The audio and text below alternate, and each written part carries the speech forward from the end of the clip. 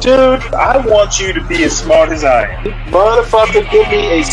Dude, I want you to be as smart as I am. Motherfucker, give me a. Dude, I want you to be as smart as I am. Motherfucker, give me a.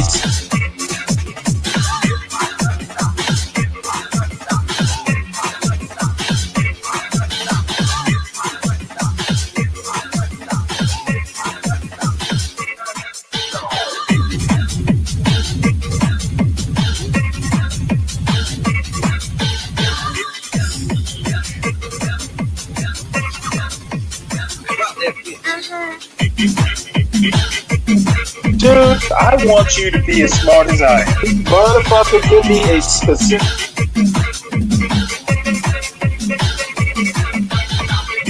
Dude, I want you to be as smart as I am. Motherfucker.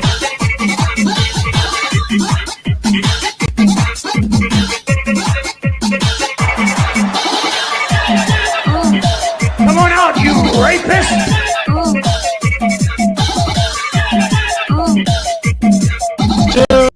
I want you to be as smart as I am.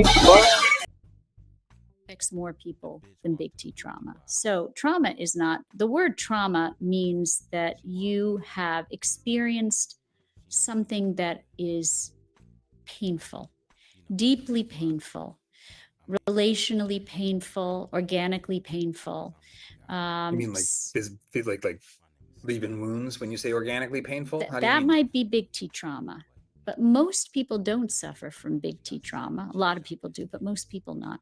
Most people who go to therapy suffer from little t trauma, meaning we've lost the nuance in society to understand that having a mentally ill parent, having a narcissistic parent, having a parent who has borderline personality, what we talked about earlier in the show, going up and down in terms of their emotions, having a mother who screams or a father who loses his temper and then the next minute is fine, having an alcoholic parent that's secretive, that no one sees except is in the family, or all of these things are what I call little t trauma, meaning you know them in your heart and you live with them in a very secretive way, but the scars are not scars that people see on the outside. So interestingly, it's sometimes easier is not quite the right word, but society steps up for big T trauma.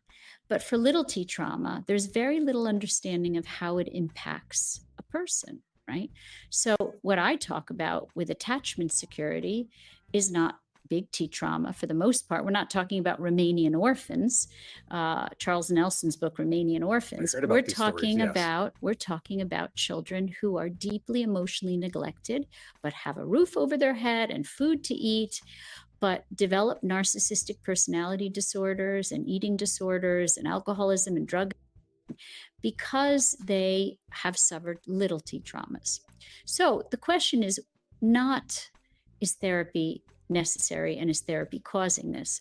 But what has happened in society that has changed, that is causing more people to need therapy? So I'm going to disagree with this woman's book. I do believe that there's a lot of bad therapy. I don't believe that therapy is causing the mental health crisis. I do believe that diagnosing people is not a good. So psychoanalysts don't do a lot of diagnosing. Oh, you have this and that disorder, and you're on this spectrum and that spectrum. So and all that we stuff. take the DSM, which is the book that has the diagnostic codes, and we're very light on it. If only put it on insurance forms just so our patients can get reimbursed. We don't focus. We're not like psychiatrists. Procedure-based billing. Yeah, you distort our healthcare system in profound ways. I put the mildest diagnosis because it doesn't matter to me. It's a person who suffered loss or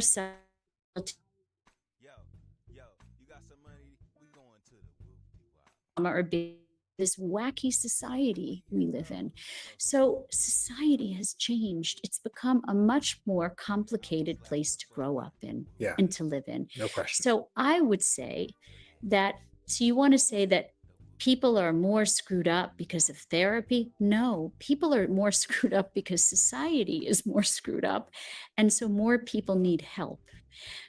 So what do? We have to fix society, one of the things that I have found myself becoming over time is functionally more conservative. And here's what I mean by that. I'm going to give a definition. It's a pretty simple definition. It's like, oh, more or less the wisdom of your great grandparents was mostly right. So you could say traditional. I'm Catholic. I'm becoming more Catholic. I'm participating more. But it's like, oh, you know what? This 2,000-year-old tradition actually grappled with a lot of humanity for a long time, pretty rigorously. And I should probably not chuck it out the window, but pay close attention to it. And I don't know how much of that is just aging. I think some of it's literally just I'm getting older. But some of it is, I can feel, is a response to a world that is constantly lying about reality to me and to everyone around me and to my kids, maybe soon to be kids. And I think the question I have for you is, when you say that, you say we've got a crazy society, compared to what? What's the not crazy society? So what we did is we're in the process of deconstructing society, all the institutions, all the structure. So society needs structure. We need structure and institutions like family, like faith, like gender. We need Heresy. Yeah, we need some structure. It could be that the structure we had was too rigid, and that's possible because we have to grow and we have to be flexible. But what's happened is it's like deboning a fish. All the bones were taken out of the fish. And that's a problem for society, because all the institutions that held society, the glue that held society together, that made people feel safe. People feel safe in institutions. They feel safe in family. They feel, to a certain extent, unless you've been in a faith-based culture, it's possible. You can have trauma in a faith-based culture. So, I have people come to me and say, I can't believe you say that faith is good. I had a terrible experience. Growing up, I said, that's terrible. I feel for you. And I feel even more for you because faith could have been something so supportive, and it was turned into something so devastating and destructive, right? But we know that that's the minority, not the majority, that the majority of people, and the research shows this, that children who are raised in a faith-based family, it was a Harvard study done, do better in terms of their long-term mental health if they're raised with some faith, if they attend, parents raise them with some faith. And that's because it's some structure, it's some, the idea, in my field, we talk about ethnocultural identity. We're trying to eliminate all identity that was part of structure, right? Religion, gender, ethnicity. We're trying to make everybody sort of like vanilla ice cream. Like everybody is fungible and generic, and everybody's weird, the same. right? Because we've got that, and then also hypervigilance around really, really skin deep, literally, identity at the same time. Mm-hmm. So we've got a kind of like behavior is sandblasted into like a flat, plain, synthetic weirdo land.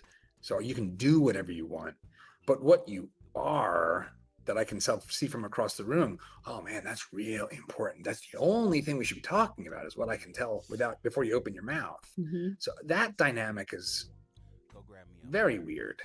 Well, that's when identity becomes calcified, and then you have xenophobia, and that's sort of what's happening too. I mean, but I think, to get back to the idea of structure, because that's the most important piece of this, is that institutions help people to feel safe in society. And we've removed all those institutions, right? Again, gender was an institution. What does that mean when you say institution? Just how do you structure that there is structure. So stable structure over time. Stable structure that makes people feel that they belong somewhere. You have been doing work around narcissism. And one of the things that seems to have risen dramatically, measurably, is we are becoming a more narcissistic society. I know there's this what is it called, the narcissism index. I actually just took this recently, and I found my score went up a little bit from the last time I took it. So I was like, oh, I don't know if I like that. You'd say it went down, not up. Yeah. Anyway, yes. Yeah. Well, it's like this curve that's like you want to be up here, but once you start to get down to the slippy slope, I don't know about that part. Yeah.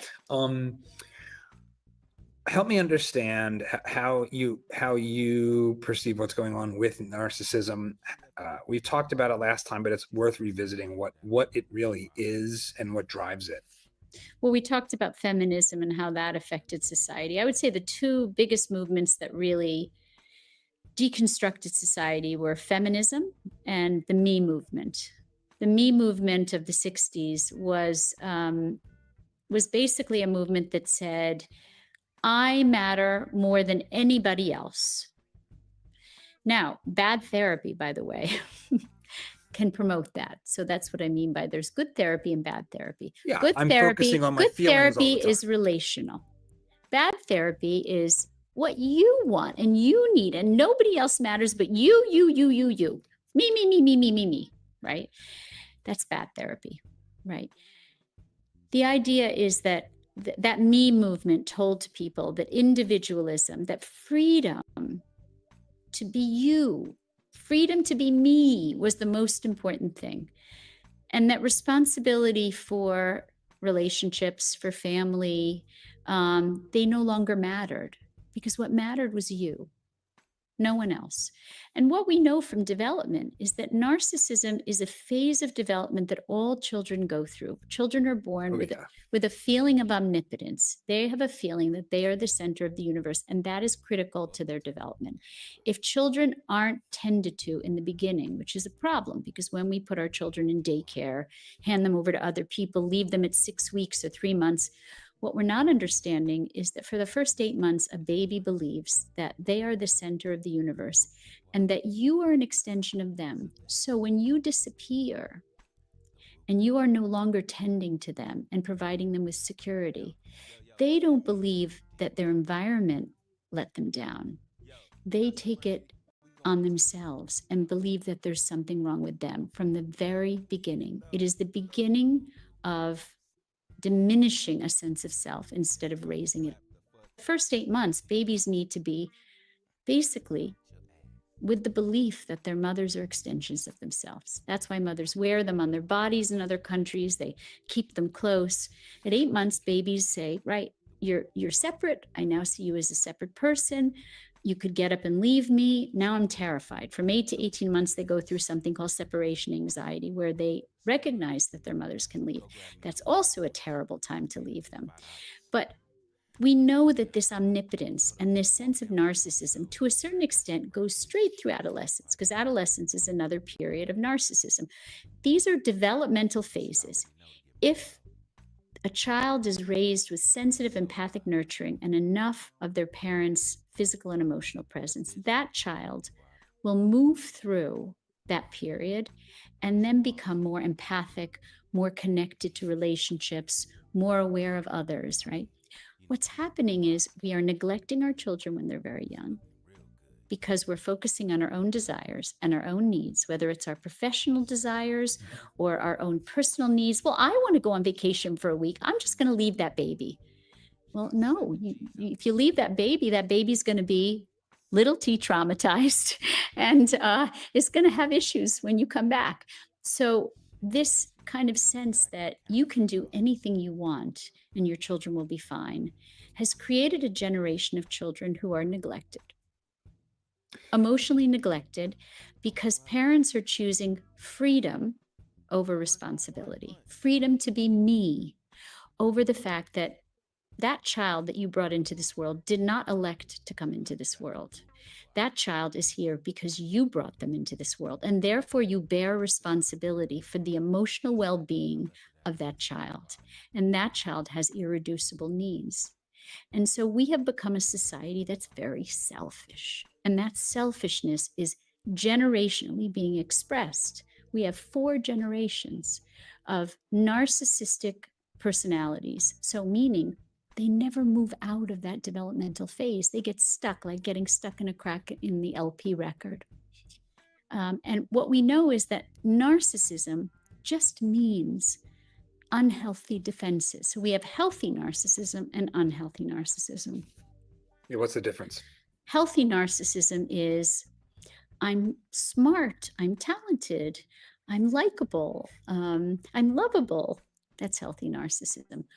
Unhealthy narcissism are pathological defenses that you have to form as a very young child to cope with not being admired, acknowledged, understood, and having a parent who's present to do those things.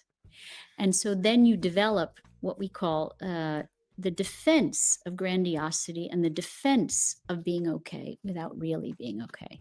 We are sending our kids off into the world without the internal substance that we need to. Instead, we're sending them out just with almost a superficial sense of well-being, but not the substance to back it up. If you like this clip, you should check out the full video and all the other great. Deacon Dave, her name is Erica Commissar.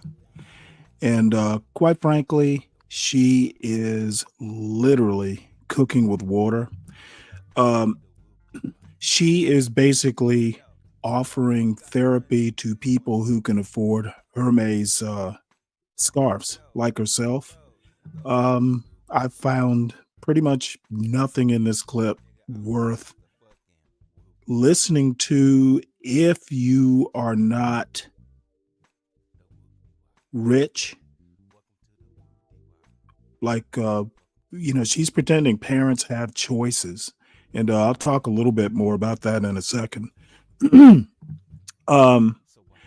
Welcome to Stanley versus the World, everyone. It is Friday, finally. Please make sure you hit the like button if you're in the chats right now. A bunch of news clips, and then we're going to finish up talking about unitary executive theory. But back to this video. If you can afford to stay home and the first 8 months or the first 8 years, of course your kids are going to be better off for it. However, most people the people who can't afford expensive scarves like she was wearing, I assume it's a Hermes. Most people don't have those kinds of choices. Most women wind up going back to work after a few months. How much maternity leave do you get? You don't get 18 months of maternity leave by and large. So I think it's good advice that she gives, but it will only work if you can afford her advice. The people who can afford her as a psychotherapist are the people she's addressing. Everyone who can't afford her, she's not talking to them. So that's my thoughts on it. So Dave, maybe you are that lucky, but most people aren't. So let's get into the news, shall we? I'm going to start with this opinion piece. The economy is cracking. This trend is most alarming. And first few stories are going to be, couple things, some observations about the current economic state in the United States. You're listening to The Economy is Cracking.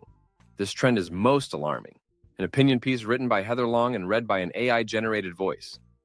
As the dust settles on a wild few days for the U.S. economy, it's worth remembering this. Big downward revisions to job data typically occur during recessions, or on the precipice of one. In a downturn, the models basically can't keep up with how quickly the situation is deteriorating. The United States isn't in a recession, but last Friday shattered the image of a resilient economy that can withstand the tariff uncertainty. Hiring has been anemic for months outside of healthcare, social assistance, and hospitality. Now, pretty much the only industry still adding workers is healthcare. The economy is increasingly dependent on a small sliver of superstar companies and wealthy consumers to stay afloat, because these are the only firms and families able to withstand the tariff onslaught. A highly concentrated economy increases the risk of a downturn and will leave many middle-class Americans. Did you hear that, Dave? The economy is dependent on the upper class spending. That's literally what this lady, or who this lady was addressing. Who else, what working class person can afford to have a stay-at-home mother, let alone a stay-at-home parent for 18 months? You can't. So this economy is dependent on Erica Komisar's clientele. Americans frustrated and strained. For months, I had been referring to this as a frozen labor market with little hiring and little firing. But the shift exposed on Friday is that a growing number of industries have transitioned from weak hiring to layoffs. In the past 3 months, manufacturing, professional and business services, mining, residential construction, warehouses, K-12 education, the federal government, and even retailers have been cutting jobs. The labor market is going from frozen to cracking. The narrowness in the job market is echoed elsewhere in the economy. The record-high stock market is almost exclusively propelled now by a handful of major tech and bank stocks, including Apple, Meta, Microsoft, JP Morgan, and Goldman Sachs, because of optimism about artificial intelligence and financial deregulation. Meanwhile, the rest of the S&P 500 is barely plodding along. Then there's the heart of the U.S. economy, consumption. It has clearly been slowing this year. Last year, consumer spending grew almost 3% after adjusting for inflation. That fell to 1.4% in the second quarter of this year and is expected to remain tepid. Even more alarming is how reliant the economy has become on spending binges by the richest Americans. The top 10% of earners now drive about half of spending, according to Moody's, up from 36% 3 decades ago. These people will determine if the U.S. economy avoids a recession. These are households earning $250,000 or more, and they are largely doing just fine, buoyed by strong stock market gains, mansions and rental properties that have shot up in value in recent years, and a rebound in business deal-making. The wealthy continue to spend on lavish vacations, parties, and events, and that masks the strain that many middle-class and moderate-income families are experiencing. The K-shaped economy is back, where there's a clear divergence between how the top and the bottom are faring. Businesses understand this. It's why credit card companies have introduced even more exclusive credit cards this summer with higher fees. All-inclusive resorts are debuting $1,000 a night experiences, and luxury car brands such as Porsche and Aston Martin have been among the first automakers to raise prices because their clientele is less likely to push back. Any company that can is trying to go upmarket as much as possible in this environment. In the near term, everything rests on what that top 10% decides to do or not to do. The rest of the income distribution is really not consequential from a macroeconomic perspective. Mark Zandi, chief economist at Moody's, told me.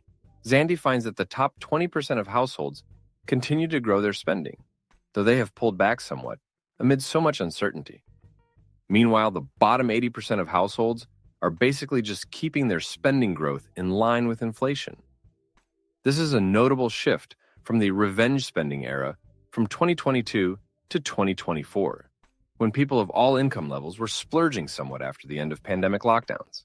At Navy Federal Credit Union, we see a similar trend. Credit card spending is mainly growing for those who make $170,000 or above. In contrast, middle-class and moderate-income families are increasingly cautious. They are shifting their spending from credit to debit cards and saving more money when they can. The middle class remains on edge that price hikes from tariffs or job losses, or both, could be coming soon. Already, many workers have seen their hours reduced and fewer opportunities for overtime and bonuses. Credit card and auto loan delinquencies are above pre-pandemic levels, Federal Reserve and Fitch Ratings data show, and millions of Americans have missed student loan repayments, triggering credit score drops. The middle class is basically tapped out financially. Any further rise in costs from tariffs or decline in income from job losses would be tough to absorb, especially as government aid programs decline. In the best-case scenario, the White House would lock in all the tariff agreements soon, and the Federal Reserve would cut interest rates several times in the coming months. Together, these actions would hopefully revive business investment and hiring across more sectors, and rich consumers would use their tax cuts to fuel more spending. But even in that rosy scenario, more price hikes are coming. The stock market might continue to rise as a few superstars outperform, but the middle class is still likely to be squeezed. All right. Again, the people who can't afford Hermes scarves are tapped out. Did you hear that, Dave? So next story. Here's where the money from Trump's tariffs will go.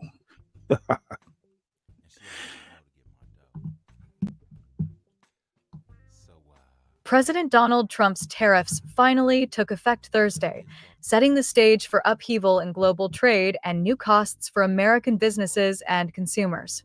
They may also bring in a significant amount of new revenue, according to administration officials. Republicans in Washington have been hopeful that the administration's tariff policies would bring in money that can help offset a new tax law that is expected to add more than $3.4 trillion to the debt over the next 10 years. Here's what you need to know about how tariffs raise money and who pays for it. How much money have tariffs raised? The new taxes on imports are expected to bring in at least $50 billion every month, Commerce Secretary Howard Lutnick told Fox Business Thursday morning.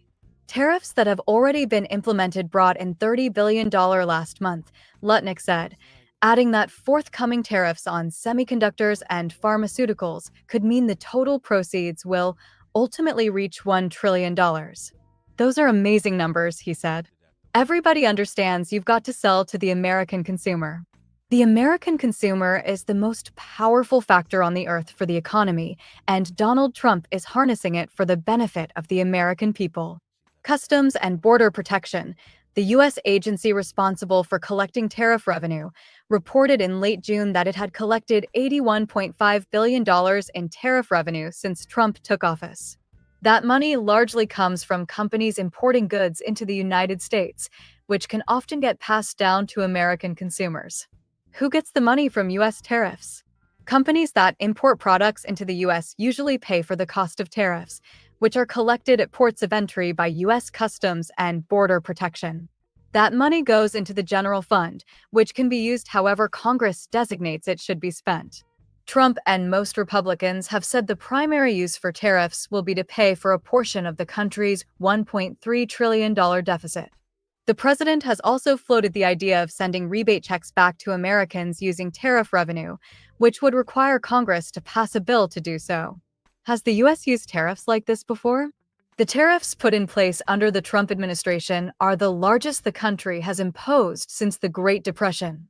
In 1930, as industries across the U.S. suffered in the economic downturn, Congress approved the Smoot-Hawley Tariff Act, which implemented high tariffs on tens of thousands of goods to protect American companies. It prompted retaliation from other countries and slowed world trade. Former President Franklin Delano Roosevelt ran on lowering tariffs in 1932, and Congress gave the president more power to negotiate deals with other countries on tariffs in 1934. Yep. So lowering debt, and I guarantee you, they want to talk about the money that the country makes from tariffs. What they don't understand is you and I don't benefit from it. You and I will pay higher prices. That is essentially what's going to happen. The money made is literally going to pay down the debt, which is a good thing. But you're not going to see it at the grocery store. And speaking of groceries, I have recently subscribed to the USDA's Economic Research Service. I like to cook. I love grocery stores, and I guess I want to know more about retail food prices. And says here, most retail food prices grew more slowly in the first half of 2025 than average mid-year rates from 2005 to 2024.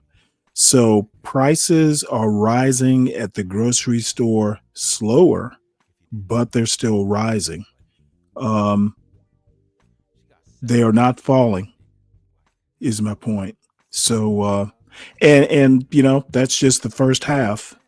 The tariffs that are imposed on Mexico for all of us who like our guacamole. Anything, a lot of fresh fruits and vegetables come from Mexico. They are going to be tariffed. That has not been imposed yet. So stay tuned. Prices are going up, just not as fast as they have for the last 21 years. So we've got to hear from Stacey Patton. What if Trump's tariffs actually work and bring the jobs back?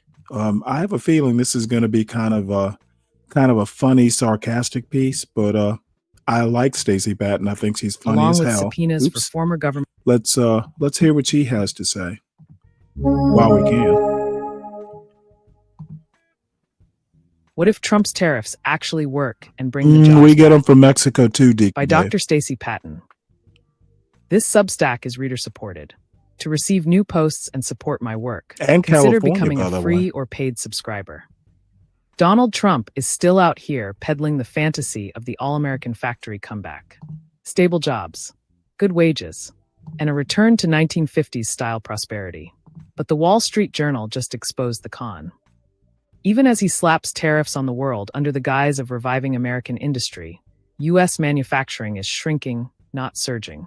The jobs aren't coming back.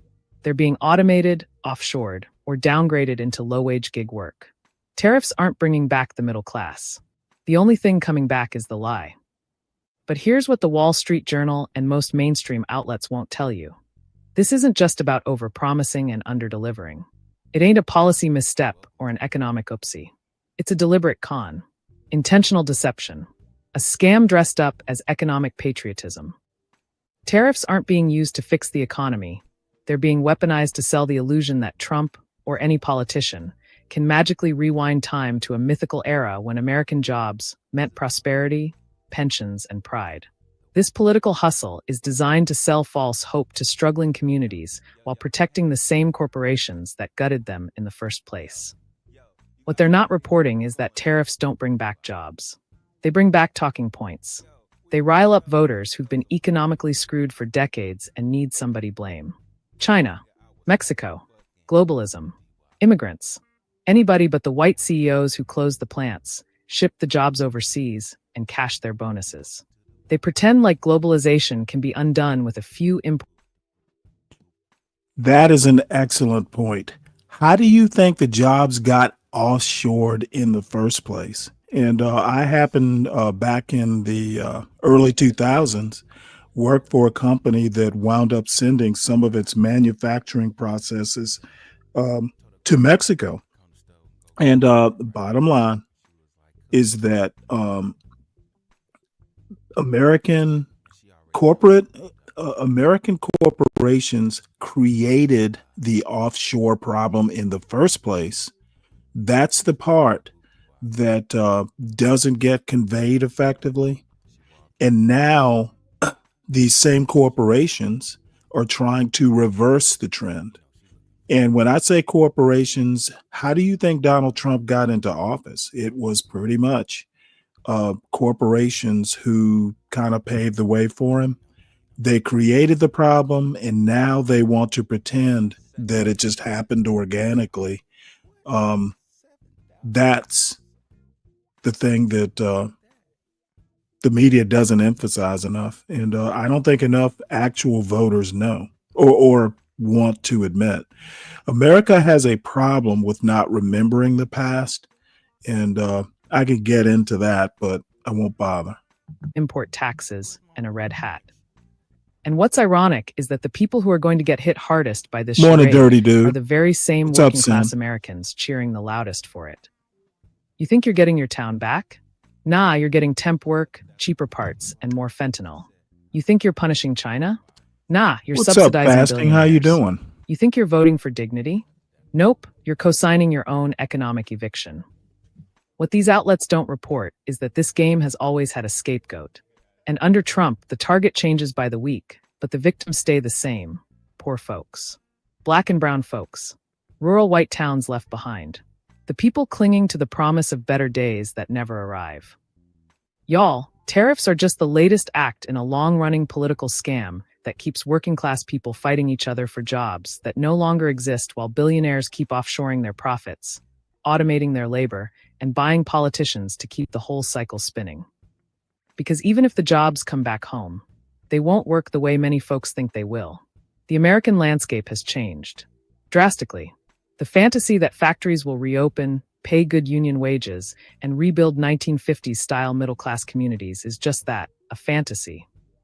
But let's say, just for kicks, that Trump's tariff plan actually works. Let's say some CEO gets bullied into moving a factory from China back to the Rust Belt. MAGA hats rejoice. Praise be. Sorry, I'm still binging on The Handmaid's Tale. Fox News pops some bottles. Trump does his signature squat and clap shuffle to celebrate jobs coming home.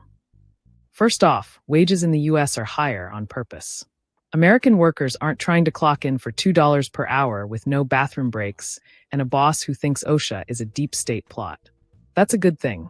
But it also means that companies aren't going to bring back labor-intensive jobs unless they can do one of three things.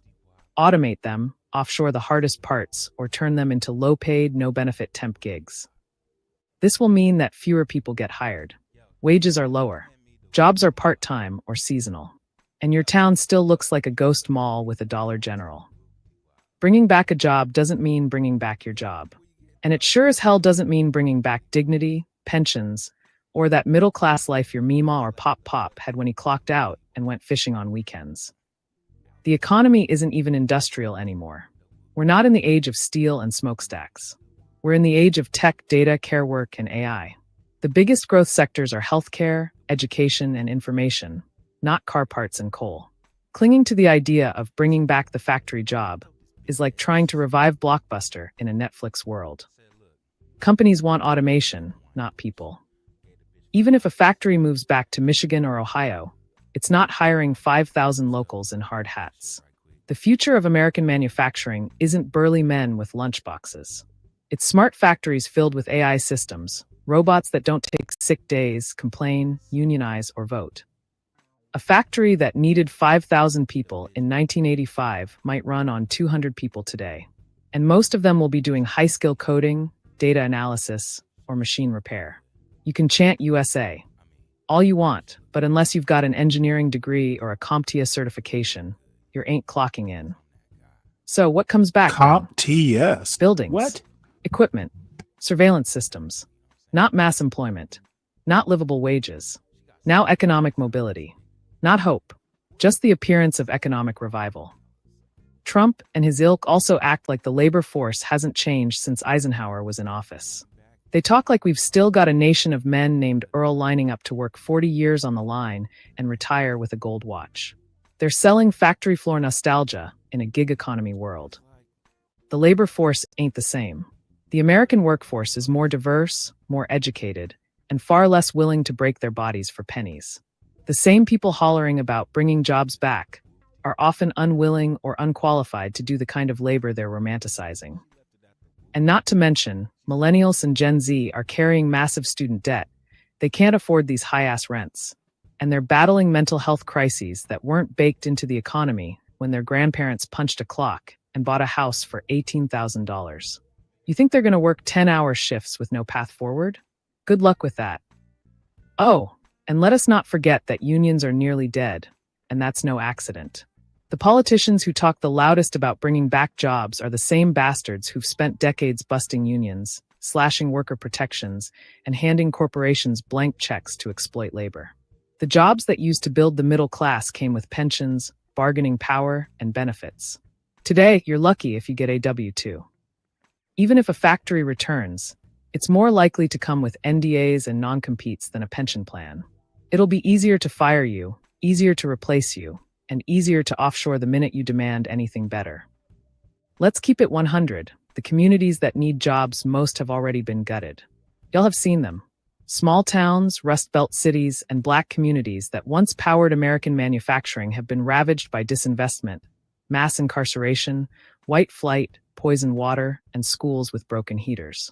You can't just drop a plant in the middle of all that and expect magic. Jobs don't fix trauma. And you can't rebuild an economy without also rebuilding trust, infrastructure, housing, and education. The bottom line is that the landscape has changed. The economy has changed. And the people have changed. Tariffs can't rewind history.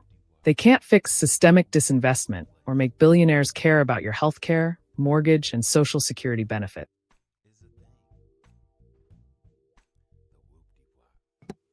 Oops. I took that down right quick. That's interesting. Sin was they make adult coloring books now, right? I need you to talk more about that. If it was an adult coloring book, I definitely want to know more about that.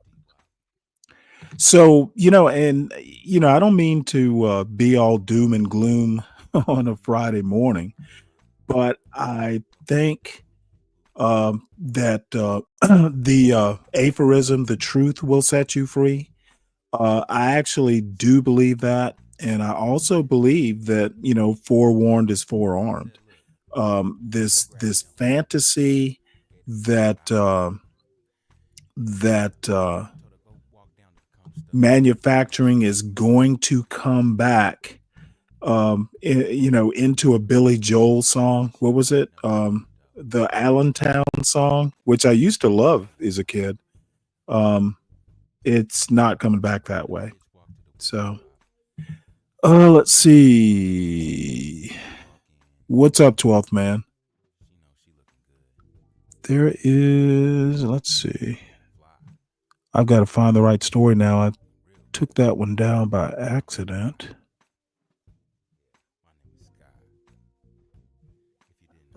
Oh, there we go. All right. Trump directs, this is disturbing. Trump directs the census. He wants a new census, and he tried to get it a while back. Trump directs Commerce Department to create new census. And I'm not sure he has the power to do it. I'd have to take a look at the Constitution again. President Trump announced he's directed the Department of Commerce to create a new U.S. census that excludes undocumented immigrants from the population count. Trump's proposal marks a shift from longstanding census practices of counting all residents, regardless of immigration status.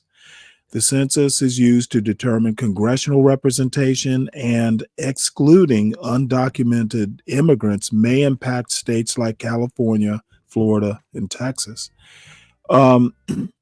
Bottom line is one of the main reasons that the census gets taken is allocation of resources, not just political resources, House of Representatives, that sort of thing.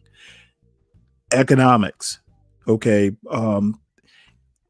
You need to know where the population centers are. And I read something just this morning. There's some, I don't know, metaphysical things that not including undocumented immigrants. It's easier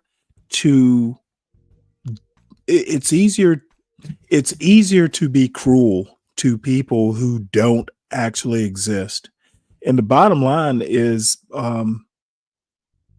undocumented citizens are hard to track. You actually want them in a census so you know where they are. I don't get Trump's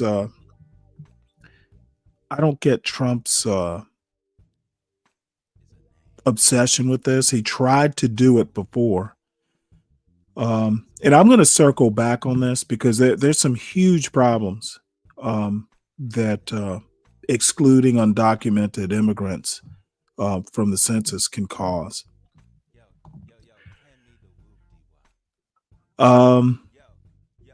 As a matter of fact, I remember where I read that now. I'll seek and I'll find it. So let's go on to the next story. This is another amazing thing. Trump administration to require universities to submit data on applicants' race. Now, we did a couple Supreme Court cases back, I think it was in 2023 or 2022, where we did not want race to play so much part in college applications. And lo and behold, all of a sudden, the Trump administration wants racial data. This sounds nefarious to me. It says here, President Trump on Thursday ordered his education department to collect data. I thought that he was trying to get rid of the education department to collect data on the race, gender, test scores, and grade point averages of college applicants in an effort to scrutinize whether universities are giving minorities preference in admissions. The move would provide the government with information that has long been on the wish list of conservative activists in search of evidence that schools have been dodging a 2023, it was 2023 then, Supreme Court decision that largely barred the consideration of race in college admissions. Admissions data has increasingly become a focus of the Trump administration as part of an effort to shift the ideological balance of academia, which the president views as hostile to conservatives. Some legal experts say the new requirements may have a chilling effect on universities, which are still allowed to consider race as part of their holistic review of a student's application that takes into account qualifications beyond test scores. Namely, Justice Roberts, I think, wrote one of the majority opinions, basically saying that a student can talk about how race may have affected his or her life, and that's a free speech thing. You can't regulate, what a student talks about on an essay applying to college. So this is how they're going to get around that. They literally want to get rid of diversity. They basically want to go purely on test scores. And I think that backfires, because if you're going to go just by test scores, you're going to increase the Asian population. And I don't think racists aren't smart. I'll just leave it at that. So now all of a sudden, we are not colorblind. The Trump administration wants to know race, SAT score, GPA. That's problematic. Now, this is actually something I might approve of. White House signals increase in federal law enforcement in D.C. after Trump threatens federal takeover. The Trump administration plans to increase federal law enforcement in Washington, D.C. as early as Friday morning, following the alleged assault of a former Department of Government Efficiency staffer, Edwin Korestein, over the weekend. The incident prompted outrage from the president himself. After the alleged attack on the ex-Doge staffer, President Trump on Wednesday said in a Truth Social post that he might put the District of Columbia under federal control if the city doesn't get its act together and quickly. If this continues, I'm going to exert my powers and federalize the city. Well, what Trump doesn't understand is the executive branch does not control DC. It's Congress that does, but I'm sure he'll figure out a way. 3 sources briefed on the DC deployment said additional officers will come from the DC National Guard, of course. He's going to have the FBI patrolling the streets, U.S. Marshals, ICE, U.S. Secret Service, and additional components of the Department of Homeland Security. One source added the officials from the relevant law enforcement agencies met Thursday to review for deployment. So he's going to have the FBI, the marshals, oh my God, patrolling the streets. Overnight Wednesday, D.C. Mayor Muriel Bowser was notified of an increased federal law enforcement presence in the nation's capital, and she approved the request by the White House to put additional officers on the streets, according to an official in the mayor's office. Let's see. Let me scan through here. Of course, Janine Pirro, asked by CBS News about the plans to increase federal law enforcement, the district's U.S. attorney, Janine Pirro, yes, Fox News, Janine Pirro expressed uncertainty about any impending changes, but said, "My understanding is both the Trump administration and the Metropolitan Police Department are looking to increase law enforcement efforts because of the violence we're seeing across the city." Pressed further by a reporter, she added, "It was a decision for the president." Oh my God. Young people are being coddled, Pirro said. They need to be held accountable. They shouldn't be going to arts and crafts in D.C. family court. Pirro also made reference to a 19-year-old who had used an illegal gun to fire shots on a Metro bus and was subsequently charged and sentenced to parole. "All I want to do is clean up D.C. That's why the president put me here," Pirro said, "and youth crime is on the rise." Pirro also mentioned that 4 years ago, her office had handled 150,000 cases of youth violence. We now have nearly 500,000. So that is disturbing. Yeah, Janine Pirro, that's just going to be crazy. But you know what? Maybe she was just playing a character on TV.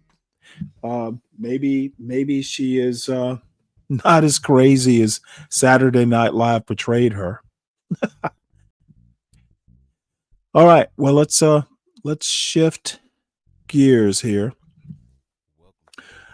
Judge to consider the fate of an agreement on protecting immigrant children in U.S. custody. And let me point out today's show title.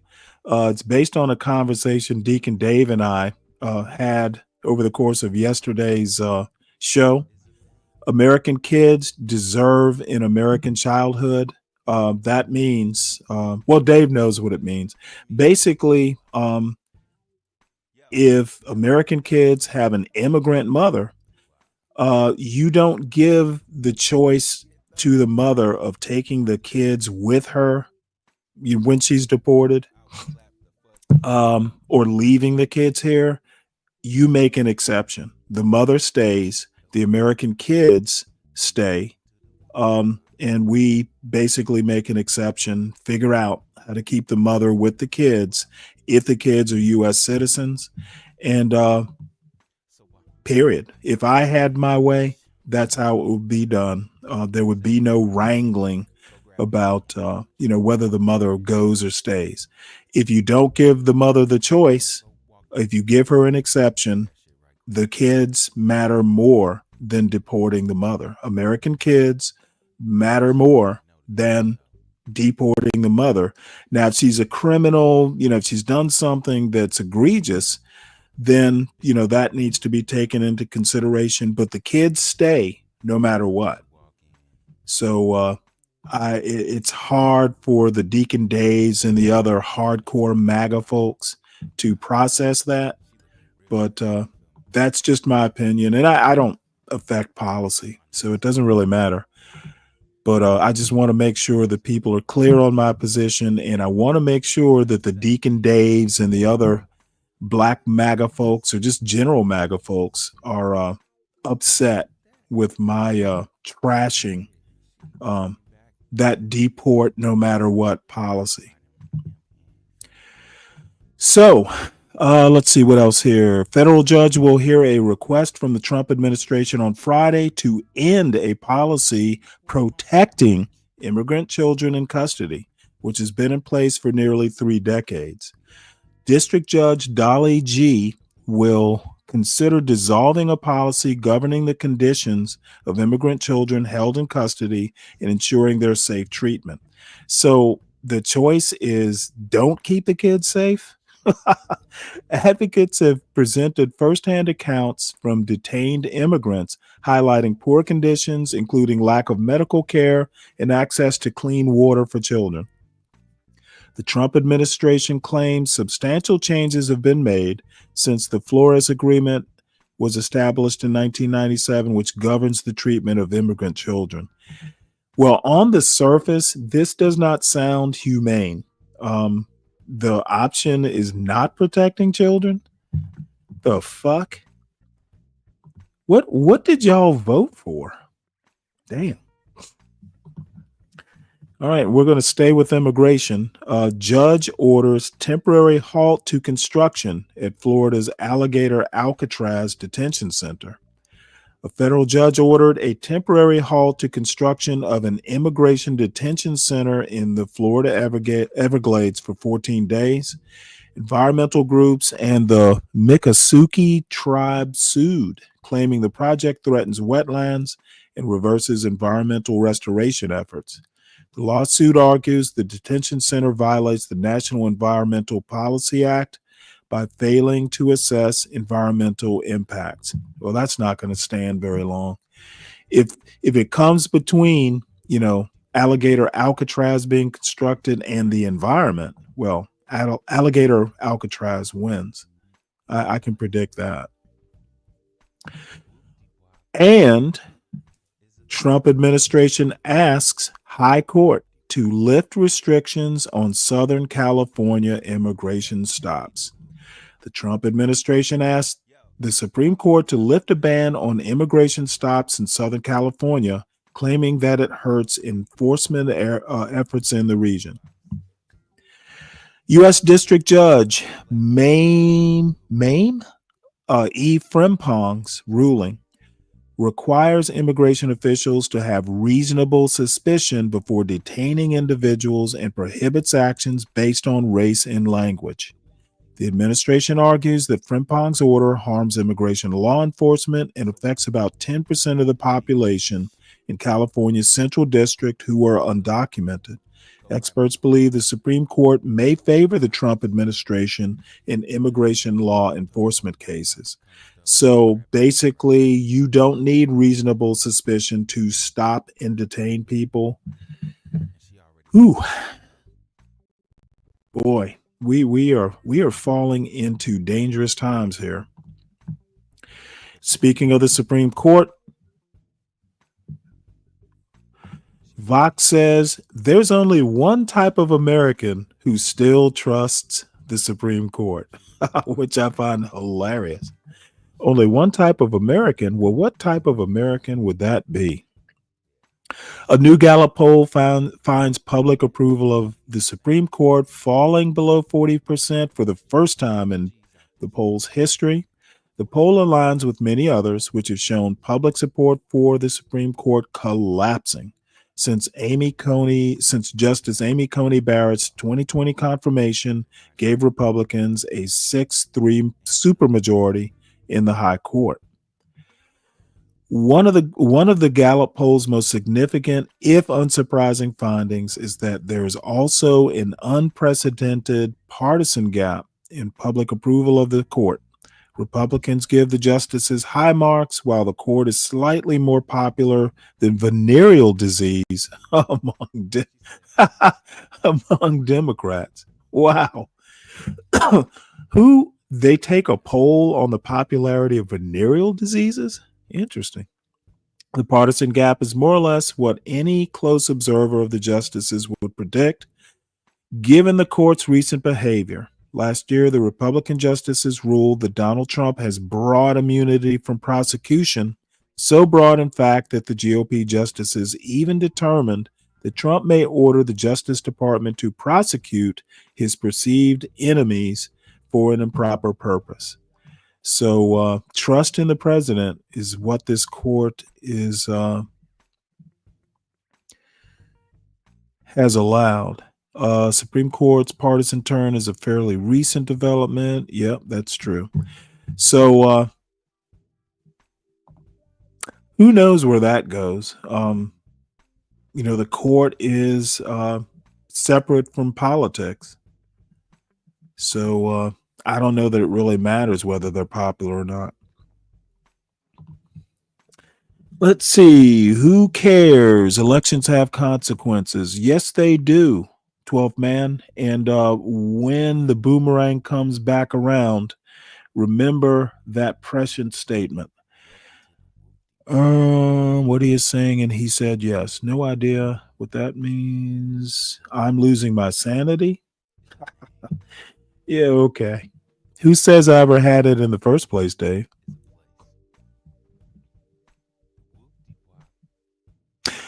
Yes, I'm saying that kids' citizenship overrides parents' authority over their child. And if possible, you keep the parent with the child. That's actually what I'm saying. American kids stay. They do not get deported. Americans should not be deported, period. That's what I'm saying.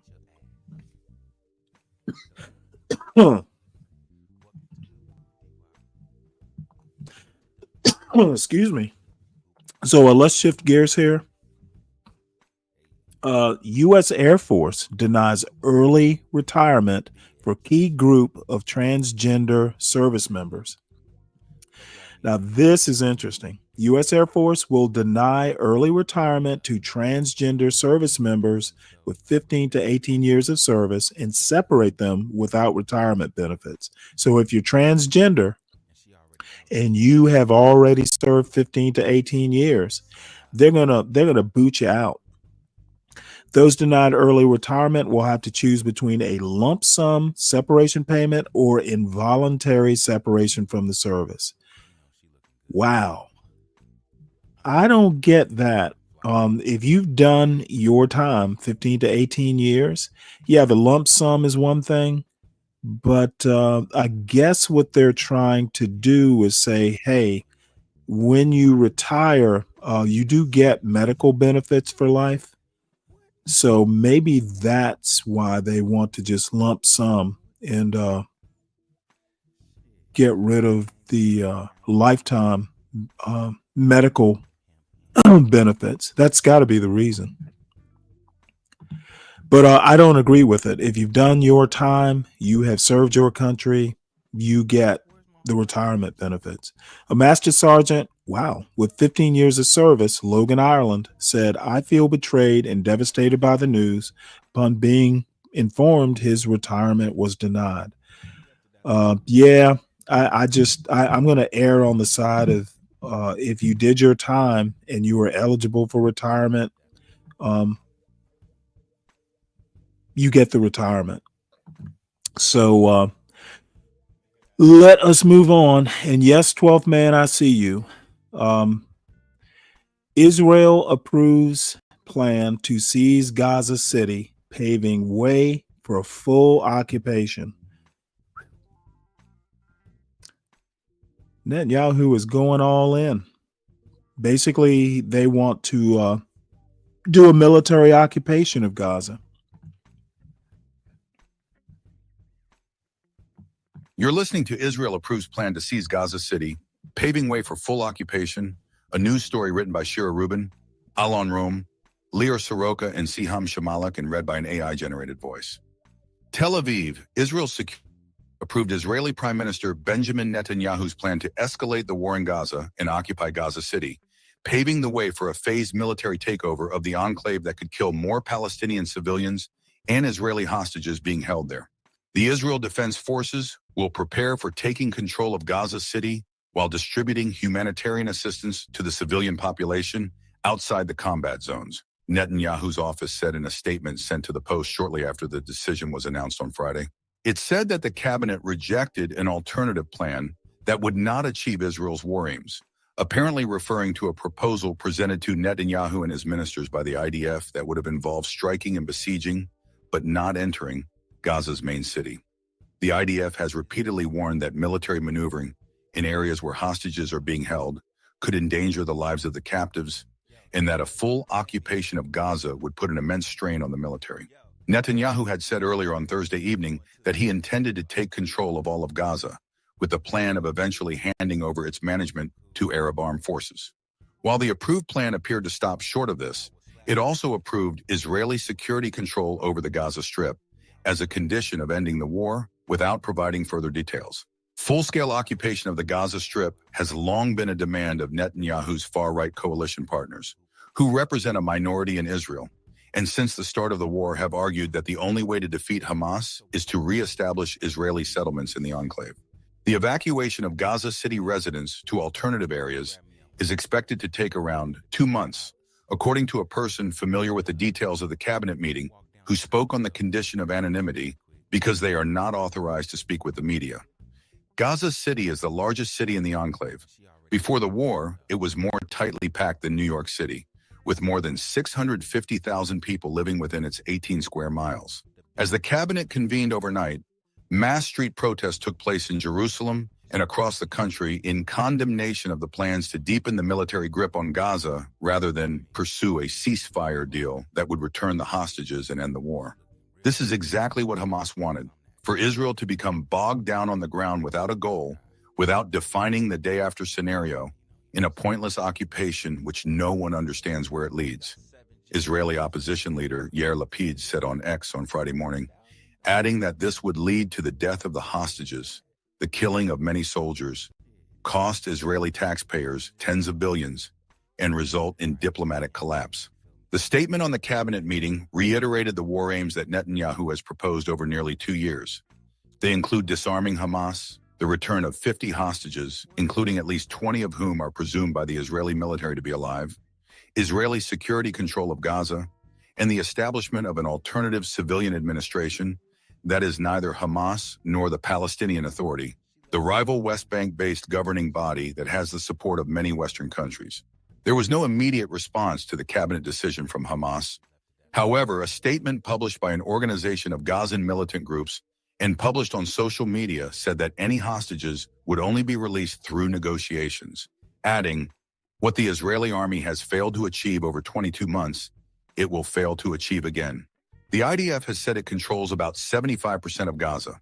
The remaining 25%, which includes Gaza City and several of the neighborhoods and refugee camps in central Gaza, is believed to hold some of the remaining hostages. In an interview on Fox News on Thursday evening, just before convening his security cabinet, Netanyahu said that he wanted Israel to take control of all of Gaza before handing it over to another party. "We don't want to keep it, and we don't want to govern it," Netanyahu said.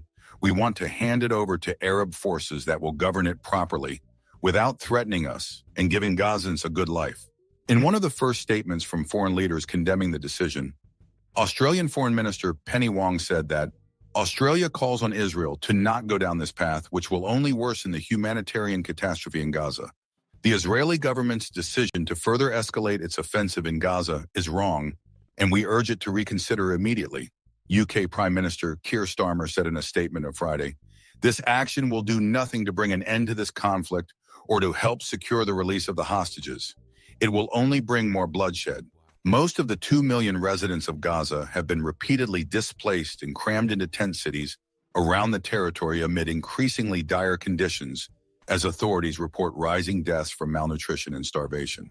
Since the start of the war, more than 61,000 Gazans have been killed, according to Gaza's health ministry, which doesn't distinguish between combatants and civilians, but says that most of the fatalities have been women and children. In the lead up to the decision, dread swept through Gaza City, large swaths of which had been destroyed during earlier phases of the war, but where Al-Shifa Hospital, the enclave's largest functioning hospital, still stands. Mohammed Ahmad Abu Al-Qumsan, a 25-year-old from Gaza City, said in a call on Thursday evening that he expected an Israeli occupation of his area to be conducted through force and fire. "I hope he's just saying this to pressure Hamas and the other factions, but at the same time, I know he's capable of actually doing it," said Abu Al-Qumsan, referring to Netanyahu and to the militant groups that are holding Israel's hostages. Israeli hostage families, too, are in anguish amid fears that the Israeli military expansion will result in their loved ones being killed by their Hamas captors or by friendly fire. The Hostages and Missing Families Forum, which represents most of the relatives of hostages being held by Hamas in Gaza, said in a statement that By choosing military escalation over negotiation, we are leaving our loved ones at the mercy of Hamas, an evil terrorist organization that systematically starves and abuses the hostages. Shamala contributed to this report from Cairo. Discover a smarter way to manage your law firm. Ugh, these damn commercials. This next story pretty much goes where I would normally go with this. But let me stop right here. Everybody, please make sure you hit the like button.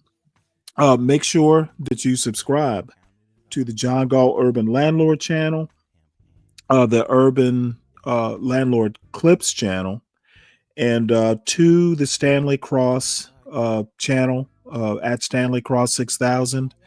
And like we've been doing for most of this week, at around 8 o'clock or so this morning, we're going to take the whole thing and just stream to the Stanley Cross channel. Right now we're doing both channels. And make sure that you sponsor the show, support the host, support the show. And the folks have spoken, at least these four have spoken. I will be doing a show tomorrow. It's going to be kind of food, family, fun. No, food, family, fishing, and foolishness. That's the rough title of the show. So it'll pretty much be fun, Stanley. Well, we'll see, but it's pretty much going to be open panel. You know, I don't particularly have any political or cultural thing, you know, that I have a burning desire to talk about, at least as of now. So it's gonna kind of be open panel, and you know, I definitely want to do food. I got a bunch of fishing videos that I want to look at. So bring your foolishness, and we'll see where it all winds up. But I want to shout out Lupin Reigang, the CKJ3, Deacon Dave, and Dirty Dude, who are sponsoring the Saturday show. So definitely appreciate it, guys. And it's really, you know, and I you know me, I'm not Mr.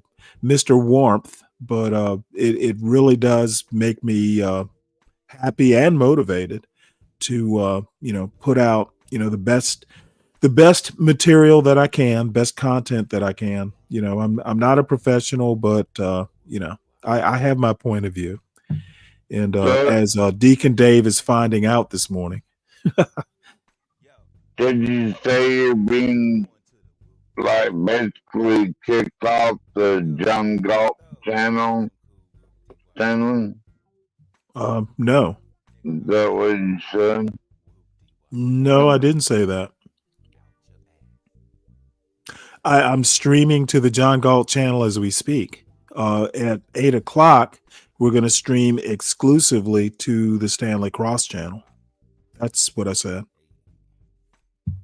Okay. Are you getting a schedule going on? All right. So this pretty much, and yesterday I did a short live stream with Charles, my buddy in Nigeria. He's in Lagos, and he has had an interest for years. I've probably known Charles for four years now, maybe more. He has a burning interest in U.S. politics. And but anyway, his latest, and this is using his words, his latest obsession is this Israel-Hamas conflict. And I basically, you know, we talked a little bit about it. He knows a lot more about this stuff than I do. I stopped caring. Well, I won't say caring, but I stopped following this conflict probably a year ago. But what was okay? I don't need to be disturbed. Let me finish what I'm saying, please. I pointed out to Charles that Israel, you know, we understand that Israel has a right to exist and defend itself, but there comes a point in time when you go too far with it. And, the indicators that Israel is going too far are Canada and the EU basically saying they will recognize Palestine if this keeps up. In this story here, Germany halts military exports to Israel, urges ceasefire in Gaza. You're starting to see some of the stalwarts. Germany's been a real supporter of Israel, probably for obvious reasons. But now Israel's starting to lose, some of its traditional supporters. And I think there is a real danger that, the United States and Israel kind of get isolated in, the excessive cruelty. The United States sent a special envoy to take a look at conditions on the ground in Gaza last week, or maybe it was earlier this week, but I think it was last week. Things, you can slowly feel, this staunch support for Israel kind of weakening. The sands are starting to shift out there in the desert, and Germany halts military exports to Israel, urges ceasefire in Gaza. Germany will not authorize any exports of military equipment that could be used in Gaza until further notice, according to Chancellor Friedrich Merz. I'm assuming it's Friedrich. Merz emphasized that Israel has the right to defend itself against Hamas and prioritized negotiations towards a ceasefire. The German government expressed deep concern about the suffering of civilians in Gaza and called on Israel to provide comprehensive access for humanitarian aid deliveries. Germany urged Israel not to take further steps towards annexing the West Bank amidst rising tensions in Gaza. So, Israel's going to do what it wants to do, but it might have to do what it wants to do without at least German help. Let's see. Stanley, where do you think Germany gets all its weapons? The United States, bro. What the fuck does that have to do? What does that have to do with anything? Germany's gonna withhold whatever from That's what they said they're gonna do. Bunch of bullshit. Yeah, well, I don't really give a fuck about your opinion. It's half drunk to start with. And if you haven't noticed, America is not a puppet master. Germany is a sovereign nation. They get to do what they want to do. And, Trump can tariff or whatever he thinks he can do. But I will point out India to you, where Trump has slapped or says he's going to slap up to 50% tariffs on India if they don't stop buying Russian oil. And what was India's response? We're going to do what we want to do. America, okay, I need you to listen, not talk. America is extremely powerful, but America is not the world dictator. Countries are going to do what they want to do. They do what they need to do to keep their citizens happy. And that America sends shit to Germany is irrelevant. Germany has promised to spend up to 5% of its GDP putting into NATO. Germany can do what it wants to do. Now, let us move on. Speaking of countries doing what the fuck they want to do, let's talk about China. China turns to AI in information warfare. We know China's going to do what the fuck it wants to do, and there's not a goddamn thing the United States can do about it. China is the only country on earth that can go toe-to-toe with the U.S., and the U.S. has to blink. India is also a country that you can't just treat it like shit India's pretty powerful. So I'm not going to go knee deep into the AI stuff, the details. If anybody wants the story, I will be happy to send it or drop the link. But I think the title pretty much says it all. China turns to AI in information warfare. Documents examined by researchers show one company in China has collected data on members of Congress and other influential Americans. So China is not to be messed with, and you can't treat them like an American whipping boy, like so many ugly, uneducated, and uninformed Americans assume Trump can do. He can't. So the final story in this news cycle, at least planned story, former Georgia lieutenant governor has political change of heart, becomes a Democrat. Now, this is horribly interesting. So let's see why he did it. First I've heard of it. I don't really read a lot of the local news except for the Marietta Patch. So this must be a big deal if it made MSN. Atlanta, Georgia. Atlanta News First. Citing a daily struggle to love my neighbor. As a Republican, former Georgia GOP Lieutenant Governor Jeff Duncan announced this week he has officially become a Democrat. In a widely circulated op-ed in the Atlanta Journal-Constitution, Duncan continued his ongoing criticism of President Donald Trump's domestic and international policies, specifically his administration's immigration enforcement policies. Duncan's change of party comes in a state that Trump lost in 2020 by only a few thousand votes, and one that he handily returned to the GOP column in 2024 on his way to an unprecedented return to the White House. Duncan was Georgia's 12th lieutenant governor, serving from 2019 to 23. He chose not to run for re-election in 2024, which cleared the way for then-state Senator Burt Jones to ascend to office. Jones is now running for Georgia governor, seeking to succeed the term-limited Brian Kemp in next year's highly watched gubernatorial election. Duncan was a member of the Georgia House of Representatives from 2013 to 17.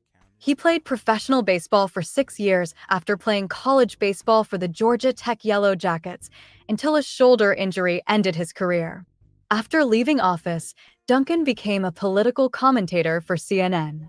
He has been openly critical of Trump regarding the 2020 presidential election. Last year, Duncan delivered a speech at the Democratic National Convention in Chicago and endorsed then Vice President Kamala Harris in the 2024 presidential election. In January 2025, the Georgia Republican Party's executive committee passed a resolution to expel Duncan from the state party. Besides Jones, Georgia Attorney General Chris Carr is also running for the GOP gubernatorial nomination. Earlier this week, former State Labor Commissioner Michael Thurmond joined 4 other Democrats, State Senator Jason Estevez, State Representative Derek Jackson, former Atlanta Mayor Keisha Lance Bottoms, and businessman/Pastor Olu Brown, who are seeking their party's nomination. Atlanta News First and Atlanta News First Plus provide you with the latest news, headlines, and insights as Georgia continues its role at the forefront of the nation's political scene. Download our Atlanta News First app for the latest political news and information. Download our Atlanta News First app for your latest news and information. Atlanta News First podcasts are available now on my Lord. Spotify, Apple long. Podcasts, Amazon Music, YouTube. Well, I really do need to probably subscribe to the Atlanta First News app. I should probably start following our local news more, but I'm not that much of a local news guy. But all right, that is all the news that I plan to talk about. But if anything interesting pops up, we will talk about it. Any comment before I transition into these unitary executive videos? 12th man. Hello. No, sir. Go right ahead. Okay. Well, yesterday, as you all know, I subscribe to the whitehouse.gov YouTube page. And so, anyway, this first video here is rather interesting. It's the whitehouse.gov under Trump is slick. It is actually a well done uh, page, all dedicated, of course, to our dear leader, Donald Trump. So this is 30, and I might actually slow this down. That might be a good idea.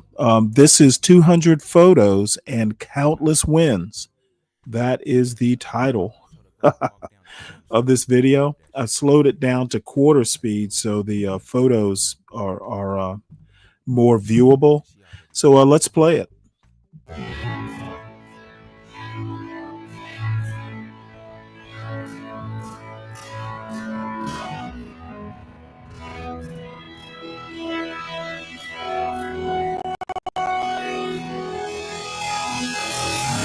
I should probably silence the music. There we go. But this is whitehouse.gov, 200 photos of our dear leader Trump being the hero that he is. Look at that. Awesome, isn't it?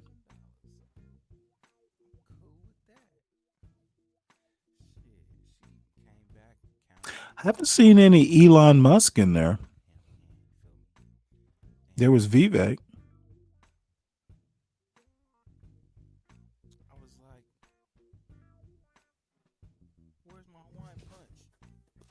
What do you think? Are you getting wet, 12th man? No, sir. Mm-hmm. Bet you are. Not really. He had a lot better moment.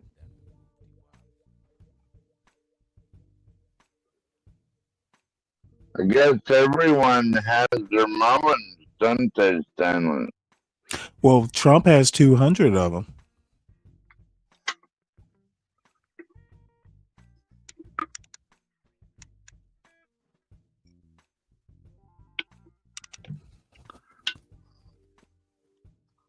Well, at least she educated us on Georgia politics today. That was pretty cool, I thought. Yep.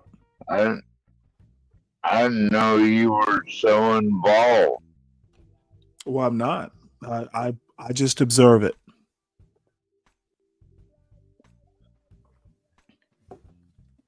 Well, I've you been in. should I've, become. You I've been should in. become involved, Stanley. No thanks. Becoming involved in politics would be a restriction of my freedom. But I have to give whitehouse.gov. This is about it is really media savvy, and like I said, I subscribe to it. I think this is probably the best part of the Trump administration. How it documents its quote wins. So anyway, let us move on. If you all, especially if you're a MAGA person, if you all aren't subscribed to whitehouse.gov, y'all are not good MAGA people. You know, even me as a non-MAGA person, I'm subscribed, and all the Trump press conferences and all that sort of stuff come through whitehouse.gov. Now, Donald Trump does have a YouTube channel. I haven't checked it out, but it's probably fairly current. But whitehouse.gov, you know, this guy loves the camera. He loves the spotlight. And if you want all Trump all the time, whitehouse.gov, folks, I highly recommend it. So let me go ahead and set this up. A couple days ago, maybe 3 days ago by now, you know, I got to talking about unitary executive theory. Basically, that's the theory where, at least in the conservative mind, and in my opinion, the far right reaches of conservatism. Because if you're an actual conservative, if you're an actual conservative, I don't know how unitary executive theory is a thing. Um, Article 2, not Article 1, talks about the presidency. If you look at it, Article 2 is, pretty bare bones. And where they get the idea that the president is, or the executive branch, and the president specifically is first among equals among the branches, I don't get why they think that, other than the culture war part of politics is really what the MAGA folks are trying to get. They are literally seeking to put their hand on the tiller and turn this boat around. And I personally don't think they're going to be able to do it. Being cruel is not something that the American people are going to stand for. And as soon as prices start going up, you're going to see, only the diehards, only the ride or dies will be applauding Donald Trump. But anyway, unitary executive theory pretty much means that the president is the premier political entity. Their argument is that in the presidency, in the person of the presidency or the office, it's the most it's the one that's most exposed to democratic processes. And that is patently false. Okay. We put a lot of emphasis on the popular vote for president, but the popular vote doesn't determine the presidency. It usually does, but it can be defied. 2016 is the perfect example where Trump won the electoral college but lost the popular vote. The president is indirectly exposed to democracy, to the vote. The people, Congress, specifically the House of Representatives, is the most democratic branch or part of the government, not the president. That's why the Speaker of the House is number 3 in line for the presidency. It's the president, vice president, Speaker of the House. There's a reason for that.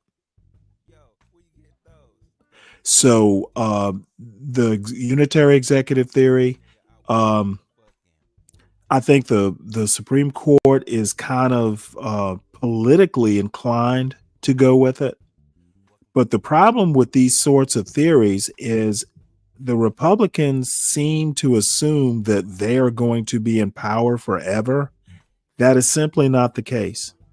And I think this first 7 months of the Trump presidency pretty much prove that they're not as rock solid as they thought they were. They're literally going out and trying to rig the 2026 midterms. They are literally election tampering with going out and, putting an effort into creating more congressional seats. And basically this push for the census mid-decade. These guys are scared. The reason for the frenetic flood the zone thing is they want to get a lot accomplished in a short amount of time, break what you can't fix so it can't be reversed. That's basically what Steve Bannon talked about in that 16-minute clip I showed. These guys are going to basically rig. And this is the amazing thing. And I appreciate the Steve Bannons of the world. They are transparent about their desire to fuck up democratic processes. Going in the president himself. The president has nothing to do with elections. Elections are a state run process per the Constitution, and Donald Trump is getting directly involved in places like Indiana, Missouri, Texas, trying to create a buffer because they know the election's going to be close, and as it stands now, MAGA would lose the House of Representatives. So what are you going to do? Well, let's go out and cheat a little bit. Let's go out and rig it. Let's create out of thin air. Let's create out of theory some extra seats to buffer a potential loss in 2026. These guys whining about the 2020 election are doing exactly what they were complaining about. And I am unimpressed. They're doing it because they can. Okay, I don't need a disturbance right now. I'll let you know. Basically, they are trying to cheat. And they are so full of themselves that they think they can just go out and cheat, and the American public's kind of gonna go with it. They do not have that kind of popular majority, and it's shocking that the president thinks that he is that kind of powerful. And what comes around goes around, folks. What do you have to say, 12th man? Well, to go back at you, Stanley, but if they bring in all these illegal aliens and who gives a fuck about that? I'm talking about elections, not deportations. Connect the dots. No, I'm talking about okay, you're not talking about what I'm talking about. I don't want to talk about deportations. I want to talk about elections. That's what I'm talking about. Okay, well, as soon as you start talking about illegal aliens, you're not talking about elections. Illegal aliens do not vote. Oh, well, some of them do. No, they don't. Nope, not in national elections, not in federal elections. They don't. They do not vote in federal elections. If you're going to make that assertion, you best be providing proof. Where is the proof? Where is the proof?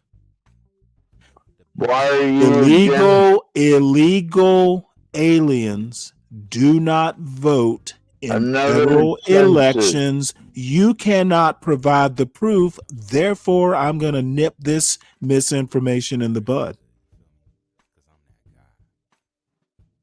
That's why you're afraid of it. Okay, don't tell me what I'm afraid of. What I'm asking you for is proof, sir. Proof of what? Proof that illegal aliens vote in federal elections. I need that proof, or we move on. They do. They do not.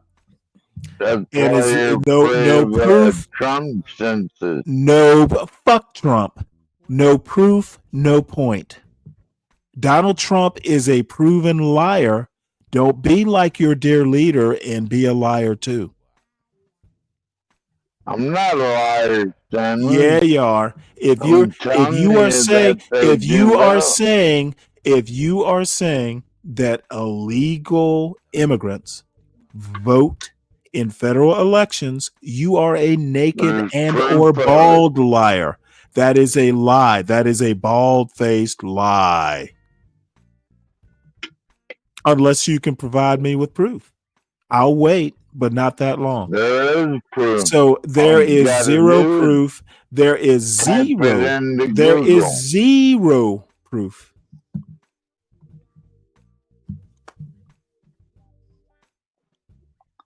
Not a whit of proof. Do you honestly think I would go this far if I thought you had proof?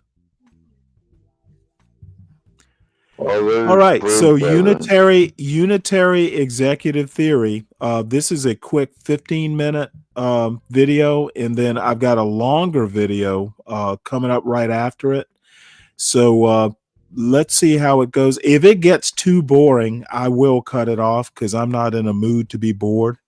But I'm intensely my motivation is to educate the MAGA voters in this particular John Gall audience as to they're going to get what they want, or they're going to get what they voted for, and they will not like it.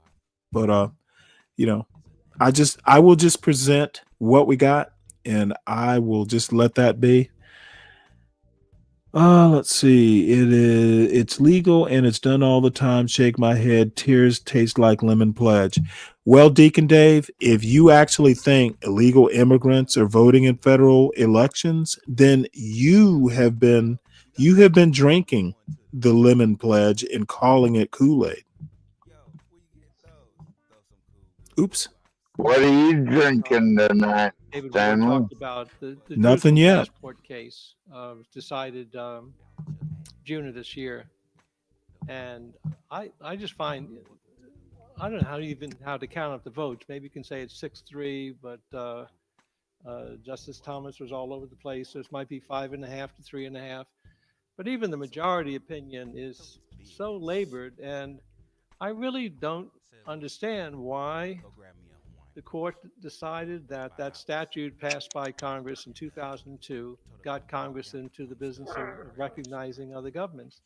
The statute said that if you have a child born in Jerusalem, normally in the past you put Jerusalem on there on the passport, but under the statute you could put Israel.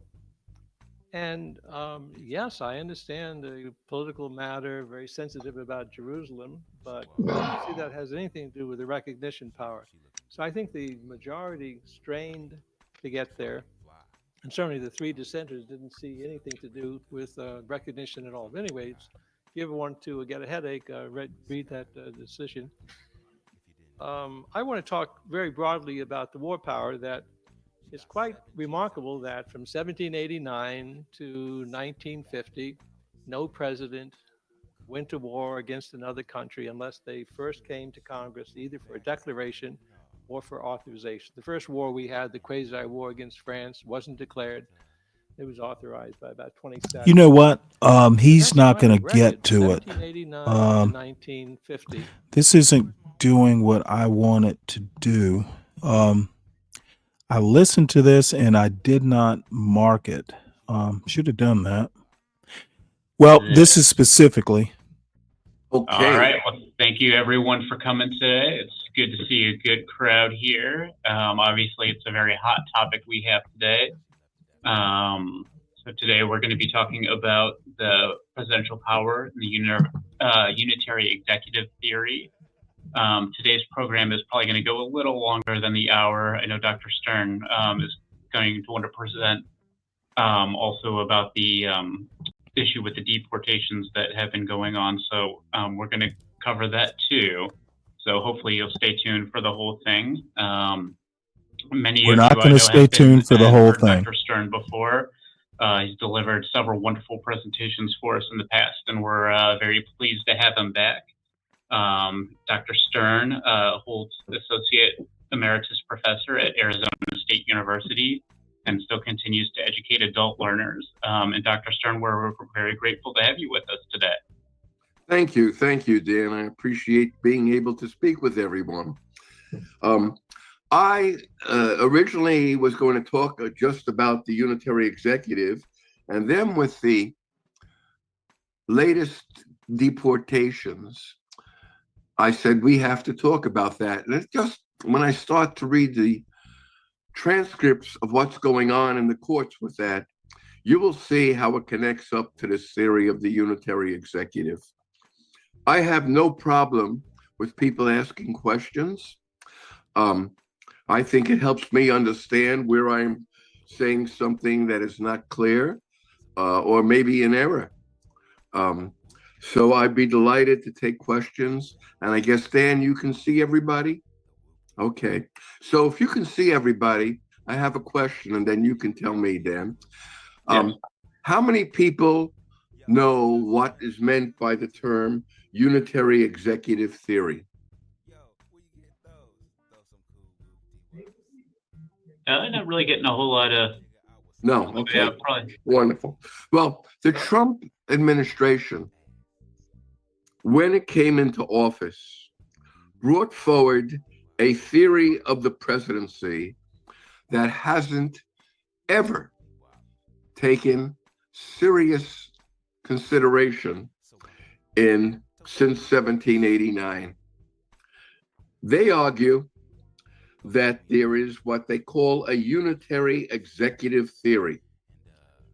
It's a constitutional theory that states the president of the United States possesses sole authority over the executive branch. They believe that what that means is that the executive, who is the president, appoints and can remove anybody serving under the executive. In addition, he has control over all decision-making that is done under the executive. And this combined with the case of Trump v. U.S., where the court gave extraordinary power to the president, has really made for an assertion of bold power by the Trump administration. They derived that theory first from Section 1 of Article 2. They'll often talk about Article 2, the executive branch article. And Article 1, Section 1, Article 2, Section 1, Clause 1 states, the executive power shall be vested in a president of the United States of America. He shall hold his office during a term of 4 years. And then Section 3, he shall take care that the laws be faithfully executed and shall commission all the offices of the United States. Trump and his administration are arguing that when they say he shall take care that the laws be faithfully executed, they say that means the president is the interpreter of the laws. The president is the executioner of the laws. He executes them. And the president, therefore, is singularly powerful in the United States among the three branches. In Trump versus U.S. in 2024, Chief Justice Roberts, writing for the court's majority, basically asserted the president has absolutely immunity for criminal prosecution, for actions within his constitutional authority, and at least presumed immunity for his office. Trump has been indicted on 4 counts by the special counsel Jack Smith, and on these accounts in 2021 January 6th riot, that's the case the court was talking to. The court didn't dismiss the case, but it said you cannot presume to read the basis for the president's decision if he hasn't stated it. And under all his activities as president officially, he is exempt from prosecution. One of the things this means is that when you link it. Yes, sir. How's it going, buddy? But aren't they contradicting themselves by saying, oh, well, this is going on and that is going on and Trump is a this and Trump is a that? Contradicting themselves how?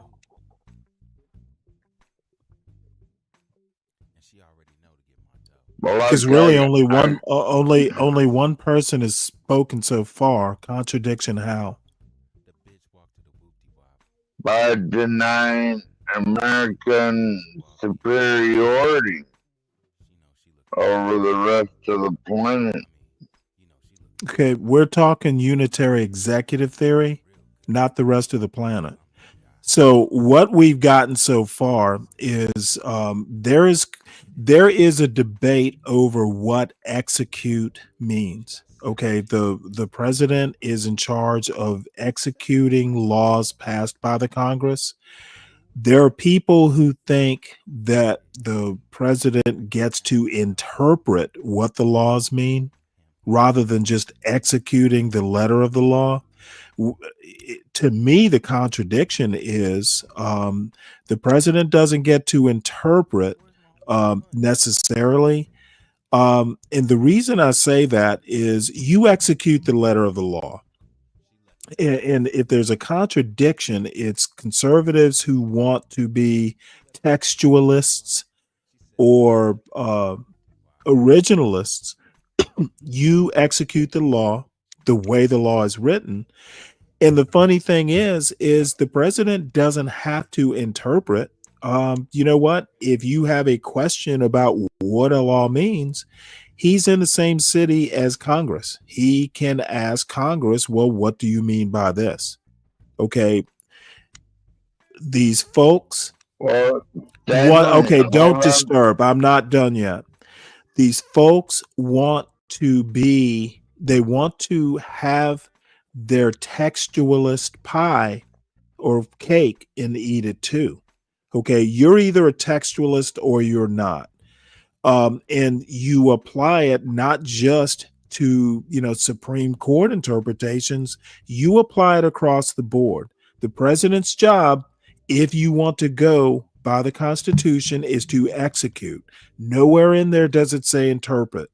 And if you want to go, well, hey, interpret the law, well, you live in the same town as the people who made the law. If you have a question about what something means, ask Congress. This bullshit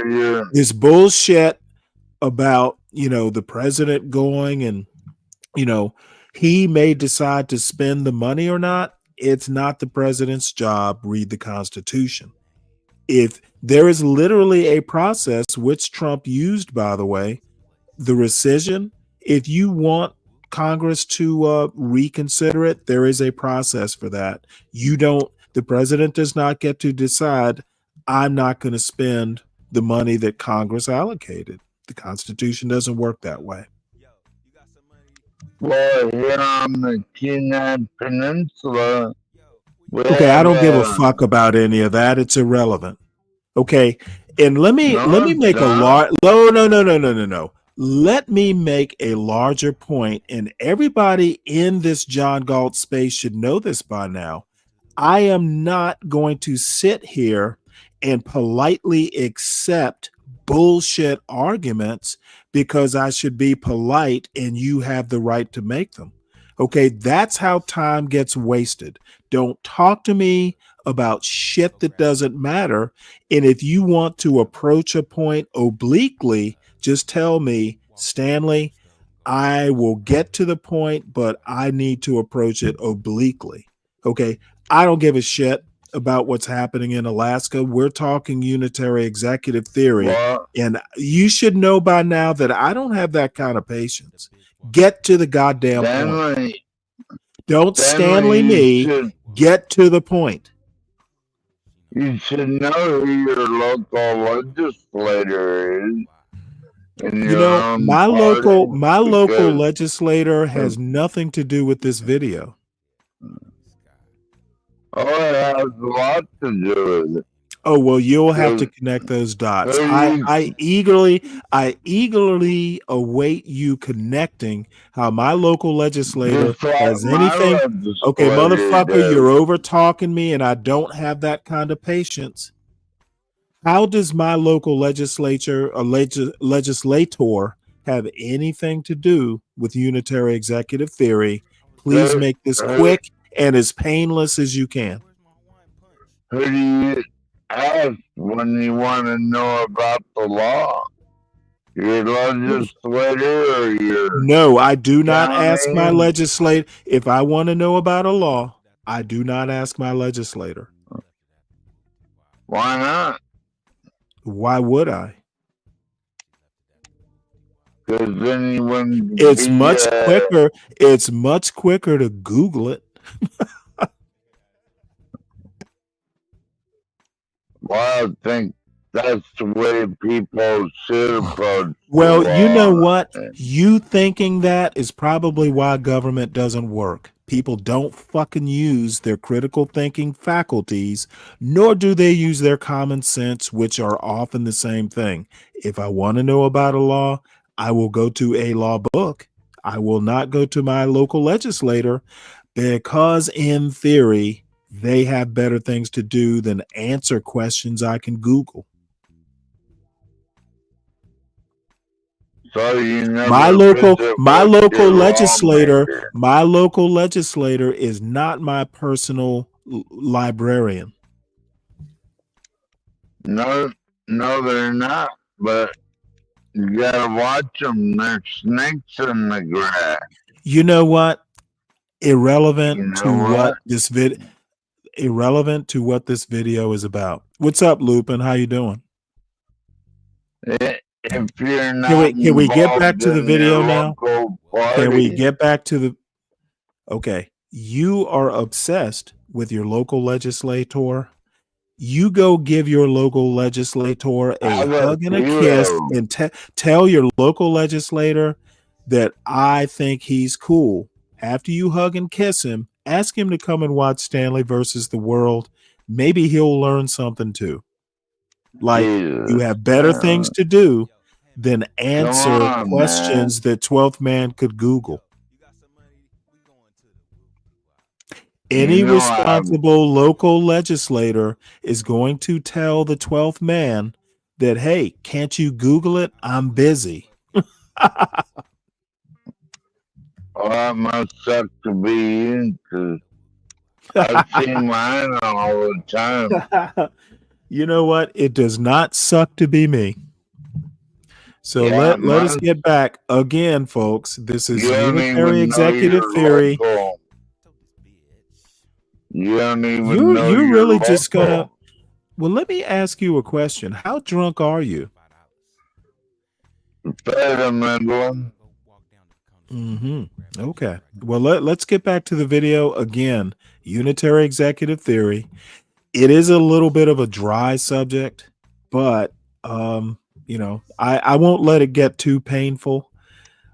It's something I'm interested in. Apparently, it's not keeping the attention of my fellow panelist, so I may be out of order here forcing this, but I think it's incredibly important. And Napstar, you went to ASU, huh? Cool. Good school. Get with the unitary presidency, you have a office that is uniquely able to control the operation of the U.S. government. For example, Trump asserts and has acted on the assertion that without turning to Congress, he has the right to fire independent agency heads. And even if the Congress has stipulated a specific term and conditions of how they can be removed. So one of the first cases to come up has been the case of Hampton Dillinger. He was a special counsel who is appointed to protect whistleblowers, investigate ethics violations, and civil service protections. Dillinger was appointed in 2024. Trump fired him when he came into office in 2025. Oh! The special counsel in Dillinger's position had the power to investigate, and to prosecute. He can compel testimony, can receive disclosures of violations of laws, rules, or regulations, and shall provide to Congress an annual report on the activities of his office. Dellinger,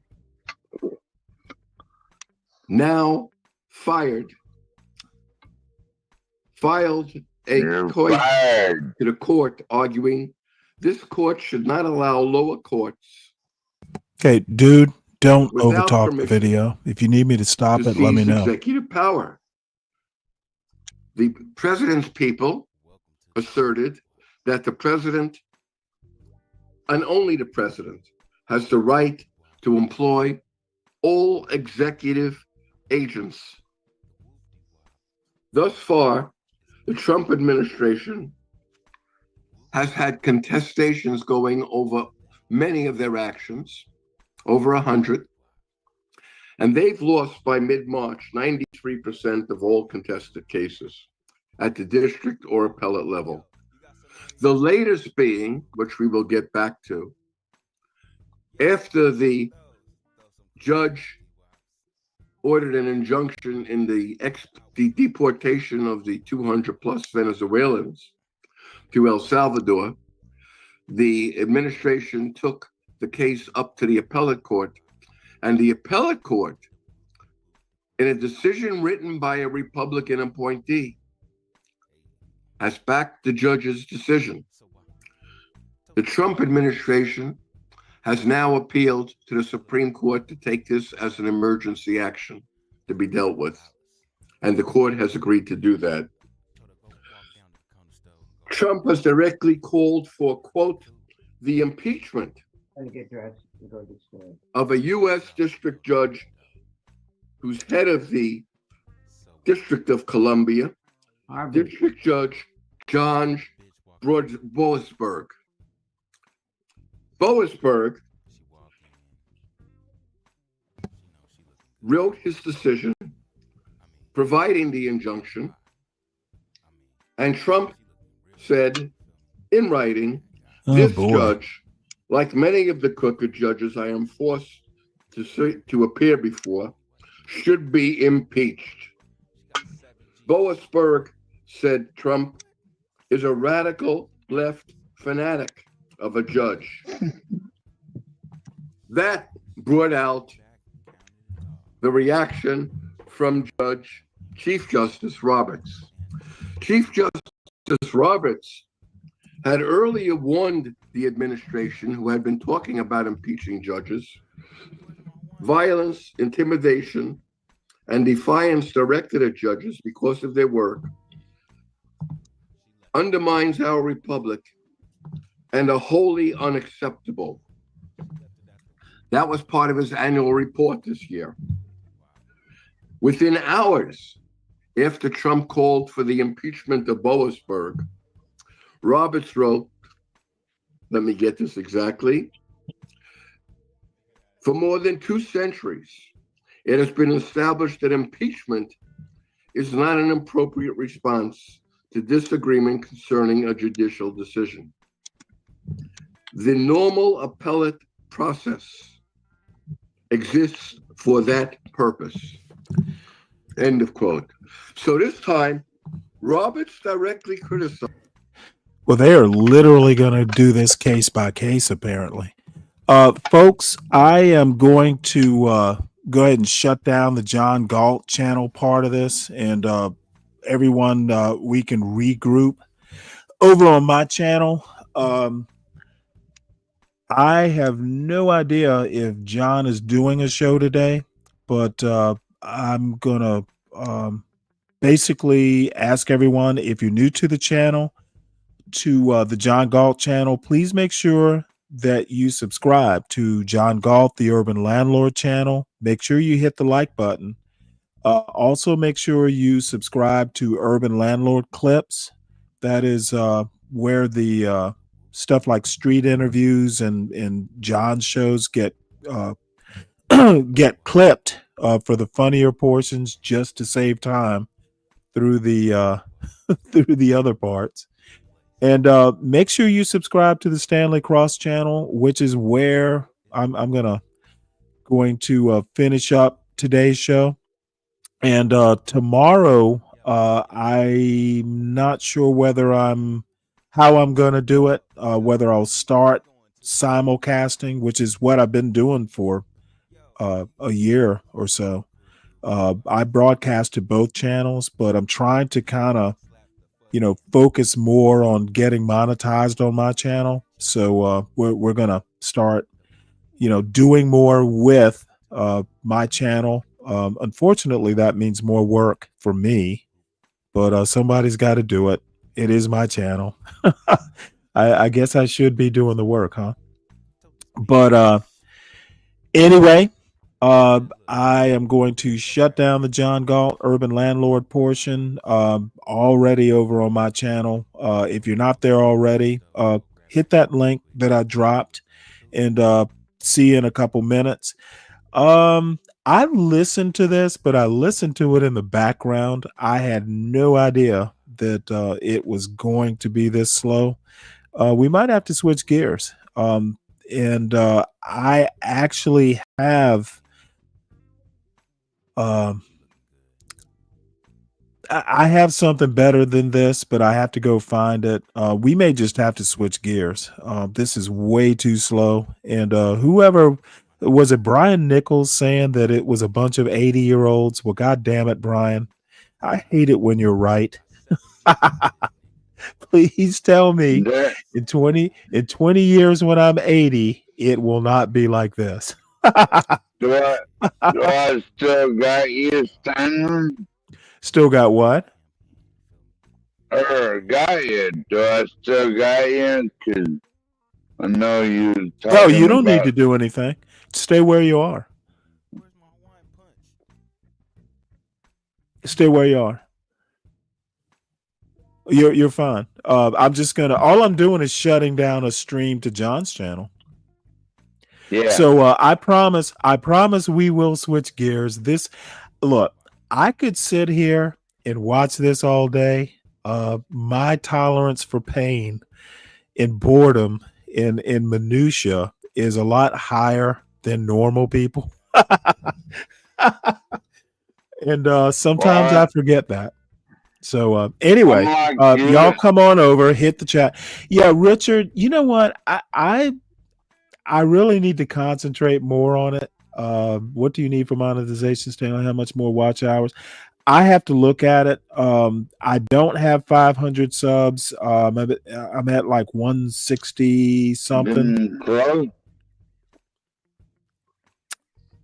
It'll happen. And look, I just want to concentrate on it, Richard. It's not an imperative. I want to do it, or I need people like Richard and 12th Man. I only want to talk to people because I am a little bit of an acquired taste. I literally want to have some substantive, conversations about, everything from fishing to politics. I'm not doing, CT and Bob and all those guys who are actually like able to. I want an old man's channel. I want to be able to put on my cardigan and drink some Guinness Stout in my rocking chair and talk politics or fishing or cooking or grandchildren. That's kind of what I want. I want the on golden pond of YouTube channels. I am the black I am the black Henry Fonda. So that's what I want, folks. That's what I want. So anyway, I'm going to shut down the John Galt part. We are already on the Stanley. Emerson would work. As a matter of fact, Ponder, I have a short video on Walden Pond that my second favorite historian talked about a couple days ago. We might watch that too. So y'all come on over to Stanley's Walden Pond, and I will see you there. You know what? I'm such a fucking nerd. So see you over there.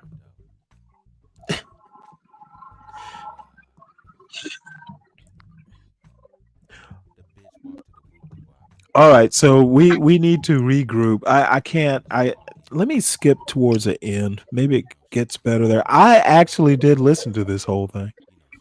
There will be prices raised because one way or the other they have to. So let me give you the following. Somebody's pissing? In 1966, the U.S. put on a 25% tariff on light trucks manufactured elsewhere. No, we're not doing koi That fish. is still in effect. Add 25% for steel. Hey, Richard, by the way, I had a friend of mine who, when I lived in South Carolina, and this is like 25 years ago, I had a friend who was like a competitive, they have like carp tournaments, which is what koi are, carp get pretty big. And, these guys make their own baits and stuff like that. And Jesus God, I cannot do that make your own bait kind of fishing. It's disgusting. And as a matter of fact, I don't use live bait. I don't have to. Sometimes when you're doing inshore saltwater fishing, sometimes you actually have to use live shrimp. But otherwise, dude, it's if I can't catch it on an artificial bait, it just seems more sporting. But yeah, I am not doing. Look, freshwater fishing is not my favorite, but if I'm gonna do it, I want crappie or those sunfish type bass. I usually throw bass back because I don't even like the way they smell. Let alone I'm not. I know you can fry them up; they'll taste just fine. But I'm not eating bass.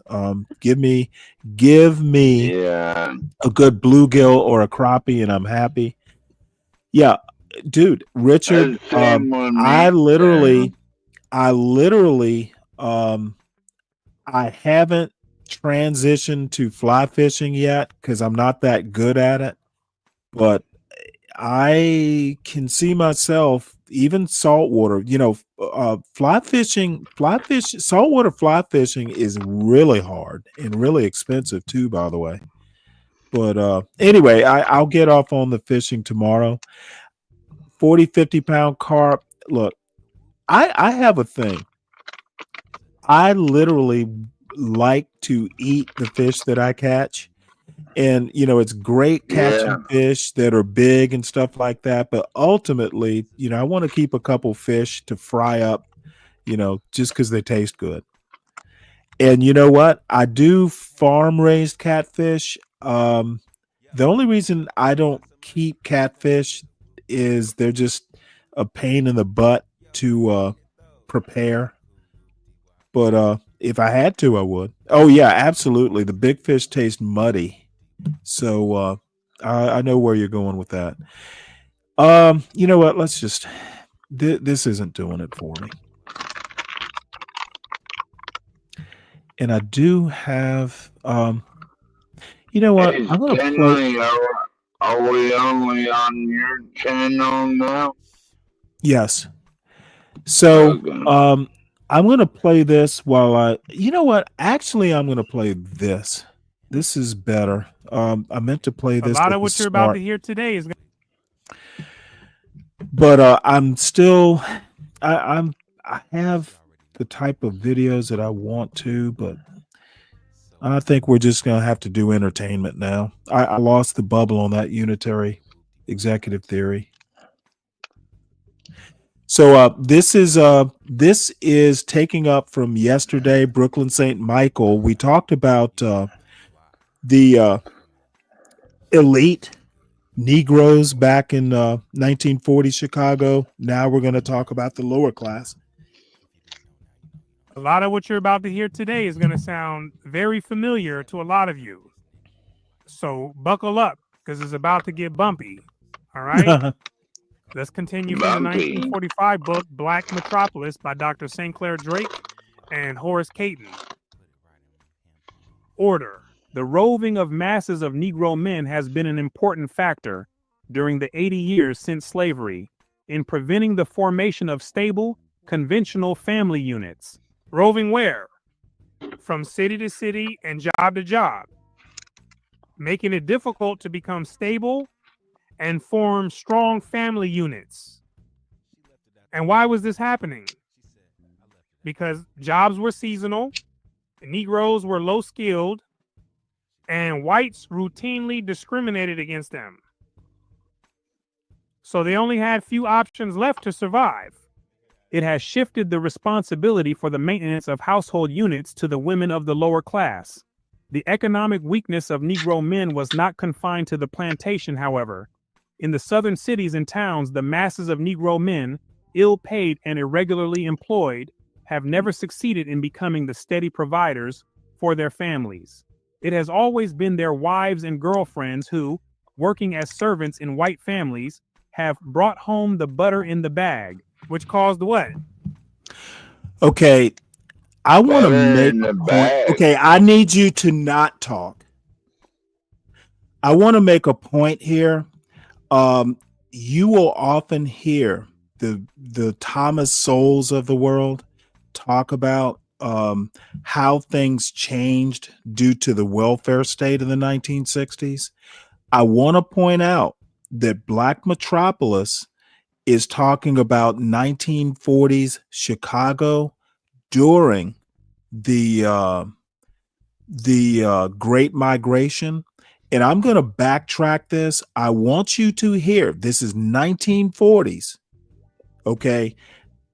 I have been saying for quite some time that it's a political posture saying things changed in the 1960s going forward. Blacks, this issue with women being the main providers in these households and men, either not being in the household or not being major breadwinners has always existed. Okay. This pretense that it started in the 1960s is bullshit. And for some reason or another, Black conservatives have been able to get away with this for quite some time. So let me rewind it and play. Responsibility for the maintenance of household units to the women of the lower class. The economic weakness of Negro men was not confined to the plantation, however. In the southern cities and towns, the masses of Negro men, ill-paid and irregularly employed, have never succeeded in becoming the steady providers for their families. It has always been their wives and girlfriends who, working as servants in white families, have brought home the butter in the bag, which caused what?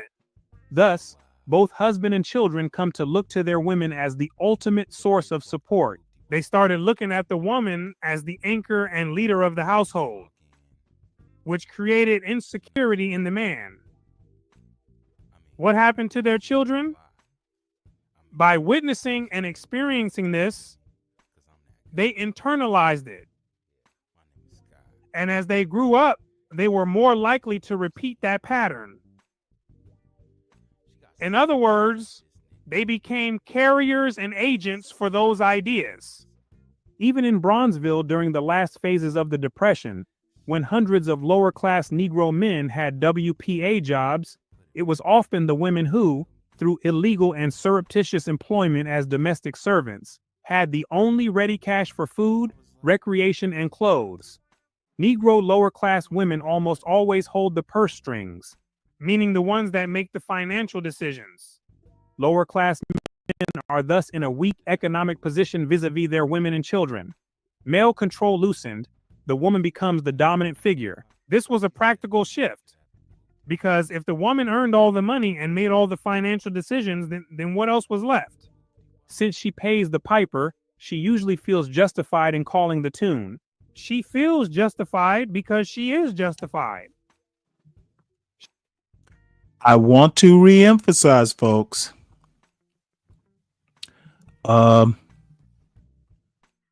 Hold on one sec here.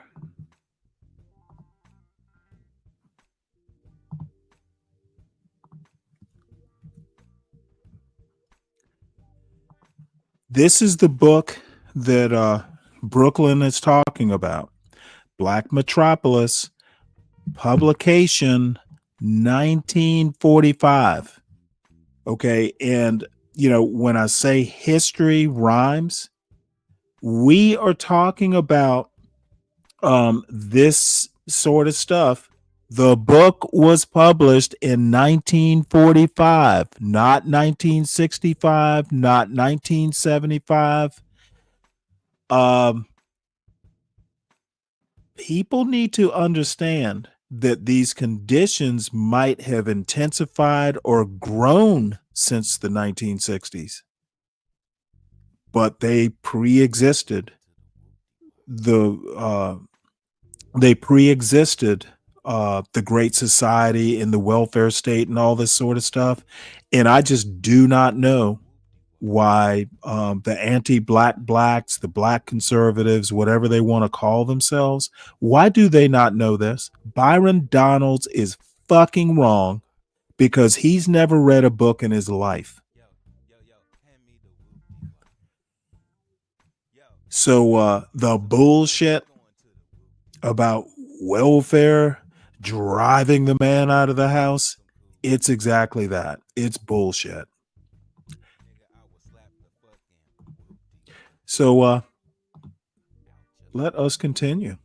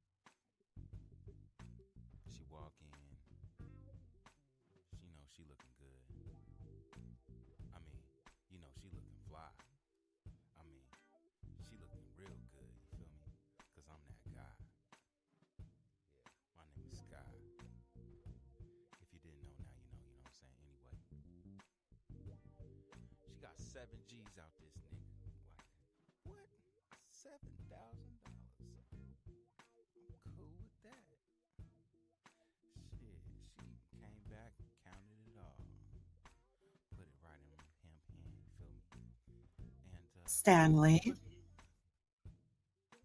Yes, ma'am. Oops. Oh, my Lord. You know what? Did I just do that? Sorry. What's going on there, Ms. Ponder? It's Friday. Yeah, I noticed. Any special plans?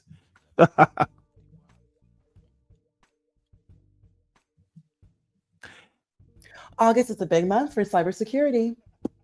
You did what? August is a big month in cybersecurity. Oh, why is that? Traffic. Well, why is there, you mean more like network, internet traffic? Why is August? I would That's the think movie actually like industry. You know Christmas. why. No, and I Christmas. have no idea why. Stanley, who does what in August? We have kids in school. People back. I never thought that school would create those sort. You mean all the college kids go back and want to hack into their college databases, or? No, Stanley. Money. Transaction. Oh, okay. You know what? I never thought about it. So this panel does a lot to educate me on stuff. What's up, Yeti? So any comments on this? on the book? Because I know you said you wanted to buy it. I didn't realize it was published in 1945. I thought it was like more like 1950. So, published 1945. We're fresh, about to enter the booming age.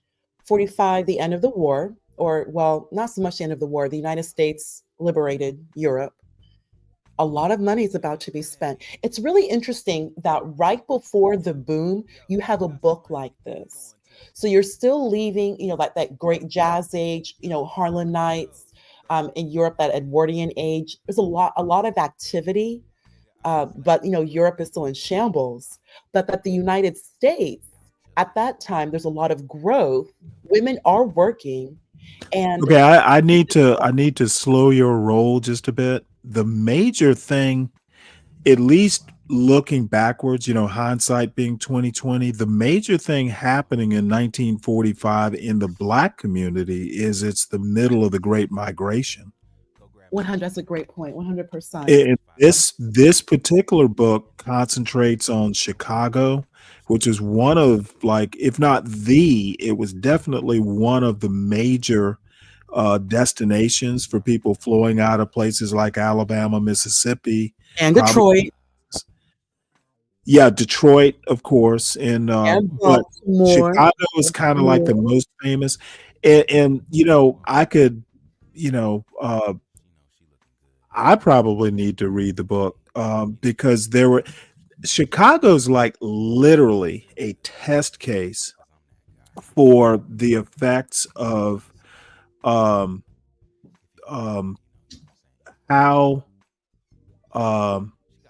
the North, Chicago specifically, had like a really like good relationship between the races before the Great Migration because there were so few blacks.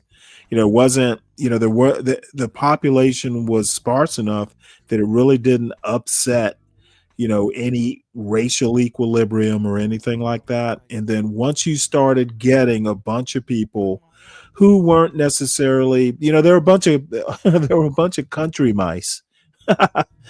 And even their city mice cousins couldn't quite understand, these guys are bumpkins. They don't know how to handle themselves. You got a bunch of males who don't have females to kind of calm them down.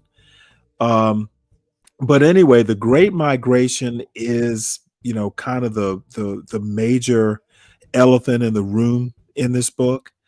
But it just, I've been just saying for months or a year or more on this channel that this fixation with the Thomas Sowells and the Byron Donalds about how things changed in the 60s, marriage rates, none of this stuff that they want to pretend was so great during the Jim Crow era. It just wasn't as bad, but it was a problem, if you want to call it that. And in this book, talking about, the lower strata, lower classes, is written up there on the screen. It was destabilized. It was never stable, is my point. Okay, the unskilled male laborer, the woman's, working as, in a domestic job, her role was a lot more stable than some dude, who's unskilled. And this problem in the Black community, especially, in the working class or the working poor, it's always been a problem. It wasn't created in 1960. And I guess I'm beating up that dead horse, but this notion, these Black conservatives, by and large, are just uneducated. They don't read history books, and I will never for the life of me understand why.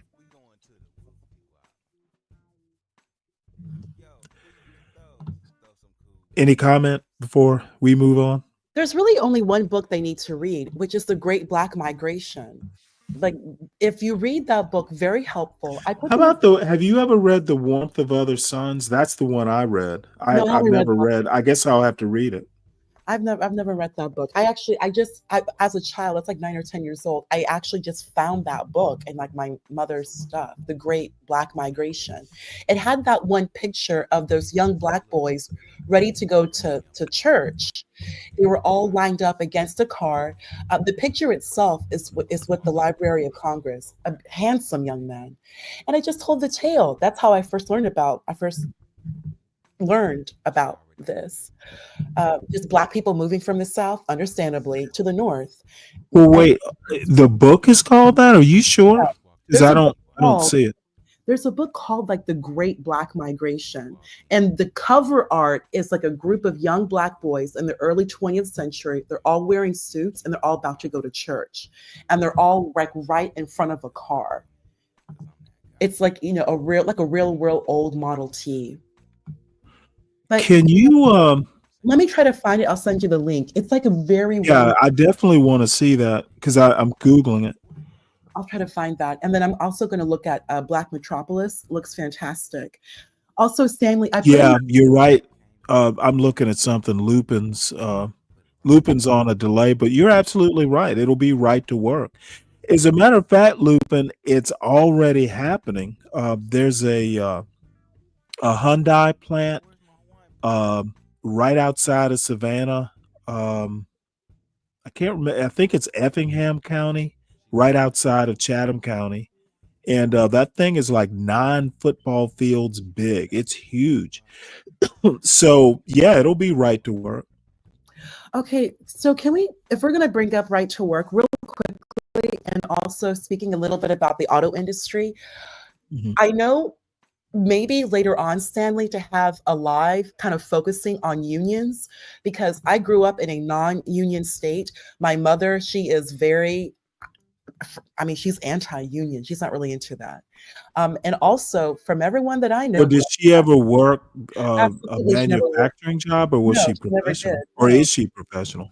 No, she's a nurse. She's a registered nurse. Okay, so she's a professional. Now, nurses do have unions, though, right? But not where I'm from. I think in California they're unionized, and maybe in Michigan, and like those Michigan, maybe Minnesota, those areas, the Northeast. And the South, no, the South isn't unionized. Also, Well, yeah, it's right to work. Unions in the South are There's not no union. looked upon favorably, even by the workers. Exactly, that's my point. Because from my standpoint, it looks like another mini government.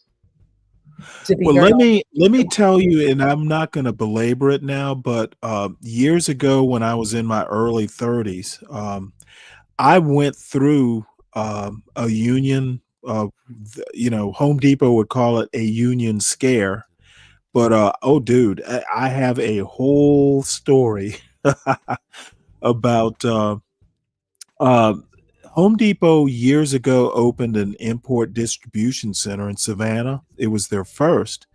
And I was part of the startup team, just totally by accident, actually. But I was there.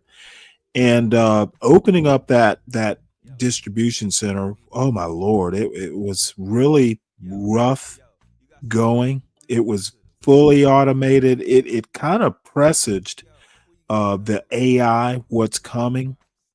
There were magnetic tracks on the floor and robots. There were automated forklift type things that could operate independent. It was really interesting, actually.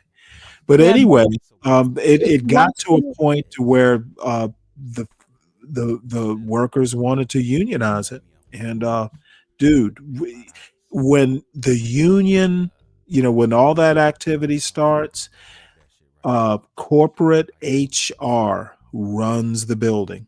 They are basically going to run the building until things get settled. And it was just pure hell. Stanley, I will tell you how you need to get to 500, because I saw this happen with my own 2 eyes. I'll tell you. I'm not going the Bob route. What is the Bob route? What did the Bolsheviks do? I don't want 9-person panels full of people I don't like. You don't need to do the Bolshevik route. You don't need to do that. You don't need to storm the castle and take out the Romanovs. You don't need to do that. I will tell you what to do. It all has to do with timing, consistency, and riding the algorithm wave. Well, I'm pretty consistent. So I got that. Well, 1 out of 3. I will tell you. I will tell you. And it also has to deal with subject matter. Remember, it's quality over it's quality. You just have to have the right subject matter and be there at a particular time. Also, Wait, I can't do what I want to do, talk about the stuff I'm interested in? of course you can talk about the stuff you're interested in. That's what most people are interested in anyway. Nobody wants to hear foolery, Bolshevik foolery. That will get old very soon. I'm talking about timing. Timing. I saw it myself. They basically confirmed a project that I did about 5 years ago with YouTube, which was specifically about their analytics. And they just proved me right. I'll tell you what to do. But first, one thing I will say, next Friday, I highly suggest to have late at night, Friday, 24 hours, as long as you can, focus on AI. I really do mean that. And the effects. There's a lot going on. I know you don't want to hear Biden, but Hunter Biden, when he did his interview on Channel 5, that YouTube channel, Channel 5, what he said was very, very telling.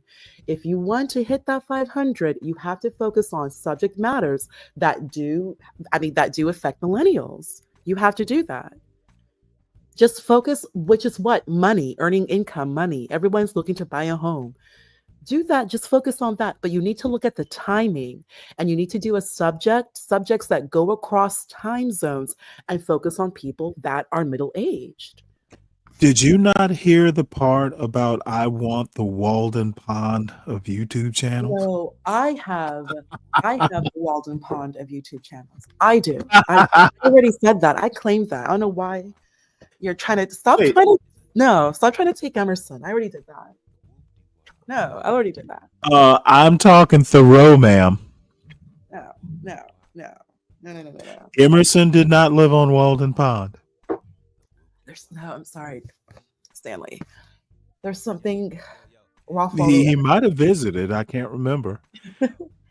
Thoreau and Emerson were friends. They were friends. Yes, they were. Well, let me actually, Emerson was probably more like a mentor. But and to be honest, I haven't even thought about this stuff. I literally, like, sophomore year of high school is when, the Thoreau and the Emerson and all that stuff was taught. I don't, it's never been something that I've been, I'm not a transcendentalist. I'm kind of a pragmatist. But let me address Mr. Free-Zone Lou, who, by the way, is a dear friend of the show. Look, audiobooks, I'm a visual person. I'm old. I have to read it. Listening to it, I have, all adult men who have been married have the ability to tune out stuff. You can literally compartmentalize what you hear. And I find myself doing that if I'm like reading an audiobook or listening to an audiobook, but I'm doing something else. I can go back and forth. I can listen, but not listen. I got to read it, as an input. I'm just a book person. Now, it's kind of funny because my Kindle is God-given. God invented the Kindle. I would rather have a Kindle than an actual physical book. And weird enough, my son is a book reader like that, which I think it's just a fad for him.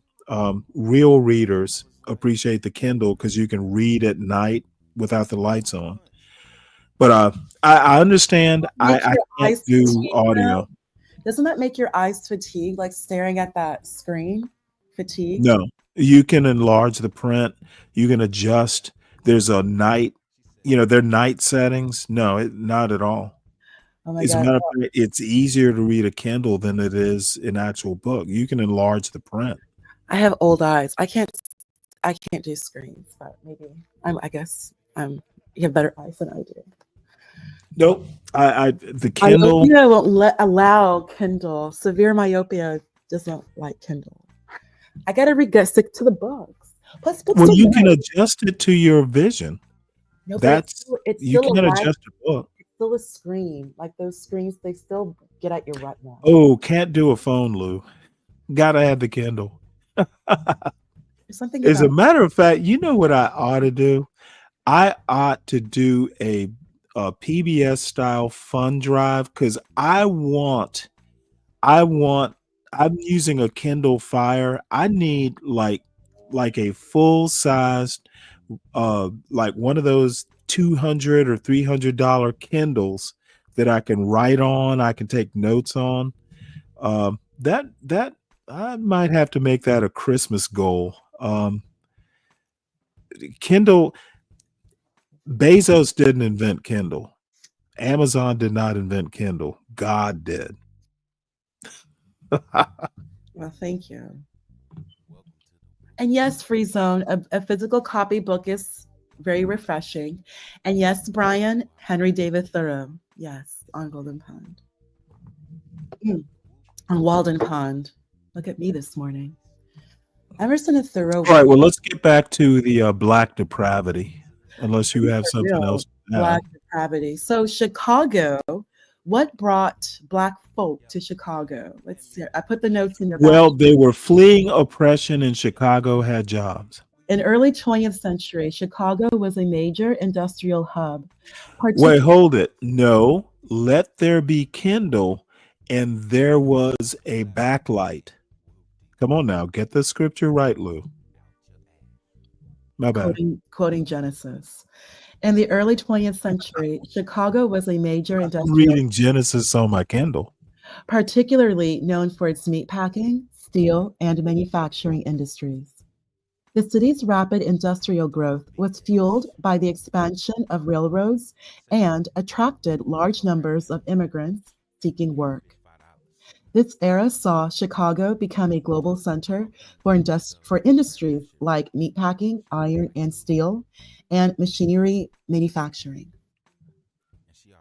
So just a little bit of info to give a little bit of a backdrop for the Black metropolis. What was moving everybody? Right. So the bottom line, and I guess, you know what? The other thing I need to do if we're going to talk about good shows is literally, I put the Kindle app on my computer, getting it into a StreamYard format. I need OBS, using it as a second camera. I am noticing what Brooklyn St. Michael is doing here. I've got to be able to do what he's doing, putting the Kindle up on screen and making it readable. That is going to be one of my goals. It's not that hard to do. I just have to tweak it and, get it, predictable, controllable. Stanley is the new PBS. I wish. All right, so let's get back. That's not a bad thing. We all miss PBS, public. It's still here. PBS hasn't gone away. You're thinking of Corporation for you're thinking of Corporation for Public Broadcasting. Corporation for Public Broadcasting. PBS. What does it stand for again? It's been a while. PBS, because where I grew up, it was Channel 13. Public PBS. Broadcasting Service, I think. Public PBS, and then there's the Corporation for Public Broadcasting. Right, which is the parent company for it funded PBS and NPR. Now the NPR stations and the PBS stations, they basically administrated. The corporation was public broadcasting in general. NPR, specifically the R for radio, and PBS was the TV stations. So that's how they separated them out. Now the stations actually pay money back up to NPR. You know, they pay dues to be a part of NPR or PBS. So, you know, PBS and NPR may survive because they, you know, other than that little trickle of federal money from the CPB, but largely the money was paid from the local affiliates back up to NPR or PBS to be a part of, you know, those networks. So that might survive, it might not. But what's going to happen, you know, it's kind of a two-way street for money. It may work out fine. CPB going away might not be a bad thing, but you know, for me, for my type of, you know, person, my mentality, CPB is kind of like American children. It should be sacrosanct. Yeah, I agree with you in that regard. I agree with you in that regard. We do need to have at least one. And you know what? To make it survive, if you want to name it after Melania, I might have to suck that up. You know, make it the Melania Broadcast Network. Okay. Okay, Stanley. So anyway, let's get back to this.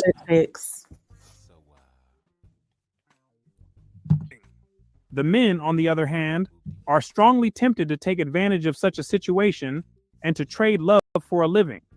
The net result is an attitude of suspicion toward men blended with a woman's natural desire to be loved for herself alone. It is no accident that Bronzeville's barbershop wags during the Depression used to say that the Negro national anthem was, "I can't give you anything but love, baby." Oh, snaps. It is likewise no accident that one of the most popular jukebox songs was a woman's command. Why don't you do right like other men do? Get out of here. Give me some money, too. This stuff is wild. The emotional dilemmas that arise from this awkward situation have developed a pattern of defensive hardness among lower-class Negro women, alternating with moods of lavish tenderness, have developed, too, a glorification of emotional independence, which is always belied by the facts. On the front end, they acted like they didn't want to have a man. The independent thing. But on the back end, it was the opposite story. The glorifying the independence and the independent woman, that was a defense mechanism. And it was used to protect themselves and also used to cope with the circumstance of not having many options for a reliable partner. The men, insecure in their economic power, tend to exalt their sexual prowess and did it very well. How do I know? Because I was a participant in that world. And I learned from some of the very best before I reprogrammed myself. They cultivate an attitude of love them and leave them. The women's pose is, I'll let him love me, and I'll love him until he doesn't act right. Then I'll kick him out. And she will kick him out without hesitation. If you come from the lower income black background, then you know this to be true. She will. I want to emphasize this book was published in 1945. It is literally, you know, it sounds like it could be today. History rhymes. Will kick him out. Thus, an old Southern pattern is intensified and strengthened in Bronzeville. Unstable common law marriages of relatively short duration alternate with periods of bitter disillusionment on the women's part. The end result is often a widow and her children, caused either by a husband's desertion or by a wife's impetuous dismissal of him. And it's the children that suffer the most in this situation. They're the ones that are more likely to model this behavior and continue with the cycle once they mature. About 3 out of every 5 lower-class men and women in Bronzeville claim to be married. Census takers do not ask to see marriage certificates, so the figure includes numerous common law marriages. Bronzeville's lower class has brought with it from the South a certain unconcern with the formalities of law and church, as related to marriage, Over half of the unmarried women claim to have been married at some period of their lives. The bulk of these have listed themselves as. Okay, I want to emphasize because SKC, in his very limited view of history, the bulk of these women have listed themselves. Let me go back a little bit. That's why they changed the system in 1950. They were claiming to be married. That's why they changed. Now they measured couples with documentation, I assume. They used to measure marriage asking individuals, male or female, are you married? Roughly. I'm sure it was more complicated than that. They switched the system, started looking at actual couples versus asking individuals. Again, all these fucking quicksand arguments that black conservatives have fucking bamboozled people with. They don't want you to read Black Metropolis. They don't want you to read Black Reconstruction. These were books that were written at the time, is all I can say. The fucking black conservative argument is white facing, white pleasing, and it is not, it's sunbathing in the white light of the white gaze. Don't go back and read the books that were written at the time, because kids don't read. We don't want you to read. We want a patriotic education. We don't want white kids to feel bad. We don't want black kids to call their parents, hey, haven't you read a book? The miseducation that and this isn't even just a right of center sort of miseducation. It's across the board. This is not politics. This is culture. And people do not want history taught in the way it should be taught, because there are a lot of decisions that would not be made if you knew the history. Now, if I went up to Byron Donalds and forced him to read what the sociologists were saying back in 1945, he would not be able to get up there and talk about how great things were pre-1965 or 1964. He wouldn't be able to do it. Knowledge is the anti-Byron Donalds. Marriage certificates, so the figure includes numerous common law marriages. Bronzeville's lower class has brought with it from the South a certain unconcern with the formalities of law and church as related to marriage. Oh, and by the way, the depravity, the problems that were brought from the South up to the North are very true. Over half of the unmarried women claim to have been married at some period of their lives. The bulk of these have listed themselves as widowed, a term which Bronzeville's lower class women used to include desertion. The man took off. Only one woman in 5 listed herself as single. And this term, too, probably includes some wives who have been deserted. The desertion rate is very high among the Negro lower class throughout the United States.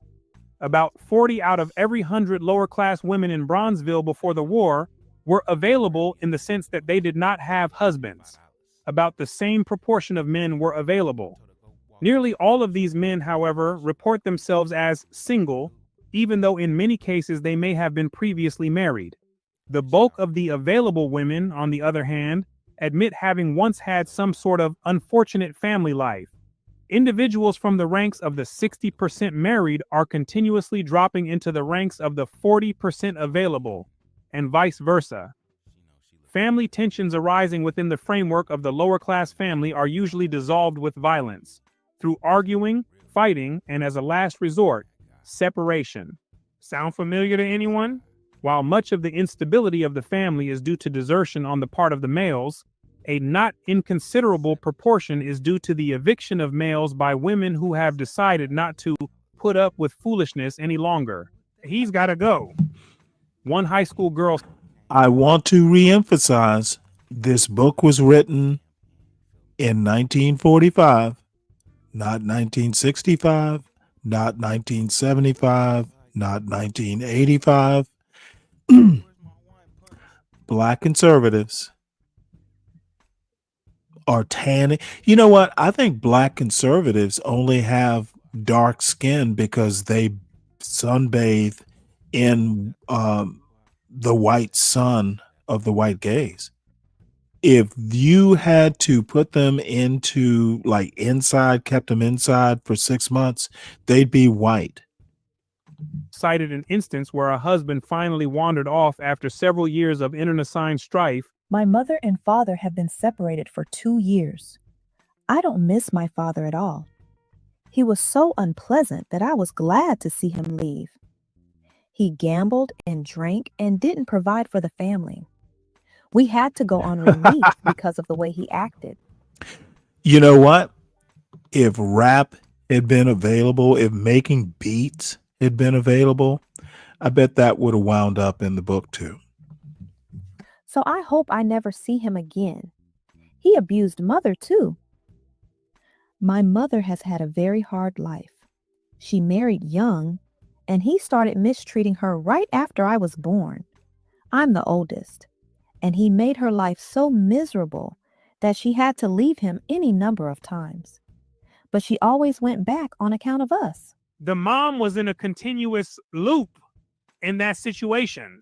Sometimes a desertion is accompanied by a vindictive stealing of the other partner's personal effects, as in the case of a woman who reported that she had fought continually with her husband. One night he started an argument with me and told me if I didn't treat him right, I would not ever have the chance to treat him any way again. I wondered what he meant when he said that.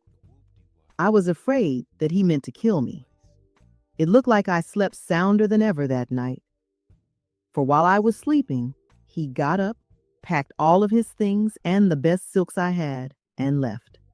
I haven't seen him from that day unto this. Another lower-class woman on the west side came to Chicago with her husband, worked in a box factory 10 years, and gave Saturday night parties to increase her income. After saving a large sum of money, she quit her job. The husband ordered her back to work, and a razor altercation ensued, after which he ran away. He soon returned, and she agreed to go back to work. A few days later, he absconded with all her savings. This stuff is something else. When he came back 6 years later, she had another husband. The woman insists that when she discovered the loss of the money, she got drunk and stayed drunk for 18 days. Desertions by wives under similar circumstances are not unknown, and in several cases, a husband accused his wife of leaving with all of his savings. A family may also be broken by the enforced absence of the husband for a time.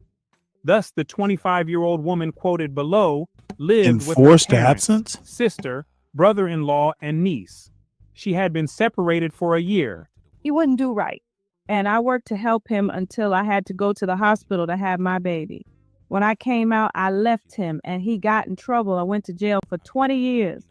He didn't care enough about me to come out to county hospital to see me, and I all but died. In this case, she and her mother and her father were all on relief. The brother-in-law worked, and he and his wife paid the entire rent and half of the coal bill. Cases are frequent of daughters who have come back to live with their parents after a separation or desertion. Wild stuff, I know. But stay tuned because the wildness does continue in the next commentary. I thank you for your time and attention. My name is Brooklyn St. Michael, and I'll see you in the free world. Well, any comments?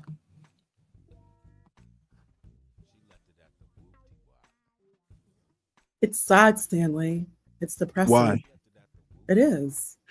Well, wait, hold it. Why are you talking? Look, can any of you see my point?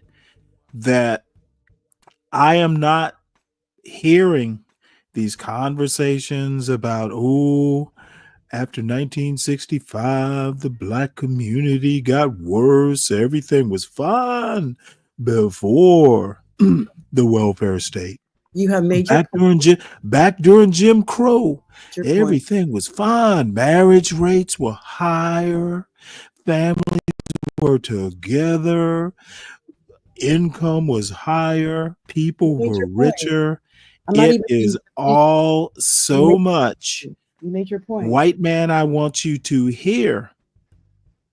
I want to be brown skinned and tan while I bathe in your white light. And yeah, I'm being a little mean and hyperbolic, but bottom line is the narrative that everything was fine in the black community before the welfare state is ahistorical. I mean, the book proves your point. You made your thesis and you proved your Well, point. no. I knew my point way before I read this book. It's actually reinforcing. Go back and read Du Bois. That's all you need to do. Stanley, He does not paint a pleasant picture.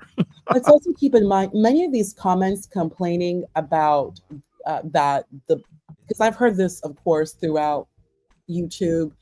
I guess you want to call it the manosphere, that it was the welfare state, that it was black women choosing welfare over black men. We've all heard this, but it's primarily on the internet. It's primarily on YouTube. Okay, I don't get your point. My point is that I think many people understand outside of YouTube what you are saying, that it's always been a struggle. No, I don't think that's true at all. There was also that movie. If you ever, well, wait, hold it. Byron Donalds is not a YouTube congressman. He exists and he serves outside of YouTube. I think YouTube is a reflection of the real world. So if they, it might be an intensified version of the real world, but no. The manosphere is a reflection of society. Now, it may be kind of like a loop back or something, but no, the red pill is a reflection of what people believe. So I guess my point is most people don't know. Most black people, most white people, most Americans have no clue what their history is. They're not encouraged to know. They are told a lot of, well, the past is the past. That's history. What about now? And you got to know some shit. They don't care, number one. Number two. Well, and you know what? They don't care because they've been taught not to care. No, it's because they're high. They're under the influence. These people don't even remember. They're inebriated. They're drug addicts. Okay. They don't care. Well, hold it. I'm talking about the real world. Yeah, I understand what you're fussing about. I'm just saying that, don't look at YouTube. If they're inebriated on YouTube, they're also inebriated in the real world. No, I'm not talking. No, you said that they're taught to not remember. They're taught not. They're yes, not, by their parents and the education system. And you're correct. And these people all do this under the influence. They're just under the influence. These people don't know anything. Well, wait, hold it. Under the influence of what? Maybe I misunderstood. The boomers are drug addicts, Stanley. Oh, come on. They were taught. No. We all have grandparents. We have parents, and also boomers. You know what? My grandparents. No, you know what? I have literally hold on one sec. Now, I am going to put myself in the center of this narrative, but I do it because, look, I'm 60. I've known a bunch of parents growing up in my neighborhood. I've known a bunch of grandparents. My anecdotal experience is no. The people I knew Shit, dude. There was not a lot of drinking, and if there was, it was not in front of the kids. So the drug addicts and stuff like that, no, I've never experienced that.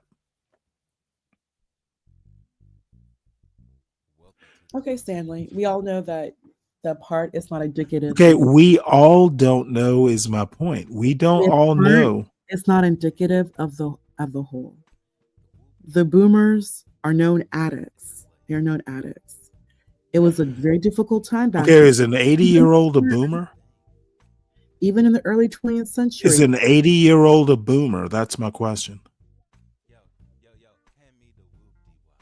Or is it I know my father's not World War II age. Literally.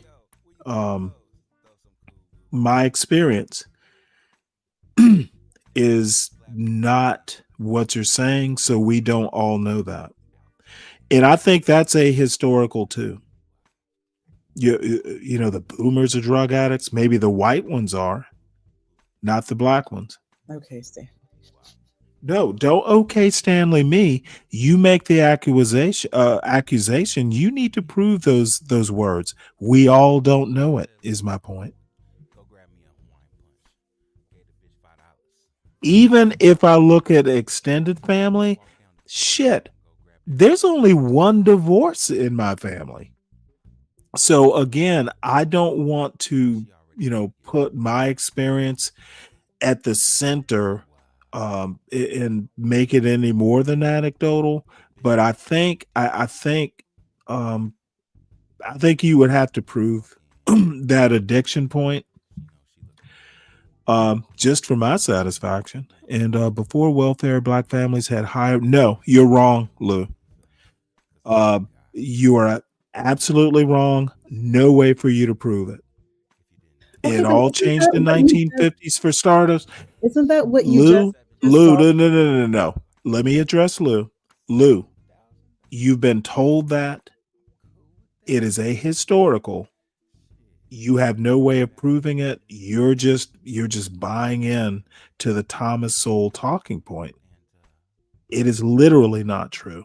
Okay, but isn't that what we just watched? That there were marriage rates, but there was hidden instability. Isn't that what we were just watching right now? No, I'm concentrating on the hidden instability of the lower class. But the lower class was married. Okay, listen to what I'm saying, because if your argument is it got worse after the 1960s, I'm okay with that argument. That it didn't exist, if your argument is, oh, it was better before the 1960s, well, bad is not horrible, but it was bad. Okay, it got worse to me isn't much of an argument. It was bad in the first place. What was worse or okay, not. don't talk for Lou. He can do it himself. Why are you defending him? What? I'm looking at his comment. What I need you to do is listen to what I'm saying, and maybe it will help you not defend him. It got worse in the 1960s, but it was bad in the first place. It was not, the marriage rate was not better than the white marriage rate. And even then, the white marriage rate wasn't great, but the black community, this argument that it was not bad before the welfare state, you can't prove it. It's a talking point. I'm not talking about you specifically. I'm addressing Lou. That's not what Lou said. Are you not? Stanley, why does Lou need you to defend it? Defend what? Read his comment before welfare. I read his comment. I read his comment, and you also have to know. Okay, Ponder, what you may not realize, Miss Ponder, is that Lou and I have had this running argument for longer than his comment. This isn't, his comment is just like the extension of a back and forth we've had for a while. Can you accept that? I'm just looking at his That's comment. why you don't need to speak for Lou. He kind of knows where I'm going with this. This is like you're having a senior moment. Okay, I do not understand why Just you insist. confirm Lou and I have your had this own running argument for running quite some argument. time. I know you want to be included, but Included in what? give us this argument. What he wrote in the chat is not the first time we've. And then you're saying things that he didn't even say. Okay, He's I not don't even goddamn qualifying anything. Ponder. He's You never are even- going too far. Oh my God. This is a running argument. There's some details you might not be privy to. Can you accept that?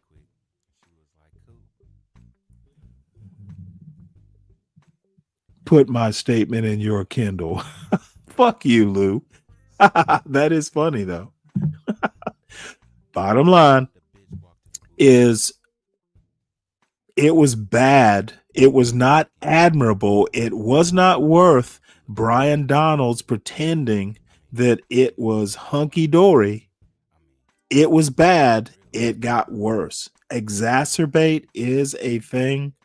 If your argument is that it was exacerbated by the Great Society, I can live with that, but it wasn't optimal before that. And we don't even know the truth of marriage rates before 1950. Okay, SKC got beat up for this. Lou, you're no SKC.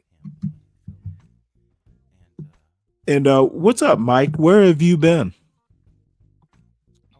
Mike, you and I still need to do some PI stories one of these days. Give us this day our daily bread.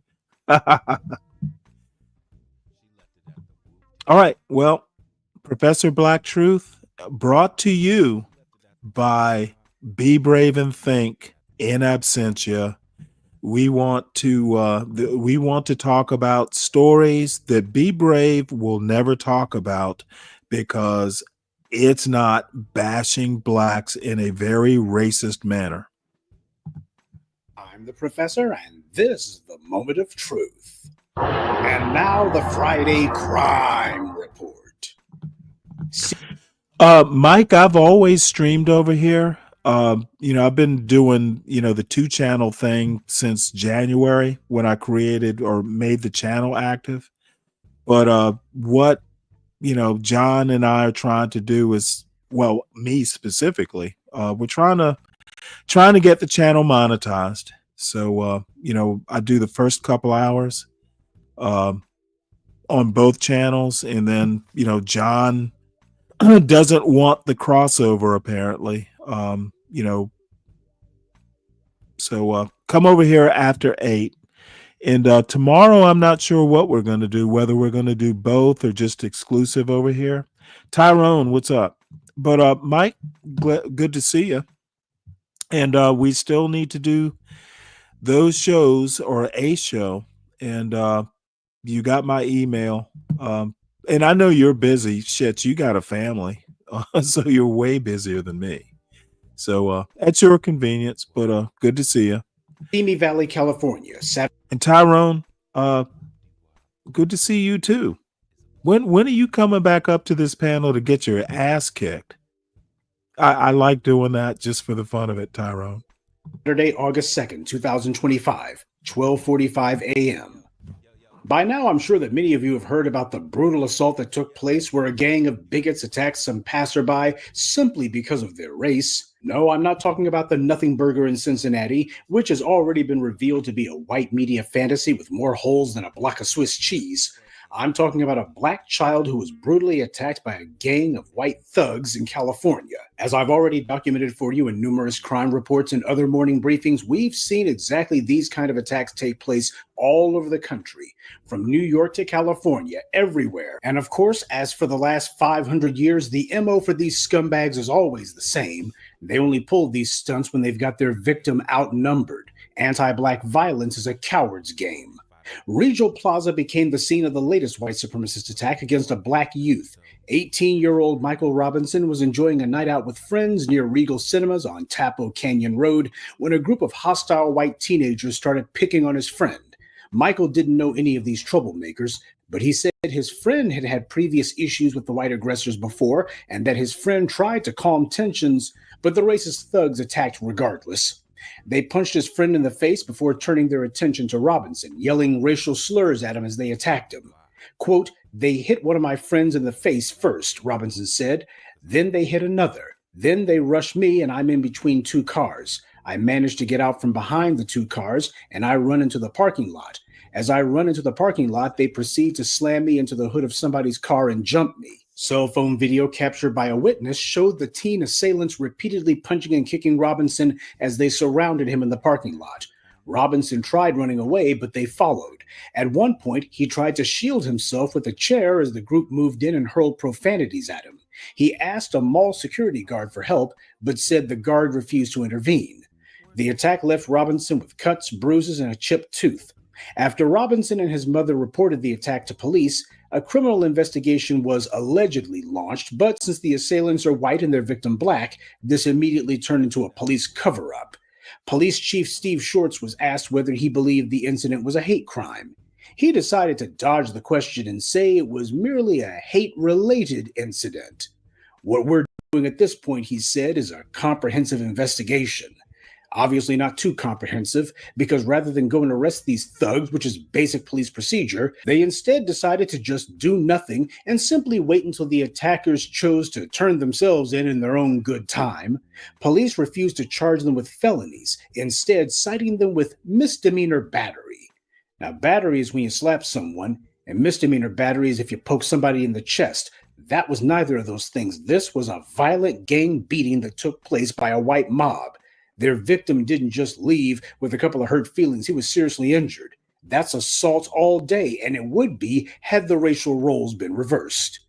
And you won't be surprised to learn that neighbors say that these racist white thugs have a history of this kind of behavior. Obviously, whenever videos like this come to light, it's never the first time that they've done it. It's just the first time that they got caught.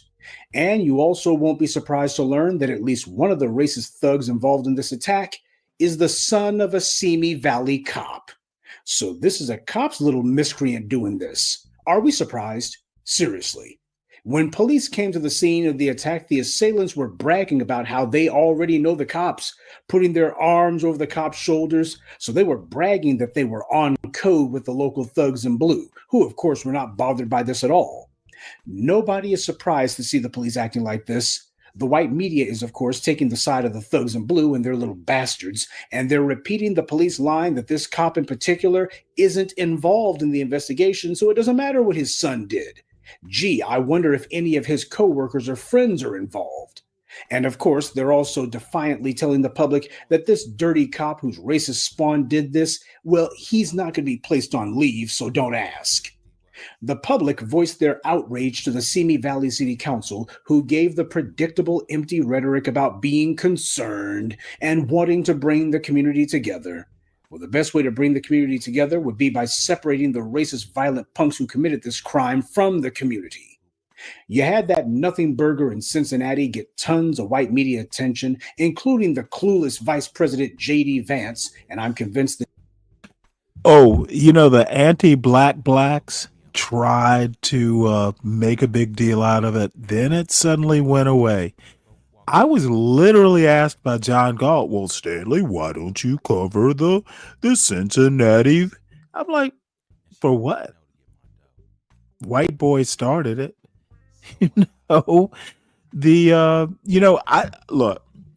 I go back, was it Mobile? Where was it in Alabama, the chair fight or whatever they called it? Where, the white people started some bullshit and the black people finished it up. The motherfucker jumped into the water and swam all the way up to the other side. They called him Aquaman. He fucking hopped into the river, swam across. Who says black people can't swim? Apparently they can swim fast. He got to the other side, then did a couple beat downs. Look, the anti-black blacks wanted to make Cleveland something into what it wasn't. Now, did the mob violence get out of control? Should there be some black folks locked up for assault and all the other depravity? Absolutely. But did the blacks start the fight? I think that one white man who slapped the black man is an argument against white people having, on average, high IQs. What kind of goddamn moron is in a crowd of black males and thinks he is so white superior that he's going to slap a motherfucker and get away with it? What did he expect was going to happen? You don't do that. So, white boy, it's almost like MAGA voting for Trump. You voted for it. Now you're going to have to reap the benefits. Reap the whirlwind, white boys. That last comment was brought to you by Mike from Boston. Mike, that comment, reap the whirlwind, white boy, that was especially for you because I know it's just gonna trigger you and you're gonna call me a racist. It's a joke, Mike. It's a joke. The JD stands for just dumb. He couldn't wait to be the first to side with white people in that case, who the evidence has now shown were not some hapless passerby. The white media narrative has turned out to be false. What a surprise. Though, of course, here you have a clear-cut and undeniable race attack that actually did take place, with a cop's kid being involved. And, of course, the same mouthpieces for phony outrage that we saw last week are silent now. Yeah, when reality weighs in and they can't put a lying spin on it, they always run like cockroaches. We'll continue with the moment of truth in just a moment, but first, a word from the official sponsor of Black Empowerment, Power Tools. There's no telling when something's going to come up, so make sure you carry your power tools at all times. You never know when you're going to need to bring the hammer down, or when you'll have some trash that needs to be blown away, or some obstacle that requires cutting down. Don't get caught empty-handed. Keep your hammer close by. Keep that leaf blower at the ready, and always carry your steel. Power Tools. Because no matter what your day job or side hustle may be, there's no excuse for not being ready to put in some work.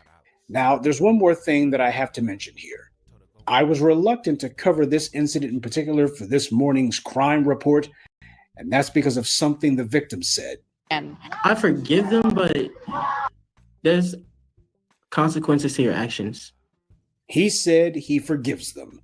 Though he did make sure to mention that there's consequences for actions. He's young, and he may not be the most savvy, especially when it comes to expressing himself. So that being the case, I'm willing to overlook some of that, but it shouldn't have happened at all, especially not if he's got a lawyer who's supposed to be representing him. They're supposed to know better than this. I guess we should count our blessings. At least Ben Crump isn't involved, at least for now.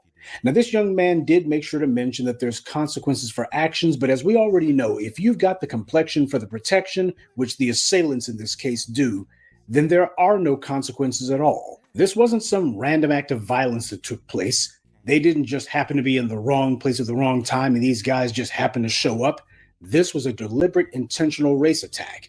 You had these little white racists who were carrying out some sort of earlier act of antagonism that had started at some other place. They did this because they already knew that the thugs in blue, their parents, were going to cover for them. They're just copying what their racist cop parents taught them. This is the anti-black violent culture of the police spilling out into the streets yet again. These violent punks are allowed to go on these rampages. Hell, the police are the ones who put them up to it. It's not the first time they've done this. It's just the first time that it was caught on video. They're supposed to be getting felony charges, and they would if they were black. In this case, it's not even because their parents are cops that they're getting these lowball charges. It's because they're white and the person they attacked is black. That's what it actually is. And this in liberal California, mind you, the state that's so open-minded and so accepting, and yet we see things like this happen in California more than any other state. The state attorney general of California should have already stepped in to take over this case. As soon as they see the thugs in blue trying to make these felony assaults into a misdemeanor, that's when the state authorities should have stepped in. But then again, when have they ever done that when some white supremacist has attacked a black person? So this is not just a race attack. It's also yet another example of police-sponsored violence, no different than Kyle Rittenhouse. Police protect these criminals. They are the irregular forces of white supremacy. And in this case, I'm willing to bet you this punk's cop father told him exactly what to do. Don't worry. You just go ahead and do that stuff, and this is going to be a freebie. Whatever it is, it's going to be a misdemeanor. It won't even go on your record. We'll make sure of that. And that's why they don't want to put felonies on these punks, because that would make it very difficult to hire these racist creeps later on down the line to be in some police department or sheriff's department. These anti-black race attacks are how the dirtbag white supremacists coming up demonstrate to the older racists that they're willing to carry out race-specific violence, which is what the police's job actually is. Well, race-specific violence requires race-specific solutions, not just an anti-black hate crime law, though that is important, but also black residents who are ready to defend themselves against these race attacks, ready to defend themselves and their loved ones. Because when you have the police who are orchestrating and carrying out these attacks and having their little brats be the ones who they put up to it and then protecting them afterwards, these are the police carrying out terrorism against citizens. And when it comes to terrorism, you don't sit back and hope that the terrorists discover religion and decide to finally become civilized. What you do with the terrorists is you make sure that they are punished. That's the way that you not merely disincentivize them from that kind of behavior, but you also make sure to prevent it in the future.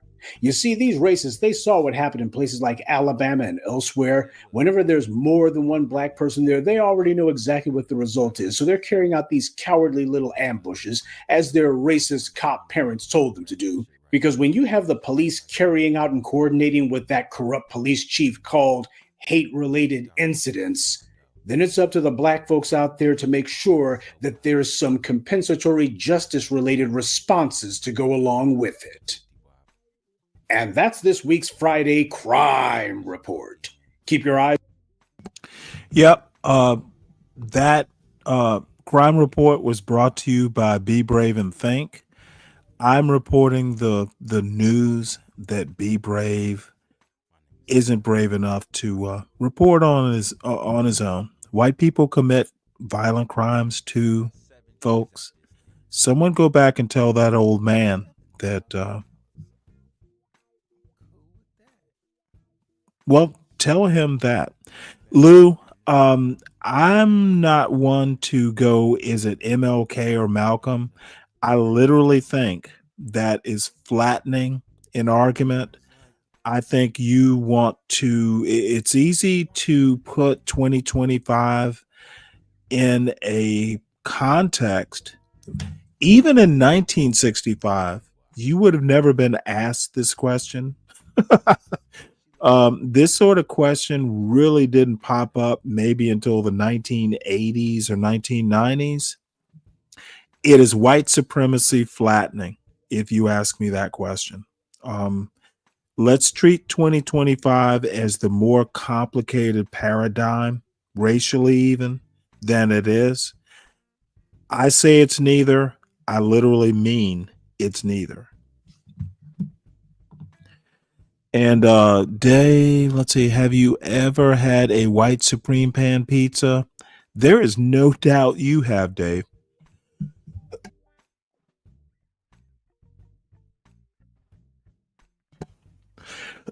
Oh, you bathe? Oh, excuse me. So this is a follow-up from the award ceremony from yesterday. This is one of the guys who, one of the soldiers who speaks. Well, it says soldier who tackled gunman in Fort Stewart mass shooting speaks on his decision to intervene, aka hero. So, Aaron, I know that you said earlier you've been in the Army for a decade. Yep. Obviously very passionate about it. But yesterday, did something in your gut tell you that something was going wrong? I had a little bit of a feeling like that initially in the morning. But, yeah, it wasn't anything that was normally out of the norm until, like I said, the incident ended up happening. So training just ended up kicking in at that point when it did end up happening. So. What was the red flag for you that you're like, I need to jump into action now? As soon as, like I said, I seen the teammate having it where he had his hood, and then the fact of the sidearm he ended up having on the side of him. And you found? Yeah, no, that I actually ended up seeing as he was walking through. Whenever you saw that, what did you do? I just ended up honing in on him, and just at that point, it was the safety about the stats on that was behind me. So being able to try and down talk him and try and de-escalate the situation to prevent more casualties, or being able to take the aspect of being able to disengage him. Mm-hmm. One thing that I understand is that all of you guys that have come to the microphone, you guys just say, this is what we do. Yeah. This is what we're trained to do. I guess for you seeing this and processing this and everyone asking you questions, how are you feeling? How are you feeling about your training? You feel more confident in yourself? Yes, especially being in that certain predicament and being able to provide support to make sure soldiers actually end up getting out of there, and then being able to do what I'm trained to do as far as my previous experience, having 11 Bravo background, which is former infantry. Mm-hmm. So seeing all the other fellow soldiers today out in the field, knowing that your actions saved them, how is that sitting with you? Gratitude, knowing I'm able to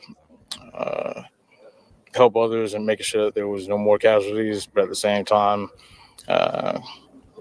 not too big on the spotlight, just more so just having it where it's making sure that they was taken care of, and that we could be able to move along from the situation. This is what you do. Yeah. Mm-hmm. Joe, you have anything? Just one more. Aaron, talk to me from. I'm sure it felt like hours, but from wherever you were to when it ended, time frame, kind of like walking through those. At least from the time frame of everything happening, I'd say it felt like it was anywhere from like 5 to 10 minutes roughly from the point of contact with that. So, like, where were you when something started to go awry, and how did it kind of unfold? I was inside the supply support warehouse, so I was inside the building at the time, and then ended up seeing him, and then ended up going from there with engaging. And how far from the time you saw him to it ended, or engaged to ended? Yeah, so that was about, say, at least 5 to 6 minutes, because trying to be able to down talk him and going from there, and then having assistance from Master Sergeant Thomas. So you tried to talk to him first and say, "Hey, man, let's, this ain't the way." Yes, sir. And then it just wasn't working, and you saw an opportunity and took it. Yes. Well, thank you so much for your time, Aaron. A pleasure talking with you. Thank you. That, my friends, Black excellence. Maybe not super articulate, but that's what Black people do. That's what Black soldiers do. That's what we do. And I think that was the right answer. It's what we do. It is how you're trained, focused.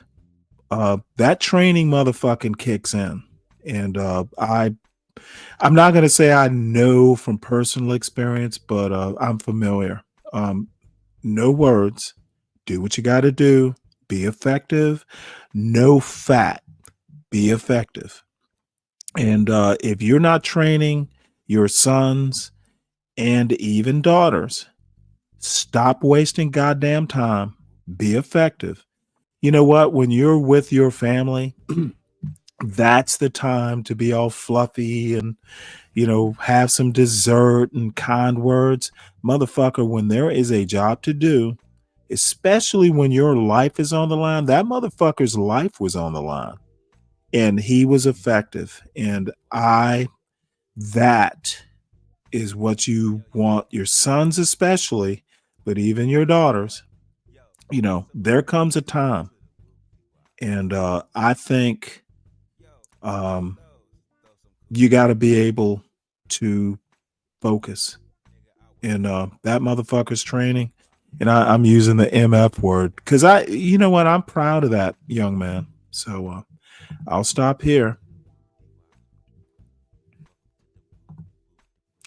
I do not want to hear the anti-black bullshit. Anytime I hear a John Galt, I'm going to bring up this young man. Effective. Did his job. So anyway, and be brave, motherfucker. Be brave with a fucking fail. Be brave. I guess it's unfair if I go that route. So I won't do it, folks. And now we have Nick Fuentes. What's up, y'all? Hi, OBA. My name is TC. I just saw a video. Roz, hey there. How Nick you doing? Fuentes. Y'all know who Nick Fuentes is, right? He is a self-admitted white supremacist. He run with Charlie Kirk, Ben Shapiro, all of them types. And his whole thing is how much, in this video anyway, his whole thing is how much black people suck. And how every time somebody run into a black person, they have a negative experience. Like, black people is just Kind of like that soldier. It was useless. a And every total time you run negative into one, it's going to be a problem. I don't give a damn if you're in a restaurant, at an airport, or the DMV, or shopping, or on the phone. Every time you as a white person, run into one of us, it's going to be bad. It's going to be a negative experience. Now, it's been my experience that every time one of these dudes needs a little bump in their analytics or their algorithm, they start talking shit about black people and how bad black people are. What's the other fool named Myron Gaines? The other asshole, Charleston White. Now, Charleston White is a black dude, but every time one of these motherfuckers algorithm tells them that they need a bump, they start trashing black people, and they find the worst examples that they could think of and try to paint all black people that way. Now, it would be easy for me or somebody like me to do the same thing, to white folks. I could run around saying, every time I got ripped off out of a whole gang of money, like thousands of dollars, a white person did it to me. Or every time my progress got impeded, while I was trying to, advance at work or something, a white person impeded it. Every time this or every time that, every time something bad happened to me, or every bad interaction I had doing business, it was doing business with a white person. I could say the same shit. And I could find examples to support my position. But ain't nobody trying to hear that. That's not going to bump my algorithm or get me more views. That's just going to get me kicked off, the platform. But he can sit here, people like Nick Fuentes can sit here and say, black people suck. And, he gets rewarded for it. You dig me? So he out here, Nick Fuentes, and that sounds like a Hispanic name to me. Anyway, Nick Fuentes out here talking that kind of shit. You would think that the anti-black hatred, anti-black racism grift would be, kind of played, but it's not. It's still going on, and people still milking it, because that's all they do. Because that line of bullshit that he throwing out about black people walking around with their pants sagging, and every time he go into an office and ask a black person something, he get a negative response or or they're rude or this or that. Look, they probably, because black people who work don't sag their pants, because in most places that I worked at or I've known people to work at, it's against the dress code. And that's number one. And number two, somebody should wake this motherfucker up and tell him 1995 is over with. Black people don't dress like that. Anyway, not responsible working black people, which are the vast, vast majority of us. We don't do that. I don't know where this motherfucker been hanging out at, where he see black people who still sag their pants. I don't know. Because I know goddamn well he ain't rolling up in no business and seeing black folks acting like what he described. And as far as tips go, we tip. He said something about black people don't tip when we go to restaurants. He had laid out a whole bunch of stupid shit. Matter of fact, I'm not even gonna go over the shit point by point because it's stupid. But guys like Nick Fuentes and Myron Gaines and Charlie Kirk. Charlie Kirk, that's the one that said that when he go to take a flight and he see that the pilot is black, he wonder if the motherfucker's qualified. Like, they're just handing out goddamn, pilot licenses because they got to, meet a certain quota and have a certain number of black pilots. Like, we don't have to take the test. We don't have to go to school and get qualified and get trained or any of that. We just need, and I ain't had one of these motherfuckers explain to me yet where the intelligence line is. Like, from a real dark skinned brother like me to the whitest white boy out there and all of the spectrum in between.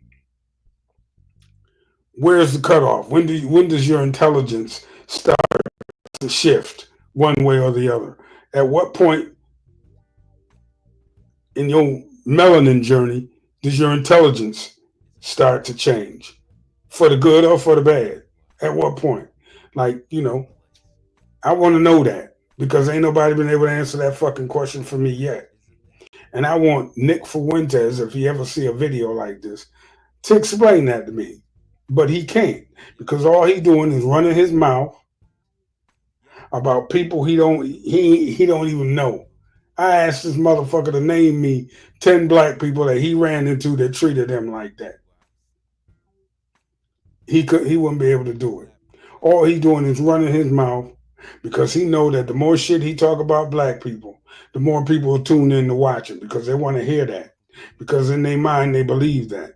They don't go and find the worst white person they can find and try to label all white people like that.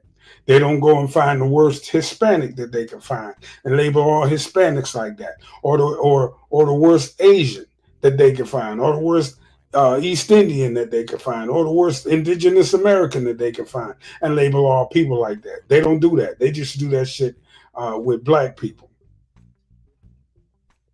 Well, I say, Nick, if you need clicks that bad, if your motherfucking mortgage is behind and you need clicks and you need money that bad, do your thing. Go ahead, do your thing. But anybody that believe that bullshit just as dumb as you are, Nick and Myron and anybody else from that crew, anybody who believe that shit is just as dumb as you and uninformed and ignorant and racist as you are. That's another thing. These motherfuckers hate being called racist when that's exactly what they are. They hate being called racist when that's exactly what the fuck they are. But I digress. Nick Fuentes, that's the part to get me, the name. His name is Fuentes. He's Hispanic. He's a white Hispanic. Nick Fuentes, black people don't suck. You suck. And that's it for now, y'all. Don't forget to hit the subscribe button, hit the like button on your way out. TC, and I'm out. Peace.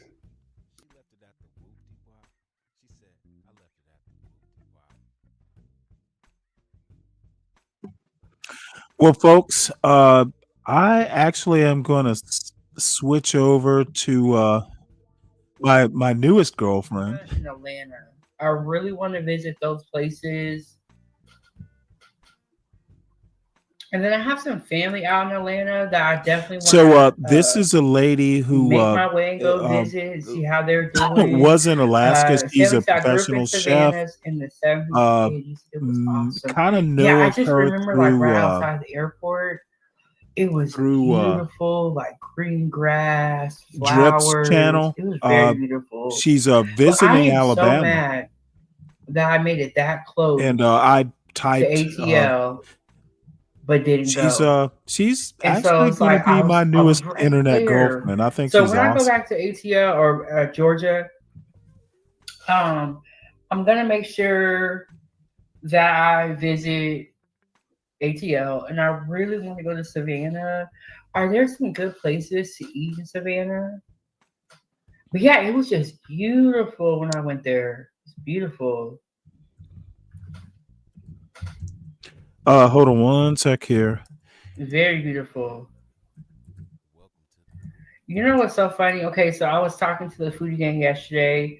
I do a lot of lives on YouTube. Talks food, And and I you was know telling what? them, I was If like, do you you want remember to, this? Do you remember this? if They was you like, want me to no. be happy, I'm like, do talk y'all be fine listening dining. when I talk? I'm like, how do I remember more than y'all? And I got all this going on. There is a restaurant And there I that I did not love get to go so the foodie to. gang has been pointing out recipes. I mean, not recipes, restaurants for me to try. And the other day, shout out to Truth. I haven't seen Truth If in a I while. can Truth, we hope find you're doing it, good. We love you over here. Truth actually had some food sent there to it my is. room. And A shout out to great El restaurant. Cheapo for working as my little travel agent. My sister from another mother is what I call her. But he had some food sent to my room. Hold It on was like one sec here. I need to type this. hibachi place. And then one of them was a steak and shrimp combo, and the other one was a shrimp and chicken combo. Bro, it was so freaking good. And I love when other people pick out restaurants because it most likely is somewhere that I probably wouldn't have tried before on my own. And so that food was so good. And then when I went to Georgia, I have these I can never say this word right. Berea egg rolls. Bro, and they had the consomme and the egg rolls was fried just right. And it had like I think it had like a white cheese in there. All right, and I'm It going tastes to like it was mute her right quick. Look, she just got out of literally brain surgery. So and she, she's had some medical issues, like brain tumor sort of thing. So we aren't going to do the usual Deacon Dave bullshit treatment. I will literally boot your ass if you go too far, Dave. I respect women, and I think this woman is awesome. She has a daughter.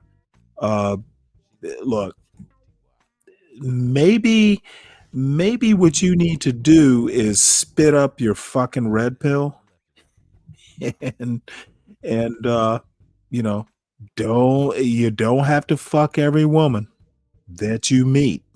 Sometimes they can actually be treated as people. And bottom line is, I think she is a friend. She has her own channel, by the way, and I promoted her channel before. We'll be doing it heavily soon. But she's going through a tough time, and she can keep, a very classy presence, and that's why I like her. So, Dave, watch your step, son. I think the cheese that you normally do is cojita, but it wasn't that because it was like melted and it was like pulling. And she It can was cook. so freaking good. Okay, I got the restaurant pulled up. Let me save it into my places. And by the way, she literally got out of surgery less than 2 months ago.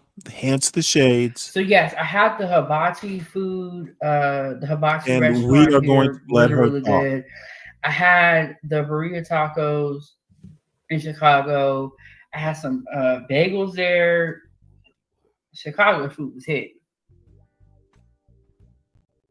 And I ate something here the other day, but I can't remember what it was. Okay, so this is the restaurant.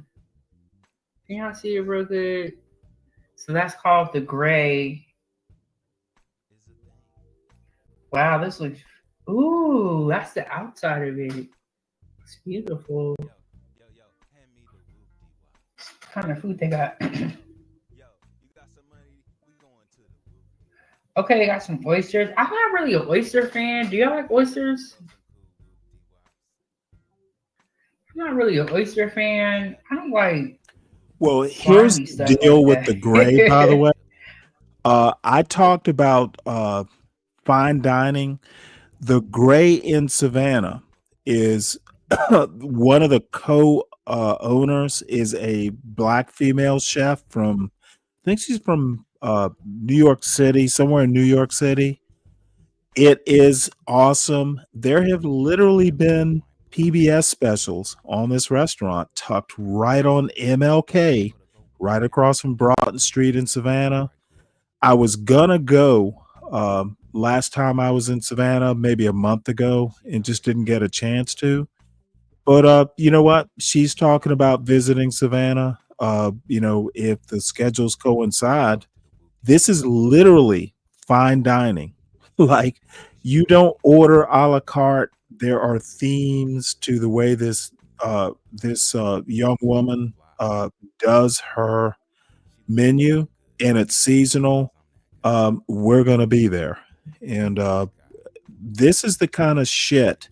This is the kind of black excellence that I want to talk about. Not some motherfucking liquor store up on MLK in DC. I'm a different animal. So, yep, mighty blunt, mighty MF-ish, but I do excellence. I was raised to be this way. I will not accept that all blacks have to be John Galt approved. And as a matter of fact, it will make me downright, ornery to hear that kind of talk from people I know can do better. Deacon Dave, what the fuck are you talking about? I didn't do nothing. Come on, Dave. You and Lou, for that matter. Illegal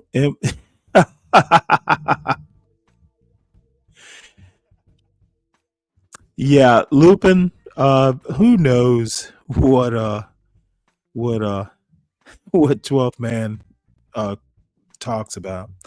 And by the way, well, I think she's in her 30s. She has been married and divorced. Look, she's an honorable woman, and you know what? I'm old, she's young, but god damn it, if I don't respect this young lady keeping a positive attitude. She has not given up, and I'll be goddamn if I will hear anything from a Deacon Dave or any of this manosphere bullshit whilst I'm watching her. I will fucking crush you as best I can in the chat. I will literally boot your ass. We don't do that. We don't do that Trump level gratuitous humor for the sake of yuck yuck. If you want that shit, go to Hood Conservative. He can provide you with those services. I don't.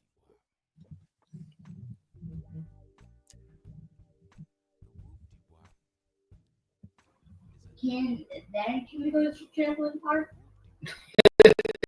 Well, she does have family, Probably Skater. Zoe, but probably Oh, and by the way, Skater, hold on one sec.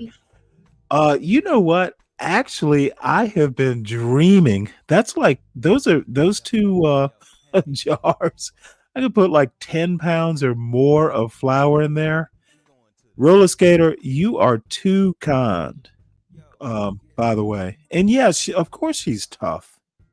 And look, if you are a young man who's 19, like my son happens to be, You want women like this. You want women who are resilient, who are tough, who take lemons and make lemonade. This bullshit about you gotta you look, the woman is a real woman, and you know what? A real man knows a real woman. A real man knows that woman is not gonna necessarily be, um I don't even know what the hell these manosphere types want in a woman. I want a woman who can survive this. This is the type of woman you want to protect. You want, like, oh my Lord, she has been through hell. Let me see if I can make her life better. And you don't necessarily know this sort of stuff when you're dating. You go into the club. You don't learn this sort. You don't, in my opinion, you don't really learn who the woman is you married until you marry her and you go through a tough time or two. And, having your first child might be a tough time or two. You will know the measure of the woman. And you know what? I certainly recommend that, at some point after you first met a woman and you want to dance at the club and you want to show off your Lamborghini and you want to, show her your fly apartment and your clothes and all this bullshit, there will come a time when none of it matters. And if you date long enough, and it's not even like, you will know each other. And I was watching something on Drip Show the other day, this woman on some YouTube show where she's talking about, well, I make this amount of money. It was like $400,000, and I'm only going to date a man like $70,000. Isn't, you need to make about the same money or more, leadership.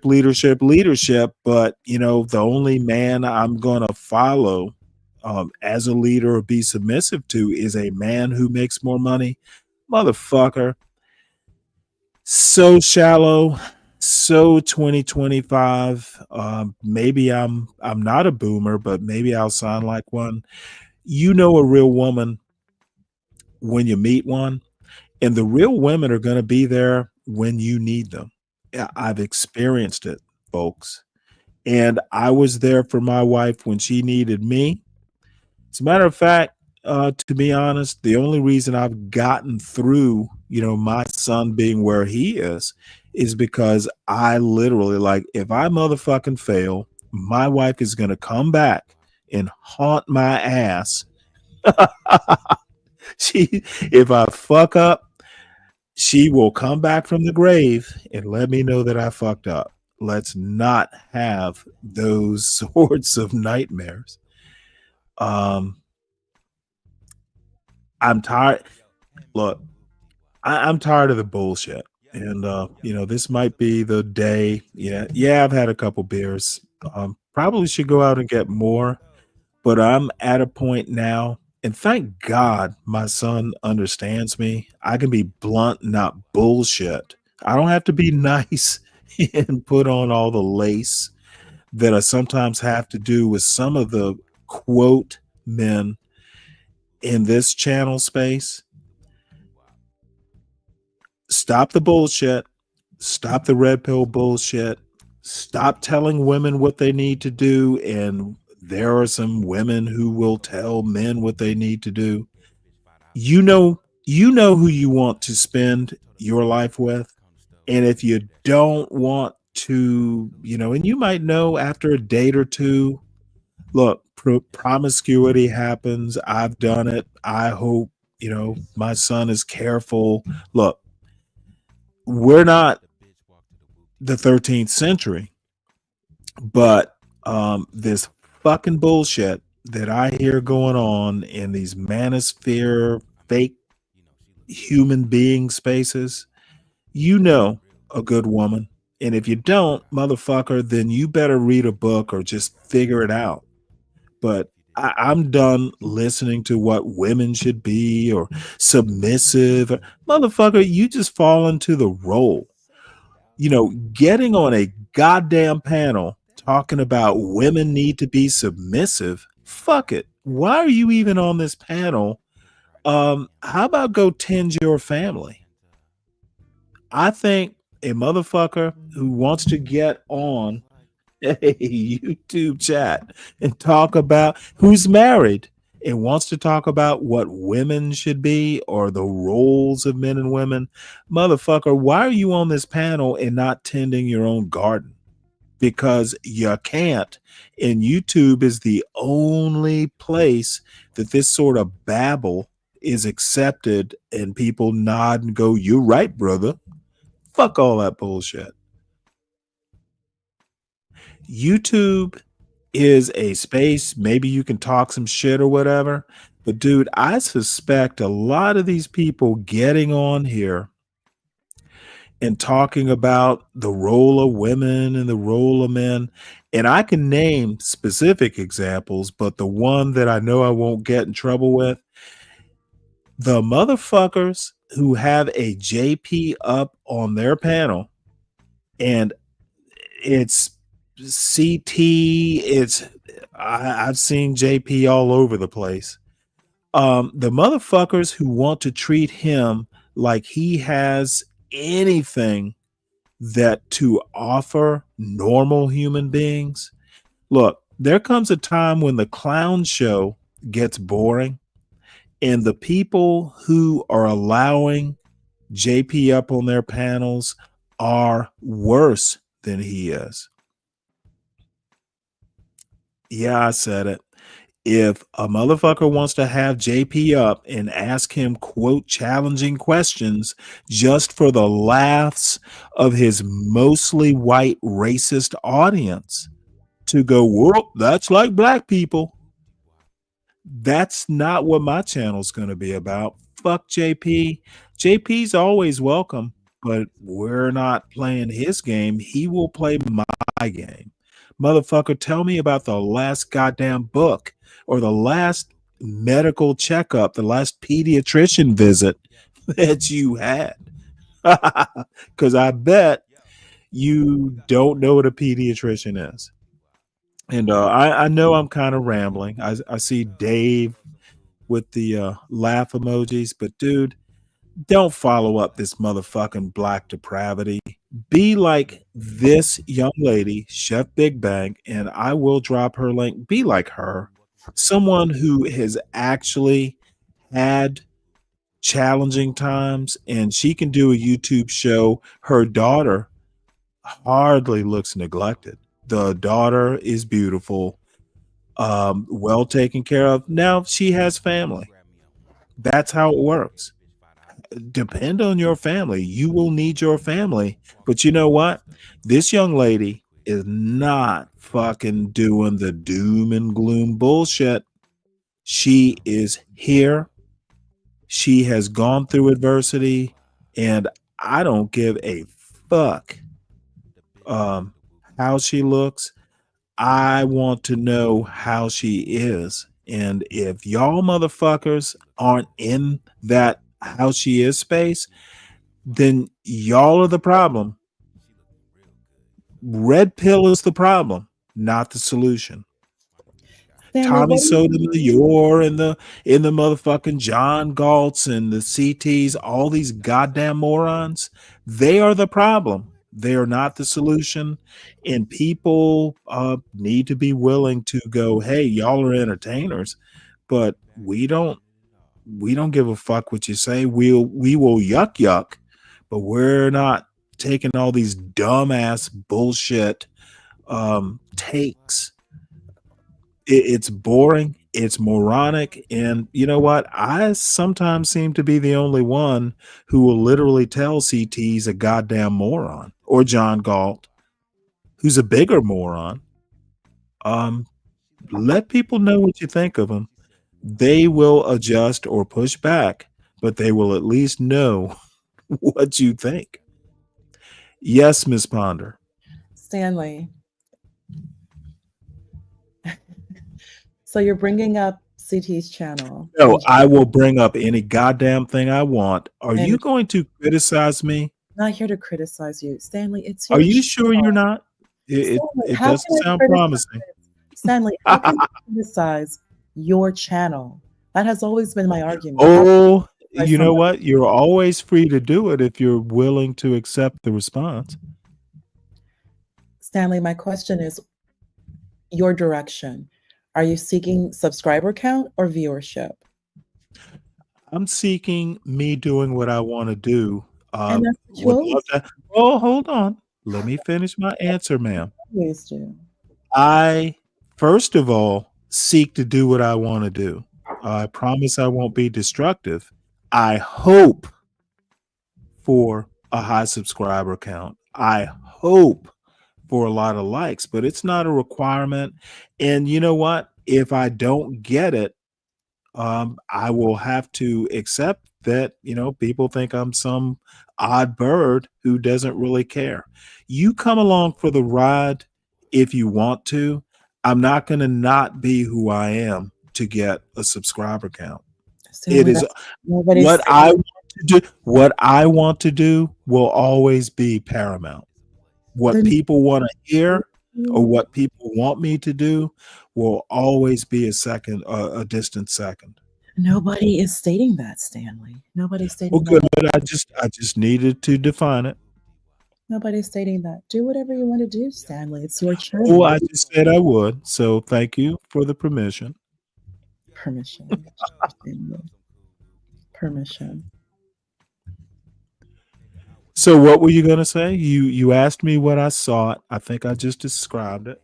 Yeah, it comes down to viewership. That's what YouTube wants to see. That's where once you reach 500, then you're open up for monetization, mainly Cash App.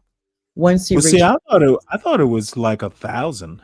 no, If 500. it's 500, I might be able to do it in 4 years. Stanley, I told you what you need to do. You saw what the Bolsheviks did. What do I need to do? Can you repeat it? Is it in a manual? Stanley, what's your goal? Ma'am. Is your goal 500? Just state your goal. My goal. My What's your goal immediate goal for your is YouTube? 500 if I can do what I want to do to get the 500. It's complicated. It's complicated. You're kind of sounding like a woman, as they say. You know what? It's- If I sound like, hey, wait, hold it. Did you think you were going to hurt my feelings if you said I sound like a woman? Well, I sound like a woman. I sound like this woman who has courage, who has stick-to-itiveness, fortitude, can survive hard times. I want to be like this woman. She's tough. She's tougher than most of the motherfuckers I've run into on this YouTube. Okay, Stanley. All you need to do, just make your goal just 500. If you can get to 500. Okay, you're not listening. You are fixated on a number. I am No, fixated Stanley, I'm fixated on a you. style to achieve that number. That's what? Excuse me? Pardon me? I want the number, but I'm not fixated on it. If I get there, great, and I probably will, but I'm going to do it the way I want to do it. I will not compromise. Okay, Stanley, you're saying a lot of things that nobody is even I am saying. literally saying what I want to say. I don't care how you take it. Okay, all right, Boomer. You have told you, Boo. Did you call me Boo? That's so sweet. No one ever, Boomer. Hey, Boomer. no one has ever called me. Are you my Boo now? Okay, Boomer. I mean, do whatever you want to do. Oh, I thought you said Boo. No, Damn. Boomer. Well, Boomer is a lot different than Boo. I'm speaking directly in regards Which would to you what prefer to call me, Boo or Boomer? I'm speaking specifically and directly. Hold it now. in Answer my question, ma'am. Subscribers. Am I your Boo or am I your Boomer? Stanley, the Bolsheviks did it in 30 days. 30 days, the Bolsheviks. A Bolshevist. Come on now. Am I your boomer or am I your boo? Stanley, the You're up Bolsheviks there a did lot, it boo. 503. I'm going to call you boo. It can be done. Question, ponder the boo. Stanley, do whatever you want to do. It's your channel. I plan on doing that, Miss Ponder. I think I mentioned that. You did mention that. Yes, you did. And you know what? Yeah, of course I want to be monetized, but you know what? I'm not monetized now, and I'm not starving. It's much more important to highlight wonderful women like this and to beat down the horrible red pill man monsters. I think if I had to be at 499 subscribers, but embarrass or humiliate some manosphere motherfuckers, I'd stay at 499. Humiliating manosphere monsters is actually what I'd rather do than hit 500. What do you think about that? You can do that. Just make sure you do it at a particular time so that you're in the algorithm. I'm going to do it at 5:45 every morning. No, I'm not saying no. You're consistent. That's good in the morning. It's daytime. It's daytime. People are up. People are watching and listening. Well, they're also at work. And see, that's the other thing I've noticed. They can't fight back effectively because their bosses won't let them. I can piss off some motherfuckers, and there's not a damn thing they can do about it. Also, remember back in the day, talk radio, like at night, they always had. Oh, I know Art Bell. I know George Norrie. I've Sure, you been remember listening. some of the oldies, like there was that Oh, show. I started listening to Tom radio Leitner. overnight back when they used to play the old time radio shows on CBS, CBS radio. We're talking 76, 77, 1976. Oh, yeah, I know radio. Okay, As a well, matter of fact, I know it well. it's boomer time. I'm thinking, no, I'm stating more. I'm not a boomer, but you know what? I will accept the honorific. That's good to know. 90s nighttime radio, talk radio. 90s, dude, I was doing it back in the 70s. Catch up, girly. Stanley, anyway, I'm speaking specifically that particular time, the audience, you want to also, if I'm just stating, if there's the conditional, if you're seeking to build subscriber count and your subscriber count goal is 500, and 500 should be a goal because that's monetization. Another good time to go live is also at night, particularly on the weekends, because you cross. Not doing it. Okay, there you go. Just throwing out ideas. I gotta catch up on this reading. I swear I do. Okay, Stanley.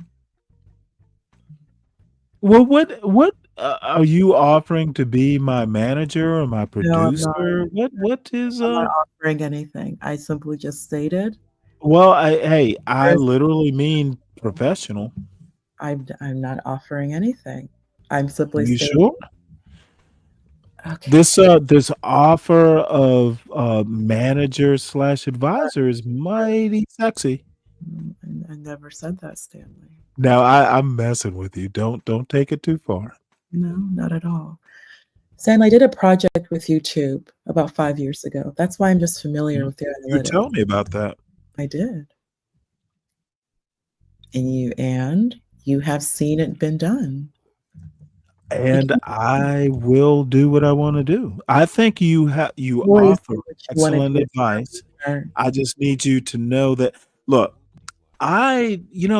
John talked about, back in, 6 months ago, 7 months ago, I was literally starting at like 2 or 3 in the morning. And I have been pushing it back for quite some time. There were morning shows that, they wanted me, hey, kind of be done by this sort of time. I've been the most consistent thing on this channel so far. That's And very folks like you who wanna call me, boomer and all this stuff. Mhm. Here's the one thing that I actually have done, and y'all think, and not you specifically, but there are people who think I'm a feet, and feet as in EFFETE,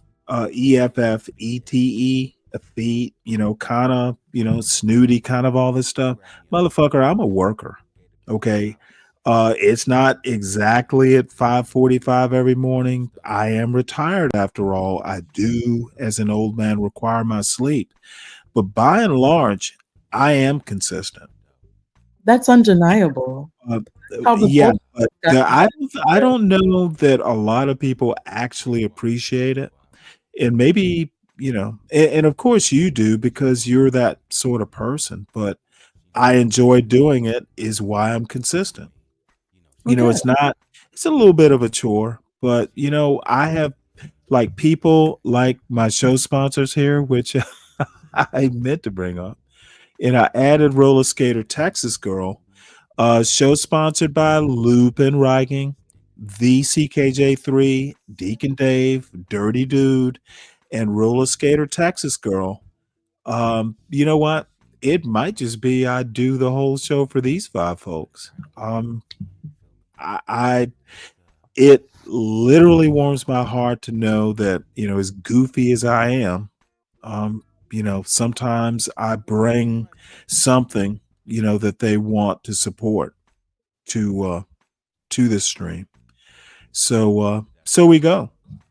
Um I need to be better. I need to be less assholish. I need to be a lot of things. You never stop working on, being better. But I also relish shit. I relish you being on the panel. You have stick to itiveness, that's for sure. This woman on the screen, you know what? I think she is a damn saint. This woman literally had BRAIN surgery like a month and a half ago.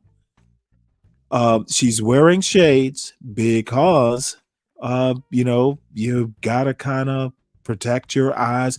Look, the woman has been through hell, and better than that, this isn't her first rodeo. She has had several rodeos. Look at that young lady.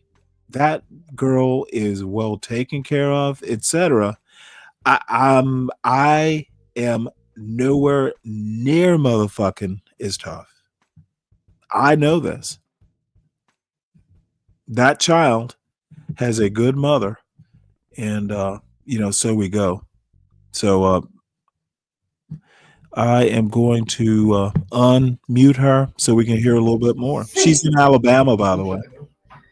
There's nothing wrong with it. And it's spilled all over me. And there's water on the floor. That's how bad.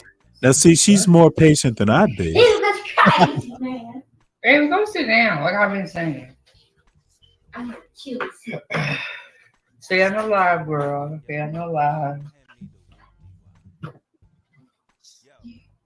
Yeah. I don't know why, but when I opened that window, I got cold. Maybe that's because I went to the AC or went by it. The sink is dead. I'm revenge. Yeah.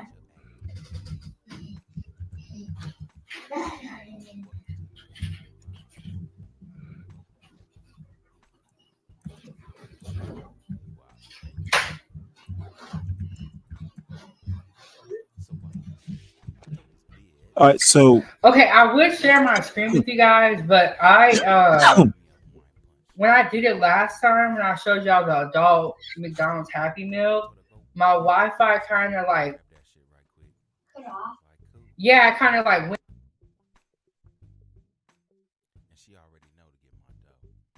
yeah, I'm gonna duck out of that. So anyway, I want to everyone, if you're new, please subscribe to the Stanley Cross channel. Make sure you share out this depravity. This depravity can only be shared and dissipated by more people subscribing to the channel. The more people subscribe, the less depraved this whole channel gets.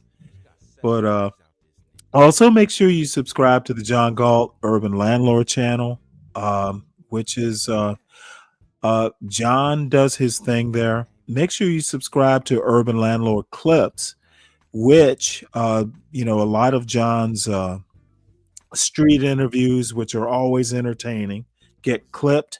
So you see the best of the best. You don't necessarily have to go through I'm going to use a fancy word, the interstitial spaces. You go from interesting to interesting that way. So support the Stanley Cross channel and Stanley Cross. Show sponsored by again, the show sponsors, mainly they're sponsoring tomorrow's show, which totally appreciate. So let's see, where do we go next? I have no clue. Sometimes I should have a clue.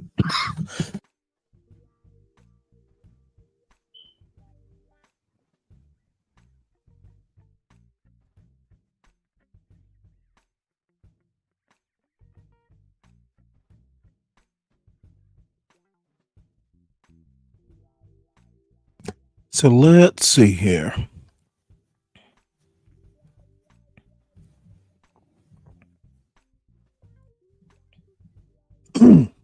Well, see, Charles is doing a show today. CIA versus weird little gay kid. Eek. I will not be participating in that show. Any recommendations there, Ms. Ponder? For shows to watch? Sure. What do you like to watch? Stanley, I watch a lot of history. Videos? History, yeah. My current focus is on Prussia.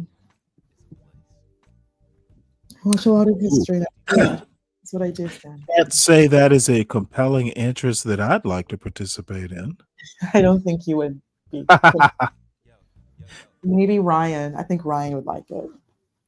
Yeah, you know what? Ryan would like something like that. Racist that Oh he my is. gosh. Why do you have to bring in the race politics? Can it just be what it is? No, wait, hold it. Whoa. Here we I didn't go. bring in any politics. I said No, you he's a brought up racist. race. If you're going to bring up race and what I just Okay, said, tell me, Ms. Catholic educated woman, how is mentioning that Ryan is a racist bringing in race politics? Ryan is a What's up, Frost? You can't throw these words around like that. Oh, absolutely, I can. I do it all the time. I twist. So Ryan I the racist redirect. sympathizer. You call Brave a racist. You just say, oh, Let me ask you a question. Do you think I am saying something that I wouldn't say to Ryan if he were up on this panel? that's not even remotely my point. Okay, no. I To just answer your to answer question, the yes, question. you would say I'm heading in a direction here, ma'am. Do you think I am saying something I would not say if Ryan were on this panel?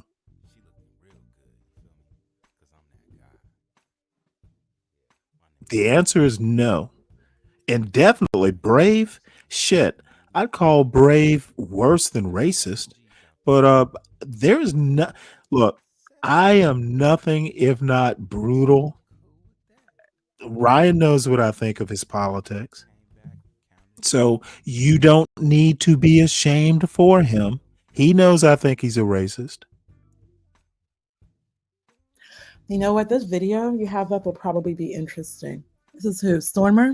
It will be distracting. You won't have to hear me say that your newest love interest is a racist. Stanley, And I'm really? making a joke before you get all Up in Ryan arms. is not even It my was a joke. It was a joke. Ryan is not my YouTube love interest. No. It was a joke.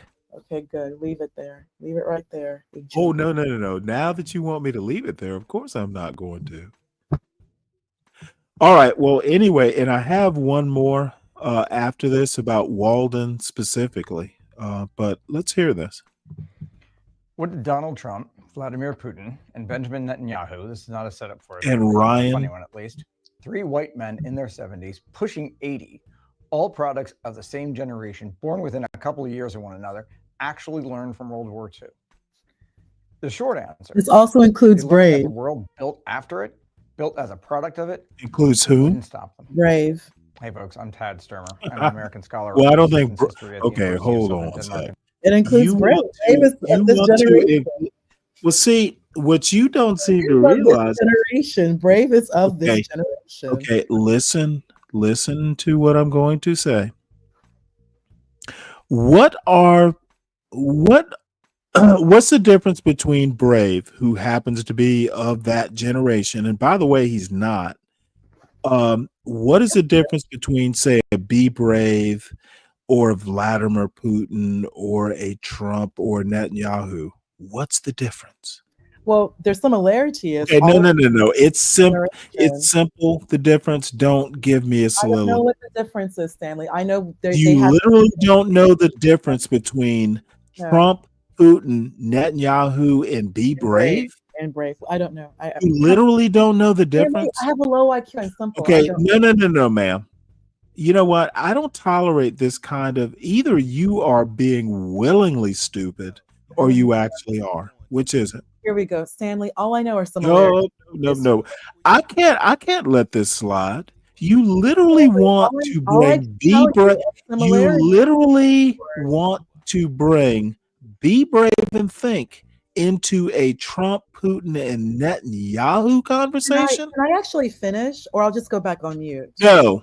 Okay, I'll go on mute. If you literally want to bring Be Brave and Think into the same conversation, and we're not just talking generational, because these gentlemen are, some of them 9 to 10 years older, they are not in the same generation as Be Brave. Brave is But what's more disturbing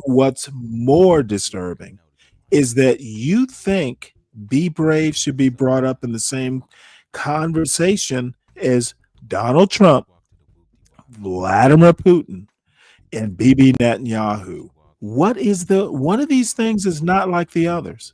Can I Can actually you tell me? complete my Let's sentence? play some. I Let's don't play have some anything to Sesame. say on this matter. Let's play some Sesame Street here. Why is Be Brave not like the others? Any idea? Or am I just going to have to mock you until you tell me or leave? Dude, this kind of stupidity, Ponder, I cannot ignore. Be Brave, Putin, Trump, and Netanyahu. This is, you know what? You might as well not even bother. It's literally lowering my opinion of your intelligence. I could care less. I could care less. Well, you don't have to care less. Didn't ask you to care. Probably not smart enough. Continues to play Trump over Ukraine. Deadlines, anyone? Trump. And Trump continues to play the Democrats of the United States over the future of democracy. One of these Let's talk things about is not lessons like from the World other. War II. From Mussolini, Hitler, and Franco, how to probe the limits of your opponent and how to keep moving when the response is only words. In the chaos left by World War I, Mussolini was the first of the fascists to test the system. For his plans, he needed to know whether the League of Nations meant what it said by kind of the first never again. You think Be Brave even knows what the League of Nations all the loss of is? the Great War was too fresh, that they would be too afraid, especially for their own political lives, to risk another conflict. So he invaded Ethiopia in 1935 to try out his thesis. The League, of course, condemned him. Strong statements. They imposed sanctions, but it didn't work. They were weak. They excluded oil, the only thing that might have made Mussolini pay attention. And then it was undercut by Britain and France's own secret plan to carve up Ethiopia between Italy and some sort of puppet state they would set up. and Mussolini rolled on. The lesson that he took from Western leaders, that they're weak. Democracy makes them cautious. They're afraid to act. You push your point, they're going to back down. They will always back down. Just keep going. Hitler watched. Ethiopia had been swallowed whole, and the democracies had done nothing real. He started kind of small, but pointed, remilitarizing the Rhineland, moving back in March 7, 1936, in open violation of the terms of the Treaty of Versailles that ended World War I. They would have to pay attention to that, right? Ripping up an entire important section of it, taking back part of this land, and by the way, restoring your military and air force?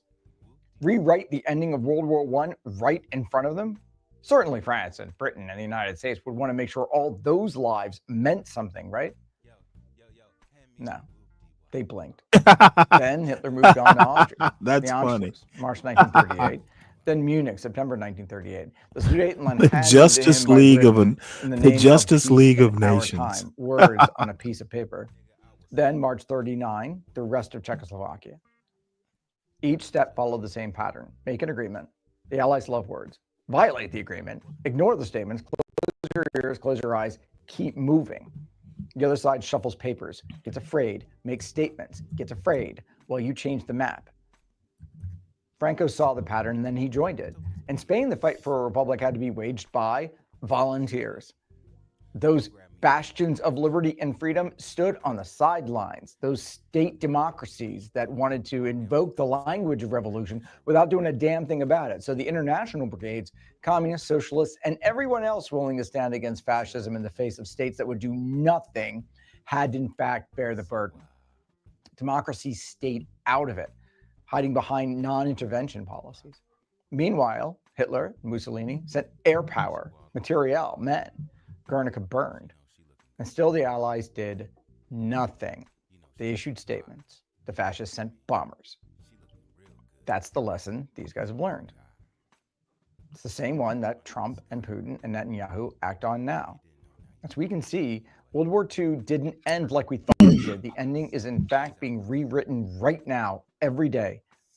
The so-called post-World War II world order was never an order, it was a suggestion, built on a pretense that an abstract thing called the international community could influence those who saw it as what it was, nothing but performance art. That illusion ended long ago. Those three are just acting openly on what has been true for a while. So the UK, France, and others, they can keep pretending. They can issue another condemnation. They can attach absurd conditions to recognizing a Palestinian state. Conditions so impossible they prove the whole thing is just another piece of paper. They can keep fighting a lame proxy war in Ukraine, which might be Spain all over again. It's the same with the so-called opposition in the United States, fighting Trump with speeches and social media posts while the structure of American democracy is dismantled in front of them. They fight fire with words, and words can be ignored while the fire still rages on. And that's where the lessons of resistance history can matter. All we've got is words and ideas and examples. We can deploy them, though. Resistance history is not a history of power. It's not a history of authoritarianism. It's not a history of tyranny. It's a history of what people did about it. Not protest, not opposition in name only, but actual effective pushback that either made a difference or failed in the attempt, but we can learn lessons either way. Don't want the Nazis to use your railways and ships to move troops and supplies? Light them up. Between 1942 Oops. Sorry about that. and 1943 in Denmark, acts of sabotage went from rare to relentless. You want to protect your Jewish population from deportation? Get them out. All of them. The key? Action. Direct action against abusive authority, not words. It works. Make the abusive authority feel the pain. Recalibrate. Know there are costs. There are none right now for those three. Resistance history is also a way of doing history. Pushing back against the nationalist narratives built into the post-war world, all those mythologies. Resistance history seizes the archives and tells the truth that those power want buried. Because those myths serve authority, not understanding.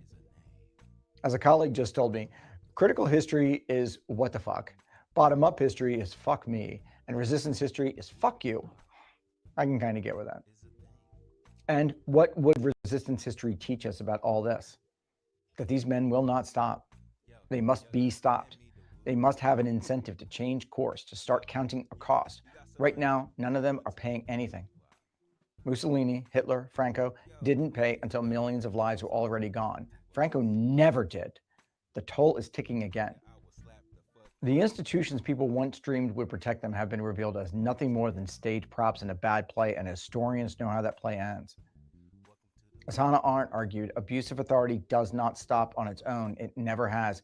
It will either be stopped or it will consume itself, but those are the only two options. Now spin out those implications. Here's your resistance dispatch of the day. You know, this guy, I knew, I kind of understand why I kind of jibe with this guy. Hey there, folks. Hope you're doing well today. He is, I had a professor and he taught anthropology. And then I also took a military history course from him. He was an archaeologist and a military historian, oddly enough. And he wound up retiring. I don't know. This is like maybe even 10 years ago. But I actually I didn't run into him, but I was watching this thing on the History Channel, and he was like the primary historian or something. And I hadn't thought of him. Like, I was married and had a child, and I'm like, holy shit.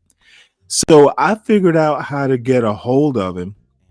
And he was teaching at East Carolina. Anyway, it was some Civil War site. This dude has done like marine archaeology. You know, he was a real badass. But anyway, Ted Sturmer, he's a U.S. Army guy. His father was a career Navy guy. And, you know, I was thinking, well, you know, all this resistance bullshit. So, you know, that's kind of a military mindset.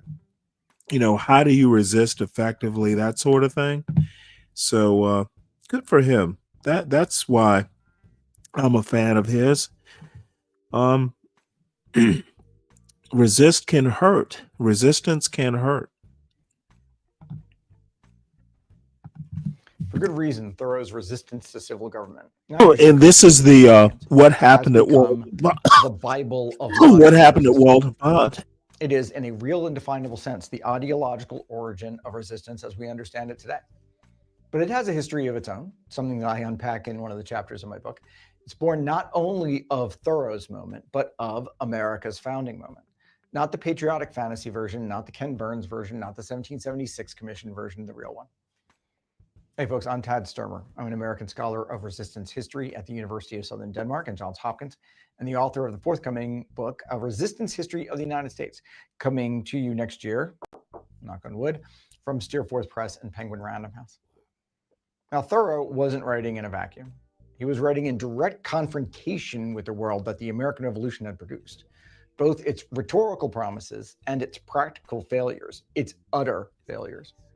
And that was all pulled from Enlightenment ideals, really, but also from their collapse, and how they were gutted and twisted in the hands of self-interested men who used the authority of government and those new ideas about the nature of government all for their personal gain, all while draping themselves in the language of universal liberty and shared interest.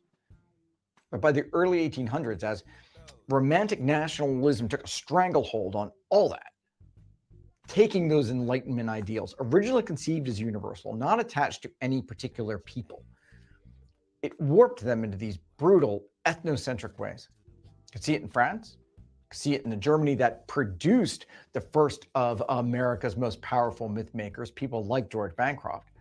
And you can see it in the United States, where it gave cover to slavery, rapacious expansion, and exclusion.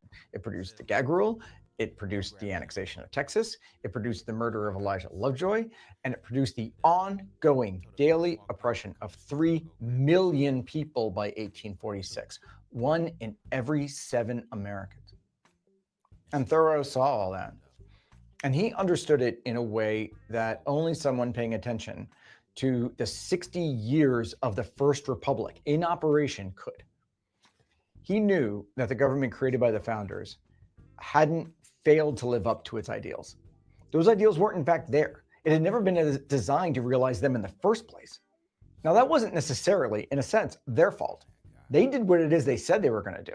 It was the fault of everyone who then and since had thought they were doing something else. The First Republic was working exactly as they had intended it to protect the rights of a few, to hoard power in the hands of men like themselves, and to barricade their system behind mythology and ritual and some really nice words. Thoreau understood that the deep roots of American chattel slavery in the First Republic was not some conceptual conflict. It was not some ridiculous original sin. It was intentional. It was foundational. That no matter what language the founders used about liberty, they had written a constitution that entrenched a regime of abusive authority, and it was destroying lives every day. And the founders had meant for it to do just that. That's what made resistance necessary. And Thoreau laid the grounds for what that meant and what it means. Nonviolence? You don't know Thoreau. Because Thoreau also saw what made American resistance especially difficult then and now. He saw the hurdles, our national mythologies, the stories that protect institutions from any real scrutiny and protect the comfortable from consequences. All of our history is wrapped in nationalism on the left or nationalism on the right. This belief that injustice could be tolerated as long as progress was promised, that harm in the present could be justified by imagined justice in the future. We'll get there someday. Just go ahead and participate in the struggle for now. Thoreau had enough of that. And he had enough of the appeals to reason, to regular order, to incremental reform, enough of the moral posturing, enough of the hollow speeches and petitions and rationalizations, because they weren't just useless. Thoreau pointed out how they were enabling harm, destructions to lives that just can't be put back together. He understood that performative opposition is not harmless. It's complicity. It sees harm, it recognizes injustice, and it still allows it to continue, to keep harming. Because people with power are more comfortable putting change on the calendar than confronting it in the present. He laid out the failure of a political strategy based on compromise and deflection and messaging. His disgust with voting and petitions was a direct response to a political system where both choices, both major parties, were part of maintaining the status quo on the nation's most fundamental injustice. Thoreau lays all that out. And the idea that we should wait for justice to prevail, that liberty, that change, that structural change will come eventually, will come peacefully and quietly after another session, another compromise, another election, against people whose entire interest it is to maintain the status quo, preventing change. Because even among the performative opposition, that change might come for them too, and they ain't having it. To Thoreau, that was cowardice. Thoreau wrote Resistance to Civil Governments first as a speech, as a call to action, to name all that for what it is and to refuse it. He stopped paying taxes. He went to jail, not because it was performative, but because it was honest. It was a refusal to feed a system that fed on others. He saw the cost of compliance. He saw the rot in the foundation, and he said no. John Brown heard all that and acted. Alice Paul heard that and acted. Martin Luther King heard that and acted, each of them citing Thoreau. And for those of you who have been asking, that's where modern American resistance begins. You want to know what he was doing at Walden Pond when he was thinking about living deliberately? He was thinking about resistance, and there's nothing more deliberate than that. So get your copy now. It's the beginning of your resistance reading list, the start of a playbook for us all. Henry David Thoreau, Resistance to Civil Government.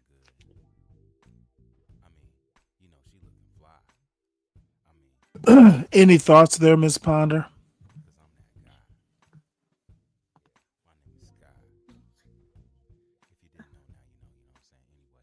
Hello? Thoreau, and thank you for correcting me. I always get those two because, like you said, they were friends. Well, it's not that hard. They were all kind of transcendental. And you know what? Like I said, I hadn't really thought of Thoreau until recently.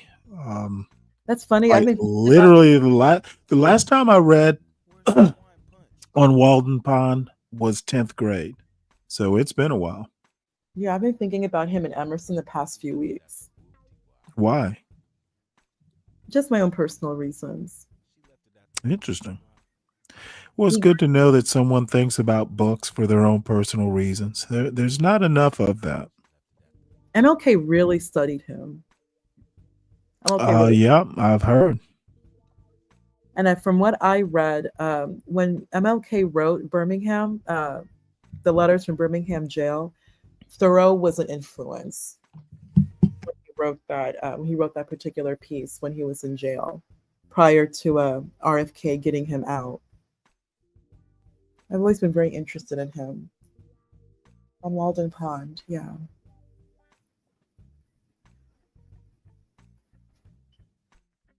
Can I now please answer why I brought up Brave with the other three? Oh, you've been burning to do that? Sure, why not? Those four all have history, direct history through their parents in Europe at that particular turbulent time. Nationalism is just what it's going to influence their politics, Stanley. That's all. And when if you are in your 70s pushing 80, all four of those men, not only are their parents from Europe and their grandparents, but that particular time in history, when we're discussing World War II, there's the world before World War II, which again is World War II is really World War I, Part 2, and the world after. It's a very, Stanley, you have to at least give that respect. It's so drastically different. These men have been hearing stories of like the old country, and now they're all heavily influenced by the United States. Netanyahu basically cannot breathe without the United States. Putin has been going back and forth with the United States. He does have a chip on his shoulder. Trump and Brave are both American.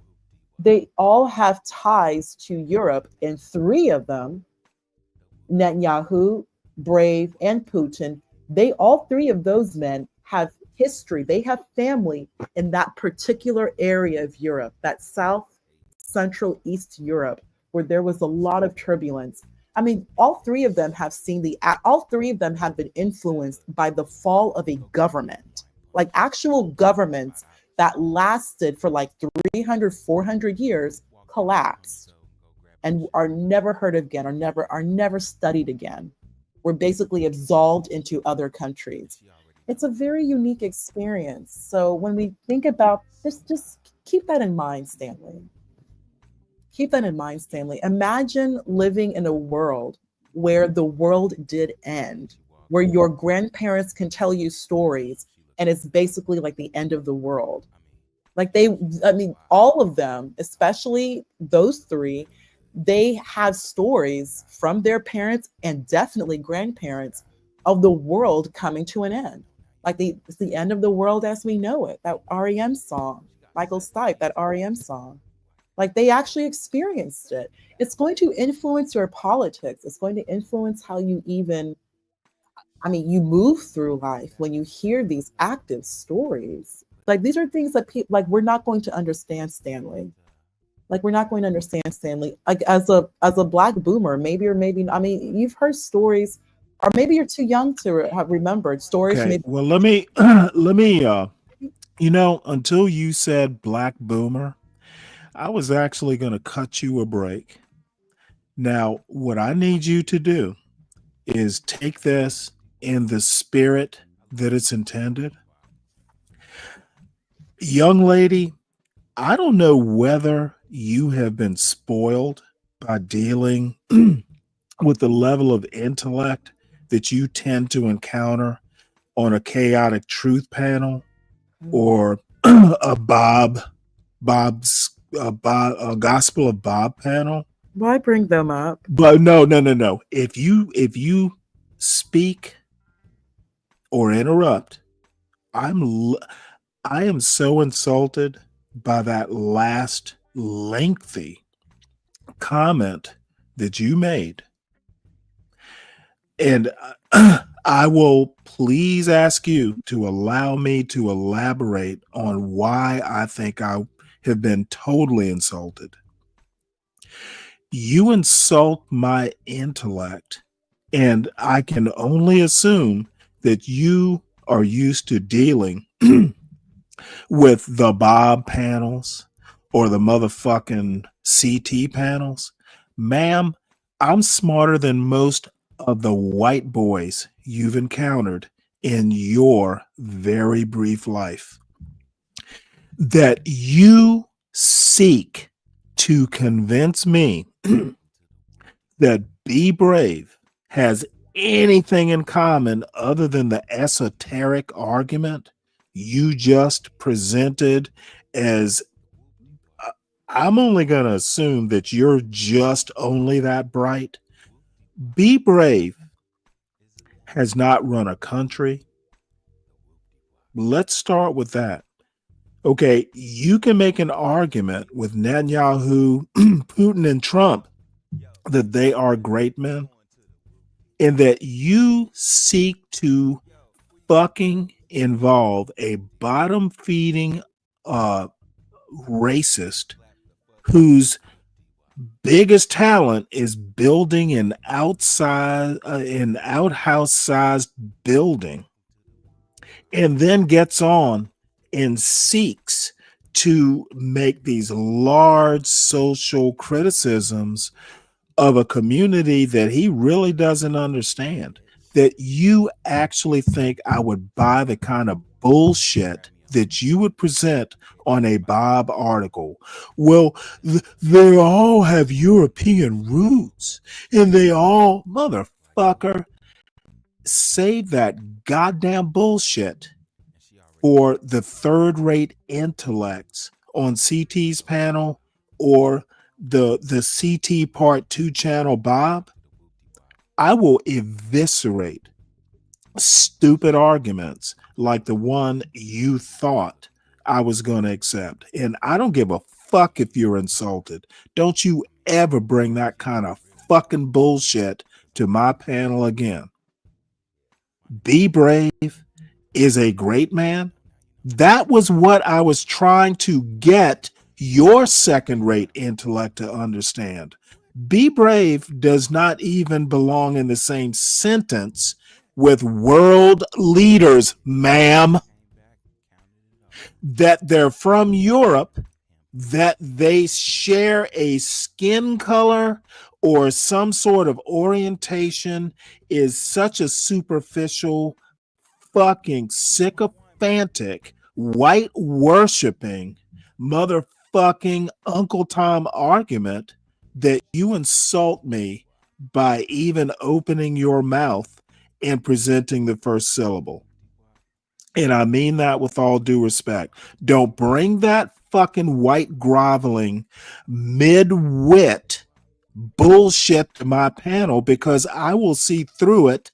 That's why I didn't want to talk about it in the first place, but apparently you thought that I'm Bob or I'm CT or I'm John Galt or Be Brave or whoever the fuck you thought I was. I don't accept that kind of bullshit.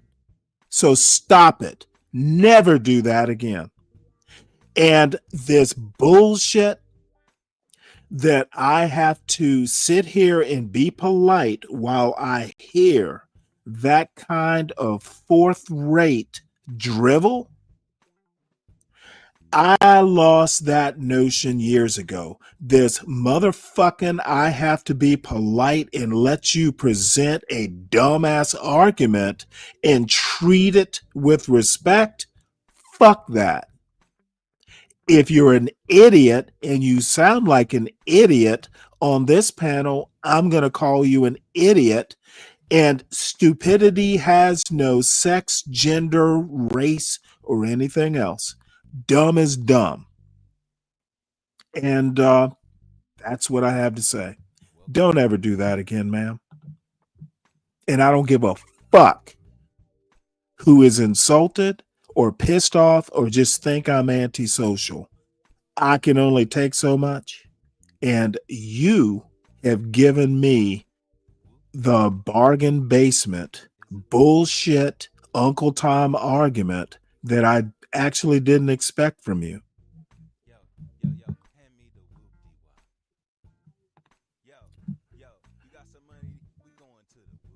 the de-escalation private key. Fuck all that bullshit. Why the fuck would anyone ever think? I kept asking like 8 times, why does Be Brave in why is he even in the same thought process of a Putin, a Netanyahu, or a Trump? And this silly woman is going to tell me that they have similar backgrounds? They don't even have fucking similar intellects. Be Brave is his house leader. These motherfuckers literally run countries, and she wants to think Be Brave is on the same level. That is motherfucking 4chan level fucking stupid. And coming from a black woman, oh my God, what happened to you, dear? What kind of motherfucking Stockholm syndrome are you suffering from? White is right? That seems to be the theme. Motherfucker, Be Brave is literally a failure. But you want to compare him to Bibi Netanyahu, Vladimir Putin, and even Donald Trump. I'm not a fan of Trump, but goddamn, he's president of the United States. And you want to compare an outhouse builder in the same sentence with a president of the United States. That is some fucked up, fucking like brainwashed by white supremacy bullshit. Ugh. And that you brought it up. I tried to warn your dumb ass off of it, but you wanted to bring it up. You wanted to talk about it. And you know what? I literally let you hang yourself. I knew what my response was going to be about a sentence into it. But you know what? I wanted to play by that fucking heterodox, weak, white, mediocre white man rules. Everybody gets to have their say. It's only polite. Fuck you. I take arguments like that. I eat them for breakfast and I shit them out at night. And don't ever do that again, man. Don't ever do that again. Motherfucker, I have some black pride, and I would hope that someone would make better use of her education than to compare Be Brave to Bibi Netanyahu, Vladimir Putin.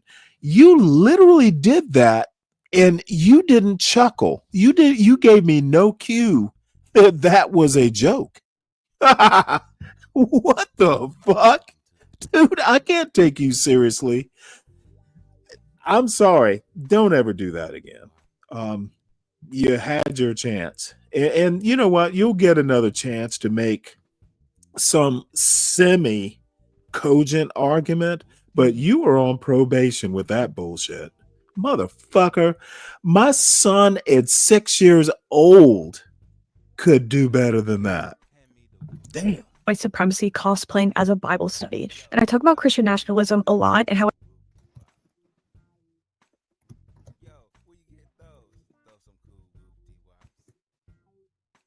You're good, Stanley? You feel better? You got that off your chest? I'll go back on mute.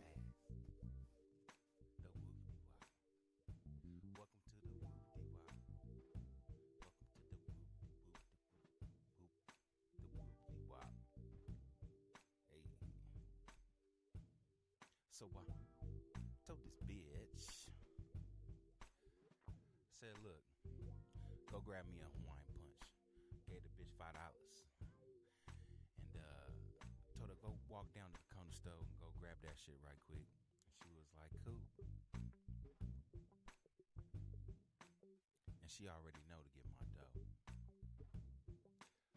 So the bitch walked to the whoop-de-wop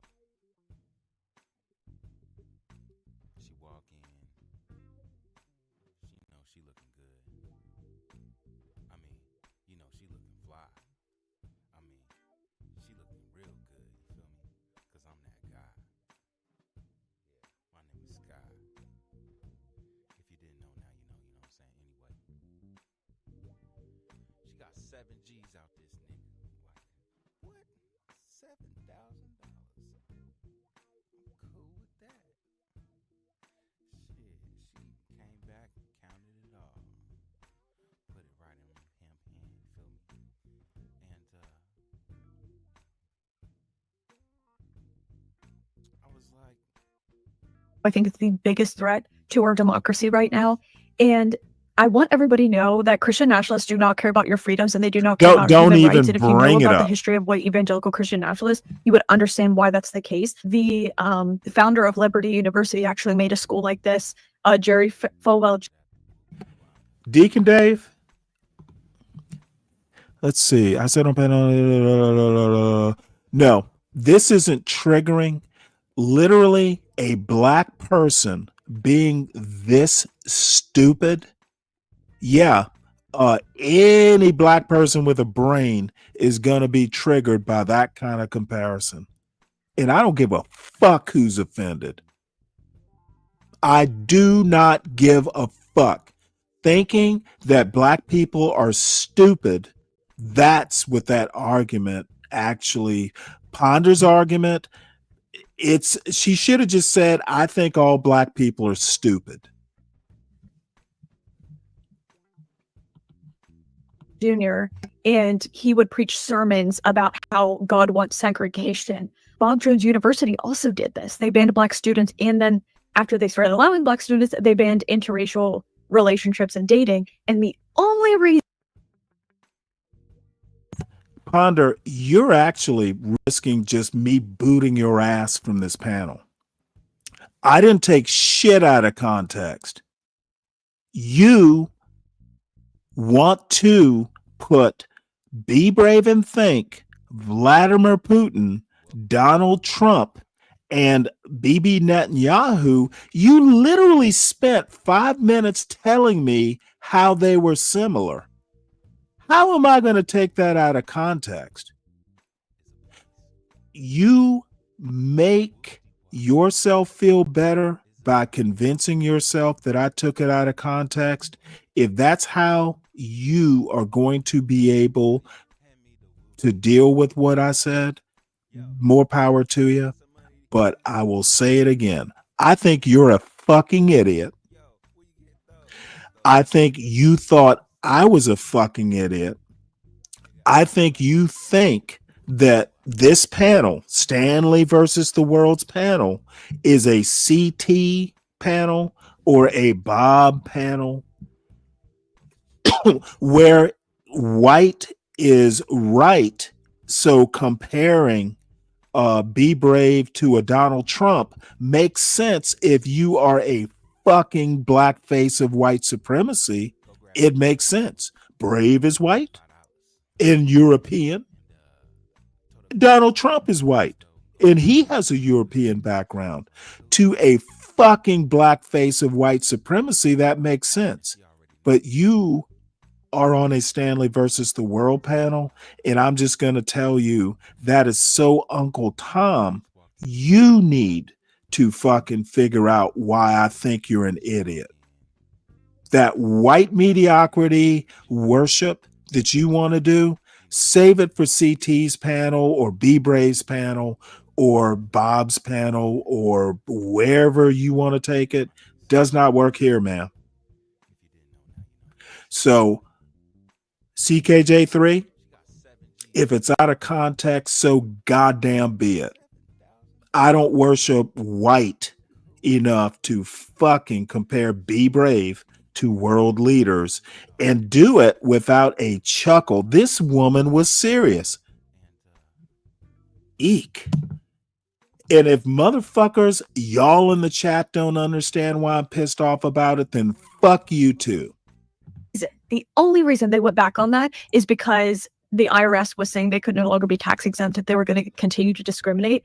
And I want it to really sink in that these schools started not because they wanted to teach these kids about the love of Jesus, but because they didn't want a black child sitting next to their white kid. The more history you learn about white evangelicalism, Christian nationalism, the more you realize how serious of a threat it is to our freedoms and human rights. Hi, guys. I'm Jenny, former MAGA, Christian nationalist, white supremacist, Mormon tradwife turned. Oh, and by the way, I'm playing this for a reason. This is the damage that white supremacy will do. You know what, motherfucker? CK, you don't need a timestamp. I said she said it, and I tried to ward off the stupidity. I kept saying one of these things is not like the other, Ponder. If you want to talk Donald Trump, Putin, and all that shit, one of these things is not like the other, and she wasn't bright enough to understand. Number one, you shouldn't make the argument. Number two, I'm going to be fucking annoyed by the argument. And number three, now you have confirmed that you think I'm just another dumb nigga. I'm not goddamn CT or John Galt. Motherfucker, I actually know shit. And you worshiping whiteness is not a commonality that you and I have. Evangelical. Assholes. And today I'm going to do another one of these videos that I absolutely hate to do under the category of Jenny's MAGA confessional booth. I'm going to spill the tea on some of my old ideology from my life before I left all of that behind. I think that this might be my least favorite topic to talk about yet. Oh, and by the way, this white girl, who's actually over 50, believe it or not, might have some advice for the questions to ponder sort of people. She was able to shed her notion of white supremacy, comparing Be Brave and world leaders. That it is literally like the most startling example of white worship, the blackface of white supremacy. I don't think I've ever run into anything so startling. And then the notion that you think that I'm a goddamn fucking coon of the CT John Galt Bob variety, not motherfucking hardly. There's a reason I don't go on their panels, because this is the result. This fucking flattening, this race. As a matter of fact, you kind of disrespect Donald Trump when you compare him to Be Brave. Motherfucker, Donald Trump should fucking be pissed off at you too. Here we go. We live in an era of race wars that are very quiet, very covert.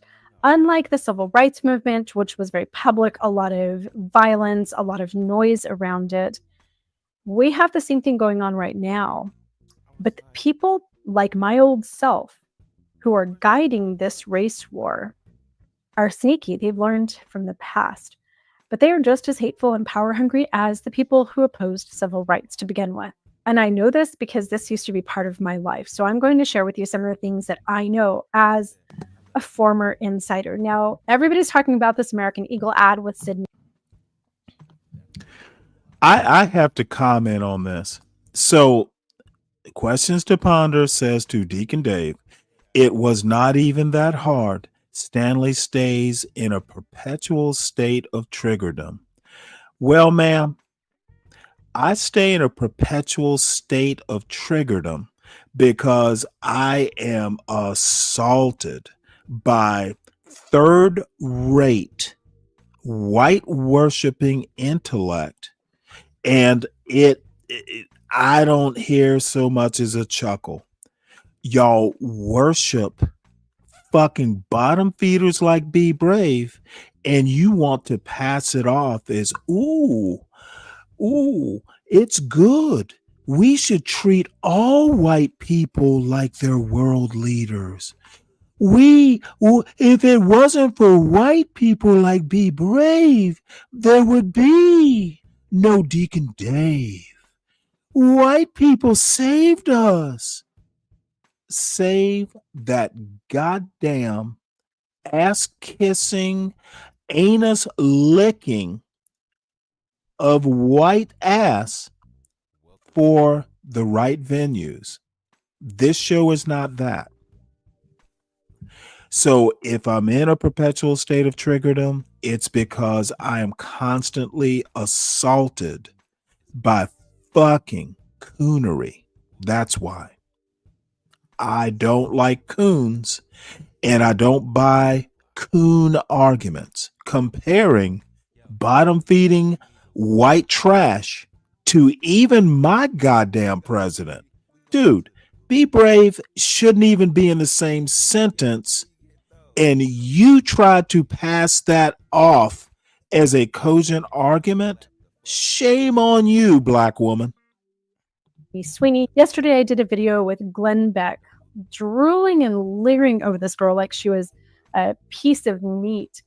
Today, I want to dive into the eugenics aspect of it. Today, I'm going to say the quiet part that possibly that ad and definitely Glenn Beck was alluding to out loud. And as a reminder, I was the same religion as Glenn Beck, and I was as radical as he was. I was a huge Glenn Beck fan, and there is no difference between his ideologies, his way of operating, and my former self. So I've been getting a lot of questions on my page as I talk about my life in white supremacy, about eugenics, and whether or not I believed in eugenics. And the answer is absolutely yes. Yes, I believed in eugenics. I was a white supremacist. Let's dive in. I'm Jenny Gage, and this is Life Take 2. First, I want to thank all of you for being here on this journey with me, for stopping by my channel. I know there's a lot of great stuff out there on YouTube, and I appreciate you pausing here to watch my video. As I'm in my comment section, I see one thing. I see people from all over the world who are trying to create a better future for our children. And not all of us know exactly how to get there, but so many of us are working to make that happen. I appreciate you. And I'm sorry I don't respond to all of your comments. I certainly read more than I'm able to get to. You don't need barbed wire, bricks, or steel bars to build a prison. I grew up in a cage so invisible, it looked like love. It sounded like God. It smiled at you from the church pew next to you and baked you cookies after church. But it was a prison just the same. That organization that radicalized Glenn Beck, it radicalized me too. And I always show these photos of myself as a young girl. I didn't join a white supremacist group when I was in college or in my 20s or 30s. I was always a white supremacist. I was born and raised into white supremacy. This is how old I was when my in-depth indoctrination program was begun. I was raised in what I now call America's friendliest white supremacist cult, the Mormon Church, or the Church of Jesus Christ of Latter-day Saints. Of course, I believed in eugenics, not because I was a monster, but because I was taught to believe that I was better. I was chosen. My bloodline was not only superior or supreme, it was divine. My cult took white supremacy to the next level. My personal purpose on earth was to breed more of me, and that's not a metaphor, that's doctrine. So when Glenn Beck defends an ad about a blonde with great genes, like it's holy scripture, I know exactly what playbook he's reading from because it was my playbook too.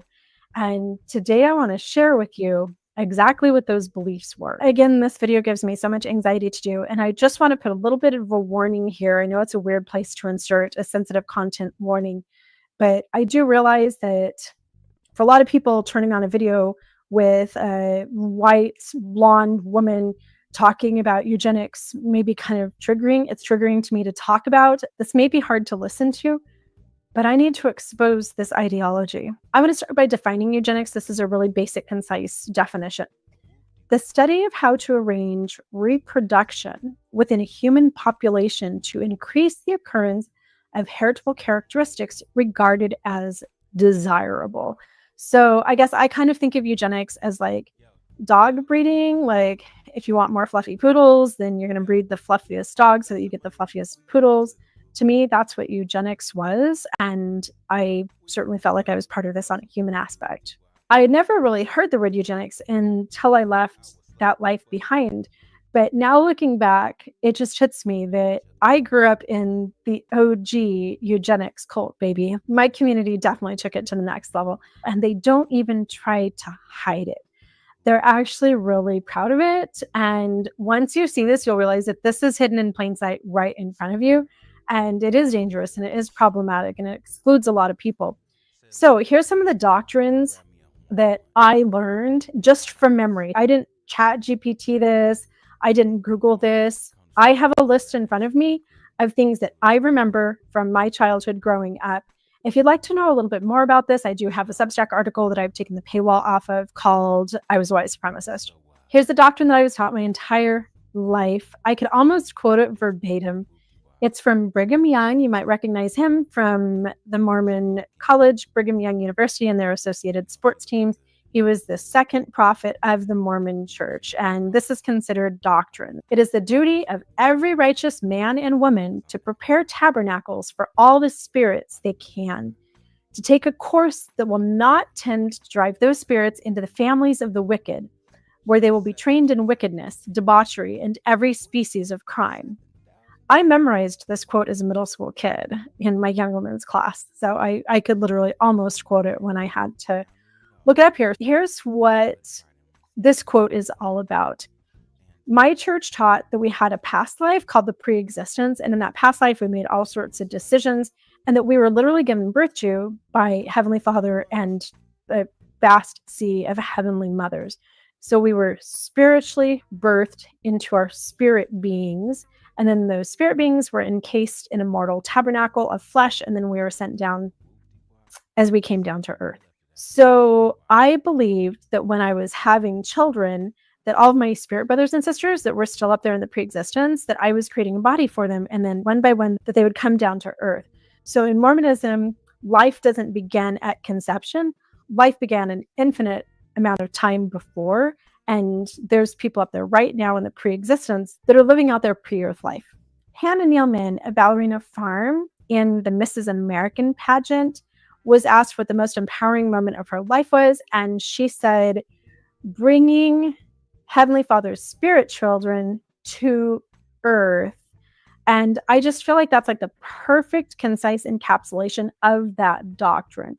I'm not just creating a body for people. I am bringing my spirit brothers and sisters to earth through my body so that they can live out their lives. So what Brigham Young says here in that context is that every righteous man and woman, and he's speaking specifically of Mormons who've been baptized, who are married in the temple. And at that time, you had to be white to do that. These white temple endowed Mormons have a duty to prepare all the tabernacles, all the earthly bodies, for all of the spirits that they can. Because all of these spirits in heaven, they have to come down to earth one way or another. So if the Mormons don't have all of the kids that they can, God's going to have to send those bodies to some bad people. And that's what the second half is.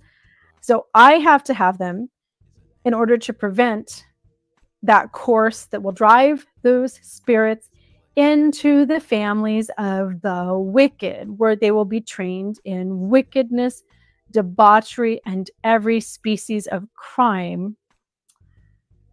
So I practiced eugenics on purpose. I was creating spirit bodies for my brothers and sisters that were up there in their pre-earth life so they wouldn't have to come to earth through the bodies of evil people. And here's who I believed those evil people were: Africans, Native Americans, LGBTQ people, also non-members, anybody who wasn't Mormon, Baptists, especially Muslims, Catholics, of course, single moms, drug addicts, and atheists were some of the biggest ones. I was never just having babies. I was a breeder for God, and I wasn't just building my own little family. I was building the kingdom of God on this earth. There was a song that we sang in choir when I was in college, which is super creepy now looking back on it.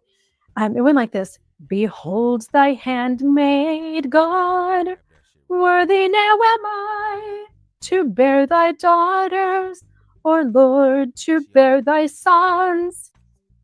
something like that. Hello, Handmaid's Tale.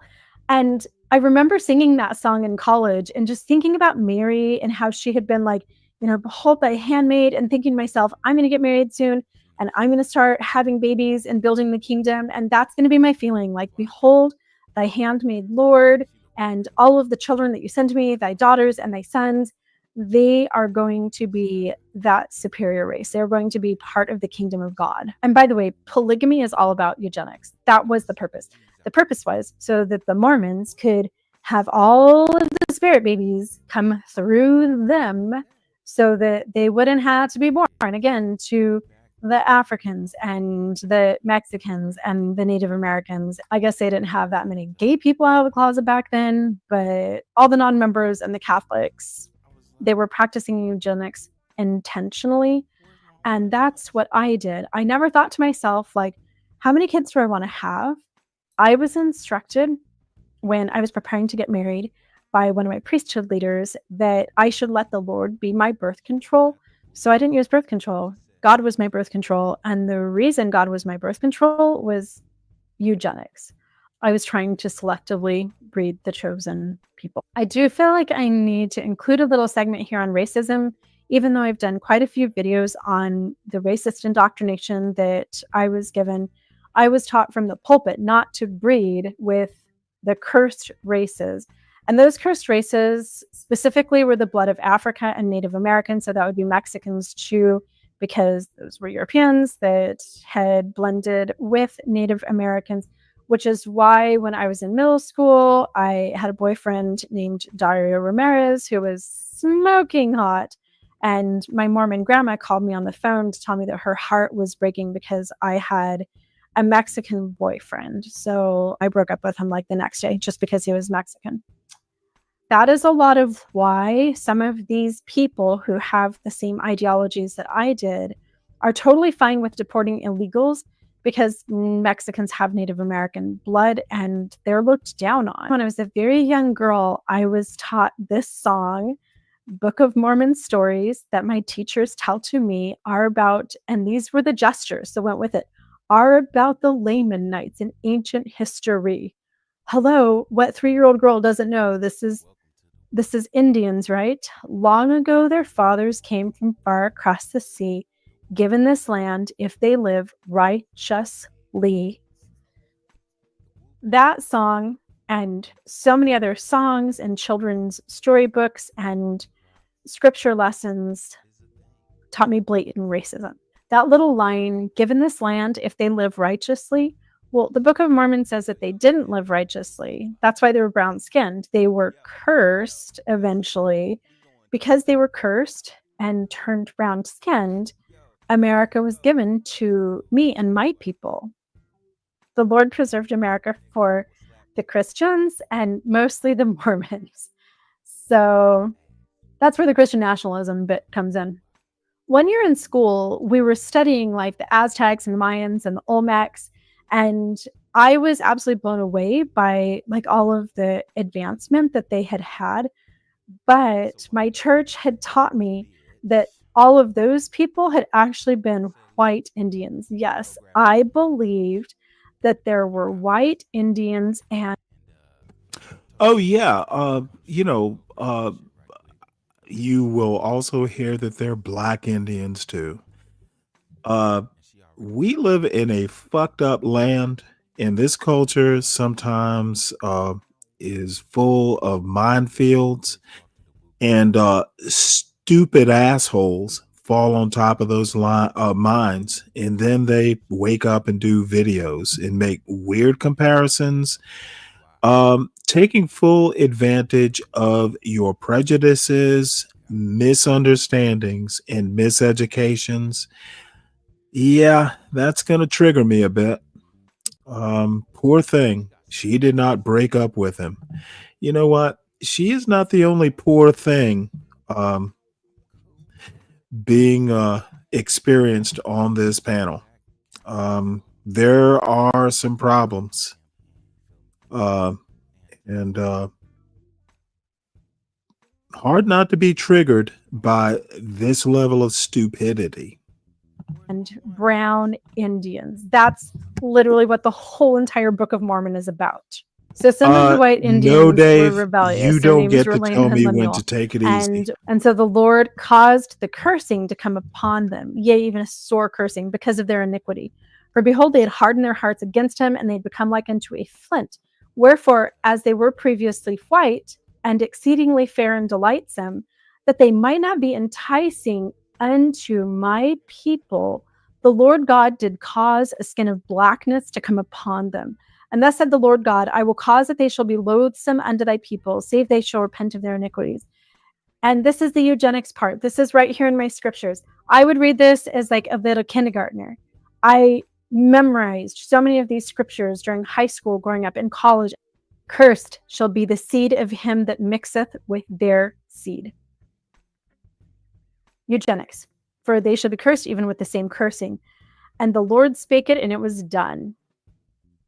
And because of their cursing, which was upon them, they did become an idle people, full of mischief and subtlety, and did seek in the wilderness for beasts of prey. So once God curses them, they're just these horrible, lazy people. They're no longer farming and building cities. They're just running around in the wilderness hunting wild animals because they were not as advanced as the white people. I want to show you some of the artwork around this that I grew up with. This is by an artist that I absolutely love. She was incredible. I wish that she was painting something besides Mormonism because it isn't aging well. Her name was Minerva Teichert, and she was a female artist. She was absolutely incredible. She was an artist and a rancher. So hats off to the ghost of Minerva. This first painting here is white people in Jerusalem getting ready to sail to America circa 600 BC. So these are the original white people. They're getting ready to leave Jerusalem, and they are going to come across to America, where they will become the white Indians. Don't judge that. If this is kind of a new concept for you, that was absolute reality to me, and it is the absolute reality to millions of people in America. Photo number 2 is the daughters of Ishmael. These women were coerced to travel across the sea to America as the breeders for all of the brothers in this one family. They're beautiful. They are portrayed as quite white. Photo number 3 here is Nephi building a ship. He's a white boy, such a white boy. I believe that he was one of the original ancestors to the peoples who would populate the Americas. Next up, we have baptizing in the waters of Mormon. A lot of blonde hair there. So this scene is once they get across the ocean in the ship, they're in America, so they populated America. These are the white Indians right here living in America. These waters of Mormon, that was a historical site somewhere here in the Americas. You can actually go on Mormon tours down to like some of the Aztec ruins and stuff, where they will say this is a potential site for where the waters of Mormon would have been. These are the white Indians that I believed in. The next photo is Lamanite women bathing in the river. Now, these guys are descended from the cursed brothers that I read about here in the scriptures, in the Word of God. This is a testament of Jesus Christ. So they are brown-skinned. They have, the dark hair because that's the curse. White Jesus appears at the temple to a bunch of white Indians and also some brown Indians. This was artwork that I grew up with. This mythology did everything about my life. I had very black and white thinking. And that was like literal. Like there were black people, there were white people, the white people were better. The scriptures, the very word of God told me that white people like myself weren't supposed to mix our seed with the people who had the cursed skin. God had made them brown skin for a reason, so that they would be loathsome, so that they wouldn't be enticing to white girls like me. Whenever I talk about this, I have one overarching question. And I wish that anybody could answer this to me. Like, I understand freedom of religion, but I don't understand how this is legal. I don't understand how any religious group can teach that the ancestors of human beings who live in America were cursed, that they were evil, that they shouldn't be breeding with them. I don't understand how what my church did is legal. It's false information. Just because you're a church, are you legally allowed to lie about the cultural heritage of other citizens of America? Somebody help me understand this one. I hate this topic. I actually have a little bullet point here that says, remind everyone that I was brainwashed. I didn't grow up and join this group in college and say, wow, that's a really nifty idea. I shouldn't have a Mexican boyfriend. As I was learning how to walk and talk, You know what? Let's put this up on the screen and then we'll get back. I don't know how to convey questions to ponder, how much I think you are off the rails. And I will reemphasize, you apparently think when you talk to me that I am CT or Bob or Art or whoever the fuck you have gotten comfortable talking to. I don't need a response. You will want to stay on mute. Oh my I'll God. know when I'm done. Don't act like this is Bob's panel. This is Don't so act like this is CT's panel. I'm Don't good. act What like are you gonna no. do? People Don't say- act like you will overtalk me. Okay, so What this you're is gonna what do is like mute they're until saying. I'm done, ma'am. Ma'am, you're gonna mute. Now, do I have to do it, or can you exercise self-control? Oh, like, okay, sure, Stanley. I will exercise self-control. Can you exercise self-control, or I do will I need to mute you? self-control. Do you need to mute me? What else do you need? I need you to exercise some self-control, ma'am. I Exercise. can do it, but I'd rather Am I you being do it. radioactive right I now? need you to exercise self-control, dear. Am I Young lady, can you mute yourself, or do I need to do it? Okay, I'll go ahead. I will embarrass you, ma'am.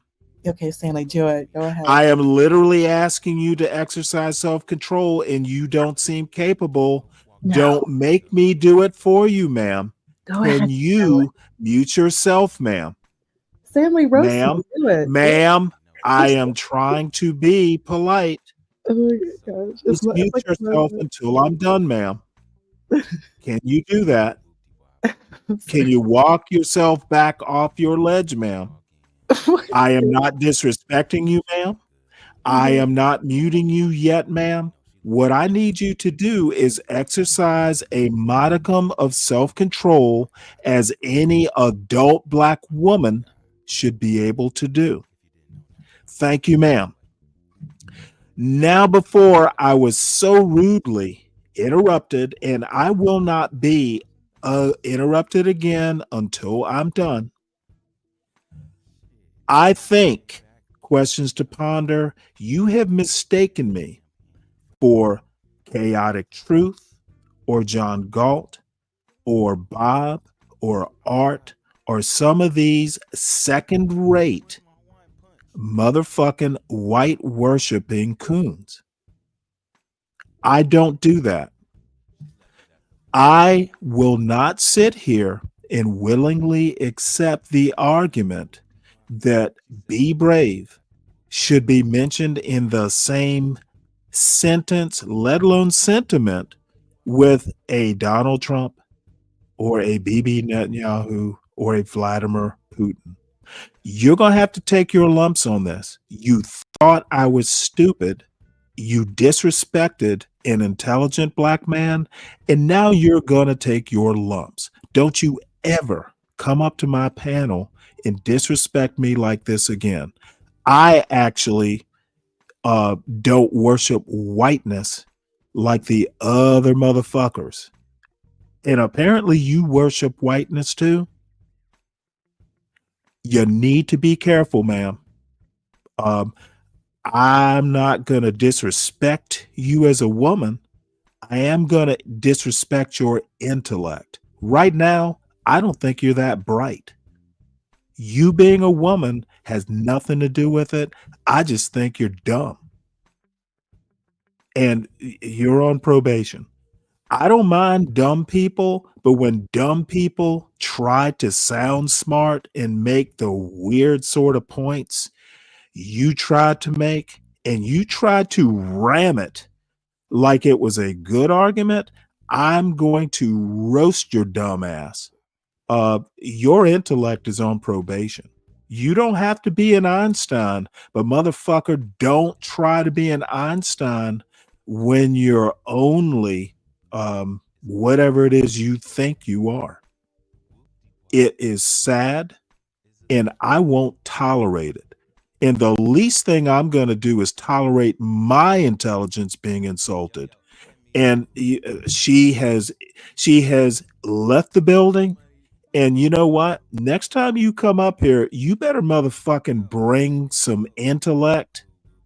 If that is who you think you are, I don't tolerate that second-rate bullshit. If you want to talk first-rate bullshit, then you better be able to talk it, because otherwise, be who you are. I may get drunk, I may be wild, I may be stupid, but the one thing I'm not is dumb. And I know a good argument when I hear one, and I also know the blackface of white supremacy when I hear it. And you, ma'am, are the blackface of white supremacy, and you tried to bring that bullshit to my panel, and I will never tolerate that. And I'm sorry if it sounds mean, harsh, or whatever, but God damn it, I will fucking crash this channel before I accept that kind of bottom feeding white man worship. And then you want to come up here and tell me that all these people don't know how to treat women? Well, goddamn, I'm beginning to wonder why. Again, it's not that you're a woman. It's not that you're a black woman. It's that you're dumb. Or at least on this occasion, and you know what? It's the first time I've gotten this kind of annoyed with you. But you need to respect a black man who can think. And I think that you have been spoiled into thinking that the black people in this sphere, black men in this sphere, will accept something if it sounds smart. I don't think you're a bot. I think you're a fucking idiot. Now, maybe they think you're artificial intelligence. I think that you have proven your humanity. So don't bring that shit again. I'm tolerant this time. All you got is a tongue lashing. I want to reemphasize, this is not a red pill, misogynistic argument. This is me establishing that black people can be smart. I need you to live up. If you think you're smart, live up to being smart. You haven't done it today. So anyway, let's get back to this silly video. The link is pinned at the top if anyone wants to come up and, participate in this.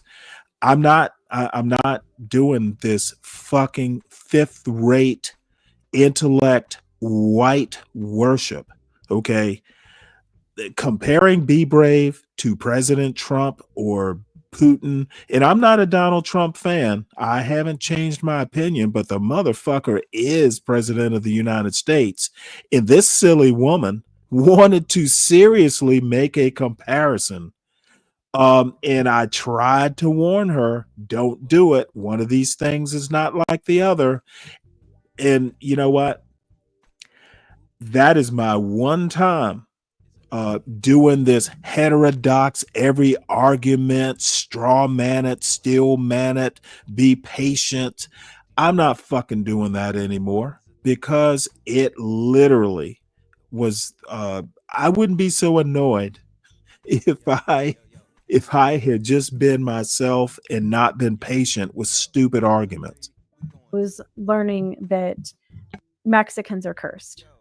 You feel better, Catholics are cursed, Stanley? Baptists are cursed. We're good? Club members are cursed. Single I'm cat ladies sorry. are cursed.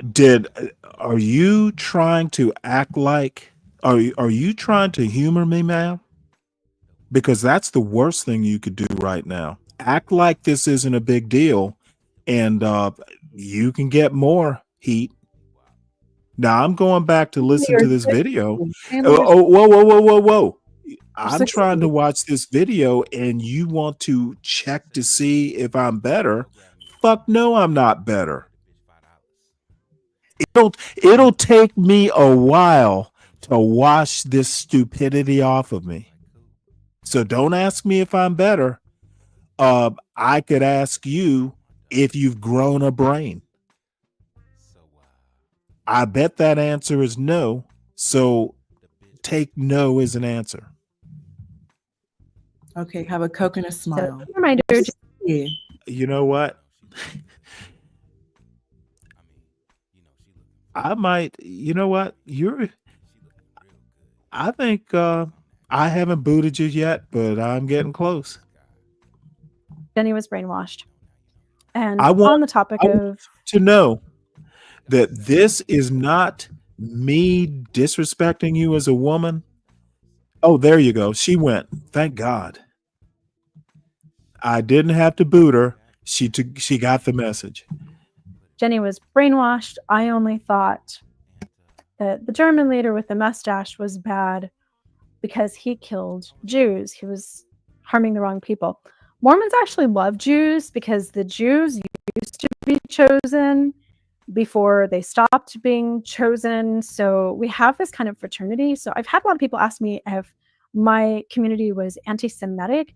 And I mean, sort of yes and no, that should be its own video. But in general, they were the chosen people. And there's this brotherhood between Jews and Mormons. They only stopped being chosen because they killed Jesus. So that was kind of a big deal. Because of all of these teachings, which again were instilled in me throughout my whole life, I was really fine with slavery on a deep level because I saw it Oh as my part of the Lord. curse. So we had discussions about it in seminary. For all 4 years of high school, I had one period a day that was this Mormon pullout class called seminary, where it's gospel instruction. And we talked about slavery and how that was part of the curse. God had designed that as punishment because there are scriptures where people are specifically enslaved as part of God's plan. So let me just recap some of these doctrines here. This scripture talks about they're given dark skin so that the white Indians won't breed with them, so that they will not be enticing. It also clearly defines that there are people who are dark and loathsome, and then other people who are white and delightsome. And oh, wow, lucky for me, my ancestors just happened to fall into that category. And then, of course, Cain was cursed with black skin because he killed Abel. And part of that was to make sure that none of the other sons and daughters of Adam and Eve bred with him. So I had all of those doctrines crammed down my throat from the day I was born. But wait, there's more stuff that made me believe in eugenics. Mormons receive what's called a patriarchal blessing. Just one time in your life, you go to, he's like a little personal prophet, and he reads your fortune. So I was a 14-year-old girl. I went to this man's home. He was the patriarch. He was dressed in a suit and tie. He'd been called by God to see my future. He put his hands on my head and he did this patriarchal blessing. While he was praying this patriarchal blessing over me, his little 80-year-old wife was sitting over in the corner with a little tape recorder, and she tape recorded it and then she typed it all up and I got it in the mail. Every Mormon has this patriarchal blessing. Okay, I went and got my Mormon diary out for you. Jenny's patriarchal blessing. Anyway, the patriarch gives you a past life reading, and then they tell you what your lineage is, and that's one of the 12 tribes of Israel.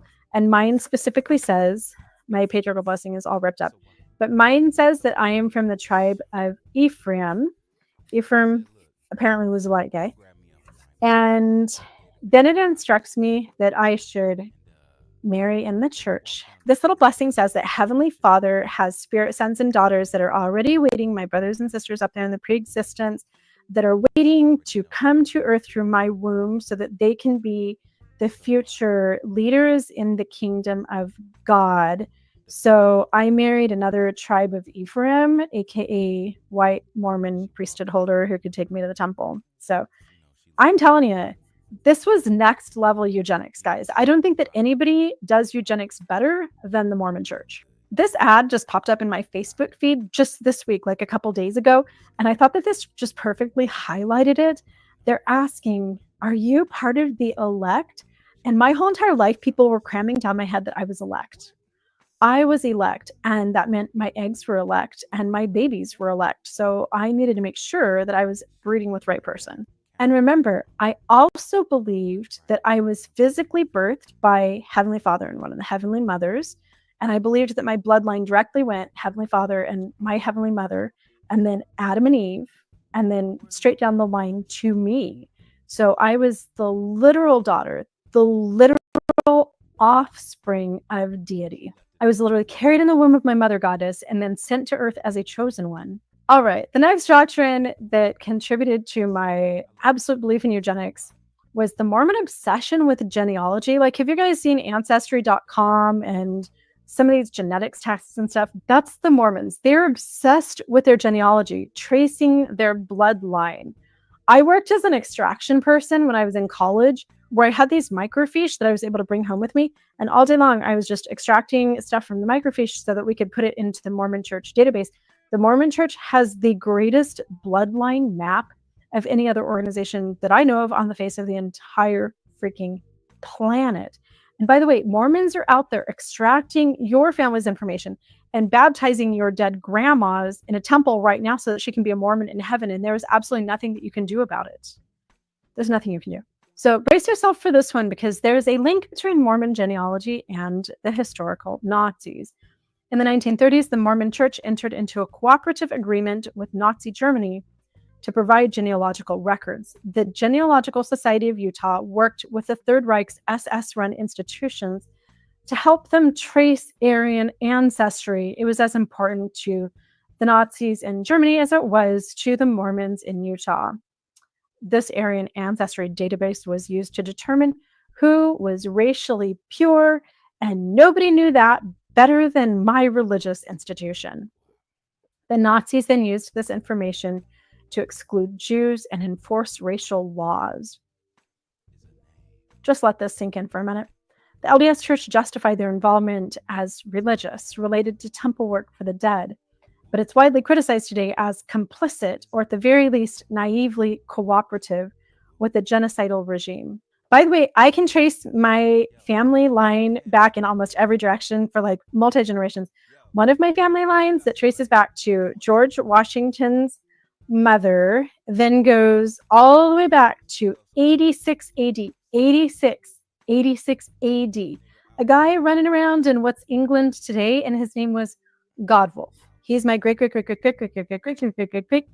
grandpa. Yeah, I know all of my bloodlines in every single direction. So did I believe in eugenics? Let's see. Well, I broke up with my smoking hot Mexican boyfriend when my grandma called and reminded me that I didn't want to accidentally mix my seed with the seed of a cursed half Native American boy. My patriarchal blessing had a whole entire section in it about how that I needed to marry just the right tribe and have babies with them because my children were going to be leaders in the kingdom of God. I believed that both me and my babies were better and would become gods and goddesses someday, and were directly descended from a straight line right back to God and Heavenly Mother themselves. I believed that blacks were cursed. I believed that there were white Indians and dark Indians, and that the dark Indians that are still around were cursed, and that I shouldn't mix my blood with them. That's why God gave them brown skin, so that I would look at them and be like, oopsie daisies, I better not have a baby with you. Let me make a comment. Now, this woman literally talked about the Nazis using genealogy, Mormon generated genealogy, and probably genealogical methods. The Nazis. So she's also talked about, grandma telling her, which races are cursed, and all this, like, as Richard calls it, excuse me, this stuff is nutty. We have literally heard stuff. I would rather not know, my 19th grandparent if I had to fucking have her childhood. And this silly woman says Mormons are incredible when it comes to genealogy. They're incredibly toxic they are literally fucking up their kids with this genealogy, but questions to ponder thinks they're incredible. This white worshiping coonery must stop. Until you cure yourself, ma'am, you probably need to seek some help. People do ask me about blacks in the Mormon church now because they see people like Lucky Blue Smith, who's married to Nara. And that's because in 1979, the priesthood ban was lifted. And so black people, for the first time ever, were allowed to go through the temple and be members of the church, just like the white people. And in recent years, the church is varying the fact that they're racist, but they still are. They have never publicly apologized. They have never taken these scriptures out of the scriptures. They have never really Ponder, dialed back it's any of the disturbing to see doctrinal teachings. black They're just people pretending like that it's not. They're stupid. kind of like Yeah, how you're China pressing my button. bulldozed Tiananmen Square so that we would all forget about. I am a parent, and maybe one of these days I will be a grandparent, and I fear that my grandkids will be as deficient as you are. You're a young lady. What if some of my relatives are this toxic or demented or whatever the word is? I don't want my grandkids to be like this. So yeah, you're kind of a canary in the coal mine of my brain. I want smart grandkids. I don't want them fucking, worshiping white people. No matter what white people do, you can work with a Nazi, but you can still be incredible. Be brave is like a world leader. If he wasn't a bottom feeder, he could be president of a country. What kind of fucking moronic bullshit is that? What happened to you, girl? But we still remember it. So yes, there are black people in the church today. And ironically, most of the growth in the Mormon church today is in Africa, where Americana is kind of trendy. Most of the growth in the Mormon church are people who have questions to ponder. And the results, the answers to those questions that they were pondering is Mormons are incredible. Really like the American culture, and they don't have any fucking idea that they're all joining America's friendliest white supremacist cult. And I know that you guys are going to have the same question in your head that I have. I've been told that the translations of the Book of Mormon into some of the African languages modify these verses around the curse of blackness. So my former church has mysteriously and very stealthily just erased all of their racist teachings so they can make big money off of Africa. Such an old play from the empirical colonizers' playbook, isn't it? You'd never know they were racist if ex-Mormons like me and Alyssa Grenfeld weren't keeping the truth alive. I don't know if this is a funny ending note or a despicable ending note. I don't know where we're at with anything, and doing these videos absolutely fries my brain. I hate this. I hate the community that I was born and raised in. I hate that this stuff was shoved down my throat from the time I was a child. But here's where I want to kind of end this. When I was my Mormon trad wife self, and I had at one point 5 kids, would go to the grocery store, would go to the park or something, and people would ask us why we had so many kids. And that was always the talking point. And I never knew how to answer that because the answer was eugenics. I believed that we were superior. We were superior spiritually, genetically, in every way that there is to be superior. And so we were trying to bring all of God's spirit children to our family that we possibly could, so that those spirits wouldn't have to go to all of the other despicable people's homes. That was the answer. That's why Mormons have such big families. I feel like if I had told the real answer, I wouldn't have had very many friends. Building a superior people is the primary focus of Mormon couples on the earth today. And I don't think that most people out there have any idea how many millions of people there are across our country who share the same ideology.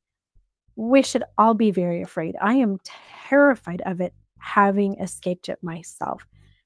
Thanks for watching. I will be hanging out in the comments. Please be.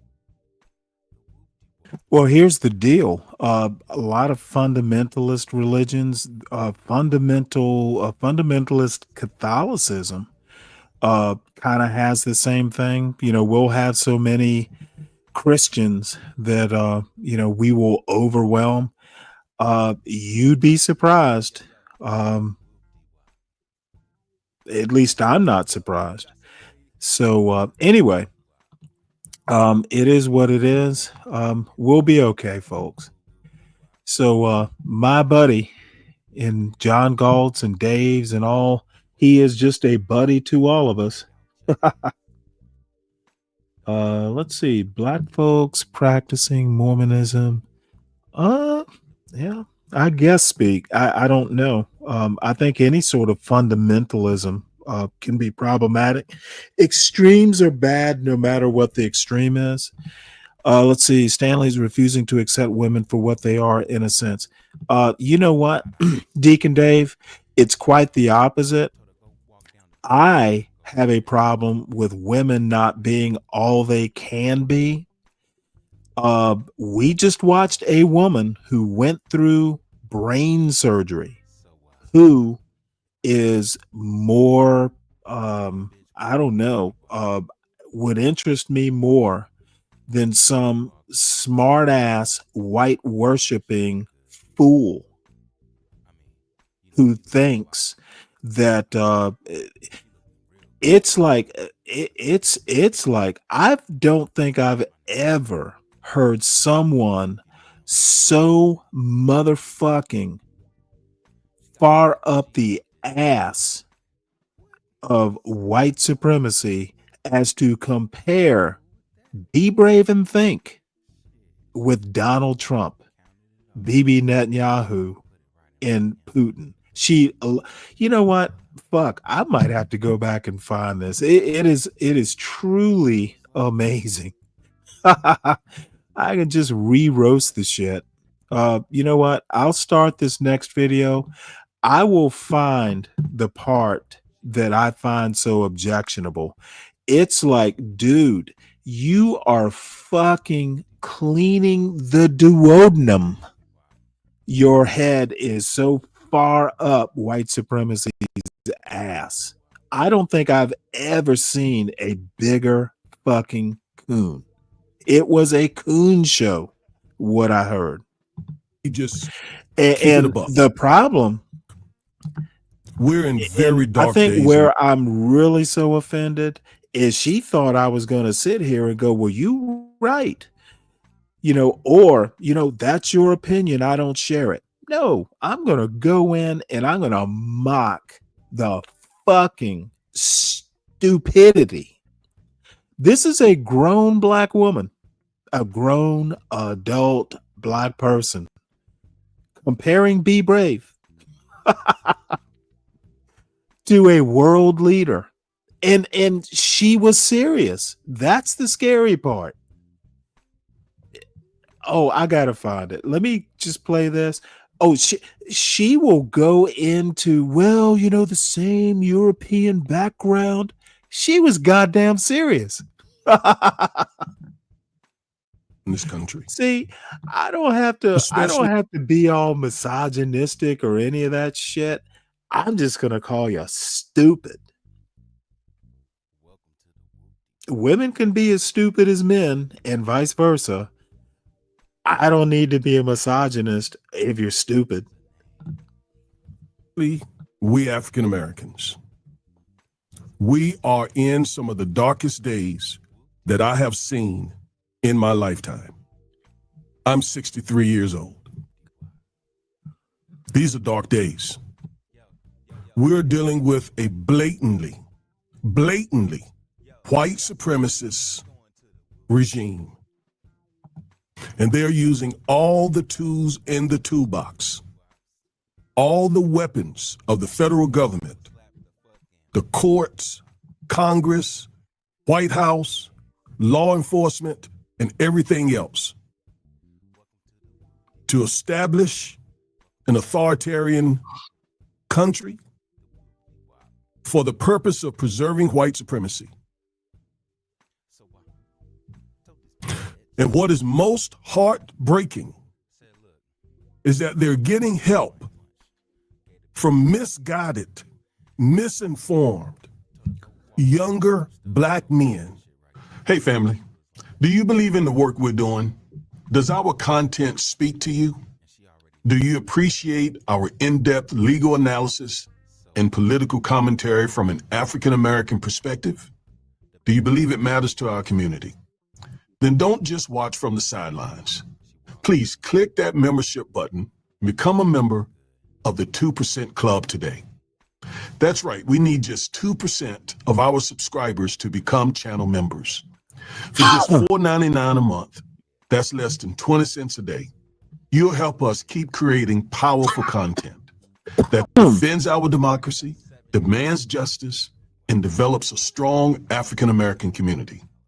But if you want more, at $9.99 a month, which is only 33 cents a day, you'll get access to exclusive members-only live streams, bonus content, and behind-the-scenes updates. And for just $14.99 a month, which is under 50 cents a day, our top-tier members get access to live Zone calls, strategy sessions, and a direct voice in shaping this movement. We're not just building a YouTube channel. Folks, we're building a movement based on righteousness and justice, just what our community needs in a time of disinformation and division. So if you believe in what we're doing, click the membership button and join now. Become a member of the 2% Club today. Let's build something powerful together. Most black men know better than to support and appease, give aid and comfort to white supremacy. Most black men know better. But there are younger black men who are just misguided, misinformed. My heart really goes out to them. It really does. I don't condemn them. I'm frustrated with them, but I don't condemn them because they just don't know. And when you don't know what you don't know. I have folks in my own family, young black men, who are Trump supporters. And when I say in my family, in my extended family, who are Trump supporters, who for some reason identify with him, likely because they see him. In fact, I heard one of them say on camera a couple of days ago that they support Trump because he was being persecuted by the legal system like African-American men. And that is so nonsensical, folks. It is so nonsensical. So nonsensical for them to compare themselves with Donald Trump. But Trump exploited it. And another young black man said that he likes Trump because Trump is real. Yeah, he's real, a real white supremacist who doesn't give jack about black men. And so let me talk about the fact that Trump is going to come after black men. In fact, he's already doing it in subtle ways with a lot of his policies. A lot of his anti-black policies are already targeting African-American men and their children and their mothers and their girlfriends and their wives and so forth. But some of them just don't see it. I think there's such a disillusionment, even a hate for the Democratic Party, that many of them are blinded by that. And yes, I agree, the Democratic Party has all kinds of issues. It's the reason why I'm not a Democrat. But to be blinded by that hate, so blind that you begin to support white supremacists, blatant white supremacists, a white supremacist organization A white supremacist regime? Really? I don't care what kind of hate you have for the Democrats, for Kamala Harris, for Joe Biden, Barack Obama. What we're dealing with now, and we're only 6 months into this.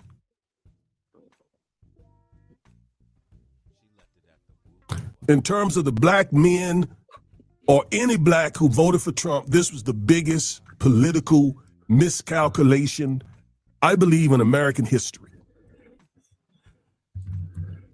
No question.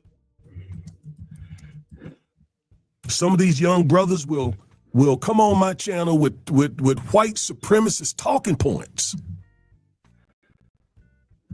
and get a load of this. They'll come up here and call me old. Yet they're following old white supremacist white men. Literally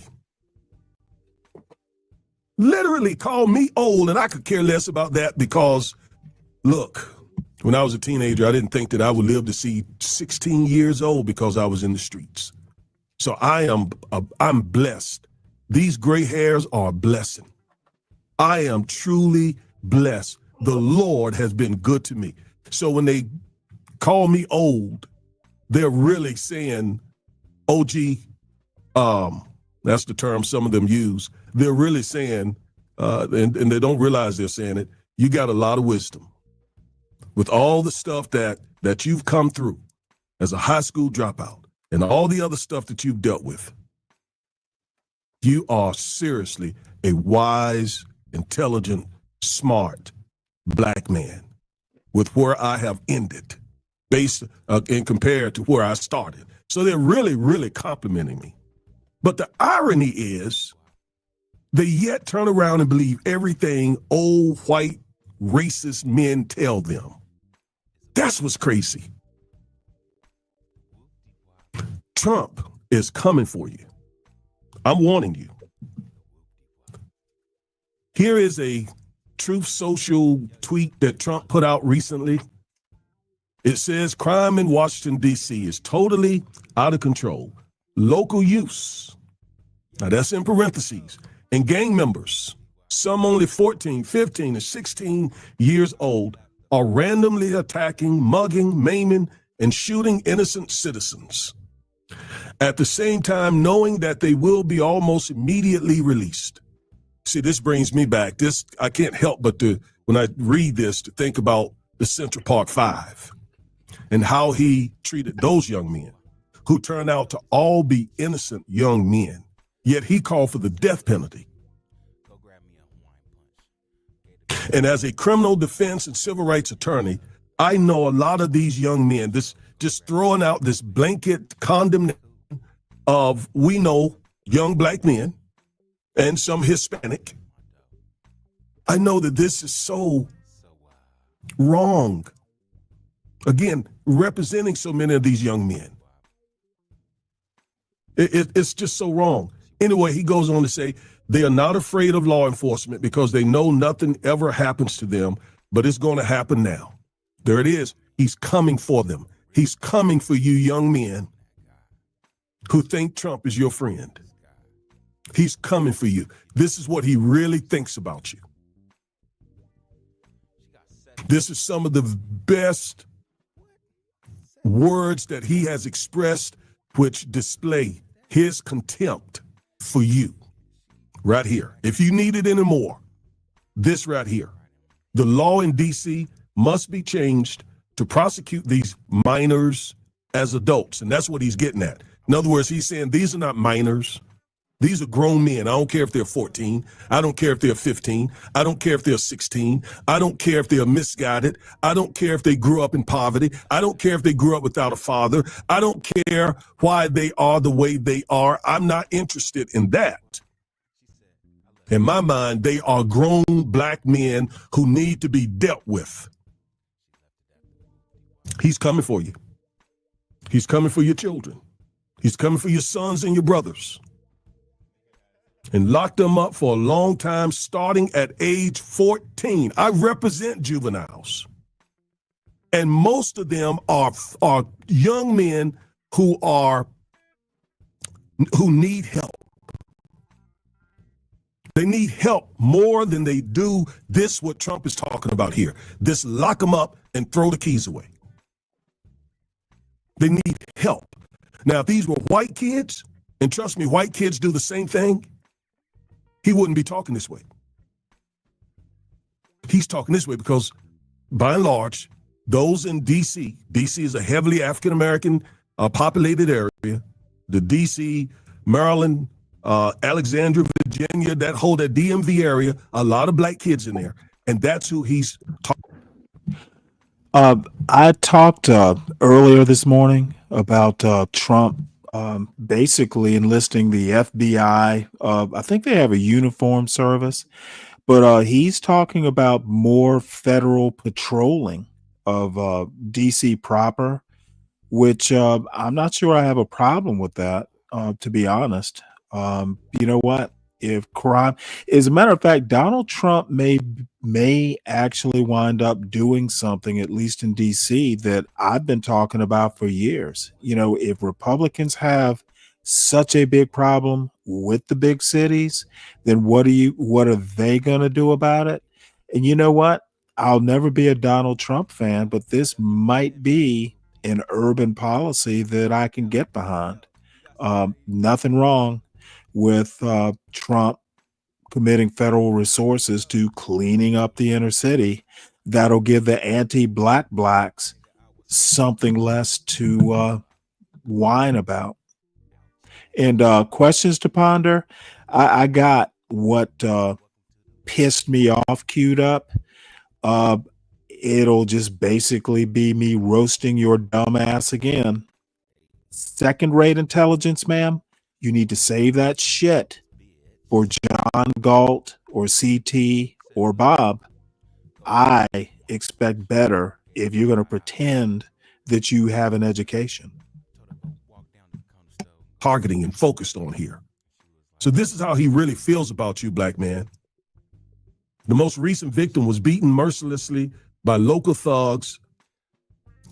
Washington, D.C. must be safe, clean, and beautiful for all Americans, and importantly, for the world to see.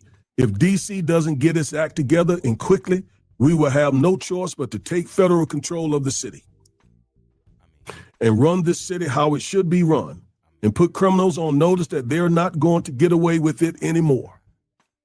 So the leadership of D.C., here you go. And I think the leadership of D.C.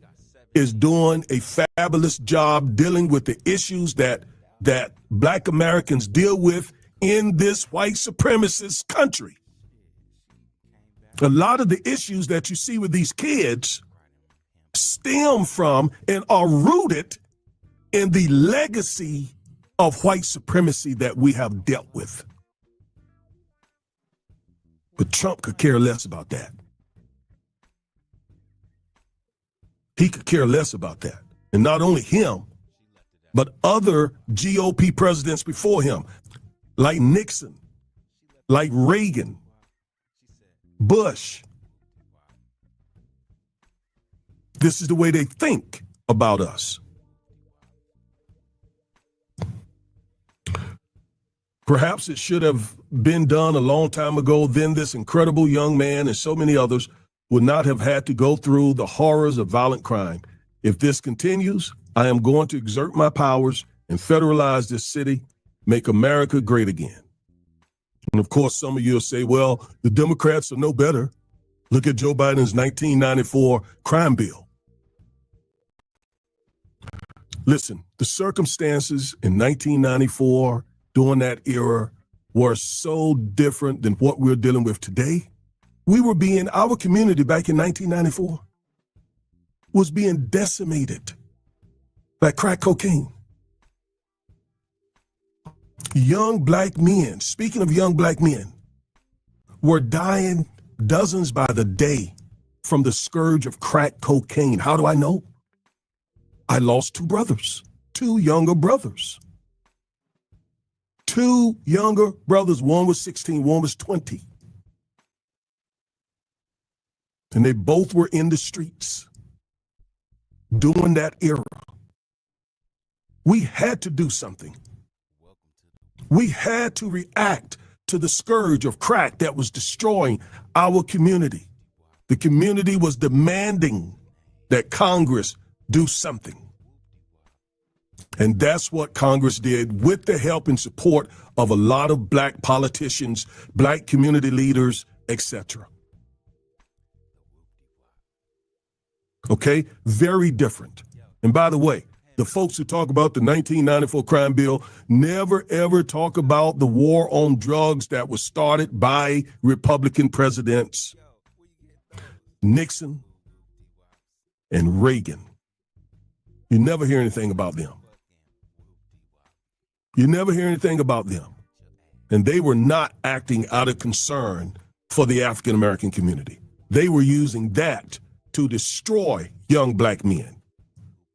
What was done in 1994 was done to try to get control of the crack epidemic that was decimating the black community. Did some of the provisions go too far? Yes. In hindsight, yes. But at the same time, a lot of lives were saved because it did begin to get control of that scourge. All right? But the point is, he's coming for you black men. If you think because you supported him that you get a pass, you will not get a pass. You will not get a pass. You are in his crosshairs. He's just a little busy right now with Latinos. And you're thinking, many of you, the ones of you who actually support him, you're celebrating that. You're celebrating the fact that he is targeting Hispanic people, Latino people. And listen, the folks who own drugs in the country legally and gangbangers and so forth, yes, I support that. But this goes way beyond that. This goes way beyond that.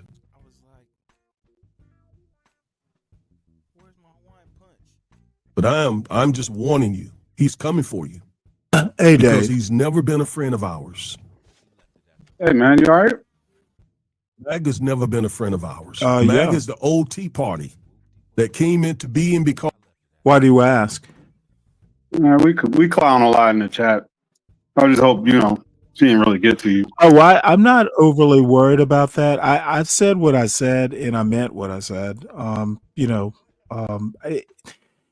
It is look, you can believe what you want to believe, but I'm dead serious when I say I don't think I've ever heard anything like seriously comparing Be Brave to 3 world leaders. That's like next level. I'm sorry, I can't respect I can't respect anyone who feels comfortable making that sort of comparison, and seriously. And I tried to ward it off. I kept saying one of these things is not like the other. And you know what? Stupidity is insistent. And I'm not kidding. Don't ever. It was an insult. I think what I'm really upset about is it was an insult to my intelligence. You can be as stupid as you fucking want to be, but don't come up here thinking that I am Bob or you. It isn't a show. I'm insulted. Well, I'm going to try to make your day better. All right? Oh, well, you know what? My day is fine. Wait, hold it. Don't be thinking my day is ruined. Look, sometimes people meet expectations. Solid Snake talks about the bigotry of low expectations, and in a way it was bound to happen. I might have had higher expectations than I should have. So my day is fine. As a matter of fact, at some point I'm putting on socks right now. I'm gonna go out and get enough beer for today and tomorrow, and it will be fine. My day does not get ruined by you two. Oh, good, good, good. Well, the YouTube day. Well, we have a special guest in the house in the chat, and she wanted to know Oh, if it was Mela? cool. Yeah, I Yeah, she see. wanted to know if it was cool if she can come up. You know what? When she brings Bomb Cherry up, because I got a No, don't bone to talk pick about. with, No, I don't. got a bone to pick with the both of them. You gotta be subtle. Don't give her something Oh, to fight why? about Why? before she Wait, hits hold it. delete. Why? Dude. Subtle on YouTube is sneaky. I would much rather be up front. You know what? I am trying not to be all red pill about this, but I was goddamn, about to say, dude. here goes the manosphere guy trying to give Stanley advice, right? I am trying to keep sex out of it. I don't want to say it's because they're women, but goddamn, that fucking hood conservative icon or that hood conservative thumbnail is on the horizon, and that shit I can't tell whether it's morning or night. That shit is rising. I'm gonna look up and see you in the chat over there. I know it. Well, I don't have a problem. You know what? I'm bound to show up in the chat. I go into his chat. It hasn't been a while, but I go in there and like troll people in the chat all the time. Well, that's an improvement because you said I'm never going over there. You didn't say. Oh, it, I but haven't since I said that. Right. But Well, I want to get Mella's insight on this guy because I do think he's an old comfortable Negro. He sounds scared to live. Why would Mela have insight on this guy? Does she Well, even she know who said he he is? was preaching. I'd like to know what he was preaching about Oh well, because he she's sounds like liking he what he's lives in saying. fear. That doesn't mean she knows anything about him. No, I didn't think so either, but it would be interesting. I don't. And you want to bring up Bomb Cherry complain about Trump in the black community, but voted for Biden. It doesn't make sense. I'm not sure I understand this comment. Complain about Trump. Well, Nice one. if you vote for Biden, of course you're going to complain about Trump. Have you ever seen those bumper stickers that said "Don't blame me, I voted for Biden"? That's kind of there's not enough of them going around. Well, no, what I'm saying is, of course, you're going to blame Trump. I didn't vote for Trump. But I mean, everybody knew what Trump was, and the people that voted for him did too. So anyway, I have no idea what the Admiral's talking about there. So Mela can come up if she wants, but you know what? I'm not in a charitable mood. The last encounter we had was not a pleasant one, at least for me. So sure, I'll never say she can't come up, but Stanley, it is what leave it it at is. she could come And it up. will all right? be what it will be. She could come up, right? At the end of the day. She didn't. The link is there. Enough said. If Mela, I you didn't have want this her to come permission. up, I saw her come into the chat. Of course she has my permission. Now, do I have her permission because I might just roast her from the minute she gets up here? Don't The do that, man. last encounter, I she like has Mela's my voice. She has a permission good to voice. come up, but do I have her permission to treat her like I think she should be treated? Was it better or worse than a? Yeah, I need. It's a two-way permission slip. I sign one side, and she needs to sign the other because the last time I encountered Miss Mela, it was on Bomb Cherry's panel, and I was none too pleased at the reception. So, as long as you're comfortable with that, sure, come on up. You ever play poker? Admiral, I'm never mad at you. I just didn't understand the comment. It's been years since I played poker.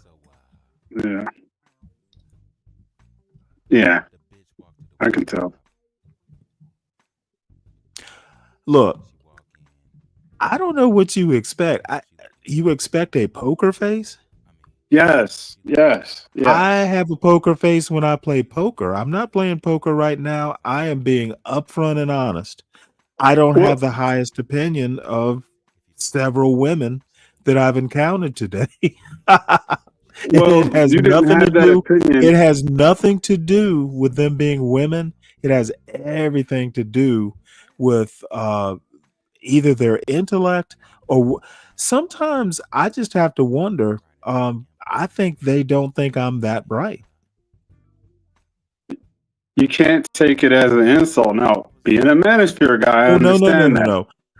Look, I think it's an insult.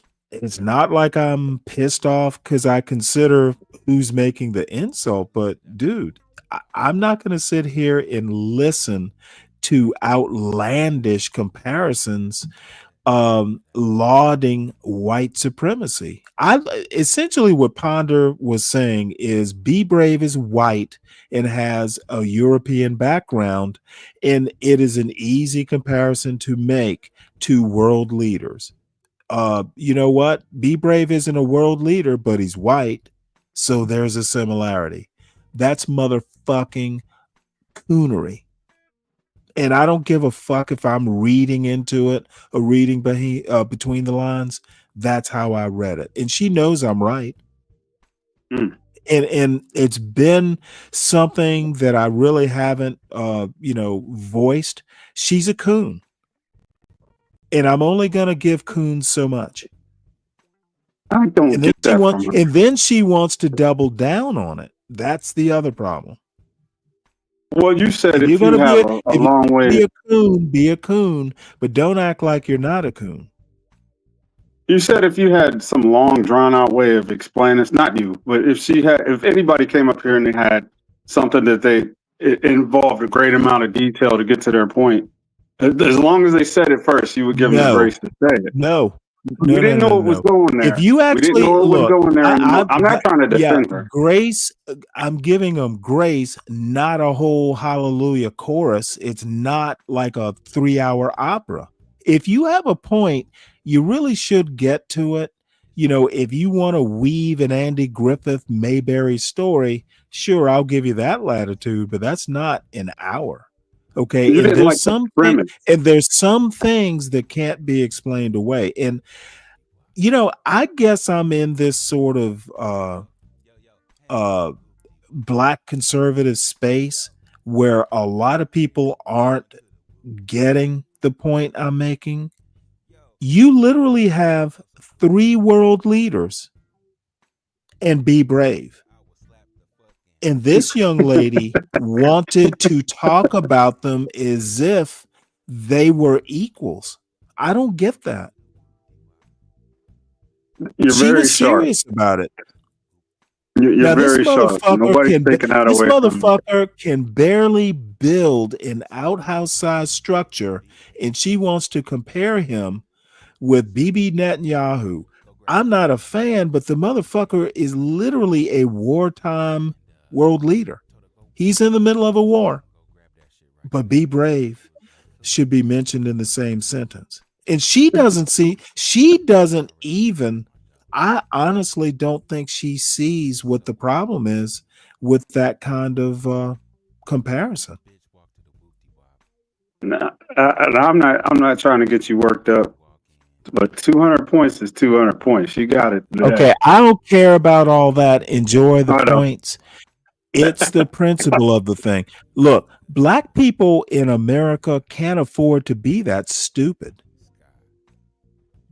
And I actually think she's that stupid or disrespectful. I can't tell which one it is. Either she thought I would just nod my head because she thinks that I'm the kind of black conservative that, CT would nod and go. CT would go, fucking John Galt, would be okay with that kind of comparison because, John Galt is a magic man or whatever the term was. Dude, having a bottom failure. Look, I'm not a Donald Trump fan, but he is the motherfucking president of the United States. I'm not going to have my president compared to a bottom feeding son of a Klansman. Even Donald Trump deserves some respect. It's either And she wants to make that comparison, and I'm motherfucking insulted. And I'm not that kind of patriot. I'm not a Donald Trump fan. But goddamn, the worst thing you can be in a 2025 America is a dumb fucking black person. I know you want to attribute that to being stupid. I remember the It's conversation either stupid or yesterday. disrespectful. It's either Well, stupid or disrespectful. It can't now be. think about this though. There is no third. There is no third option. You either But yeah, dumb I or agree you're with you. disrespectful. I agree with you, but remember the conversation yesterday where you actually got her. She might have waited a whole 24 hours to get her lick back. And if you look at it like that, you could probably laugh Well, about it. I don't think she was making a lick. I think she was sincere. That's the scary part. She actually thinks Be Brave is smart. And I'm sorry, Be Brave is literally the dumbest white man I've ever heard. He look, it's not that he's not a good guy. It's not that he's fun to listen to. It's not that he can't make a joke. But motherfucker, if I need serious advice to solve a problem, I'm not going to Be Brave. The motherfucker is a charlatan and a good one, but he's a charlatan. Where's your buddy Snake at? Who knows? Well, he's not here to do the station identification. So if you guys would be nice enough to hit the Cash App, $1, $2, $3. Well, that's so nice. Everybody, please just make sure you hit the like button. And yeah, of course, support the show, support the host, make Saturday an even better day. Add to the sponsors of the show, by the way. I need to put that up more often. Sponsors of the show, the Saturday show specifically, Lupin, CKJ3, Deacon Dave, who's on the panel with me, Dirty Dude, Roller Skater Texas Girl. These are staunch supporters of the show and the host. Much appreciation to them. Kind of, makes it all worth it, knowing that, it's appreciated. So, support the show. By the way, support Portia J. She's still the executive producer, and I've gotten a couple texts from her. It's the start of the school year, so she's probably pretty busy. So she'll be along at some point, and I imagine John Galt will too. He's been kind of scarce these days. Don't know what's up with that, but we know he's alive, and that's that. And by the way, if you're gonna come up here and make dumb arguments, at least give it a chuckle or preface it with "I'm joking" or something like that. I take my intelligence probably too seriously. Don't be flattening whiteness or blackness or just any serious point. And if you're joking, say you're joking. How about you replay what I said? And now she's back making demands. What kind of boss bitch are you? This is such a common trope with you characters. Making demands. You're making demands. Do whatever you want. Well, ma'am, were you not making a demand? Stanley, do whatever you want to do. Okay, I will always do what I want to do, Ms. Ponder. Did you not? No, you literally, and see, I can't put it up on the screen. It says here, let's see, how about you replay what I said? That doesn't sound like a demand to you? Stanley, How about you? No, literally, How, You're using Dave? me You for can see it, content. Dave. Stanley, You can you're see it once in the back. again using How me for about you replay what I just said? replay You what I didn't even said. do me the respect of Stanley, putting a Stanley, question mark you afterwards. want a You question didn't mark. even ask it as a question. Ask for a You put a period. You put Therefore, I read it period, as a content, demand. period, end of statement. It does not have a question mark, Miss Ponder. It has a period, which doesn't seem like a question or a request. You look to be triggered. Did you end it with a question mark or a period, Miss Ponder? You complain. You want something to be. You ended that sentence that reads, how about you replay what I said? It didn't end in a question mark. It ended in a period. The only way it could have been worse is if you had used an exclamation mark. Stanley, like a good 25% of your life today is just me. And your viewers. And you know what? It wasn't until you came back. And your Are you viewers, essential? Now ask yourself this. I was fine, and then you decided to come back. Did I ask you back? All my fault. I'm radioactive. Did I ask you back? Can you just answer a question, ma'am? Stanley, I'm on the panel. Did I ask you to come back? Stanley, I've been summoned. You're speaking about me. I've been summoned. Clearly. I was what? You have summoned me. You have been speaking about me. You know what? I didn't say 3 times. I didn't repeat your name 3 You times. clicked your heels and said my name 3 times. I have been summoned. You know what? If I clicked my heels, I'd be back in Kansas. I'm still here. So anyway, apparently this point cannot be made. You need Apple Pay. Oh, and now Mela is brave. Look, you brought Mela. Did y'all come together? Did you come as a couple? Did you come as a couple? Is this like a date, you and Mela? A date? Okay, Stanley. Hey, you're here in a pair. Friday. What's up, Stan? Yeah, I noticed it's Friday. Friday. Some people, as they get older, they forget what day of the week it is. Just making sure. You know what? But those old people don't forget the last encounter they had with you over on Bomb Cherry's panel. That I didn't forget. We can unpack that. Okay, no, I'm not unpacking shit, Mela. It is what it is. I heard Believe you. me, Said you didn't. believe me. This unpacking, Mm-hmm. I don't need to do it. Yeah, and yet you're complaining about it. Stanley, Oh no! I'm not complaining. Ms. Ponder, let me address this. I don't complain. You're here by my largesse. So if I was complaining, believe me, I have some choice words, but I'll save them. I don't complain. I affect change, ma'am. Okay. What I recall hearing specifically is that you were in no shape. As long You as she were wants in to no come up, shape to recall. as long as she wants to come up and endure what it is in retaliation to how I was treated on Bomb Cherry's channel. That's the sentiment, correct?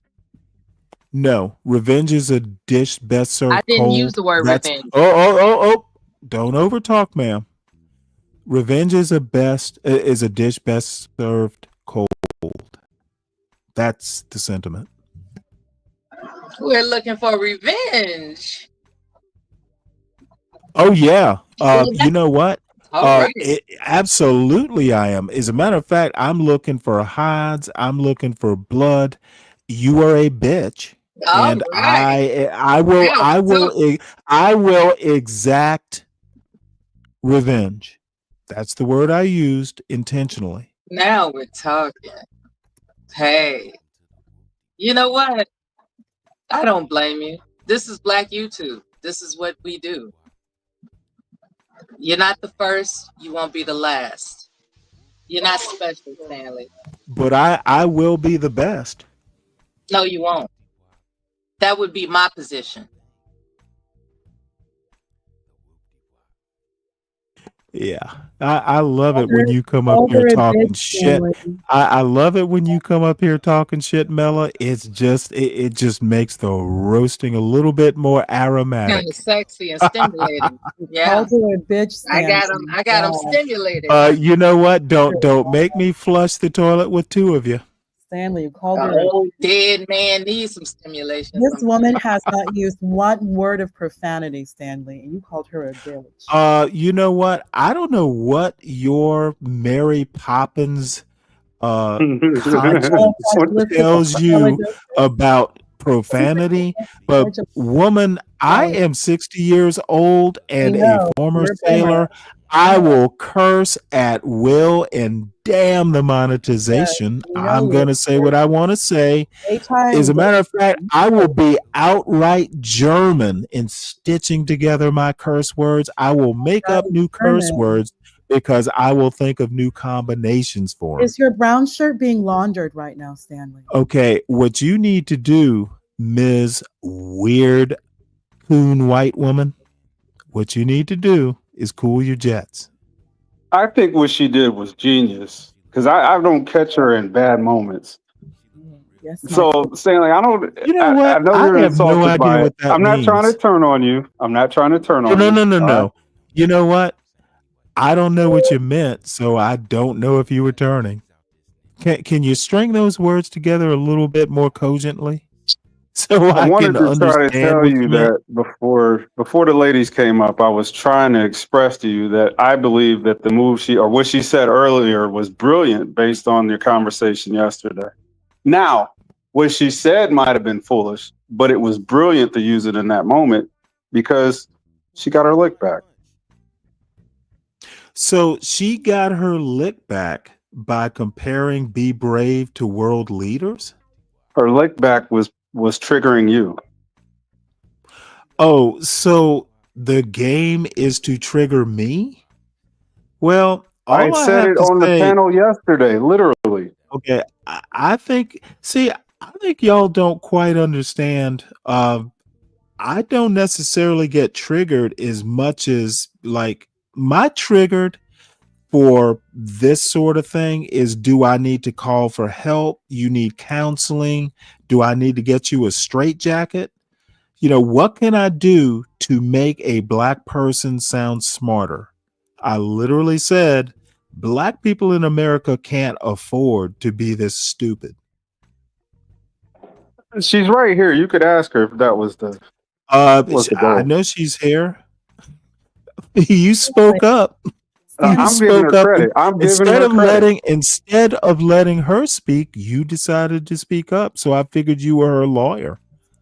Stanley, if I said something that upset you, why not just play it when I Ponder, I'm not upset. I'm stunned that you could mention Once Be again, Brave in the same sentence once with again, Netanyahu. You literally, by just, you know, kind of reading between the lines, you think Be Reading in Brave between is the lines. world leader. reading in between. How You about okay? just what I said? will not be Take over talked, what ma'am. I said What as you're a gonna compliment. do is what you did before and hit mute till I'm done.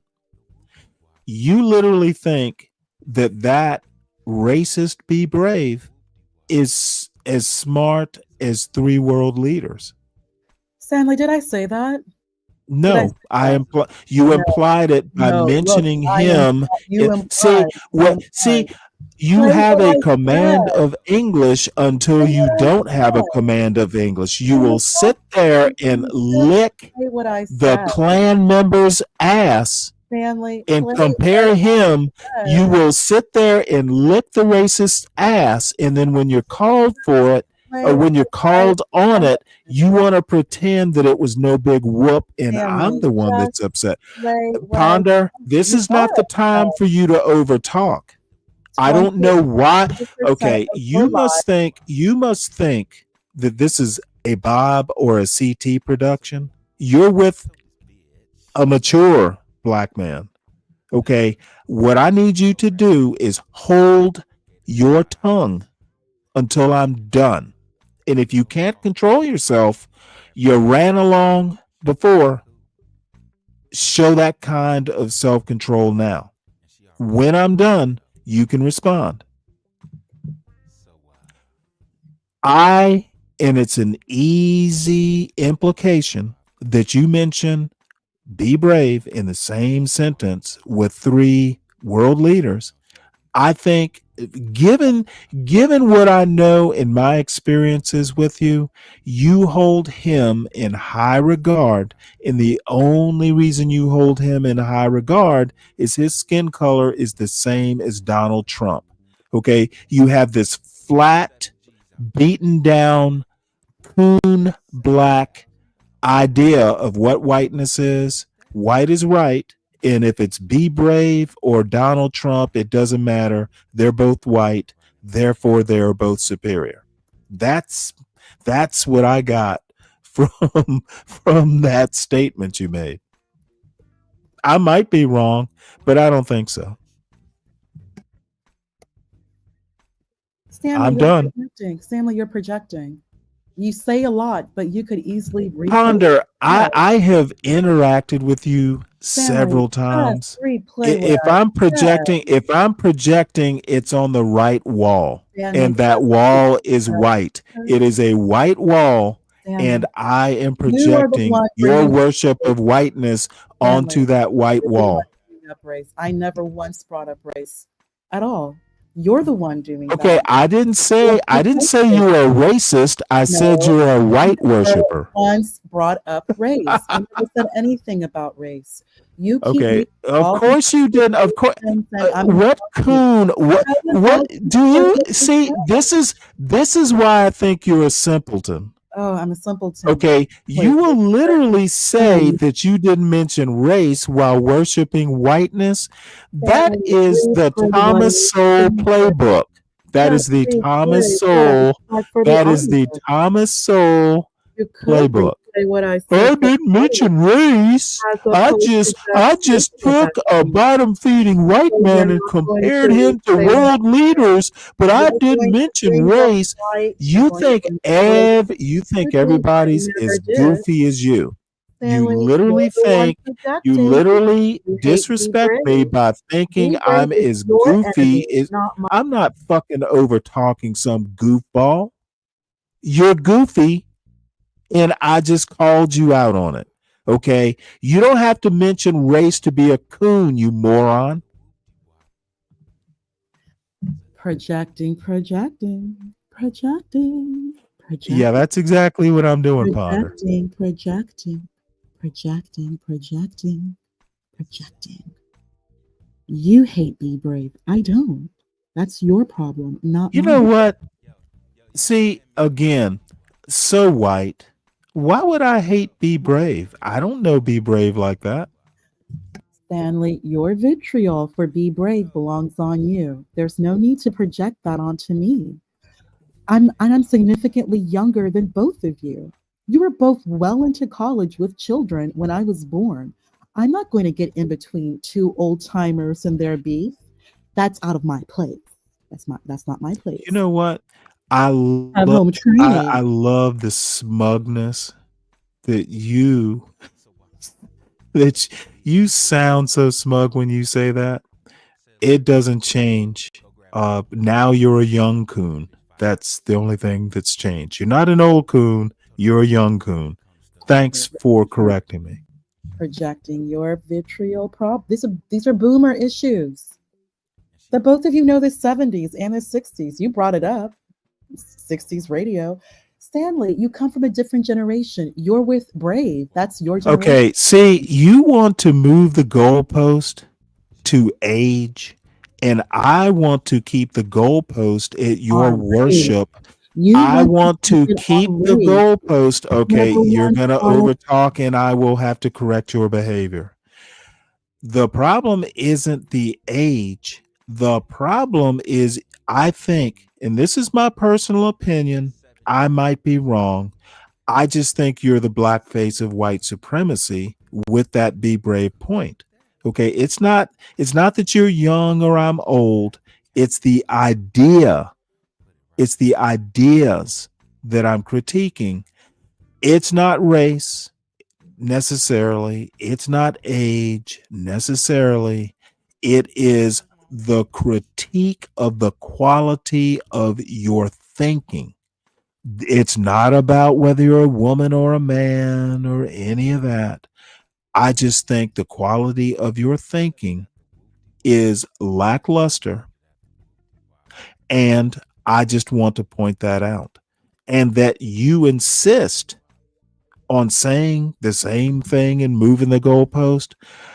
I actually think you're insulting my intelligence. That's, if I'm upset at all, it's that you think I am as dumb as you, or as dumb as Bob, or as dumb as CT. Look, they're all fine gentlemen. They're all smart gentlemen. But you know what? They do what they do, and I do what I do. And what I do is call stupidity out. They have a high tolerance. They can have 8 people on a panel all spouting dumbass arguments, and they make money off of it. I'm not as talented nor as patient. I don't like stupid people. I don't like stupid ideas. And I thought you were better than that. But you know what? Maybe you're just having a bad day. It is Friday. Maybe you'll have a better Saturday. Stanley, I hope you feel better now. I hope you got it all out. But we all know it's going to happen again tomorrow. Your vitriol hatred. You know what? It's not going to happen if you're not on the panel. Okay, then don't keep me on your panel. Like I haven't been kicked out before. See, well, you know what? I'm just hoping you will be like a wise person and self-deport. You're a Trump fan. How about just self-deport? Stanley, the Bolsheviks called me radioactive. What else do you have to say? Okay, you do realize that Bolshevik line you keep wanting to pitch, it doesn't You keep work. bringing them up. It does not work, ma'am. The Soviet Union ended quite some time ago. The Bolshevik is bullshit. Stanley, you're the one bringing them up. I am not. You brought them You up. literally just said the word, ma'am. Stanley, why are you bringing up these other people? You bring them up. I'm not. Ma'am, I know. You bring up. I know that you are not used to having your ass handed to you. I understand that you have to save face, but what you need to do is stay down. Take your lick like a good young person should. Take lessons from your elder, and tomorrow's another day. Yes, the triggered elder who's trying to bring me. I'm sorry, ma'am. You're projecting. I'm not triggered.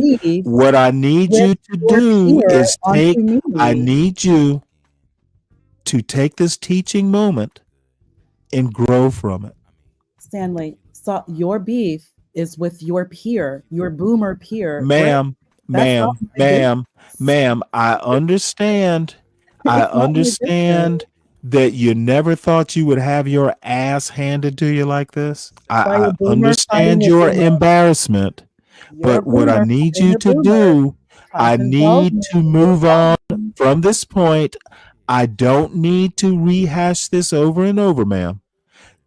Take your ass and your lesson, combine them, and grow from it. That's my one hope. Now, what I would like to do is move on. I would like to move on from this. I would like to move on from this. You should move on because most of us are not boomers. Of course. Who is us? Who is joining? Who on this panel is joining your argument? Stanley, you're alone, ma'am. You are alone in this. You are the lone superstar of stupidity right now. I don't get involved in boomer. You are alone. Other people are not joining into this argument. You need to take your ass and learn from the lesson. It's been smacked. Put some soothing cold water on it. Don't get and involved. Tomorrow will be a better day, young lady. It will be Tomorrow will be a better day, young lady. even better day. Don't belabor the point, young lady. Even better Young day. lady, be better. Don't be bitter. Be better.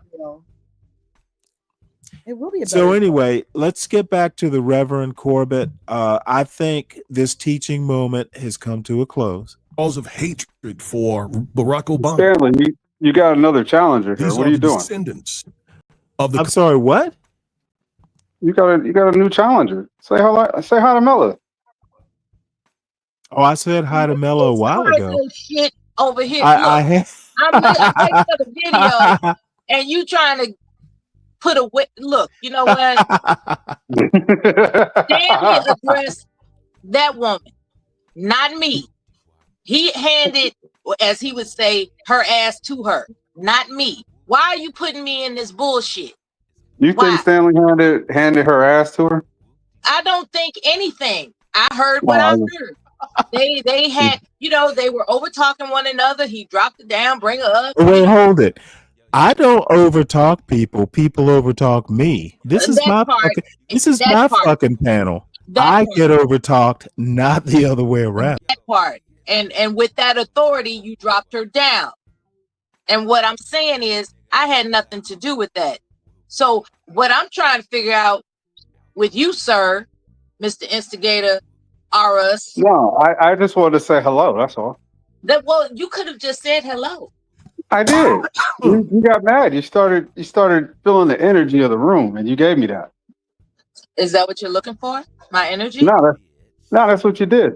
Is that what you're looking for? What you got, Mella? I got it all. Uh-oh. What you want? What you want? Nothing. How you doing? Happy Friday. Same to you and yours. Thank you. All right. Well, let's get back to the Reverend Corbett. Confederacy.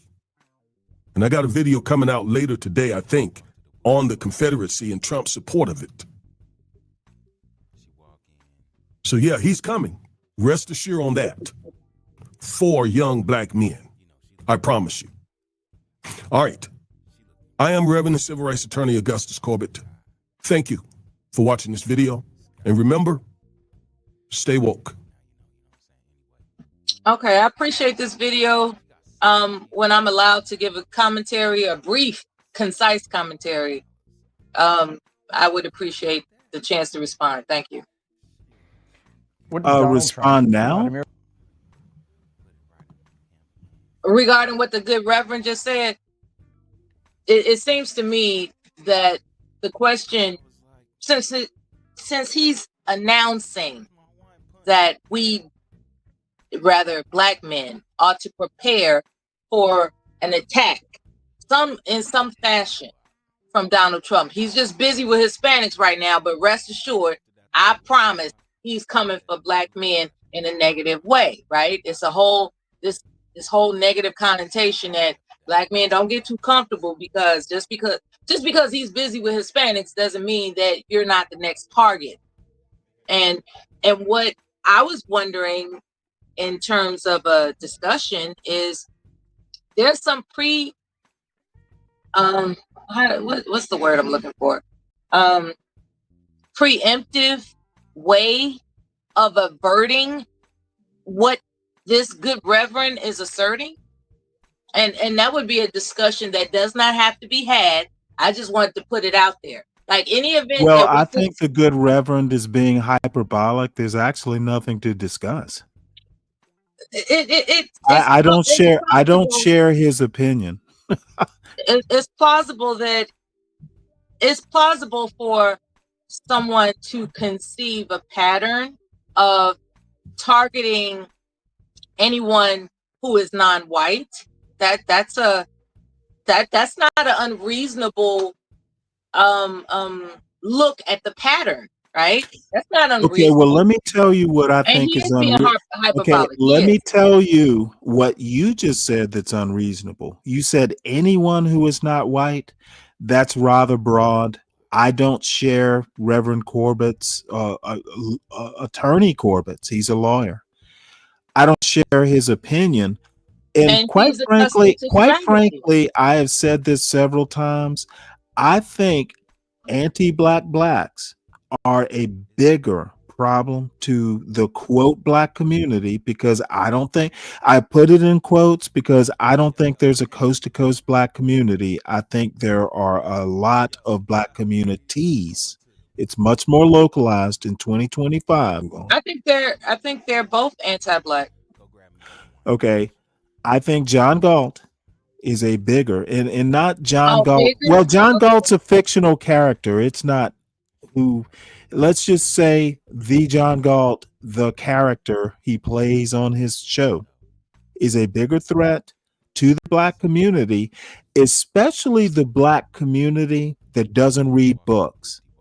Okay. I think I can hear what John Galt says or a Reverend Augustus Corbett says, and I can think for myself. I don't get easily swayed by bullshit because I've been around the block a couple times and I've read a couple books. Okay. I don't get fooled generally. Anybody can be fooled, but talking in bullet points does not impress me. It's the younger people who may not be able or at a point in their life where they can resist. Oh, you're talking about Okay, I don't need to be interrupted, ma'am. I'll let you know when I'm done. It's it's the younger people who may not know enough to know bullshit when they hear it. The anti-black CT, John Galt, Be Brave, not Be Brave so much, but it's the Ock Nations. They are a bigger problem to younger black people than Be Brave is. Wow. And I don't care. It's my opinion. I'm not convinced in your opinion, only because when it comes to Be Brave, he just looks like your standard, Santa Claus, poverty. Well, that's why I'm saying guy. he is not as big a threat as somebody cool like John Galt. You will be, if you are a young black man. Oh my God. If you are a young black man, hey, John Galt has that dope, as everybody likes to say, and especially him, he likes to say it. John Galt is a bigger problem. There's something to be said about that because of the black exploitation films in the 70s. Okay, I don't care. I think that isn't where I'm going with it. People will identify with someone like John Galt quicker than they will with Be Brave. That's why I think John Galt is a bigger problem. Yeah, there's an influence factor to be considered with vulnerable minds who haven't yet learned to think for themselves. I kind of just said that. I'm reinforcing in agreement what you just said. Well, I appreciate your reinforcement. And I'm glad I was unsure about my point, and you reinforcing it makes all the difference. Sometimes the audience needs to hear that. I wouldn't be one of those people. Mella has such a reassuring voice. I appreciate it. If I'm ever unsure of my point, I will literally say, "What do you think?" If I don't say "What do you think," I'm pretty sure of what I'm saying.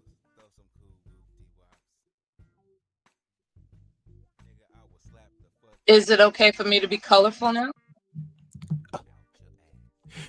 You know what? Colorful. Let your freak flag fly, and if it needs to be taken down, I will do it.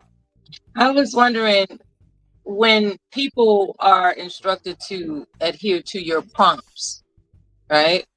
What if they're actually doing something? Like you said, I will tell you when I want you to back up. No, that's not exactly what I said. What I said is I'm generally sure of what I say.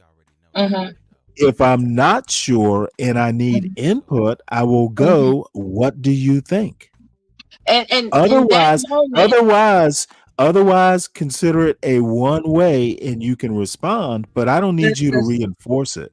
Yeah, and that way, in the event that one of the panelists that you were asking, what do they think? If they stepped away, Okay, right? now we're talking hypotheticals. We're not there yet. Is this Oh, what no problem. is this Okay, I'm going to is mute. this No a problem. thought are you trying to do a thought experiment? I'm just waiting for the next video.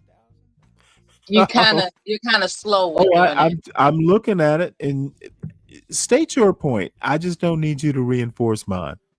Respond all you want. What's the next topic? No idea. Exactly. Well, are you impatient? Do you have something you want to talk about? Yes, I do. I need Go ahead, Miller, permission. cook. No, I need Go ahead and permission. cook. I'm listening. I wanted to discuss how I have acquired what's called premium, YouTube Premium, or whatever, that allows ad-free viewership, right? You know, you get to view things without ads. I didn't realize how, coddled I had been until the subscription ran out for the year. I'm going through this. I'm like, what's all these ads? Like, why is it that my favorite YouTuber is being interrupted with these ads? And then, of course, I figured it out. I was like, okay, there's been a change. Do you know that there's something about me that thought it was a personal vendetta? Somebody infiltrated my email and IP address and changed everything around, when that's not the case. Sometimes the most logical answer is the simplest.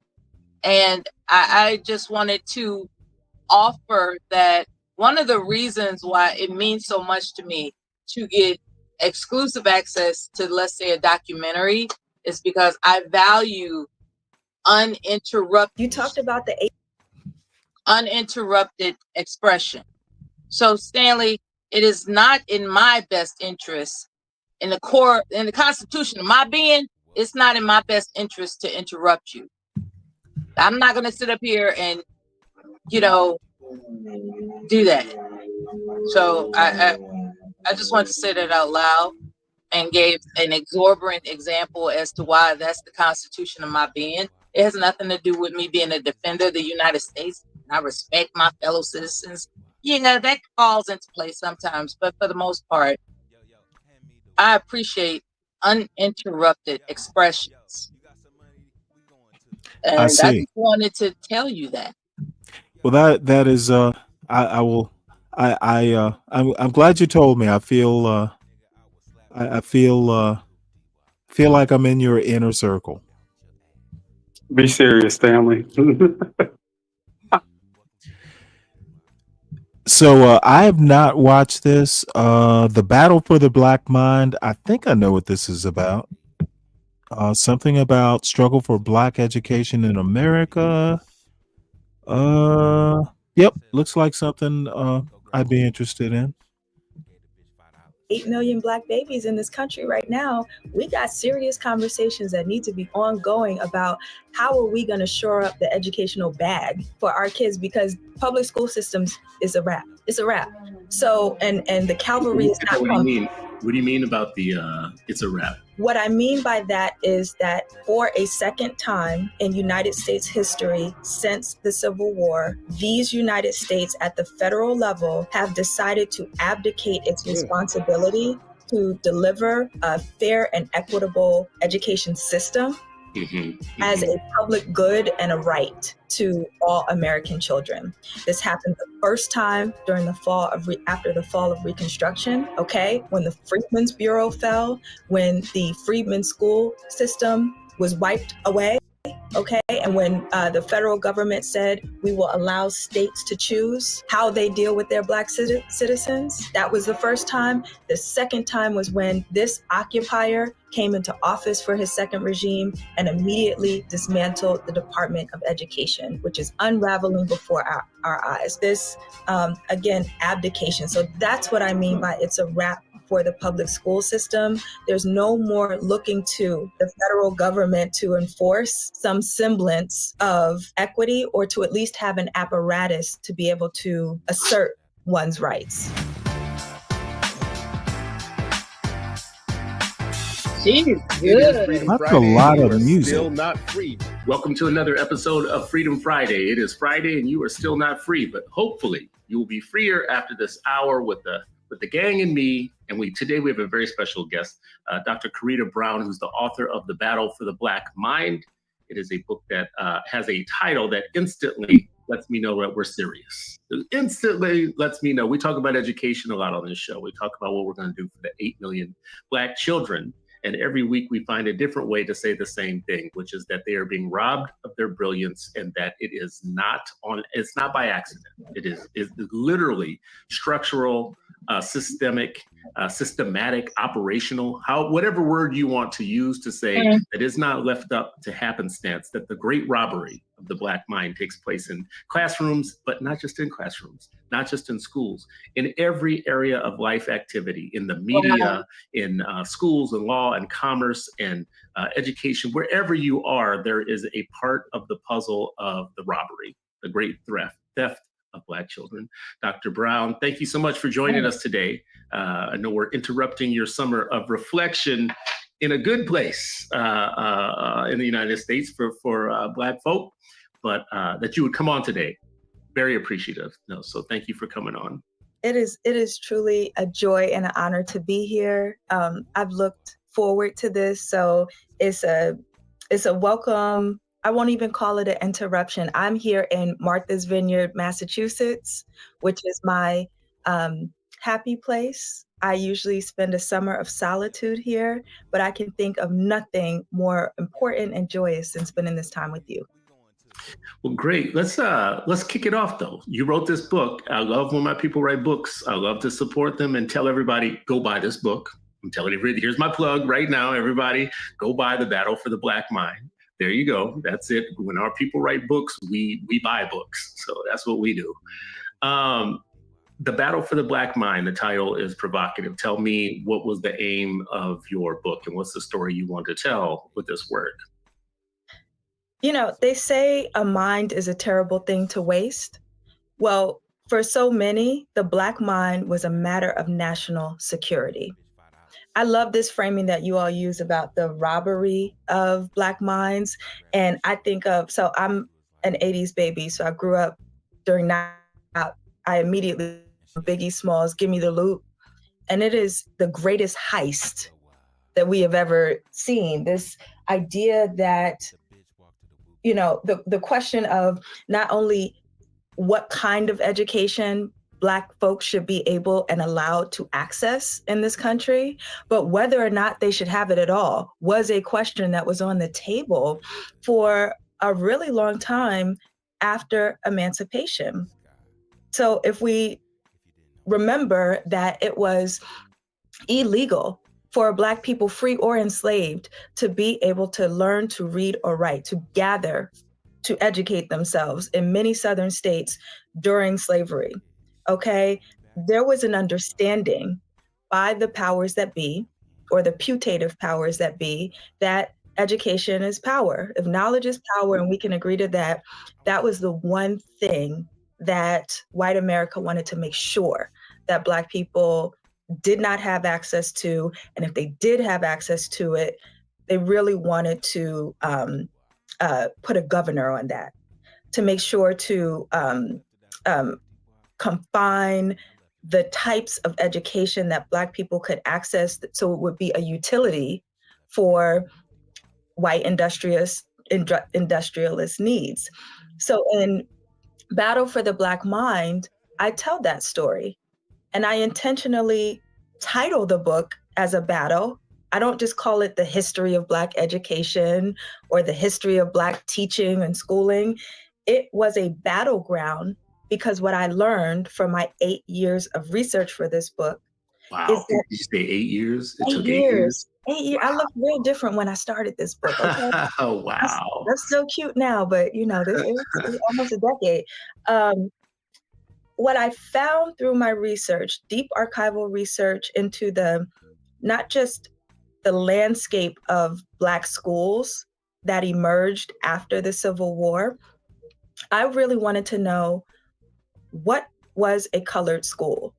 Why did the United States decide off the rip that there should be Black schools and white schools? Because they could have made the decision, okay, to just say, okay.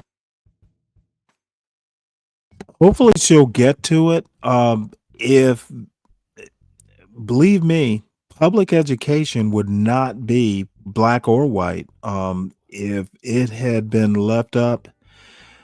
You know, if the Civil War had never happened, I don't think public schools would ever exist. So, you know, Agreed. some of it is, public education was kind of something that sprang out of the need to educate Black kids and Black people in general after the Civil War.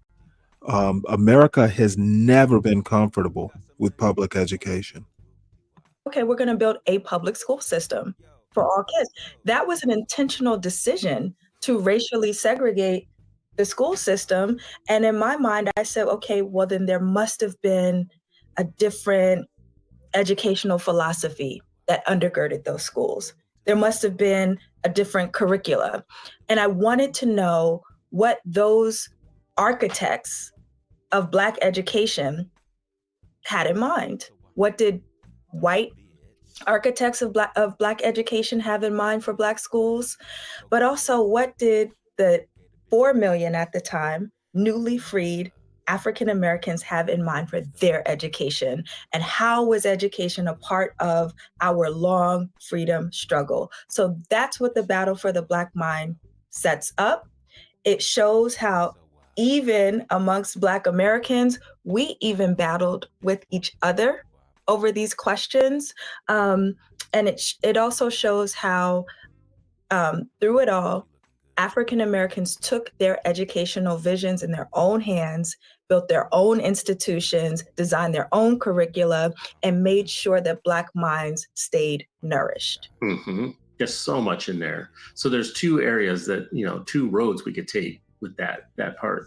The white architects of education, and there's a book I remember called The White Architects of Black Education. That's a deep story. Shout out to Dr. William D. Watkins. May he rest in peace, for writing that dope book. Very, very, if you've never sat down and thought about where all this stuff with education comes from, when you start digging into it, it gets real deep, real quick. And then there's the second part of the story is the more important part, which is, what did we do about it? Right? So why don't we start with the first one? What's really important for people to know about the X and what they saw for us that we did not see for ourselves?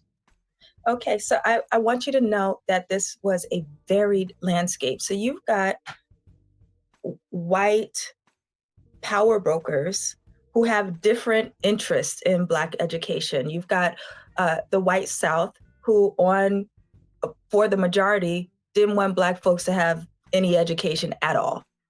But what's important to also know about that is, did you know that after the Civil War, there was no public school system for Black or white children in the South? Mm-hmm.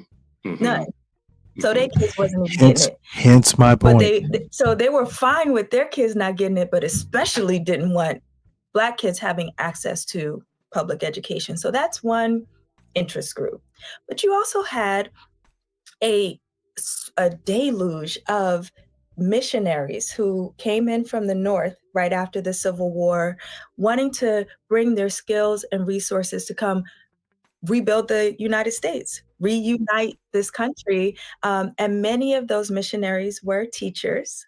Many of them were white, and they had interest in providing a Christian education to Black schools. So when you think about freedmen's schools, they were led by Black and white teachers, but you saw a lot of white Northerners come wanting to spread a religious education there.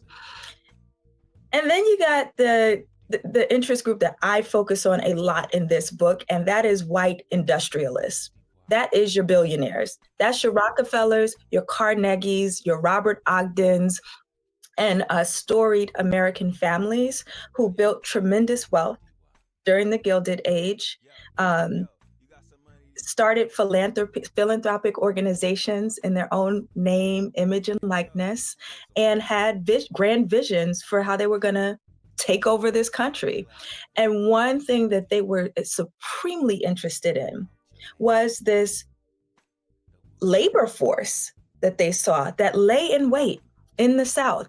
African Americans who could be an endless supply of cheap labor. Why? Because the meat packing factories needed packers. Those railroads needed people to build them. Those manufacturing plants needed cheap labor to work around the clock during the Industrial Revolution. And the idea was, for these billionaires, why are we going to Europe to supply a cheap labor force when we can just tap into this? But we need a labor force that is what? Docile.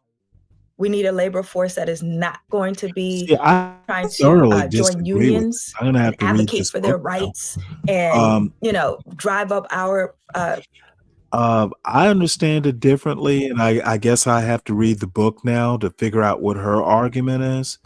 Right after the Civil War, this industrialization thing really didn't happen until right around, maybe just before World War One. Southerners, the Redeemers, they basically wanted all that labor to stay on the farm. There weren't Rockefellers down in Bessemer, Alabama, looking to recruit docile labor. That basically became a thing later. I mean, I guess I have to read her book. I don't agree that the Rockefellers and these big industrialists were looking for black labor. I don't agree with that. Prices and dig into our profits. So they invested heavily in the Black education system in the South to cultivate a curricula to socialize African Americans for a job of labor, to do and not think. This was called the industrial model of Black education. This model of this curricula was pushed in many of our HBCUs at their founding. They were also pushed through elementary schools through the South and funded heavily, again, by these billionaires. Why? Because the white South would not allocate tax dollars to Black public schools. Brings us so that's an elegant setup for, and I know my homies on the podcast here are, they're not going to be with me on this one, but that brings us right to the doorstep of Booker T. Washington. That brings us right to, because you said I don't think everybody knows the origin of HBCUs. I don't think we have a very right now view of it, but we don't have the originalist view. We don't go all the way back to the beginning and see that they're even named after some people that are not us, right? Like, I don't think everybody knows the beginning and the origins, but is this a story of how things, I don't know how else to put this, but the devil sometimes creates things for his own purpose and doesn't realize what God's going to do.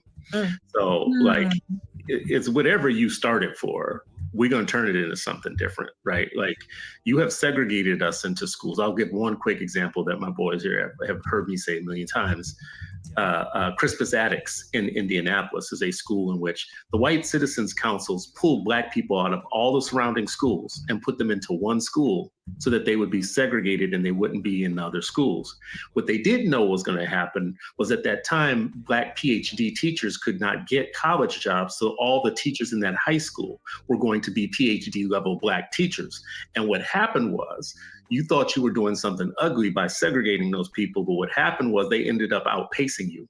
That school ended up outperforming all the white schools in the area, started producing congressmen and mayors and famous musicians and famous athletes and whatever. So you started that school out of something ugly. But what happened was, so it's the same thing with HBCUs kind of. It's like they have this story. Let me just talk a little bit about there. We could talk about Booker T. We could talk about the origins of the architects with HBCUs and what they became. How about that?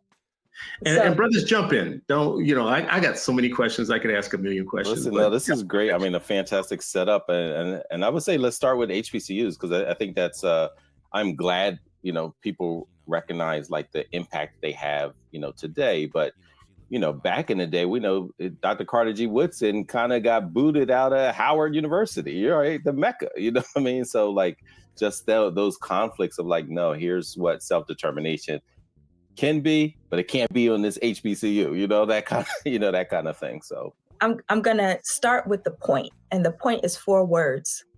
Won't he do it?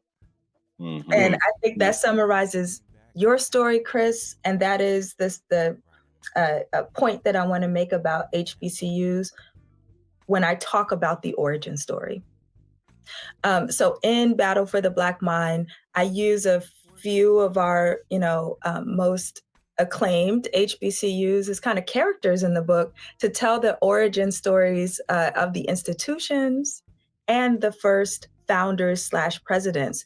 So, many of us, it becomes lost on us that most HBCUs were founded by white men. You mentioned even some of them named after white men, including Howard. Howard, yeah, General Howard, yeah. Including Dillard. Right. And when you go on HBCU campuses, you will see the names of the buildings are mostly named after these white men. What does that mean? That allowed an entry point to talk about their mindsets, their intentions, and their educational aims for Black children in higher education when these institutions were founded. And I want you to keep in mind that industrial model of Black education was the curricula. That was the, golden ticket that many of these white founders, they were trying to implement and institutionalize across the board throughout the South. So one of the most iconic institutions, sibling institutions that modeled this were Hampton Institute and Tuskegee. And they were really thought about as like sister institutes. Booker T. Washington is the most, at the time, was the most acclaimed alumni of Hampton. He is the protege of the president / founder of Hampton Institute, Samuel Chapman Armstrong. And Booker T. Washington embodied this industrial education model, okay? He lived it. He was its poster child, okay? And he was a master orator. So when he gets his appointment as president of Tuskegee Institute, an appointment that Samuel Chapman Armstrong hand delivers him, the intention was to create an HBCU led by an African American that was modeled after this industrial education curricula. Why was that so important? Because Armstrong and his ilk, we call them the Tuskegee machine, very much understood that to pull off this heist, I like that word heist, to pull off this heist to get Black folks to buy in to this idea of do not think, industrial education, we really need Black people at the helm of leadership to promote this idea, to socialize it amongst the folks. So Booker T. Washington becomes a leader in a very particular way. He's picked and chosen to do that. So, but you have many, many institutions, HBCUs and otherwise, that begin to follow this model. And that's not to say that we did not accomplish the wholly impossible through our HBCUs. We know the story that African Americans made those institutions into ones that were for us, by us, and about us. But it's important to understand the battleground, the intentions around their fighting, so we understand what we fought for to get what we have now. So it's a complicated story. I'm happy to talk more about that, but it's important to understand the different models of education. Today, we would call it school choice that was available to Black folks back then. You had schools that were founded on a liberal model. Atlanta University, that's now Clark Atlanta University. Spelman College, also founded by a Rockefeller, Laura Spelman Rockefeller. Okay, you had institutions that I don't think people know that name. okay. So you have all Spelman graduates. Do you know where it came from? And you walk into the main building on their campus. I forget the name of that building. There is a plaque with that white woman's face, name, and her insignia on it. And it's okay to interrogate these origin stories. And it's okay if the story doesn't align with what you know your institution to be now. I think that as Black folks, that makes me even more proud of what we've done, but we can't look away at history just because we don't like it. Okay? Yeah. So I'm going to give my... He's like, look away, look away, look away. Yeah. Don't look up. Don't look up. I'm going to give my quick, I think, rescue of the industrial Booker T thing. Okay. Right? Let me give my quick rescue of it. First of all, let me just tell a very quick story. I got to stay at one of the houses that was one of the first houses. I think it was built for the president of Tuskegee in Richmond, Virginia. There's this house. Oh, I don't know, like it's so far out that it took me a very long time to get there. And I spent a night there. There's a tree there where there's a bench. And on that bench is where Dr. King wrote the I Have a Dream speech. He got to stay there. But when one of the descendants of Booker T came to give us a little talk about the house, because I think it's still in their possession. And it was interesting to me. I sat there was so much I didn't know, but every brick of that house was built by Black hands, the bricks themselves, at a time where brick making wasn't something that we did. It was something we bought. We bought bricks. Every piece of that house was designed by a Black architect that learned during this era, from these schools. And I think the radical self-sufficiency as the real goal, not the accommodationism, is the thing that we lose when we get into the accommodationist arguments about what was taking place at that time. There's a very, I think, radically simple idea at that time was industrial was the tech of the time. So today we're pushing kids to learn coding, and that bus is already gone. Like coding is old now. Now they're on to the next thing, AI. Well, with each thing that comes, we get left behind, and they get the first fruits of that technology, and we don't. So the idea that we put our own people on whatever is the tech of the day. At that time, industrial was the tech. Railroads and bricks and houses and building things for yourselves or whatever. And out of this Booker T thing comes this argument between him and Du Bois, right? Yeah. And yes. Du Bois to me represents the Black elite, and Washington represents a focus on the Black masses. Not everybody's going to go to Harvard. Not everybody's going to be the first PhD out of Harvard. And not everybody is going to be part of the talented 10. Not everybody is going to be the ones that vacation with the, what's the name of that book?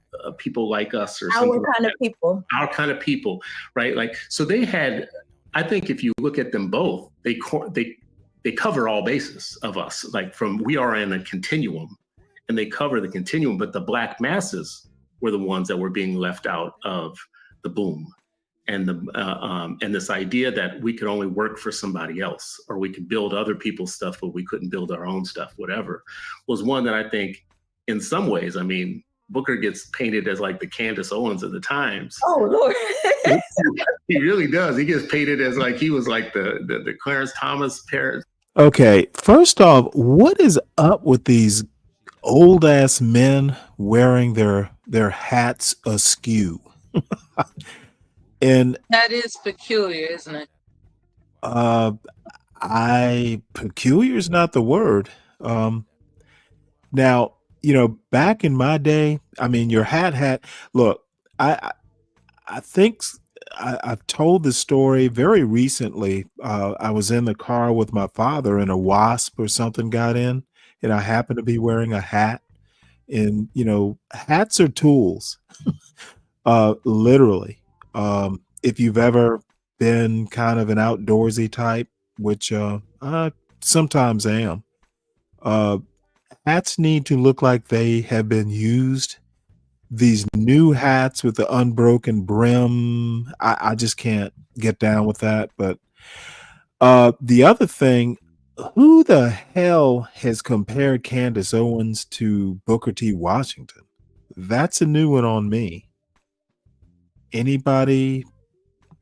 I've never heard anyone compare her to Booker T. Washington. That's an insult to Booker T. Washington. No, yeah. So maybe they've heard something, and it's not like I know everything, but I follow a lot of politics and stuff. I've literally never heard her compared that way. And this young lady here, she's a fucking big deal. She's an Ivy Leaguer, and teaches at Emory. Yeah, she's not giving pushback to that idea of Booker T being looked at like a Candace Owens.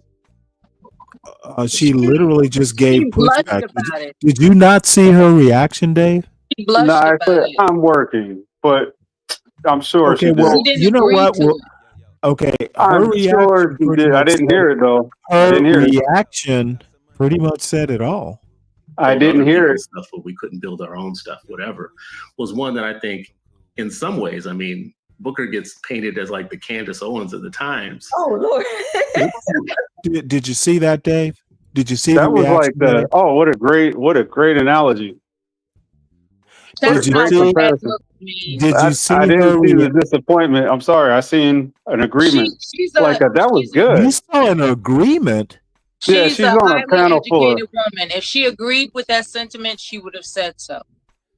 Well, she didn't say she No, didn't. She chose not to be Deacon impolite. Dave. There's I She a think didn't say Deacon she Dave, didn't. like all anti-black blacks, they just see what they want to see. Oh, so he's an anti-black black It will saying that, double. comparing her to Candace It Owens, huh? will. They Is that will what's going on here? double I'm missing it. down. They will double down in seeing what they want to see. Oh, so I missed it. So No, the guys with the what you straight missed, brim hats, what they're you missed, anti-black blacks, right? what you think you saw was not agreement, sir. No, I saw He somebody really giving does. He gets somebody painted as like kudos he was like. for a sharp You know assessment. what? Just go ahead and tell us you saw her reach through the screen and give a round of high fives.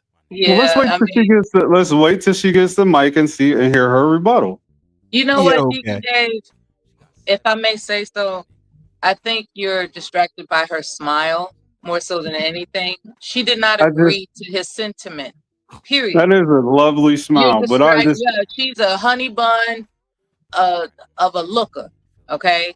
And you're distracted by that. And what you want most of all, if I may say so, is that she is not to, you know, think anything other than her being an agreeable woman, right?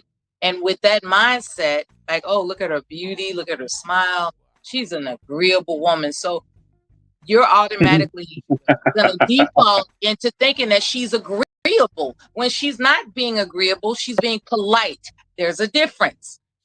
Stanley does that too. She builds the narrative for me, I guess. You guys can She's read being me polite. and you can't even see If my she's face. highly That's crazy. educated, Deacon, had she agreed with them, Well, she's Dave, competent enough to agree with them. you should be comfortable. You make up shit. Why can't we? What did I make up?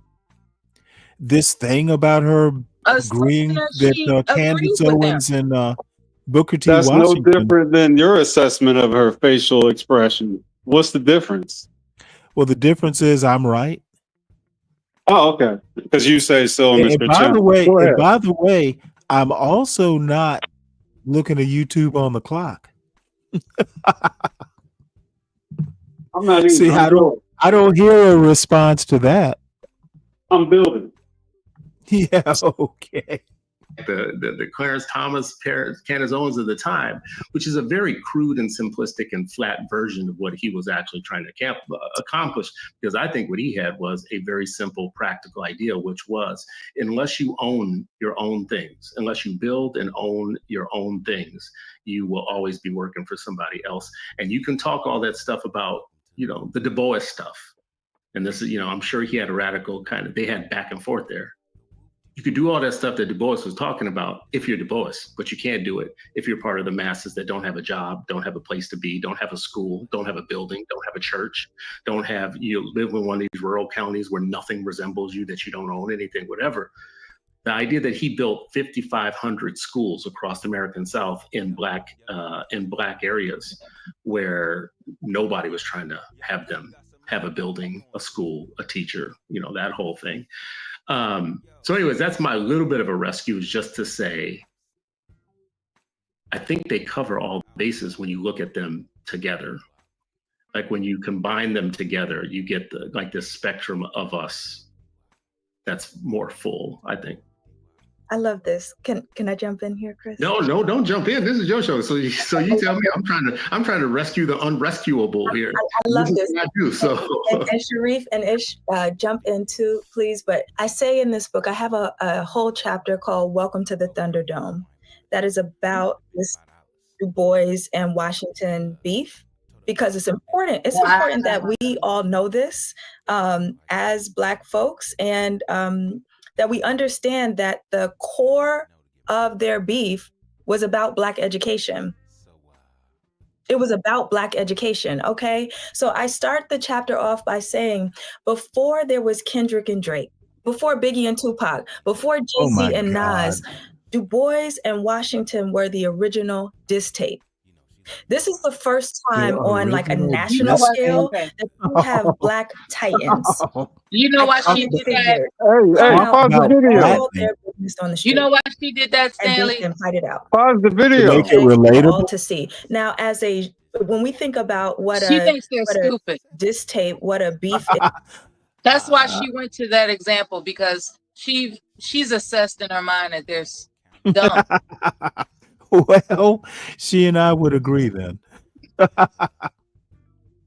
Oh, the guys. Yeah. You know what? Yeah. She's like, I gotta meet them where they're at. They're dumb, so let me give a dumb example.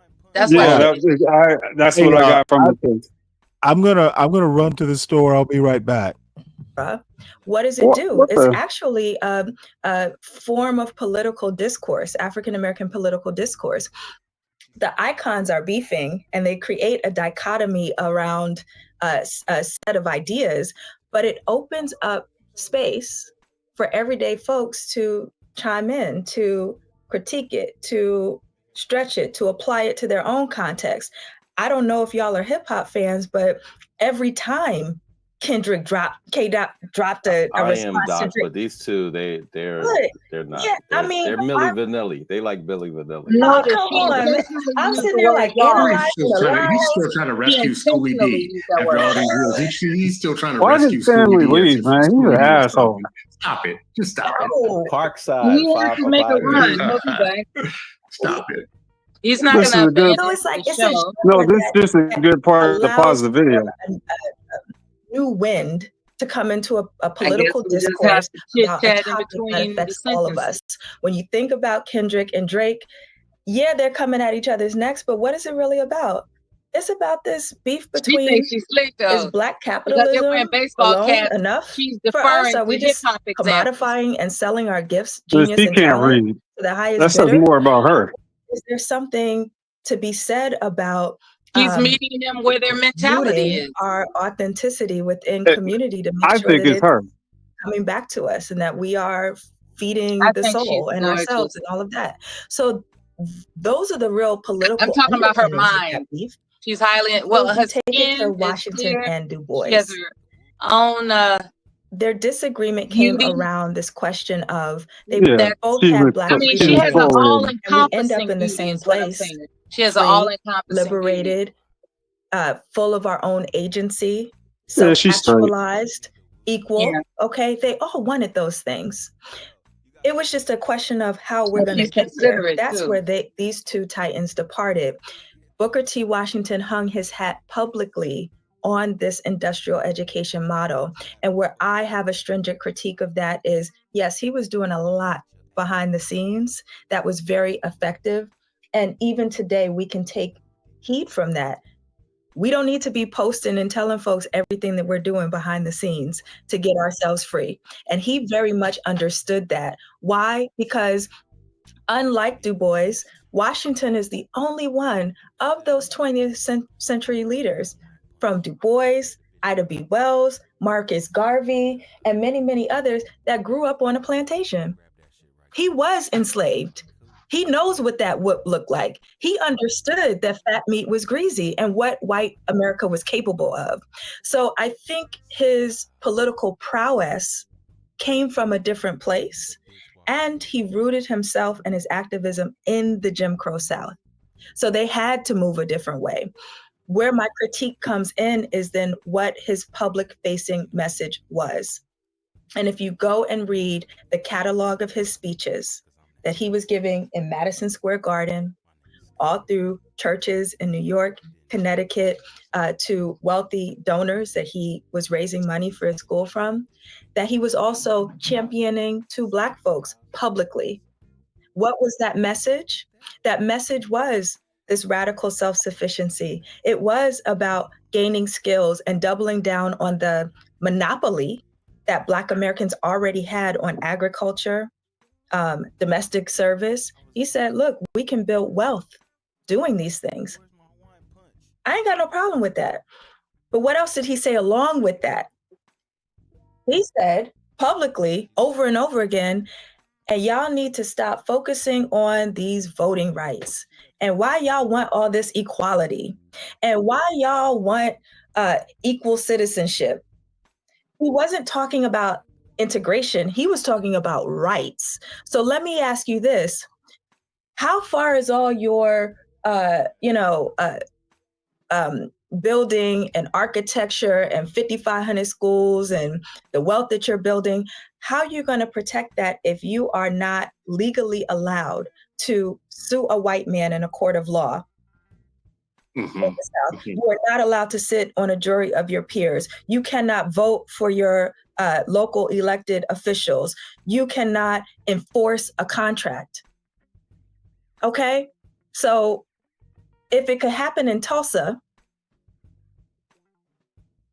do you hear me? Okay, if it could happen in Tulsa, there's a structural mismatch with that message that I bring a critique for what he was saying in the public eye and socializing Black folks to think that they could abdicate that fight for full rights to be able to protect that wealth that we built, to be able to protect that, all of that intergenerational growth that we were achieving.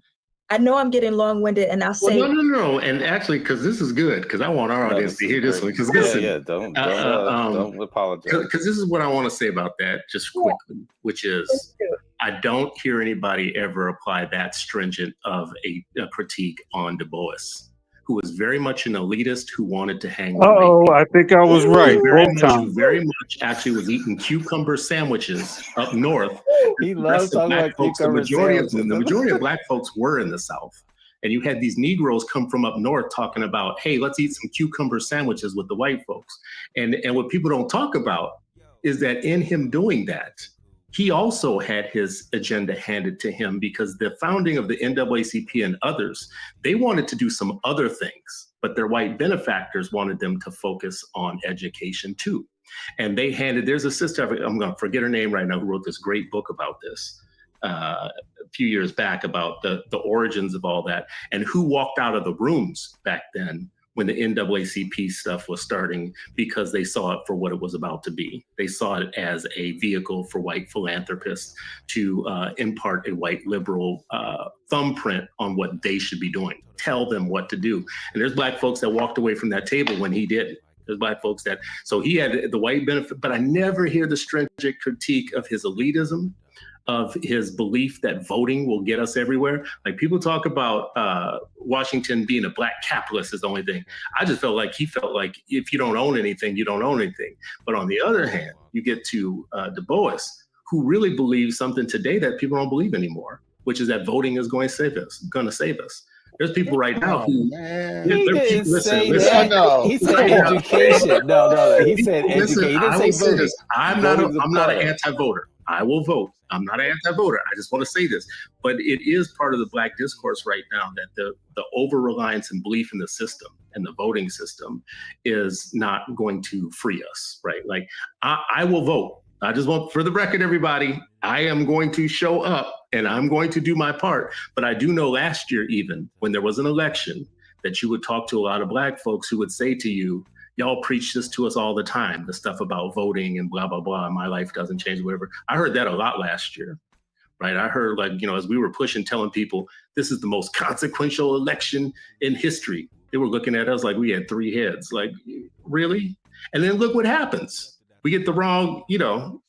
Listen, I need Ish to jump in. I'm not even finished my jet lag from leaving W.B. Du Bois' house in Accra.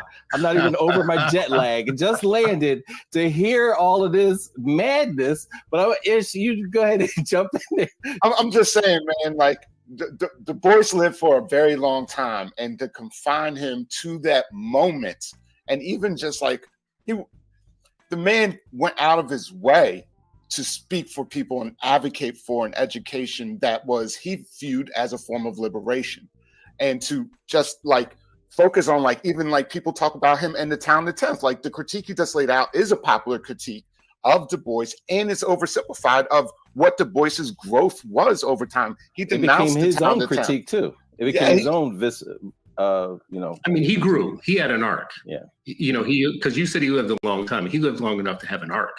But some of that stuff that he had, if we're locating this argument in the time that him and Washington were beefing, at that time, the Terror Dome time, he hadn't hit his arc yet, right? Just like King and Malcolm X had arcs too. They didn't end up where they started out. They actually ended up closer to each other after their arc, as they learned some things about dealing with the same folks on different sides of the coin, right? Like they were dealing with the same folks, same thing back then. Now, I do want to ask this too. In this, which one is great? I want to know which one is Dr. great. Brown, this has been pent up for a decade. This has been an ongoing conversation for a decade. So I'm so glad that we are not glossing over this. I want to know who's Drake though. Which one is Drake?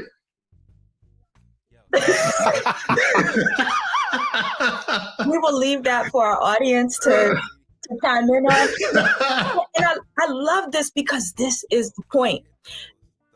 These two titans, they have ascended into like they're symbolic.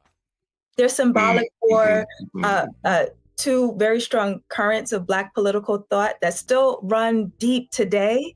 And these are the conversations that we need to be having. So I love this. This was, in fact, my intention. And I'm telling you, some of y'all gonna be real mad when you read my reading of Booker T and Washington in this book, because I let Booker T have it, and that is not and a popular. Everybody go get this book right now. Everybody buy this book. Man, I was right the whole time. Y'all try to jump. As you read the book, to disagree. I want you to critique. Of course, I want Stanley you to went to fill the in the court. blanks. Why? Because that is why I wrote it. I wrote it so that we would re-engage with, disagreement and constructive criticism, not just critique for critique's sake. That is how we grow. That's how we set our agenda. That's how we align, and also find areas where we're not going to align. This is how freedom dreams get on a vehicle and start going somewhere. This is how they turn into movements. So this is very important. May I say a few things about what you'd like to call the cucumber sandwich eating Du Bois? And if you out of pocket. If you notice my painting in the back, and I will out myself, I am a Du Boisian scholar. And what that means is now I'm in trouble. You should have started with that. You should have started that. How you gonna tell me that long after I done said my foolishness? How you gonna tell me that now? So all I'm saying is, I know a few things about Du Bois. I might have written a couple books about Du Bois, but that doesn't mean that I have to godify Du Bois. That doesn't mean that he wasn't a human with lots of flaws. And I'm certainly happy to talk about those, but I want to make a few remarks, if I may. I want to echo Ish in that yes, Du Bois lived a long life, 95 years, where you cannot elitism his story away when you recognize in the totality of his body of scholarship, organizing, and activism, you can't explain how this man not only dies in Accra, Ghana by choice, renounces his US citizenship, and publicly joins the Communist Party of the USA. You can't then explain away that he didn't have an analysis of elitism and power lying in the masses. But to your point, Chris, that wasn't, if we're looking at the time where I'm talking about the battle for the Black mind, what tip was Du Bois on? And yes, the NAACP was a compromised organization from the start. Why? Because it was a multiracial organization that was founded primarily with white dollars and white ideas of what advancement looked like for colored people. Du Bois chose to stay on that board, but what was he doing before that? Which was exactly during this time of when the beef started with Booker T. Washington. He and 29 other Black men met in Niagara Falls and started the Niagara movement. They got together and said, we need a national organization for us, by us, and about us that's going to set a political, economic, and social agenda led by us. The Niagara movement fizzles out within 4 to 5 years. Why? Because they don't have the economic base. They are fighting all manner of attack, including by Booker T. Washington. He did send his ops to Niagara to spy on the formation of that organization. And I've got the receipts to show. Sharif, I'll post these receipts on my LinkedIn too. Oh yeah. And I think Dr. Anderson talks about that the ops movement in there too. Yes. So you see him articulating his visions for Black freedom through many, many organizations, some that are compromised and problematic, and others that, are pro-Blackity, Black. But with the NAACP, he had one interest. He wasn't really stunting what the rest of the organization was doing. He said, I want to be the editor-in-chief and director of the literary arm of this organization, the Crisis magazine. That was his lane. And he mandated, if he was going to agree to join this organization, I will have 100% literary control over this magazine. What did that do? It gave him a bullhorn, a mic to reach the Black masses. He left his job at Atlanta University stating that my social science, this idea that if I just prove to white people that racism is a fallacy, that there is no scientific, bases for racial difference, then that they will get it. He realized long ago in 1905, he's like, this ain't gonna work. And he leaves to go run the Crisis magazine.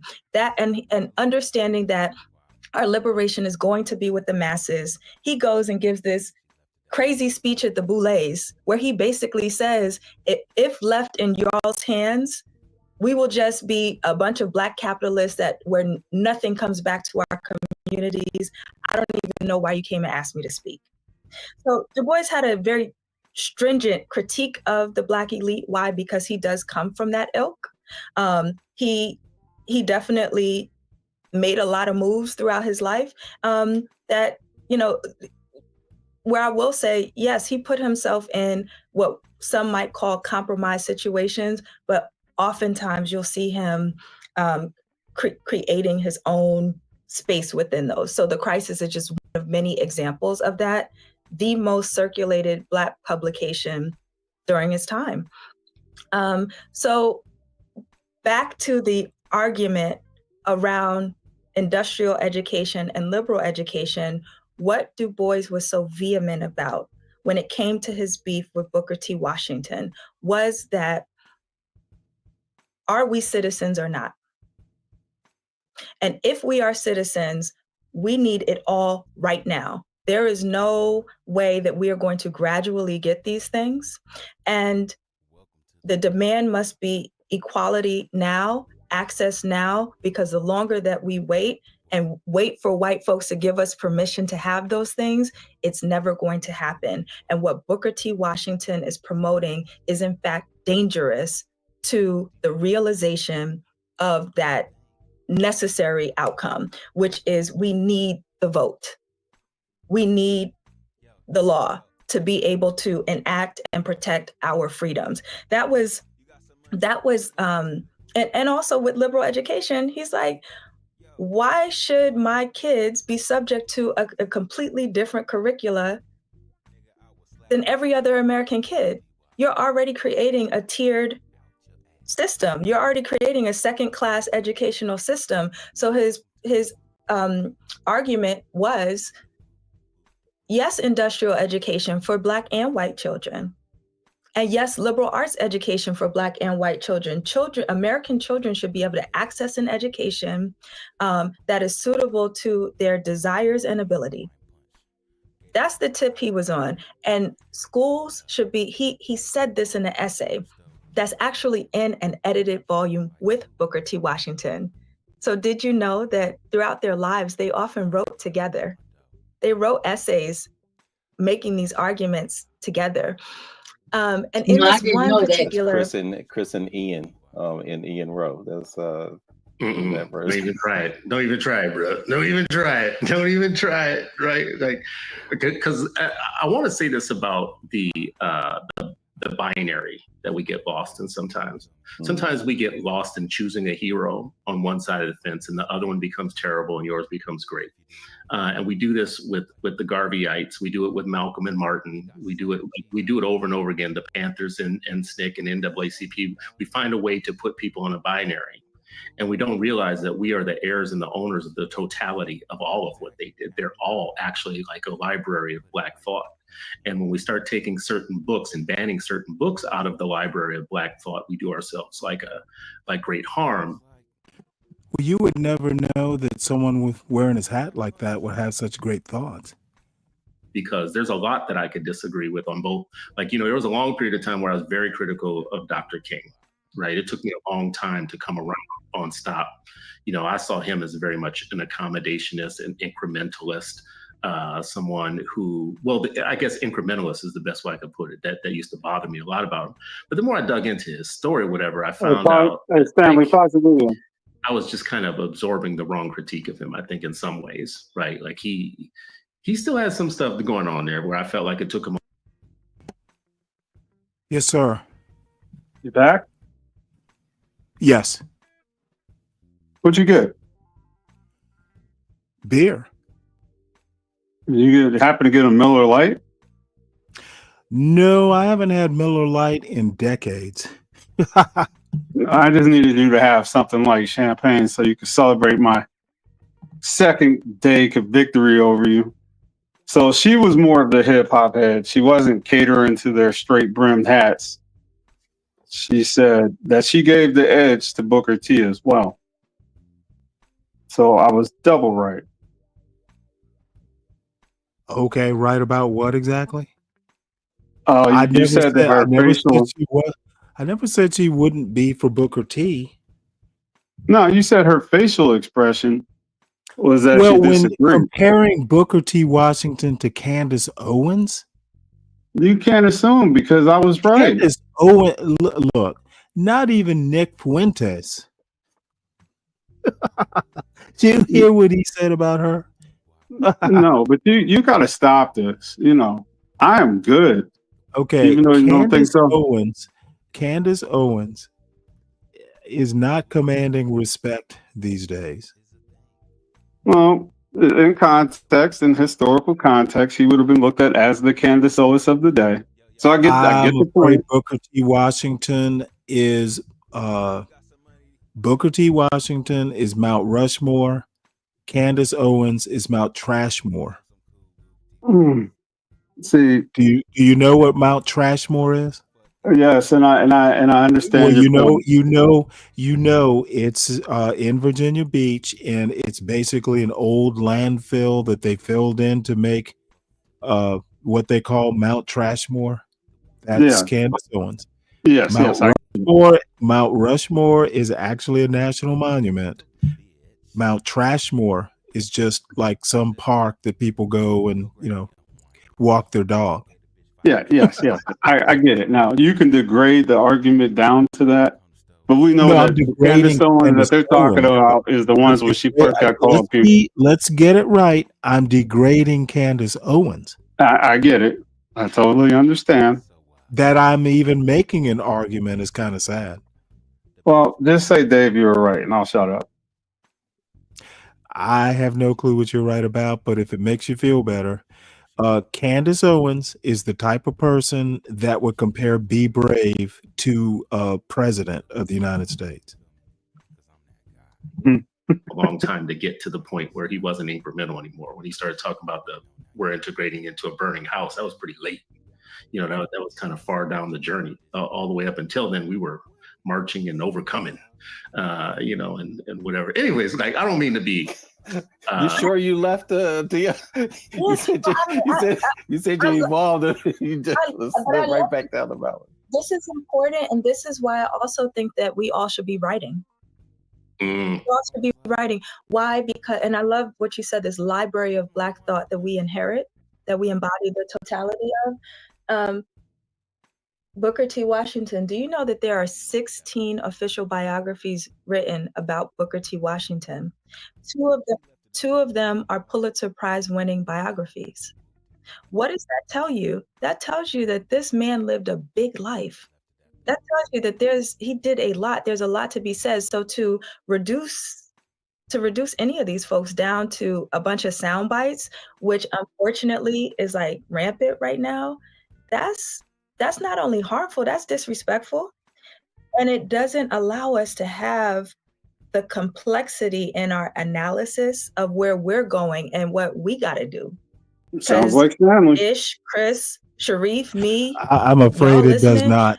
It sounds just like Think about you're not allowing my Black freedom complexity. struggle as a marathon and as a relay.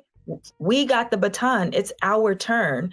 And without understanding what just got passed along to us in our joint, what we got to do, then we're running an ignorant race. But we also running an ignorant race. We got to be able to. Me too. Yeah, we're running harder in that race than others too. Exactly. So we need to be reading these catalogs. You could read the source documents. We should be students of our history, and also not just throwing figures away. Yeah. I don't. Oh, Brian Nichols. Show title.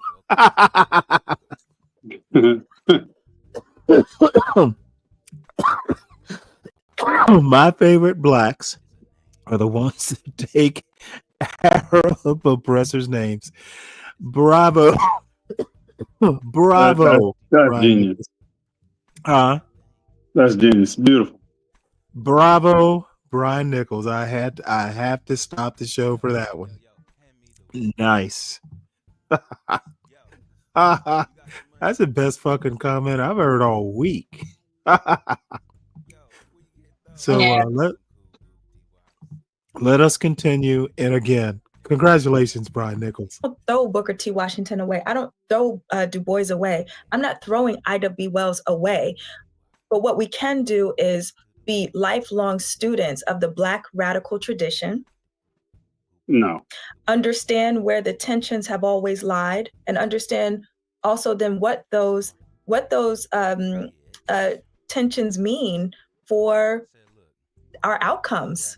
You talked about the 8 million Black babies in this country right now. We got serious conversations that need to be ongoing about how are we going to shore up the educational bag for our kids, because public school systems is a wrap. It's a wrap. So, and the cavalry is not. What do you mean about the it's a wrap on the public education part? What I mean by that is that for a second time in United States history since the Civil War, these United States at the federal level have decided to abdicate its responsibility to deliver a fair and equitable education system as a public good and a right to all American children. This happened the first time during the fall of after the fall of Reconstruction. Okay, when the Freedmen's Bureau fell, when the Freedmen school system was wiped away, okay, and when the federal government said we will allow states to choose how they deal with their Black citizens. That was the first time. The second time was when this occupier came into office for his second regime and immediately dismantled the Department of Education, which is unraveling before our eyes. What's different about this time is before, it was just available to Black kids, Indigenous kids, okay? Now it's available to all Americans. This, again, abdication. So that's what I mean by it's a wrap for the public school system. There's no more looking to the federal government to enforce some semblance of equity or to at least have an apparatus to be able to assert one's rights.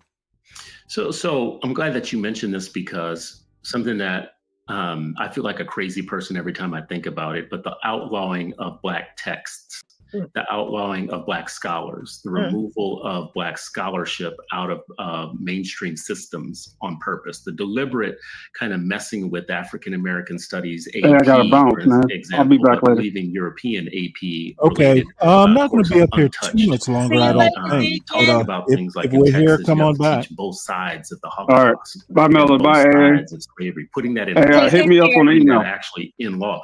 The removal of very specific words, like in Wisconsin, outlawing the words soul murder, which comes from Dr. Love's book, outlawing that in the actual record, making it against the law to in schools even mention these words or whatever. I feel like a crazy person, and I don't understand why we're not all more vocal, alarmed, outraged, crazy, whatever about this. And it's happening right underneath us, right? And we got all these big Black organizations that like put out all kinds of annual reports and do all kinds of things right now. But we are being equity stripped of our intellectual heritage, which is my long way of getting to a question of we're going to have to educate our own. Your book, when you think about your book, how do you want this taught? And how do we get this out of adult hands and get this into young minds? Like, how do we teach what you spent 8 years learning? There are two ways to do that. And number one is to assert the truth and the reality that Black child, your mind is gold. It is the most valuable asset on this planet. You better and believe everybody recognizes that. So you must recognize it. That is your responsibility. That's one thing that I want to be taught from this book. And one thing that I want everybody who's listening to understand about Battle for the Black Mind. While I am a social scientist, I'm a sociologist, I did not write an academic book. This is a book of stories.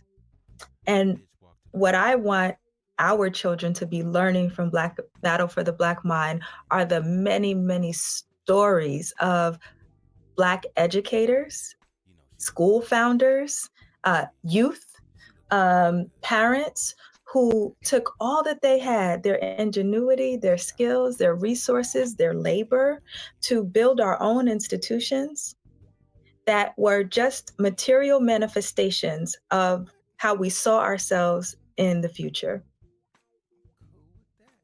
We built that. We built our own schools off of our freedom dreams. So that's why I tell you the story of Mary Smith Peak. Before there was a Hampton University, there was her teaching enslaved Black people, sneaking onto plantations during slavery time in Hampton, Virginia, okay? If you imagine what Harriet Tubman did, coming back from the North, sneaking on plantations, that's what Mary Smith Peak was doing. understanding that one day her people would be free and that they were going to need this knowledge. That was going to be a part of the power toolkit.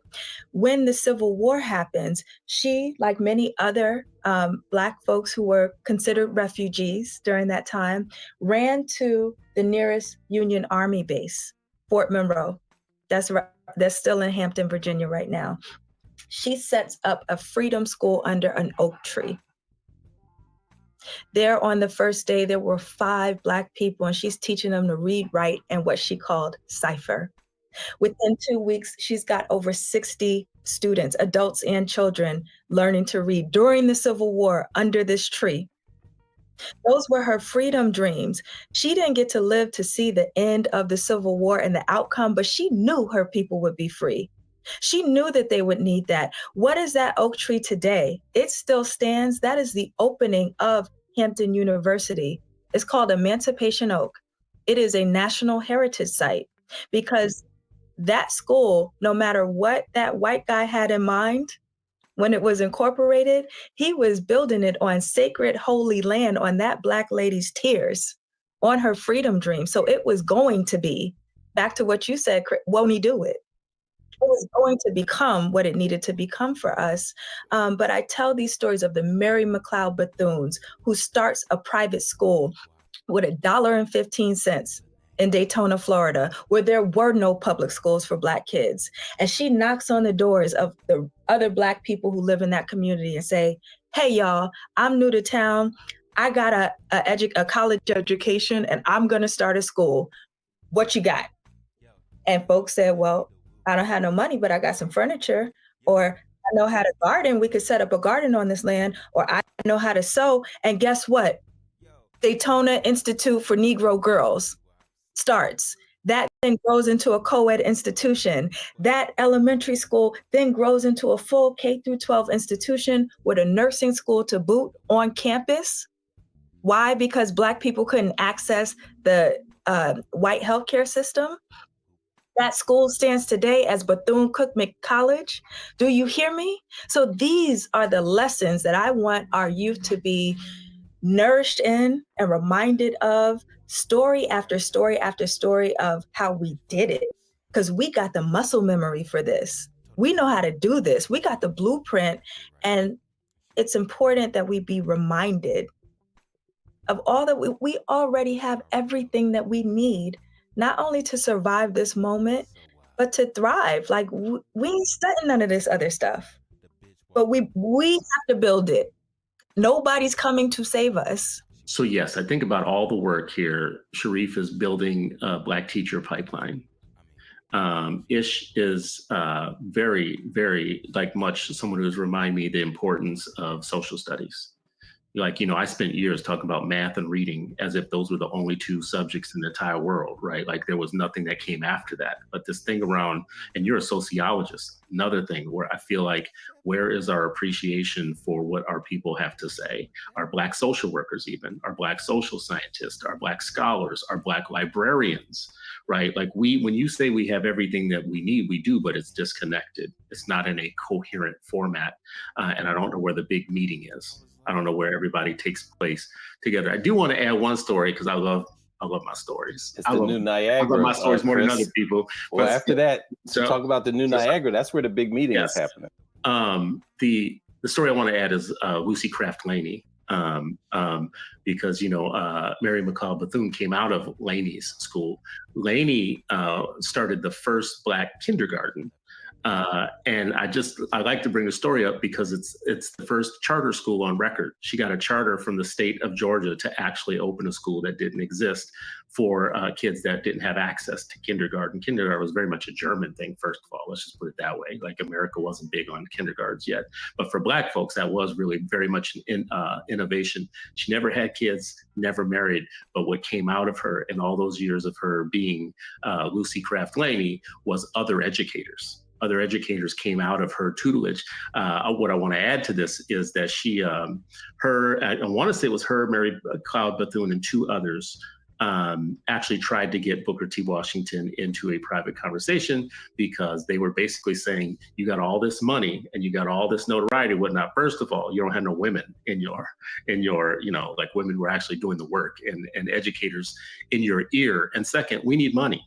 And we need you to not be sucking up all the money. We need you to be distributing some of it to us. And I don't think they were very successful in that. So they had to be successful on their own. They had to build their own, even without people like him. And why do I tell this story? Because here's the punchline to that entire story. Lucy Laney had a school that was revered for what it did for years. And the one thing that killed it was integration. It actually went south after integration. Her school became part of like a magnet situation and whatever, and it lost its ethos and it lost a lot. Now you can still see all the stuff, it still stands. You could go see the historical record on all this stuff or whatever. I just feel like it's a little poignant that she spent all this time building something for us, by us, and put her entire life into it. And many people came through that. And again, we came to a time during the Brown era where the Black bourgeoisie thought that the entire holy grail of everything was integrating. I don't want to oversimplify this, but there were two schools of thought: that you could have excellent Black schools run by Black people and Black teachers. And there was another school of thought of that will never be superior to the school that you will have when you integrate. And we lost our Black educators, our Black schools, our Black principals out of that. 95% of Black principals actually were either demoted or fired, right, of the schools that they had built. Vanessa Siddle Walker has great work on what was lost in that. When we lost that, that was the Black education Alamo. When we lost that, we think of it in jobs and schools. No, it wasn't jobs and schools, it was knowledge. It was institutional knowledge about how you prepare Black children for the practice of freedom. I know I said a lot of different things in there, but I wanted to keep going. What you made me do is, you bring up Mary McLeod Bethune, and I just want to say what comes before her, and then what comes before that, and what comes before that, so that we have some lineage in mind.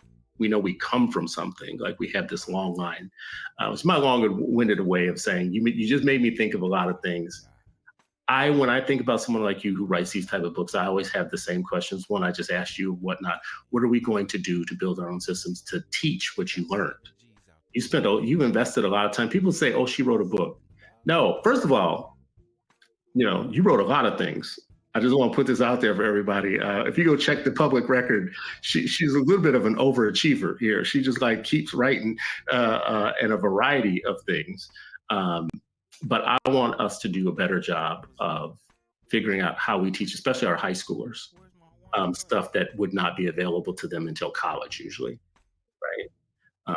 So that's tied up in all three of y'all's work. Like, all three of you have had a hand in high school. I don't know how you do, because I've always said I will only teach one grade if I ever teach, and that's kindergarten, maybe first grade, but that's it. The rest of y'all high school people, you do what you do you. But high school needs to become the new college, I think, in a lot of ways for our kids. Yeah.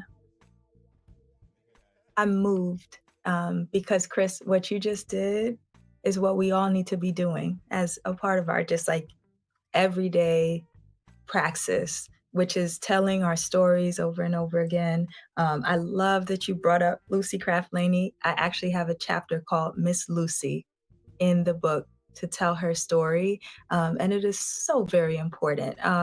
So thank you for that. I'm a college professor, and I've been doing this for about 10 years now. I started off as a professor at UCLA. I'm now at Emory University, so two very different school contexts. But in my time, I've taught over 1,500 kids from across the country and around the world. And what I will say to you and to all of us on this, who are tapping into this conversation, is that I can tell you for a fact that when your Black kid gets into the college setting and gets into Dr. Brown's class on the sociology of race and ethnicity, on race and education, or racial capitalism, those are the three courses that I teach. The heartbreak that I watch year after year, it's consistent, that Black kids experience when they realize that they're just learning their history for the first time, and that tinge of anger mixed with shame when they realize, like, how come I never heard this before? How come I never was taught that? I think you're hitting on something that's so very important, and I'm perplexed. Like, what are y'all learning in elementary, not even just high school, elementary school up, to the point where when I'm introducing concepts or histories that I'm thinking that my students are taking for granted, especially my Black students, they have no idea. And I'm looking at the school system, the K through 12 school system, but also I'm looking at the parents, and I'm looking at the support system around the group of elephants. If you think of us as a herd of elephants who surround a child and agree that these are the things that we want to make sure to nourish our kids with, our culture, our history, our this and that. How has it become lost upon us that it is our responsibility to make sure that our kids are getting that, whether or not the school is doing it? So I don't want to see your kid.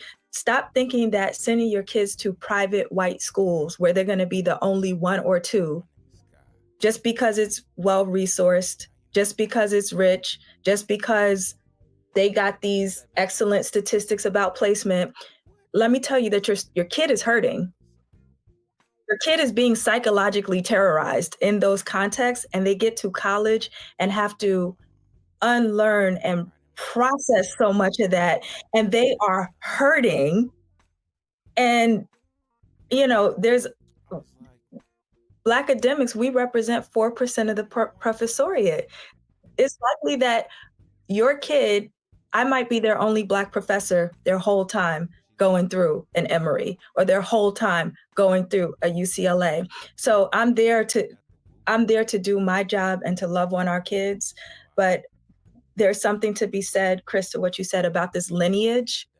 We need a lineage model of education that really thinks about what is an appropriate curricula, official and informal, for Black children, all through and through, that they should be getting this from kindergarten up.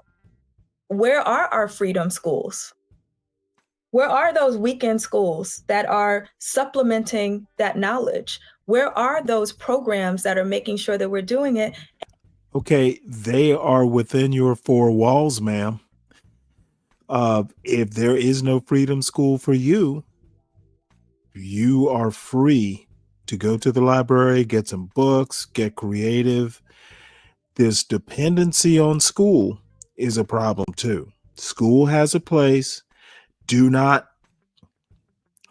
unless you if you are in a position to do the finishing touches or the fine points, where are the freedom schools? They are literally in your living room. And where are the elders, whether they be parents, aunties, grandparents, or whatever, that are committed to getting the kids there? We're gonna prioritize this. This is not going to be a nice to have or a one-off. It's a part of our socialization and acculturation, because kids need the psychological fortitude as well as the skills, the reading, writing, and arithmetic necessary for them to be able to compete in this global society. And I'm here to tell you for a fact, we in danger, girl. Your kids are not okay, especially those who have been socialized through these hyper white spaces and been, and suddenly have a very rude awakening when that bubble gets burst. Wow. This has been so powerful, and I appreciate you for taking the time to be with us today and to spread this knowledge for people listening. The battle for— And I'm going to say, Chris M., you're not right. It is, I somewhat agree with her, because my high school, especially, it was mighty white. Uh, However, I probably went to the best school available in Savannah. But you have to. I think she was too stark in her review. Um, if I got a level set, it would be, my parents and that I lived in a black neighborhood. So, I went to a white high school, but it wasn't a public school. I had to be transported to it and back. So, I could go a whole summer and not see white people or very few of them. Um, I just think she's a little too stark. And again, there's nothing wrong. Now I'm not a fan of boarding schools. If you're sending your kids off to Andover or somewhere, where they are literally living there and they come home on weekends or on holidays, I'm not for that. But parenting is school. It is finishing school. It is preschool. It's a lot of different types of schools. If you are a good parent, you don't have to worry about an all white high school. Um, and look, I got a son. Now, my son's high school, it had black students there, but it was pretty white. Um, but I mean, I could go walk down the hall and, there would be black kids there. And it's kind of weird because the town is mostly very slightly majority black. But where I live, you know, they I don't to be honest, I don't know whether all the black kids go to private school or what, to be honest. But this is where I counteract whatever, bad ideas the schools might teach. Like I remember my son once, I don't remember what we were talking about, but I was a little annoyed and he said something like chill dude. And I'm like, what? Chill dude? Wait, where did you get the idea that I'm your friend? My name is not dude. So, I had to check that idea and level set and reorient. And that never happened again. But it's up to parents to counteract, the things at school that a kid might think, oh, hey, this sounds cool. Let me call my father dude. The Black Mind by Dr. Brown is available, Parent, widely available folks, to you parent. right now. And when our people write books, we buy books. So I want to just make sure that we push this. Where's your favorite place for people to get the book? Hey, Chris. Independent Black-owned book. These days, I go a whole summer and only see the people I want to see. The people I want to see are colorblind. It's a colorblind idea. I don't have to go anywhere I don't want to go. Back in the day, Savannah was roughly 50-50.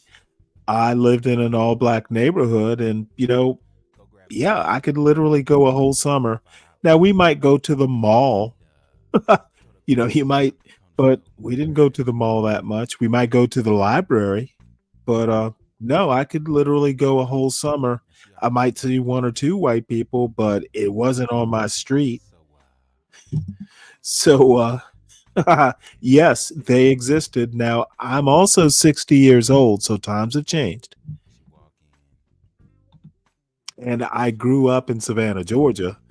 It is a different and more wonderful place than most small cities in America. Bookstores.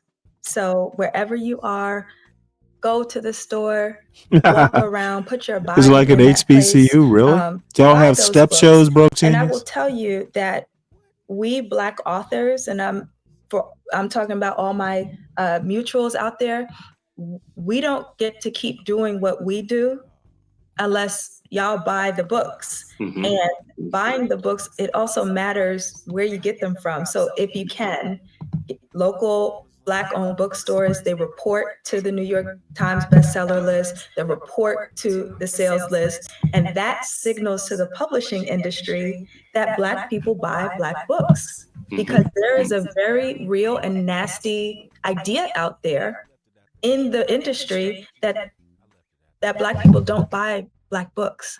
And it's so crazy.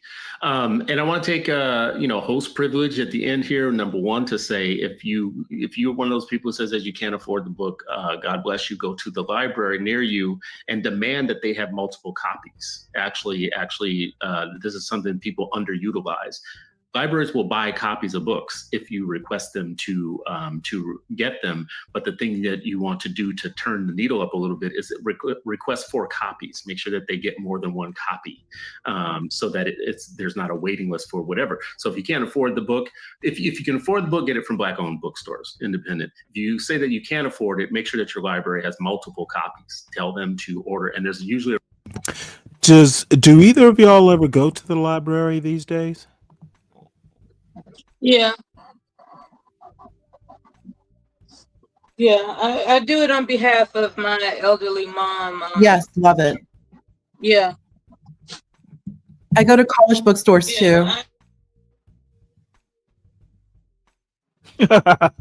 Well, funny you should say that, Chris M. My Black neighborhood that I grew up in actually had a small branch of a library. And it's still there, by the way. Next time I go home, I'm actually going to go into that library. A friend of my mother, dude, having a library, it was right next to the basketball court. I grew up in Black Valhalla. There was a library, a basketball court, and a tennis court right up the field, and across the street was a pool. This was a Black neighborhood. It was awesome. So shout out to Savannah, Georgia. The best city. So nope, I love libraries. I haven't been in a library in probably 7 years. Because I get all my books, ebooks. Now, funny enough, libraries rent ebooks. You can go online and check them out. So that is possible. Request form that you can. It's a refreshing experience. The other thing that Dr. Brown just said. Oh yeah, libraries, dude. I used to like when I was in college. The University of Georgia had a science library and a main library, and I would just walk the aisles. It's like I have no clue what I want to read. I'm just going to walk up and down the aisles until I find something that looks interesting. I love doing that. I do the same thing with grocery stores. Yeah, interesting atmospheres are inspirational. Absolutely. I didn't know they did. It's probably not surprising, but it's something one of these panelists said that kind of made me think about it. Fred, where I live, it's a small town. The library isn't in a neighborhood. So, I mean, we literally had a library within the neighborhood. It's not quite like a big city. You know, there were no stores or shopping. You know, my where I grew up was more like what would you call it? It was literally like a housing development. You know, there were houses there. There were no stores nearby or anything like that. The library was literally like, you know, in the neighborhood. That's why I find it odd. You know, it's like if you lived in a housing development where it's, you know, a lot of McMansions or something like that, and there's a library there, you know, at the park. I don't know. I'll put it to you this way. When I lived in Chantilly, Virginia, it's in Fairfax County. The neighborhood we lived in was Greenbrier. It didn't have a library. So I don't know. And these are this is like a place. You rely on Barnes and Noble or something. Well, I was an adult. Oh. I bought books. Yeah, I guess Barnes and Noble. But yeah, I mean, this is like a place with $500,000 houses, and it didn't have a library, and it had like a common area. They would do like parties, like 4th of July gatherings and stuff. It had a pool, but it didn't have a library. So anyway, I don't even know why I'm talking about this, but I just found it odd that this black neighborhood in Savannah. Now we're also talking the 80s, so maybe it was rarer back then.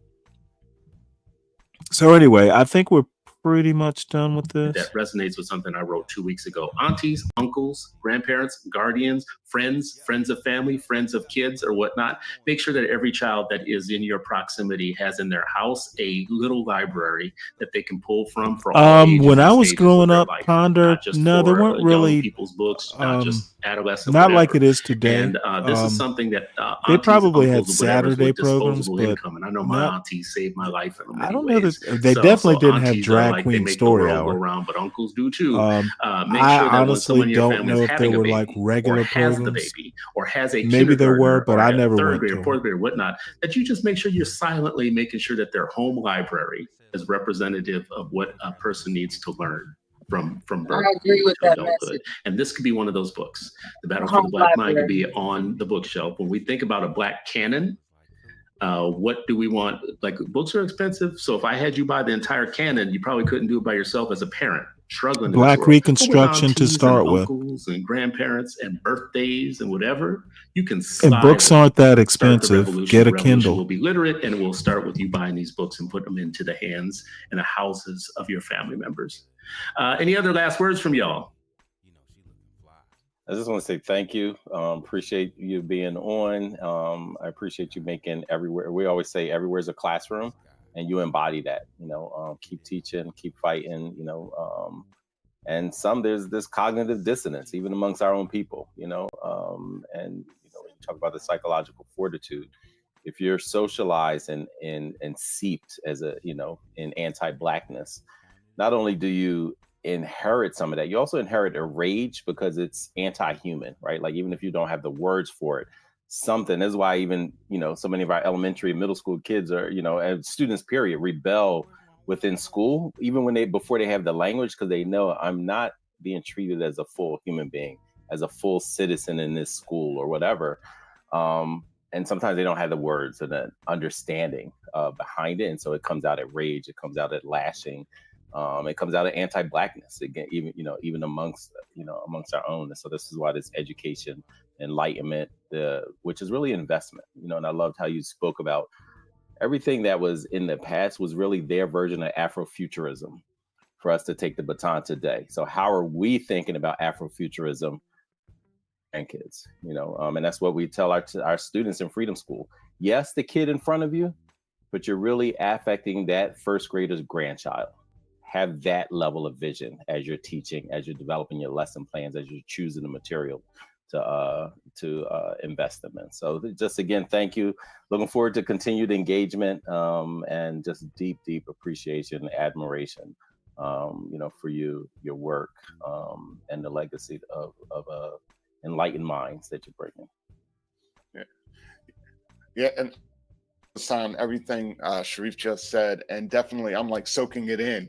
Like every time you were talking, I was like, oh, wow, that point. But it's like you were teaching me at the same time. And that's what it's all about, like this level of conversation.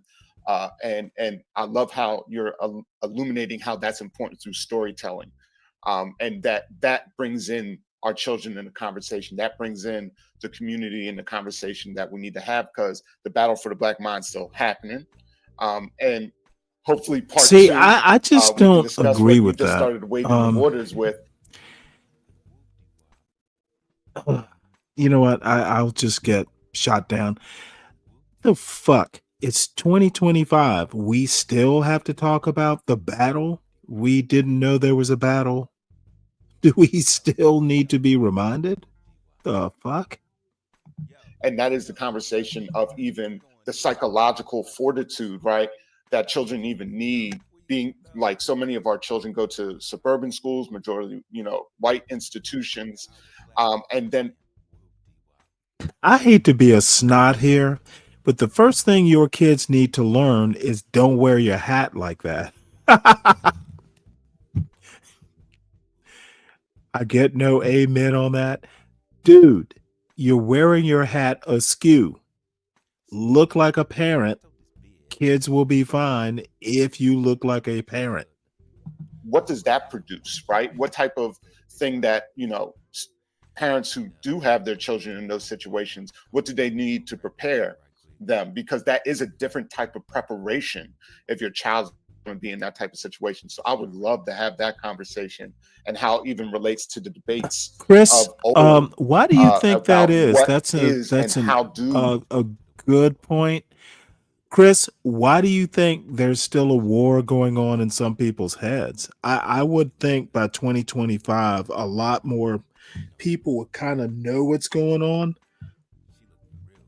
And I don't know that it's getting any better. There are a lot of mixed up motherfuckers. And not just in the Black community, just mixed up overall. Why don't people have stronger wills, minds, whatever you want to call it? I sometimes wonder about that. It's the addiction to pleasure is a hell of a drug.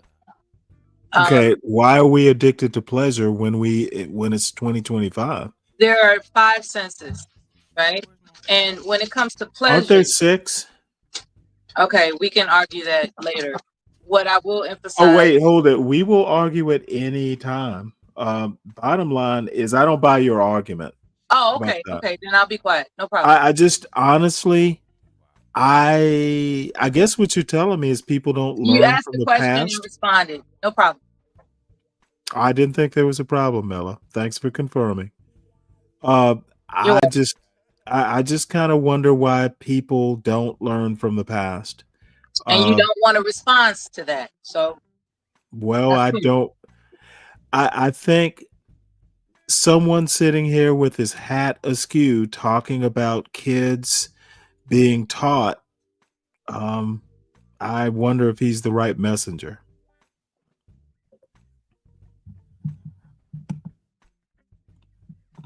we use education to get liberation, but then what liberation is at the end? What are you trying to achieve by doing that? I think I want to get into that conversation. So yeah. And one other thing, Let this the whole woman conversation say what reminded me she of what wants to Chris say. used to talk about a Oh decade my ago Lord. with the What Battle is Black Mind. wrong with you? It just connected for me. Chris used to say, the Black students were the new cotton, and people were just choosing like how they were going I'd to like to say profit off something of it. And when I was briefly. thinking about this battle, I'm like, man, that's Hold on here one it is sec. playing out again. Yes, ma'am. I was wondering, in the event this was audio, we didn't see any of their faces, what would be your overall thoughts I'm regarding gonna the be. content My itself? overall thoughts are I'm not impressed with either of the 4.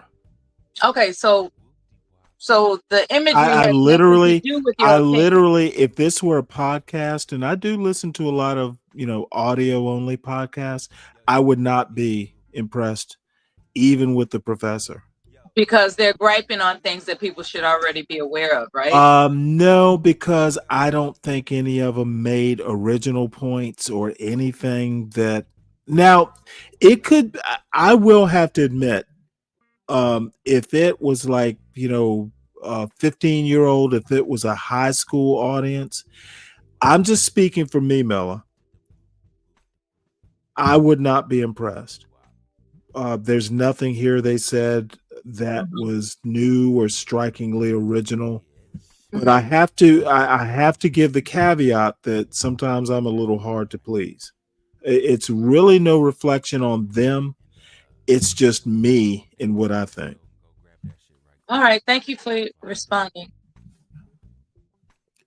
My pleasure. And the baton's in our hand. Like, we better not F it up, you know? Yeah. It's sobering. And hopefully you will come back again, because you opened up like several areas of you opened up some classrooms. In a sense, yes. I think they are simple. I Even the really, professor. really enjoyed the conversation. I just want to thank you all from the bottom of my heart. The work that you do is vital. And I mean, I can't tell you how big my heart is right now. But I think three Dave Black made a men. point. Dave thinks that she kind of dumbed it down for these three guys. That was my that was my Oh, that thought. was your comment. Yeah, she dumbed it Okay, down. now you know what? You need to develop that thought. I'm not sure I disagree with you.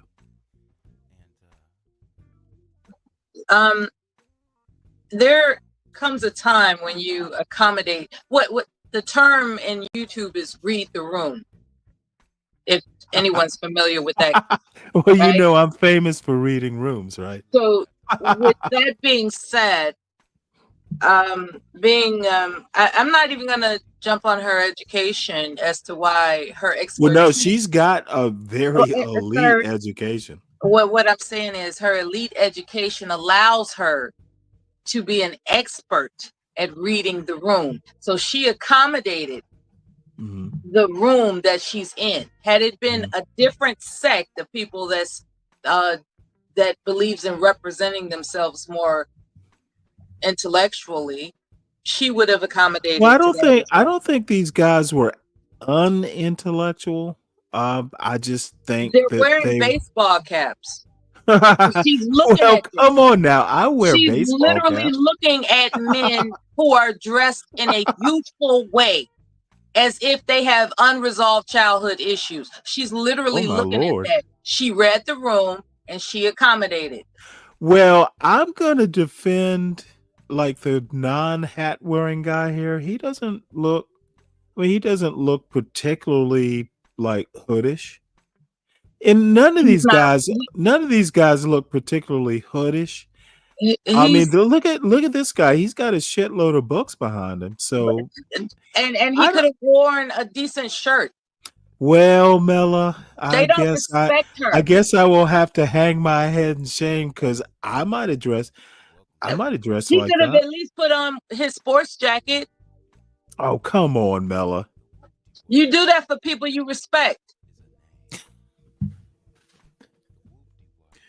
You know what? I'm not going to fight against that. I just think you're being a little too formal. Fine. I'm not saying you're wrong. I'm just saying I'm not sure. I mean, I might have dressed like that. It's a nice t-shirt. It looked like he rolled out of bed. Yeah, okay. That's not respectful. He might as well be taking out the trash and come back and be like, okay, I'm ready for the live stream. This is a highly educated woman who has accolades that, you know, you can count on more than one hand. And they're gonna present themselves to her in this fashion. That's not cool.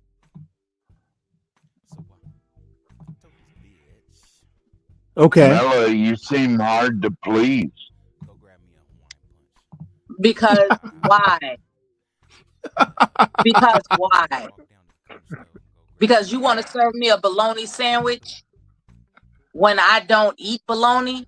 Is that why? See, that's, you know what? I'm glad you're here. I like you very much. Let's understand. There was a time. I love you too, Mela. Thank you, baby. And you're not my baby, but that's a term of endearment. What I will say is that there was a time when someone had the gall to tell me I think too highly of myself. And you know who this individual is? That it was a whoremonger. A whoremonger. a whoremonger told me in my Well, real see, life. I was about to say, well, was it me? Except No, it's not about you. I don't. Well, I knew when you said whoremonger. Yeah, like I'm talking about somebody at the VA that was, soliciting my attention profusely, I might add. And I'm just telling him that I have things to focus on that don't include wanting your attention. Could you back off? And he was like, you think too highly of yourself. This is a person that has confessed to me and uninvitedly on many occasions how he, is a whoremonger, basically. And it's like, so what for whatever reason, there was something that I think about the way I dressed when I would go to the VA for medical appointments. I would dress casually. So I guess I looked approachable, right? And so here's this whoremonger. And it's like, oh, I Wait, like who hits on women at the VA? in the waiting room. That's creepy. It is creepy when you're in the waiting room reading a You magazine. do know that I'm in the VA system and I go like at least every I 3 know months. you're a veteran. That Stanley. is the creep. When you see not you, but when a person sees an attractive woman and they think they have a chance to open a conversation with her, and what my pattern was, I would wear sports attire, right? I would wear like Chicago Bulls. I would wear Chicago Black. It was all Chicago sports teams. That was my go-to to attend my appointments because it was comfortable.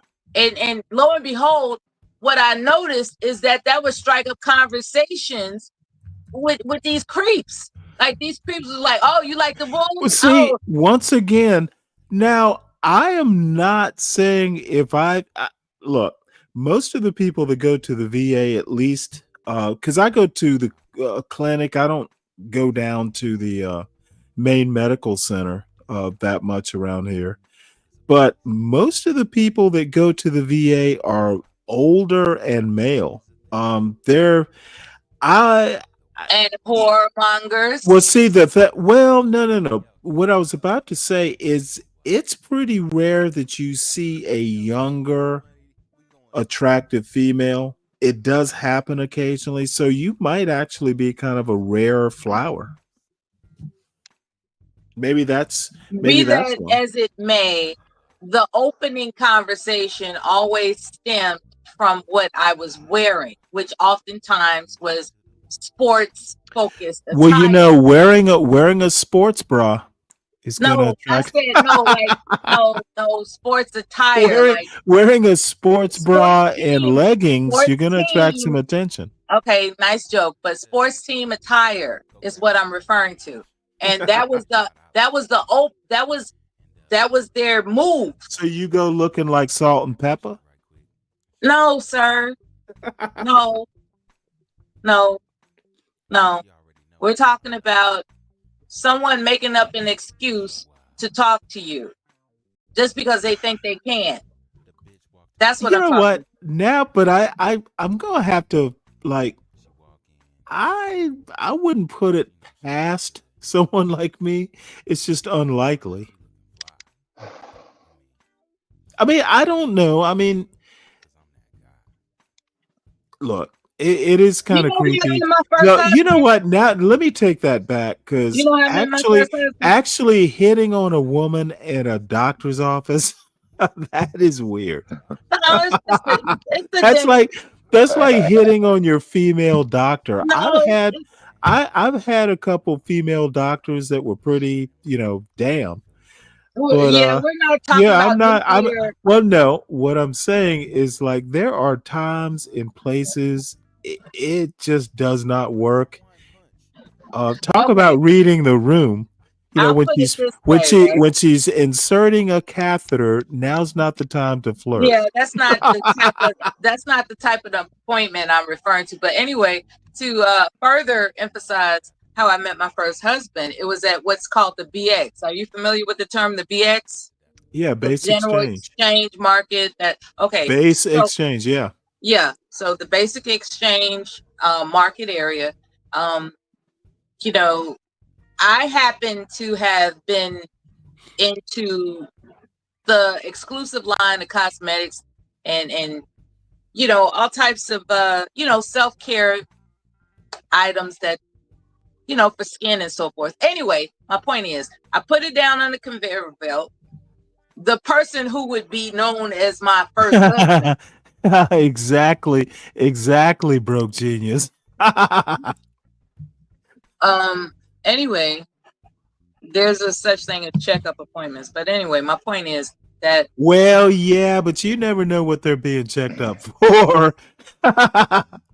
I'm not okay. There's different sections that I understand. It's just okay, a you all are joke. making jokes. Don't take it that seriously. Yeah, it's not serious. It's just that to express myself further in a effort for clarity in terms of how there are some opportunistic men who use Let me ask you a question. something that's Why not is it related to what they're doing understood? to talk to a woman that didn't invite Let me their ask you a attention. question though. I get your point, but let me Okay, ask you okay. let me ask you a question. Now, let's do the VA scenario, which I think we both agree is just kind of creepy, however, what if you just see someone like, oh my Lord, I don't think I've ever seen anyone, as attractive as this woman. I see you're not wearing a ring. But I'm like, damn, I'm not married. Obviously, she's not at least wearing a ring. I at least want to kind of attract your attention. I'm not going to go up and say, hey, but, maybe you look up and, kind of smile. You can kind of tell, especially when you're an older man, you can kind of tell, you learn to read some signs. It doesn't look like she's, she didn't scrunch her nose up. They want that smile Well, why not? because they know they're not getting anything else. So they want that smile at least. Okay, come on. I'm not saying there's anything to be had, but you know what? If she looks up and gives me a smile, hey, I might say hey. She might say hey in a way that I'm gonna go, well, I don't know. You just know. Yeah. You know what? I mean, what would you say if, hey, she's so good looking, she looks interesting, she's not frowning when I look her way. What if I go over there and just say, hey? Now, the only thing I can think of afterwards is what you're here for. I would be stupid enough to ask that question. You get, yeah. The unfortunate part, socially speaking, is that you start off as being a friendly, spirited person. Right? We'll never expect anything. That would be stupid. Yeah, you start off as being, kind and friendly. Since I'm sitting here waiting for my name to be called for this checkup, and you want to strike up a conversation about why I appear to like a particular basketball team, no problem. Yeah, that's it. That works. No problem. However, as things progress in their arena of the conversation, it becomes hey, baby, can I dunk? It becomes evident that it's a solicitation. And that's when you correct them, right? It's like, I'm no longer interested in this conversation. Can you stop? Oh, wow. You think too much of it goes yourself. that far? Stan, salute. Hey, salute, brother. I just want to address something real quick because I by the way, Mela, have you ever met Mela, Stan? Yeah, I've seen her. She's been around in this circuit for a well, while. Hey, how y'all you are doing, veterans. Mela? I just wanted to make sure Yeah. that. Okay, cool. Yeah. Nah, I've been seeing Mela around the YouTube streets. How you doing? I know she a fellow veteran as well. But this is the craziest thing, right? To me, right?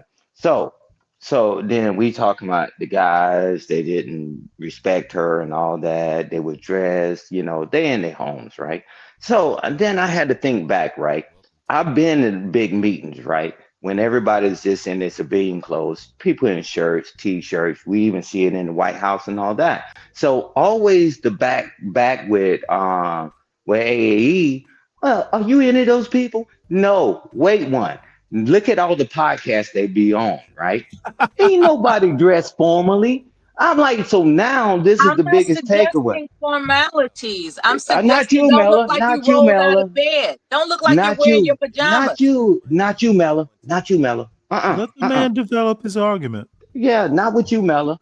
Every time, just like we had that big blowout about Bernie Madoff. Y'all are not none of them and all that. No, I'm telling you, is that people do certain things their way, just like you chose, right? That's why I would say, welcome to America. You choose to do what the hell you want to do, but when somebody else do something, you say, nah, that's not right, which is fine. But certain people, they just take it over the top, right? You said what you said, Mela, and you got off of it, and you was telling us about your experience at the What VA. Stanley said about the baseball caps. Yeah, I know. Well, no, don't. No. Hey, don't blame Stan. Don't confuse the Stanleys. I'm a lot less. I'm a lot. Well, hold on. I'm a lot more prickly.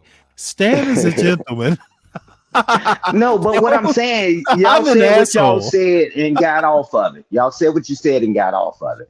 It's okay to make an observation, fine, and y'all got off of it. Then you went to the VA thing. But some people just want to stay stuck on something that's fruitless anyway, right? And most of the times when we talk, it's fruitless, and that's no problem. I'm not talking about you, Mela.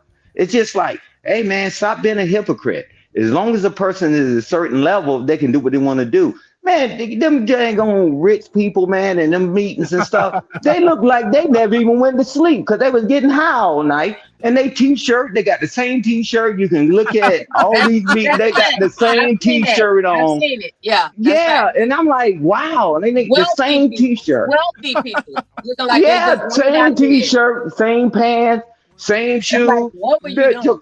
Them joke ain't wash their ass. So I'm like, man, okay, we make a statement and then we get off of it, right? Yeah, the guys with the baseball cap turned to the side. I'm with Yeah, Stanley. I'm not. I got to form when I wear a hat, I got to form the brim. I don't know what this big straight duckbill bib is. I guess that's something new. Man, we used to have to, you say you slam the hat, you shake the hat. You remember that commercial came out years and years ago? Dude. Yeah. I was telling Mela, like, there was a wasp in my father's car, and a hat is a tool, now maybe it's a little too country, and I'm not necessarily a country boy, but I am an outdoors person. Look, that hat is a tool. You swat away bugs. There are all But kinds they had messages on the hat, Stanley. Yeah, I know, Bella. I'm just You slam the head. You shake the head. Yeah. Dude, I had to trap a wasp and get that damn thing out the car with my hat. It's a tool. Yeah. You don't wear it on your head like it's some hood ornament. Hey, that's what Mela's saying. I guess we need to bring that commercial back, Mela, because they got them duck bills that's just flat in front of their head. I'm like, wow. Yeah, it's kind of weird. And I know where it comes from. I looked it up. They want to emphasize how new it is. They'll leave the not labels. only that, they do that with their gym shoes as well. Like if it's got a crease in it, they have to replace it immediately. That's how serious people are about their athletic wear. It's crazy. Well, my mother used to always tell us when we were small, my sister and I, act like you're used to something. You know what? You buy shoes to wear. And if you can't fucking figure that out, then it's you buy stuff to wear, to use. So I would like to I wonder sometimes how many men actually know how to tie A A tie. tie. You know what? We had I I wonder went about that sometimes. I know how to tie a bow tie too. And the only reason I know is when I was in high school, my little all boys Catholic military school, yeah, part of the uniform was an actual tie. So Yeah, yeah. Hey, There's certain, and you and mentioned in the finish. military, Yeah, I think you Mel, in the military, you were saying. I think you have to know how to tie a tie in the military or not. yeah, nah, but watch this. Hey, Mello, you correct. I spent 35 years of my life, honorable service, right? And I'm telling you, each one of them coming in, I taught them how to tie the ties Yeah. correctly, right? And Hmm. I even taught them how to do tie the bow tie, right? Because you Right. go to formal events, right? But you'd be amazed at how many people don't teach them that, right? So I didn't mind doing it. It's just like say, oh, and then when I taught them, they taught others. A lot of people they get that little clip. You know you the difference between a clip on tie and all that shit.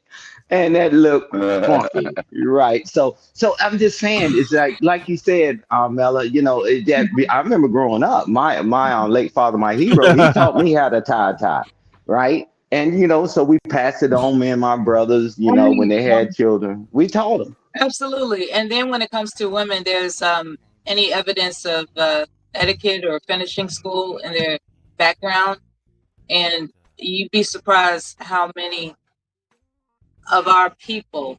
I don't know if I should use that word, but you know, Black American people are not investing in the etiquette it takes to acclimate yourself to higher echelons of society. Like you don't want to, you may have the persona, the charisma that it takes for people to be interested in you, but when they see that you have not been trained to join their environment, they will shun you. So I just wanted to say that message as a PSA. You, yeah, you're Invest correct. in your children's Right. presentation. Invest in that. Hey, And only the one. knowledge you invest in how you can, you know, um, give them knowledge that they wouldn't get in public schools, because not everyone can afford, tuition, but at the same time, there are people that are willing to roll the dice with your potential once they discover that someone has invested in your potential. Like Yeah. it's a domino effect. It's like, oh wait a minute, somebody cares about this child. Let me go ahead and put something on this. Oh look, somebody's invested in this young adult. Let me put something on that.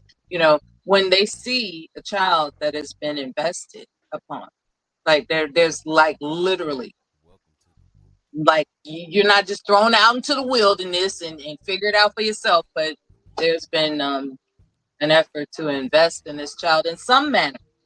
It stands out and people will follow suit, because believe it or not, people are looking for outstanding, exemplary, absolutely amazing Black What sets you Americans. apart? What sets you apart from They're looking everybody for else? they're looking for that.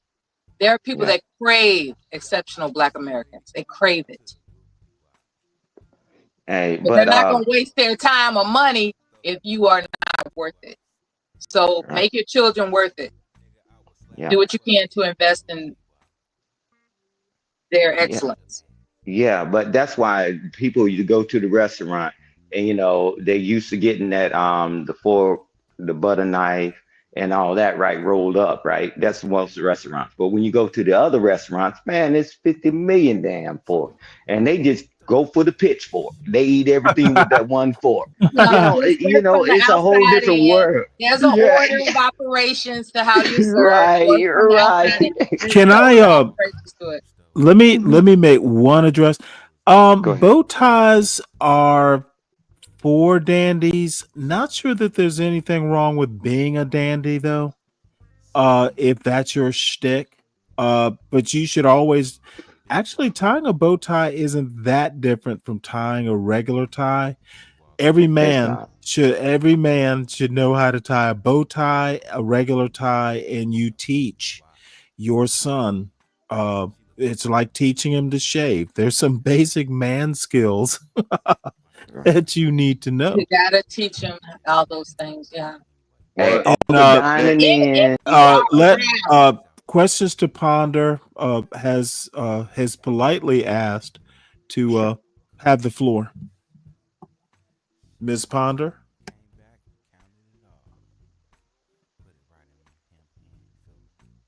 Well, it's about time. Woman. Ms. Ponder. Come through, Yes, Miss Stanley, let me something about wearing a uniform as a child. It set the stage that during the day at school, which will then translate to work, you have to look and appear a certain way. I came to the realization in my younger years that I basically was dressing like I was in my school uniform. Of course, there were heavy modifications, but having that plaid skirt, that perfectly pressed, button down, quote unquote, button down shirt with the collar, you learn how to appropriately dress for the workplace, understanding the skirt length. Back then, I guess I was a little rebellious, but I do understand why the nuns were very particular about having my skirt 3 inches below the knee. Like little details. You know what? I could appropriate. do all kinds of theory as to why, but There's manners. my There's manners to my sister went to an all girls Catholic school, and some of those girls, they be if you let them, it was 3 inches above the thigh, maybe mid thigh. These girls, they just wanted to make sure your knees didn't get scraped when you were down praying in church. One thing, Stanley, you as a veteran, as all of you are veterans, you understand the importance of uniform. I am a veteran of Catholic school, ma'am. Right. I was wearing uniforms way before. But all three of you understand the importance of wearing a uniform. All of your vets, you wore a uniform. Uniform had to be a particular standard. Not at sea. It could even be wrinkled a little bit. You wore a uniform. That's my point. It makes a difference. When we look at now, the man's suit is actually a derivative of the military uniform. The suit, male suit, and I don't even want to bring up which military. Let me see if I move my mouse in a certain way. Will the information flow stop? Apparently, it will. Stanley. Hey, no, but nah, she's making a good point because so look at how everything's shifted. No, I'm gonna tell you what point she's making, right? So when I first joined, we had the BDUs in the Army, right? The battle dress uniform. You had to have a crease. You had to shine your book. BDUs are. Right. I'm talking to the audience, man, because everybody hadn't been in the military. So you had to crease it. You had to do this and do that. Then they changed it. Say, nah, we don't have to do that. They gave us the boots, the brown boots, and. But let me ask you a quick and question though. Why do BDUs even have to be creased? Battle dress uniform. It was just that was the time of the day, right? They didn't have to be creased. Yeah, nah. If you was sharp, you was creased. I'm telling you. If you felt like it, yeah. Yeah, because that still made you stand. That made you stand out. Every drill sergeant, they stuff was creased. When I went to basic training, all they stuff was sharp. They dang on boots were highly shined, the toe in the heel. And that's what they did. They stood out. And you come out there with that lackluster and you look like you've been kicking bricks and all damn day. You had your field boots and you had your garrison boots, right? So, but what I'm saying is that now we done fast forward to generations that you can look any way, you can do anything, and they still manage to be some kind of way successful. And which is fine, right? But then you see where they lack in the discipline, and I think that's where AAE was going, right? I think that's where she was going. That certain discipline, you got discipline already, and then now when you start loosening up other things, where's the real discipline Stan, at? Well, Stan, let me Stan. Her name is Ponder this. Yeah, but that's no, her name is Ms. Ponder. Miss Miss Ponder. Ponder with question. Miss Hey, Ponder. yeah, shit, She's a I mean, wonderful woman. I know she is. I've been on the panel with her, but I I think just that's where wanted she you to was remember her going with it. name. Well, Yeah. I Okay. actually 12th man go, and then I want to go right after you because I have kind of an overall point that I've been asking for help understanding, but 12th man, what you got? I was just gonna say that I think dress code is very important. Like I was at the Cars Mall the other day, or earlier this summer, actually, and all I could do is look at the mom, but she had like this. I don't know. She looked like she's 14, maybe 16 years old, with a short mini skirt where you could actually see her ass and stuff like that. To me, that kind of stuff just is off the rails, man. Why are you letting your daughter dress like a slut?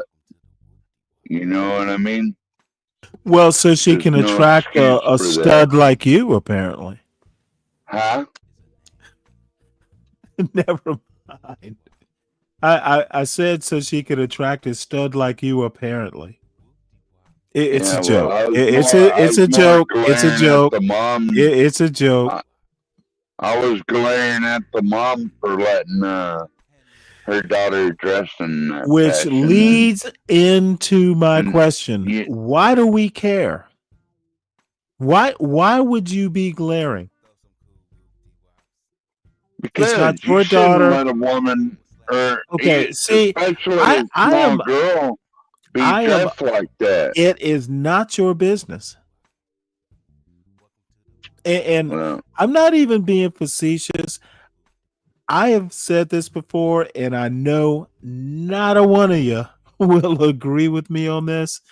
I think we poke our nose into businesses we shouldn't.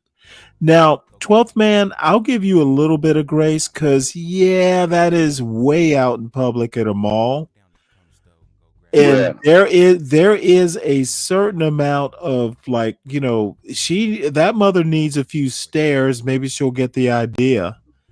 However, I think America has gotten we have all gotten into school marm mode, and to be Karen honest, mode, we have basically.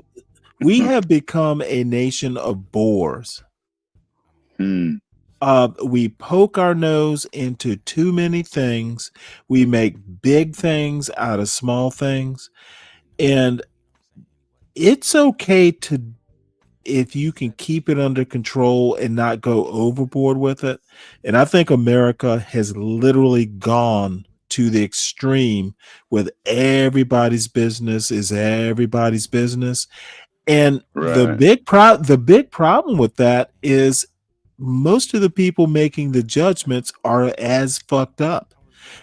John Galt, and I'm going to pick on John Galt, being a nightshade while criticizing nightshades, it might be entertaining, but it's really just all that is entertainment. Don't be a nightshade while criticizing nightshades.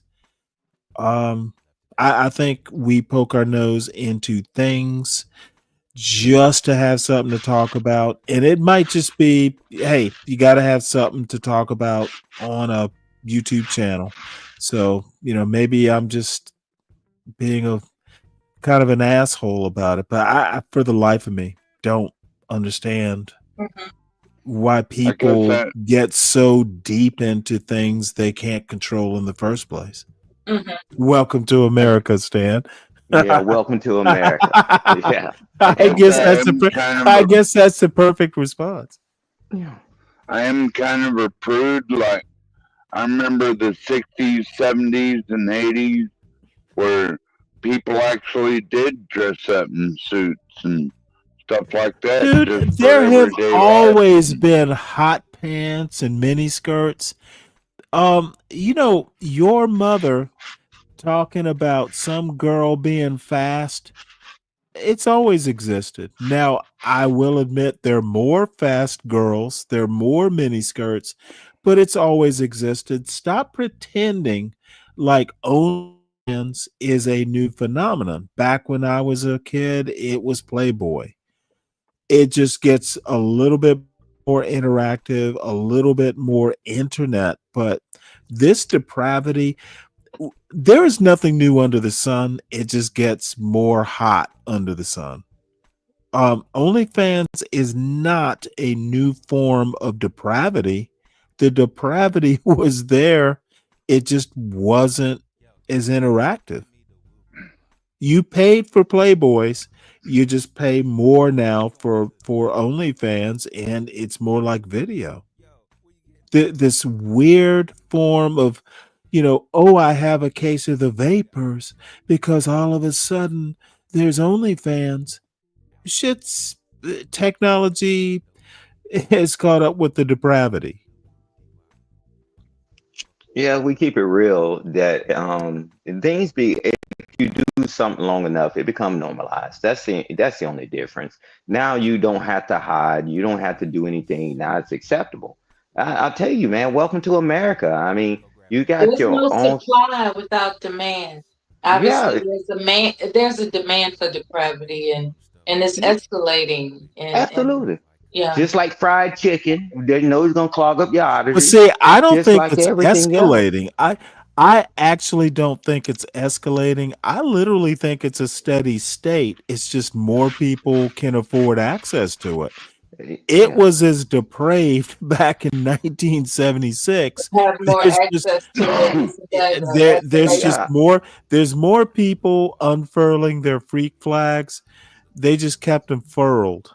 Right. Years That's my That's the point. Now you can escalation. come out, right? And That's the now it became escalation. normalized, right? Yeah, so supply and demand, that's just like everything else, right? So I totally agree with both of y'all, you and Mella. It's just that now things becoming normalized. I'm like, why everybody all upset about it, man? We in Well, America. You see, want to have the you right said to do you things. actually make a good point. It's more normalized, as in, hey, people don't get as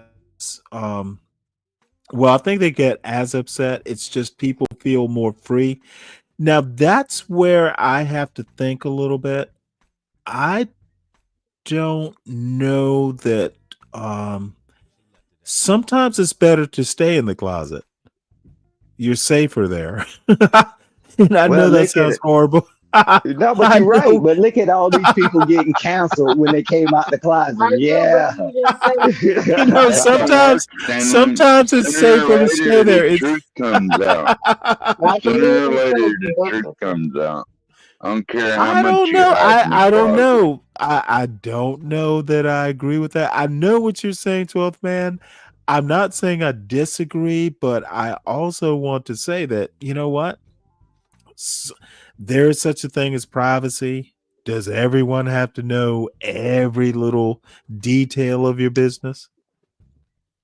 Well, if you're out in public like that, then I mean, Well, you're I kind of agree. putting Well, yourself that's out my point there. about the closet. That's my point. Sometimes, eh, you know, look, I've never been one for PDA, for instance. Like, um, my wife luckily was kind of that Catholic prude too. It's not that we wouldn't do it. It's just that, who wants to see two people fucking, you know, being that intimate in public? We'd hold hands. That would be about it. You know, I think, I guess what I'm saying is there was a reason there was a closet. I'm not saying you have to stay in it, but you do get the choice how far you come out of it, how far you want to go back into it. I'm a big private person. I don't even like talking religion. I don't think I've ever talked religion uh on this show because I think it's so private that look, why would you do it? There's some things that are better contained. There's some things, I'm going too far, I know, but I hope you get my point. Some things don't need to be. I get your point, but watch this. Showing affection in uniform out in public, that was a ding on you. And I'm telling you this: if they found out that you was wearing fishnet stockings as a male up under your damn uniform, you was Really? getting dinged. Oh, what? I'm talking Well, about wait, back in hold the it. day. So no one could see it? Yeah, if you in your uniform and you wearing this, and then people used to blackmail a lot of people, man, that was doing that.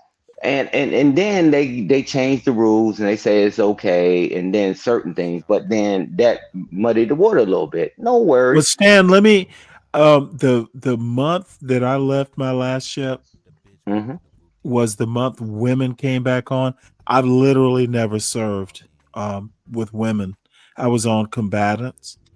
I'm talking I've about a never. man wearing that. I'm talking about a man wearing that. Oh shit! Oh, Yes. okay. I thought you. So I'm Okay. going to your point that people have always been that way, but they just kept it undercover. Understood. I'm Yeah. sorry. I am old. when I was stationed in Landstuhl, Germany, right? And so these big tough first sergeants and all that muscle bound, and then they had the red light district. Man, them jokers wearing a dress and a purse. Oh wow. Yeah, Oh so wow. so I'm giving you I'm giving you that it's always been that way, but you didn't see it like that, right? So now the regime that's in office now, they said we stomping it all out, right? They said, hey, you show it, you better not watch a bunch of people going back in the closet now, right? Because what they're doing to the military right now, right? So it's just like, man, we Americans, and things gonna change over time and all that. Sometimes it's a period that people are gonna be acceptable of certain things. It's gonna be a time that people will not, right? And I was just going to your point. Nah, a lot of people went back in the closet. In the military, man, you about to retire, and they tell you, hey, you come in here, they taking all your accolades, and they erase you like you was never in the military for you violating these rules and policies, right? Yeah, man, please. All right. You better All wake right. up. Well, speaking of that, what do you think about this, Stan? Hold on one sec. I'll read it to you. U.S. Air Force denies early retirement for key group of transgender service members. 15 to 18-year-old, 18-year-old, 15 to 18 early retirement. Now the deal is 15 to 18. A lot of these people, look, these aren't your top performers for starters, because they're not going to offer you early retirement if you are shed hot. So you got 15 to 18 years of service. I'm guessing most of them are going to be like E6s, E6s or so. Admirals. They getting everybody, Stanley. That's what I'm telling you, bro. Really? When they offered the early out years ago, it wasn't just specifically whomever. They offered it to everybody, right? Because they just trying to reset the budget, right? So Well, that's a now, riff. That's a riff. This is slightly different. but I'm gonna tell you how this is different. But watch this. Because the biggest head trick that they did is that when you go and identify, because under certain administrations you could, and because part of my duty, and now you in a database, and now they know exactly who to target, right? Before they was doing good, and they was captains, commanders, they was first sergeants, sergeant majors, and all that. But when you put your name in that database, they went and grabbed that database. And that's who the people they are targeting right now. Well, what do you think? If, in my opinion, if you did 15 to 18 and you are actually due for early retirement, um, my guess is, the transgender care, the hormones, all that stuff. That's why they don't want to retire these folks, because if you retire, there's an ongoing commitment to healthcare. Lump sum, you avoid that. And you, dude, I've been out for quite some time. You are more recent and frankly more senior, as far as time and service. What do you think? I'm gonna tell you. I'm I gonna mean, tell you this. my thing is you give them their retirement. I'm gonna tell What you do this: you, what the head play. This and what the Mello head too? trick is. Yeah, Mella, you can go directly after me, Mella, because this is interesting, right? Because I've been around long enough and I saw these bouncing balls. So what they doing, normally if you get 15 years of honorable service, you clench, right? Certain benefits you automatically clench. But what they're doing now with the people like the transgenders, they saying you getting out. And they trying to get them out without giving them benefits. And that's what's the sticky part of it. I'm telling you, they trying to just throw them Well, out my because question is, what do you think? Are they right doing the lump sum, or are they? I Is the say give strategy them. right or wrong? I say give them retirement. Whatever benefits you get serving 15 to 18, you get like anybody else, I agree rather with than a that. lump sum. I agree with them. I mean, I agree with what you're saying, and I agree. I don't agree with them. I agree with you, and I know Mel is going to say something. I agree with y'all. It's just that they trying to erase their careers and act like they Right, was and never that's there, what I and don't. that's wrong. That's what I don't agree That's with. wrong. That's wrong. You got it, Mella. I emphatically agree with both of you. Give them their benefits that they've earned. It's not their fault that Don't Ask, Don't Tell fell by the wayside, and now they could come Well, out and tell you that what they're fell doing. back in the 90s, didn't it? But what I'm saying is, it's not their Or, fault. or no, it came up in the 90s. I don't know when it fell. Okay, it's But not I get your during the point. Clinton administration. Okay, Mhm, so mhm. it's not their fault that that fell by the wayside, and then they Yeah. became comfortable with Mhm. exposing their proclivities. Mhm. Nonetheless, they earned their time served. So I agree emphatically with both. Totally agree. Totally agree, Mella. You served, you get your benefits. Agree. Don't switch the game up You now. serve, so you deserve. Right, there you go. Because don't switch the game up now. Now, if you want to No, do it, that shit is as dangerous. That's yeah, the it thing is. people don't understand. Motherfucker, you can die regardless of your sexual orientation. It can be dangerous. And Well, now can I ask people a question? honestly, look, what happened at Fort Stewart? This motherfucker brought his sidearm and no one thought about it because it's the army.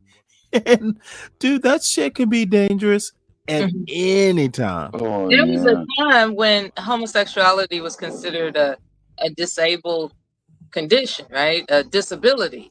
So Well, we all know that the armed the point services. I'm trying to make is the bullet doesn't care what your gender I or get it. And it is dangerous if you jump out of they that wouldn't be plane. there in the first place Gravity had they doesn't not care. changed the diagnosis.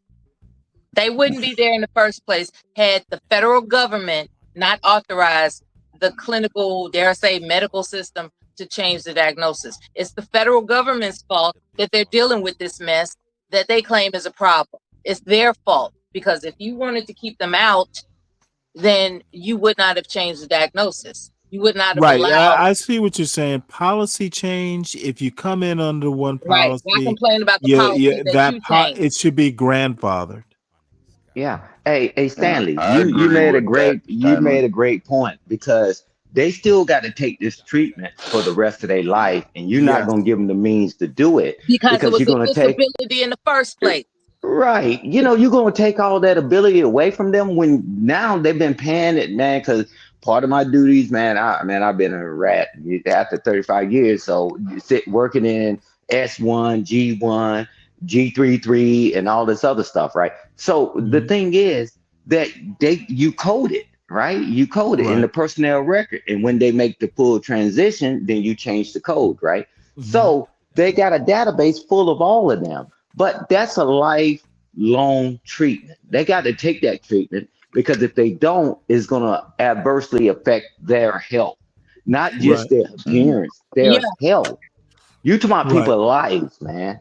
You know, come on, man. You know, that's the way America trying to be. Policy changes, they've allowed a different system to unlock revenue burdens, and now they want to complain about it and switch it all up when they should have never altered it in the first place. They made their choices, so their own health choices should be their problem, not the taxpayers' No, problem. we're saying the opposite. Total opposite. Because I know this as being a service member, right? A certain thing that they wouldn't pay for, right? For certain elective things, or they only pay a certain percentage, right? That was the deal. They said they wouldn't do it. Then eventually they said we will cover like 25% or 50%. You don't get to put the genie back in the bottle. And when you flip it up on me, when you said you was going to cut a deal, and I'm going to tell you this, but people that think like certain people, no, once you cut a deal, you obligated to that dang on deal. When we sign out, raise our hand, and they give us a contract, we got to fulfill it, and they got to fulfill it too. Now they're trying to undo the contract, and that's not right. Well, let those people retire. Question, Stan. Sure. Let me ask you a question, buddy. How come the service members that refused to jab, they got dismissed without benefits? That's a good point. Everything. That's a good point. So, well, let me, Stan, let me you explain. go. Stan, you go, then I'm going to go. Okay, watch this. Go ahead. You can go ahead and finish 12th, man, because I'm going to tell you what happened about that. Because actually, I was over there deployed when the world went dark. So I'm going to tell you how, talking with Jag and talking with all them on how this thing played out. But you can go ahead and finish, and I'll tell you what ended up happening. well, I was just wondering, like, because they're all being welcoming back now, but can you imagine being a military officer and then just getting dismissed and dishonorably discharged for not taking the fucking shot? That was outrageous. Yeah. Okay. Well, first, they didn't get kicked out dishonorably. That's a myth. And two, if they didn't do that, right, that was a knee-jerk reaction, because something that happened that never happened before, right? But then they reinstated everybody benefits, whether they wanted to come back or not. They reinstated it, because I'm telling you, wait a minute. I'm gonna tell you this. When I first touched down in Kuwait, right? Man, everything was open. Y'all know, especially y'all pinkified people, Air Force and Navy. You know, y'all like y'all looky too and stuff. Our stuff ain't really a neighborhood carnival. But then the gyms was closed. Everything went dark. We had to figure out how to feed people logistically and all that, and still had to send beans and bullets forward, right? So it was something that was happening, that if you stay around, that you're gonna take out the fighting force. You know, do I agree with the way that they went about it? No, not at all, right? But they did it, but they doing it, make it right. But what they get ready to do to these transgenders, they not have no intention of making it right. They could care less. They never wanted them there. This administration never wanted there. And it's not no Trump, man. Trump just got in office, man. Y'all just stop. It's not about political parties. I'm telling you, all of them are one of the same. And they started initiating, giving them benefits and bringing them back way before Trump just got in January. They was doing this the past couple years, bro. So I'm just telling you, they trying to correct the wrong. They trying to correct the wrong. But they not planning on doing anything with these transgenders, because they say They shouldn't have never been getting treatment. They shouldn't have never been in there. And I'm telling you, a lot of them have done valor, earned awards, and did great things. And that is wrong to do people like that once they gave their service and their time, been away from their family and friends, and putting their life on the line to take all that away from them. I call that bullshit. Yeah, they opened the gates for them to come in, and now they're trying to close the gate. And what are you going to do about the people who came through the gate that you opened in the first place? You shouldn't make them retire without benefits. That's not cool. Like, just acknowledge because that's a wrongdoing. Is my point. It's a wrongdoing And to deny somebody let me the just go benefits ahead they earned. and beat the shit out of the dumb logic that this is anything like COVID. Go ahead, 12th man, so I can roast your ass. Thank you, Stanley. I'm trying. I need you. I need you. No. Don't run the Mela. I need you to connect those dots. I need you. I need you to connect those dots. This is the part when I turn the volume down so that the elderly people in my care don't hear all those motherfucking words. You know, because No, all I have to say. I try to play your live stream, and there's elderly people here, and it's like, why does he use that word so much? So I'm going to turn it down. Stop. Hold on. Hold on. Do you think I curse too much too? No, personally, I don't, but people in my care do. Oh, I want to share your intelligence. Well, with see, everybody, now, it gets turned okay. around You know because, what? Wait to make me feel guilty. No, be yourself. I just appreciate. No. I don't want you to do that. I actually can meter my language, but you know what? I'm up here. I'm up here on the panel with the boys. Now.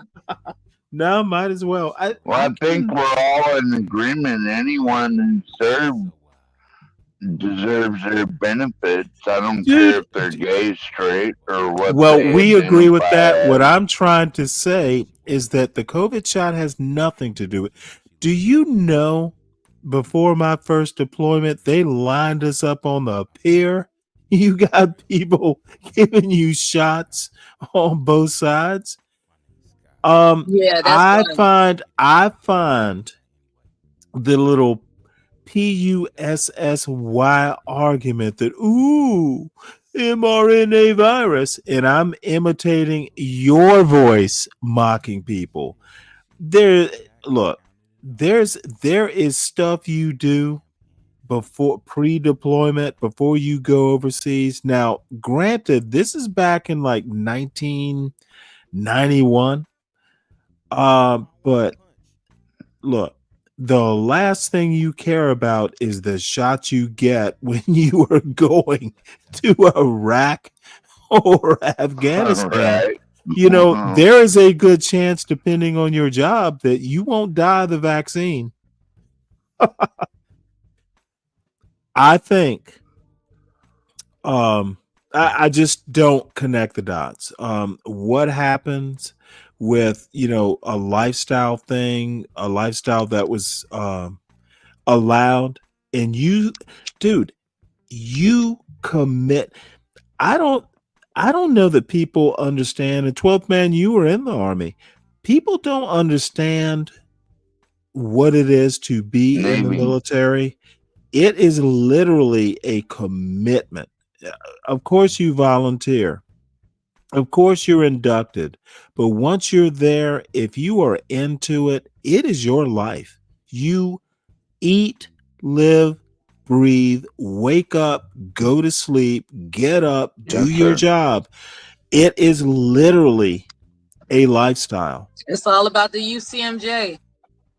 Well, I don't even know about any of that. Luckily, lifestyle. I never had to interact with the UCMJ. No, than it's a guideline as to what not to do. I never looked at that. Yeah, do you like Article 31s and all these? You know what? If I had to interact with the UCMJ as having it applied to me, I'm done. Yeah. There are we men that didn't realize that it was against the UCMJ to cheat on their wives, right? But they found out the hard way, and that's what I'm saying. Like things they that are, only do when I was in. They only did that if they didn't like you. but it still could be implemented. It could be. Yeah. However, my point is, it is literally like being in a priesthood of sorts, and I know that's sacrilegious to say that, but no, dude, I remember, my second deployment.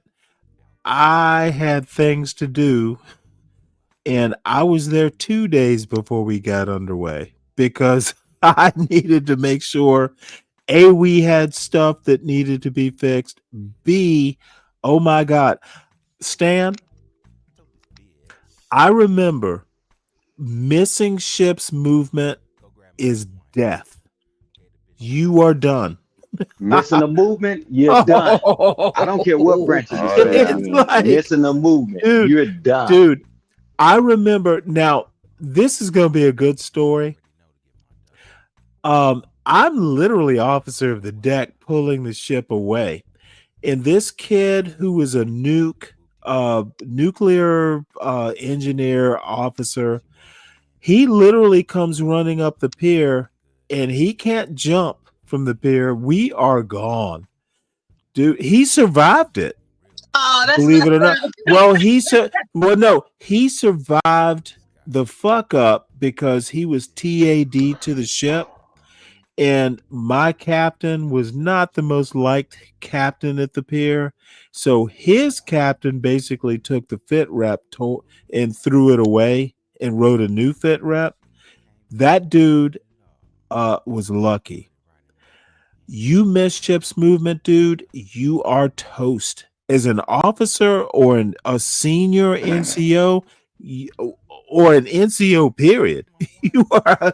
It's like, dude, you were running up the pier. He was very fortunate. When you turn around and go walking back, first thing you need to do. Pity on him that day. First thing you need to do is pick up a newspaper and start looking for a new job because you're done. I can't, dude. I don't. I felt so sorry. This motherfucker was running up the pier.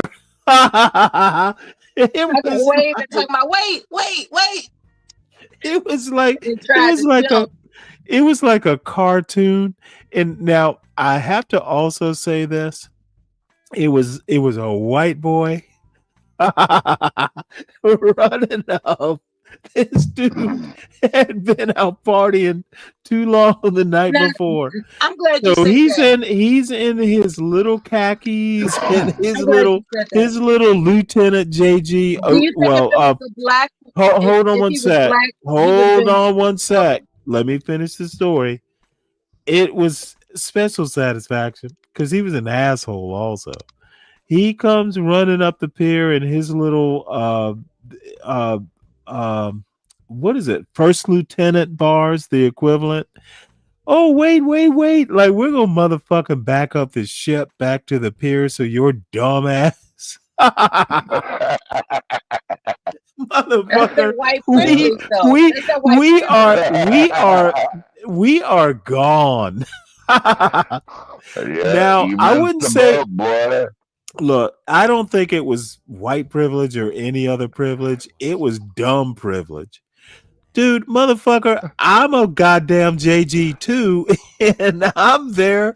I'm the motherfucker on the bridge going left quarter rudder. all ahead 1/3. We are leaving this pier. I am watching this motherfucker run up the pier. Bump up that engine a little bit. MF language on deck. Dude, Let me turn it was dude, I saw him running and I'm bumping up the engine a bit. Motherfucker, we are gone. And my captain is on the bridge. He didn't say shit. It was awesome. I love being an officer, motherfucker. You know what? Tip that rudder over a little bit so he can't jump. Dude, I won that one. Dude, Did he I'm jump in the water, Stanley? we were gone. Not a goddamn thing you can do about You it. can't miss I the boat noticed. in the Navy. I Dude. noticed something that. Oh, that I'm a vindictive motherfucker. It's like, dude, It's only we when you are. drink beer, though. When you drink beer, you're usually just intellectually debative. Like you are interested in getting to the bottom line. Oh, But I'm once you still get some interested in the beer bottom line. inside of your body, Mhm. you start turning up a whole nother notch. Well, it's Friday night. No, I'm not.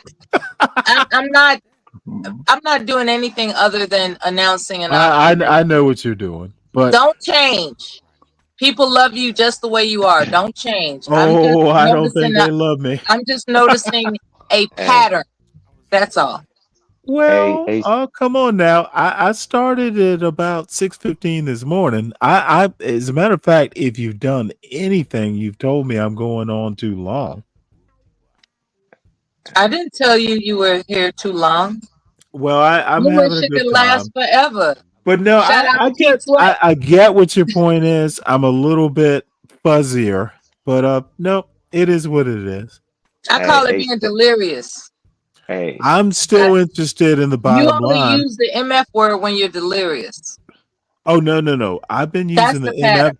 MF. Yeah, I've been I said using. it. It's in concrete. I've It's written been in using stone. the. There it is. Wait, I wasn't drunk at 6:15 this morning.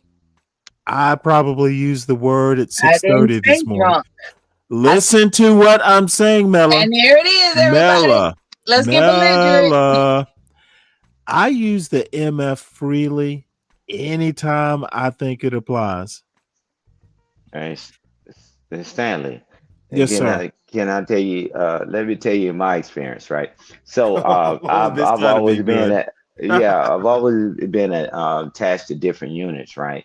And so what ended up happening, right? Some places we just had lockers where we kept all our gear, and then some of them that you had to have your bags packed.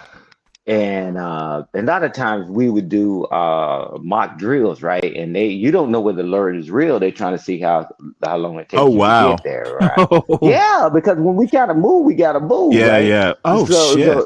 That so sucks. they weeding out the rat pack, right? So but still you still got it. It's still a big thing, just like running out of fuel in a vehicle when you're on a convoy, man. That's big business too. It's just like, man, it's one of the things, man, being in the military, that being disciplined enough that you got to be prepared, right? And so as I transition to this side of life, it's just being prepared, right? And a lot of people, the people that I've seen, they're not prepared for anything. They just want to be fancy foot and free, foot Footloose loose and and free. fancy free. Yeah, footloose and fancy free, man. But at the end of the day, it's just that, man, I thank God that I did join, and I got a chance to Dude. see some things and empower some people's lives and mentor some people that when I met them, they told them, I'm talking about 17, 18-year-olds just joining the service. You sound And like a good lover, Stan. yeah, You sound like a real good lover. yeah.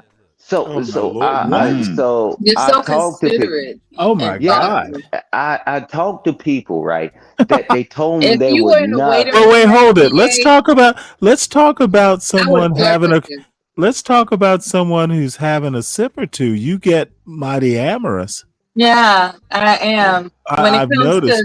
But when it let comes to men asserting how thoughtful and considerate they are, and the various intricacies, like I mean, he's just so you can't sexy. finish He's just so the word. sexy. You can't finish the No, word you can't be intricacies, can sexy. you? Hey, You can't let me. use Oh your wait, fear wait, did you to just tell mask me?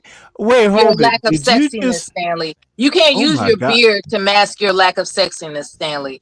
That's what Oh it boils wow. down Let to. me. Oh Let me. shit. let me finish And there this, you right? have it. So Mela when speaking, you so submit. That's how it is. Oh boy, is this gonna be let me fun. finish my Yeah, story, then baby, y'all can with have me if you fun. Y'all can can. have But I said I Oh, get you first. there is no I said I y'all, get you Stan. first. There is no Can y'all, y'all let Stan. me can I No, let me you just go right say ahead. I took I got something 17 for and 18-year. I for couldn't let this live stream end without giving Stanley some stimulation, baby. I could not do it. Wait, is that And if I what had you to use Stan to stimulate you, that's what I'm gonna do. Because you asked for it. Remember the beginning of me being invited on this panel if I want the confrontation? I'm gonna you know give it what? to you. You I'm know gonna give what? it to you. You're gonna give it to me, all right. I'm gonna give it to you in a Now way. now the question is what you gonna give? Uh-oh. Nothing. I heard you gonna give me something. Now I want to Not know. one thing. Now I want to know what it If is. I remember correctly, I asked Deacon what he wanted. He look said at Miss nothing. Ponder. We I have assume you want nothing.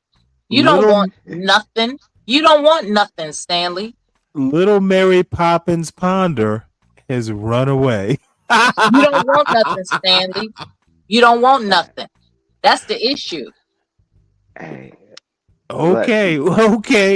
You just want to abandon your live stream, go to the liquor store, get some beer, and come back and use the MF word. That's what you want to do. You don't want nothing. So what were you saying, Stan? Yeah, so you know the Yes, highlights I of yield to the Stan, highlight. the Yeah, true the sexy highlight. man on the panel. Yes. No, the highlight of my life is taking 17 and 18-year-olds joining a military, something foreign to them totally, and only thing they had to do is care a little. They did see the light turn on in their eyes as they went up. A lot of them, now retired, and a lot of them they retired sooner than I did. They retired as sergeant first class. They retired as majors, and they was able to provide for their families, right, and give them that mentorship and that counseling. Listen to that. Because He I'm keeping not up with it. because Oh, he keeping up with them. Oh my God. not so my thing is right. I know it's one world, and it's not everybody's fight, and I get it, right. But I know that with the way the world works, if you don't do what you need to do, right, and my soldiers never had an issue. I've never had an issue with a soldier, and it's just that you just got to care a That's little. because I you're don't not care in your life. self-centered, baby. You You're got not to just care a little. self-centered. That's why, You know, baby. yeah, but I believe in I can work with you, passing it, baby. paying it forward. Right. So they You didn't gotta know what believe they in was me, going to baby. become. Yeah, Oh, they fuck. didn't. I'll make you a celebrity overnight, baby. Yeah, Just believe yeah. in me, So baby. yeah, I'm just kidding. I don't know what's going on right now, but I'm just saying. It's Friday. You know what? Yeah, but I'm just This is turned into like the 1969 Soul Train after party. yeah. HBO funny, After right? Dark. It was HBO After funny. Dark. Yeah. But it's just like, man, it's amazing when you give a person, because nobody pulled them to the side and told them that you're this and you're that, you can do this if you listen. And and they say, well, that ain't your responsibility. Well, when I was in the uniform, it is my responsibility, and I'm doing even more after I took off the uniform. Because don't worry about it. We have a world full of degenerates and all that, and they be the ones that kick in your door, rob you, rob your children, rob your loved ones. I'm telling you, I can't solve the world, and I don't act like I got a Superman cape. But the people that I influenced in their life, when I have the opportunity, I will. But a Well, lot of people just sitting down. let me Go ahead. make an observation, and it's gonna be a hot take. And I don't really care that much about it. Dude, and Stan, you will be innocent in this point. Dude, I would much rather fucking hear you talk about, how 17-year-old boys, especially, because how they get trained, how you discipline them, how you put them through their paces. I don't want to make them sound like ponies, but these kids have a lot of energy, but that energy can be channeled if you know how to handle it. And you must always be an example to these kids. You must be and I'm talking males specifically. You must be the goal, you must be the goal they want to achieve. Always. Lead by example. Yes. Just like you are, Mella. Hey, I'm a comedian. I am the and the reason I bring this up, and I'm a comic relief. Stan, you're gonna think I'm rather crass, and there's a reason I bring this up.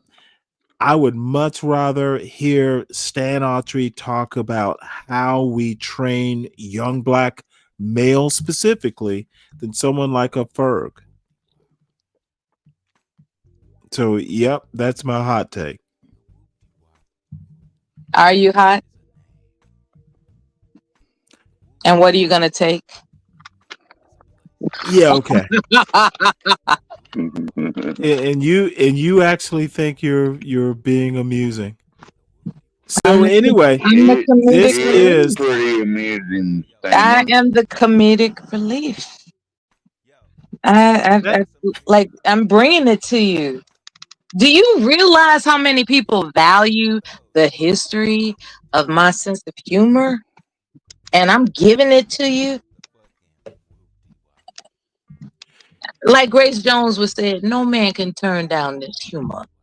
You know what? Man. I literally watched the P word, but I'm going to use the H word. I literally watched that clip last night, and then I've also seen. What are the odds? Okay, I do not know why I must be overcome.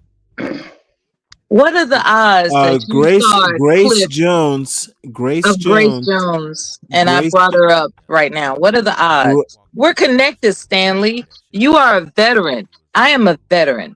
We have committed sincerely to defend this country. We can relate on ways, in ways, and above ways, and under ways that civilians will never understand. We are connected. Do you need to put more ice in that tumbler? Do you need another beer, Stanley? I do. Will you go get me one beer? Go get me one. I'm gonna put a straw in it, and I'll be waiting I'm for gonna put you. a straw in it because you're being emotional. Yeah, and make him a Man, salmon don't drink a while beer you're with at a it. straw in it, Mel. That was the slick diss in case you didn't catch it. I That was got a it. slick diss. I got it. But yeah, You know what? don't drink beer with a I straw. didn't get it, and I hope I don't. So Grab me a beer and make a sandwich. That's all I want out of a woman. What kind of sandwich? Monte Cristo. You want the Monte Cristo sandwich? I find that men love Monte Cristo sandwiches. They love Monte Cristo sandwiches. It's yes, Cristo with the T, not Monte Cristo sandwiches. Oh my Lord! They love it. They love it. Chris, they like Monte. It's so delicious, madam. It's so delicious. Thank you, madam, for feeding me this deliciousness. Monte Cristo? Cristo with a T. Okay, just checking. I'm like shortening on white bread. Don't be bringing me that sandwich. No, I've been around. You know that's gonna be the runs for days. I've been around. I cook. So what I don't appreciate is that people go out for food to sustain themselves. It's like that should be a special occasion as opposed to, just because you can afford to do something doesn't mean you should do something. There are industrial oils out here being used in the finest of restaurants that are causing arterial damage. Like, people need to study nutrition. If you want to talk to me about nutrition, I'm your woman. Straight up. Yeah, I like that too, Mello. All right. Well, we're gonna go into Shamika Michelle.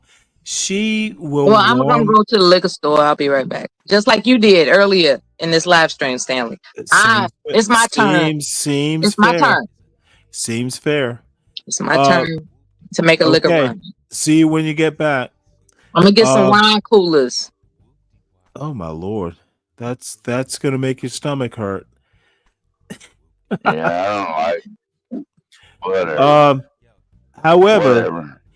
we will make some very conservative men who think they're conservative but have never read Edmund Burke happy with Tamika Michelle's special form of look, the woman's gorgeous, her logic is toxic. Joining me now is author and political commentator Shamika Michelle. Shamika Michelle. When God looked at man, he said it's not good for man to be alone. He gave him a woman. He didn't give him a village. He didn't give him the community. He said, be fruitful and multiply to this man and this woman. So it's supposed to be God, husband, wife. If you always do what you always done, you will always get what you've always done.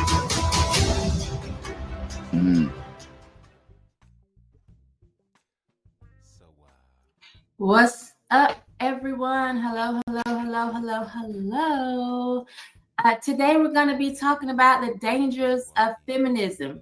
And it's going to be part one because I'm coming from the side of women, what we have seen happen to women because of feminism and embracing the ideology of feminism. This is going to be part one. Next week, we're going to talk about what has happened to men because of feminism. And this is mainly going to be in reference to, and I hate to say black, because I want to be unblack, but it's because You don't hate to say black. You love saying black. You love shitting on blacks. She's anti-black. Reference to the so-called black community and what it has done to the black community. I know that we talked last week when it was me and Dee, and we're going to bring Gabrielle on she's going to do an argument for feminism, but I wanted to do these first before bringing her on because I didn't want it to be like, oh, she comes on and then I'm like, but feminism sucks, because I do think that it sucks, but she might change my views. So anyway, this is going to be part one. Thank you, everybody, for joining. And then next week, we'll do part two. And then hopefully we can bring Gabby on after that to do her argument, kind of in defense of feminism. That's what she said. But because I know her, I don't think it's really going to be in defense of feminism. But anyway, thank you for joining. Let's play the video that I want to start off the show with. None of you are married. Raise your hand if you would like to be married. Have you ever seen a ladyfish? Anyone? Saltwater fish? Nope.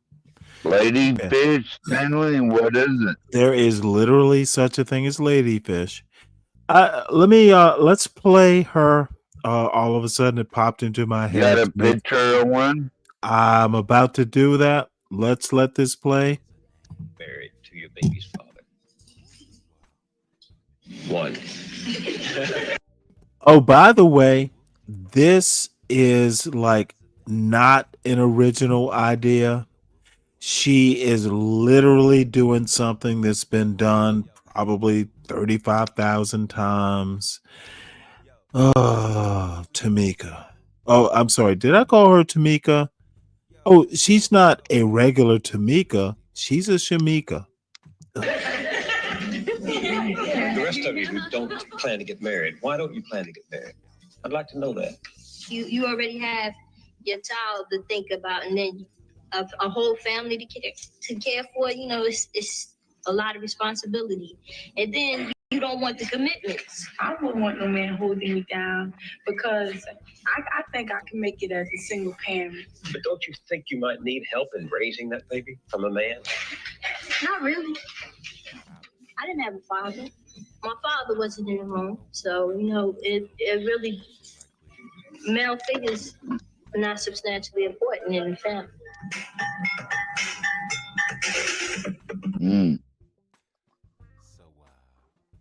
Male figures are not substantially important in the family. Now, isn't it crazy that this was 1986? Pretty much nothing has changed because this is still the idea that women have. I don't need a man. Pretty much everything has changed. This silly woman is this. That is what she's looking like to me. Richard knows what a ladyfish is. This is Tamika Michelle. Look at the jawline.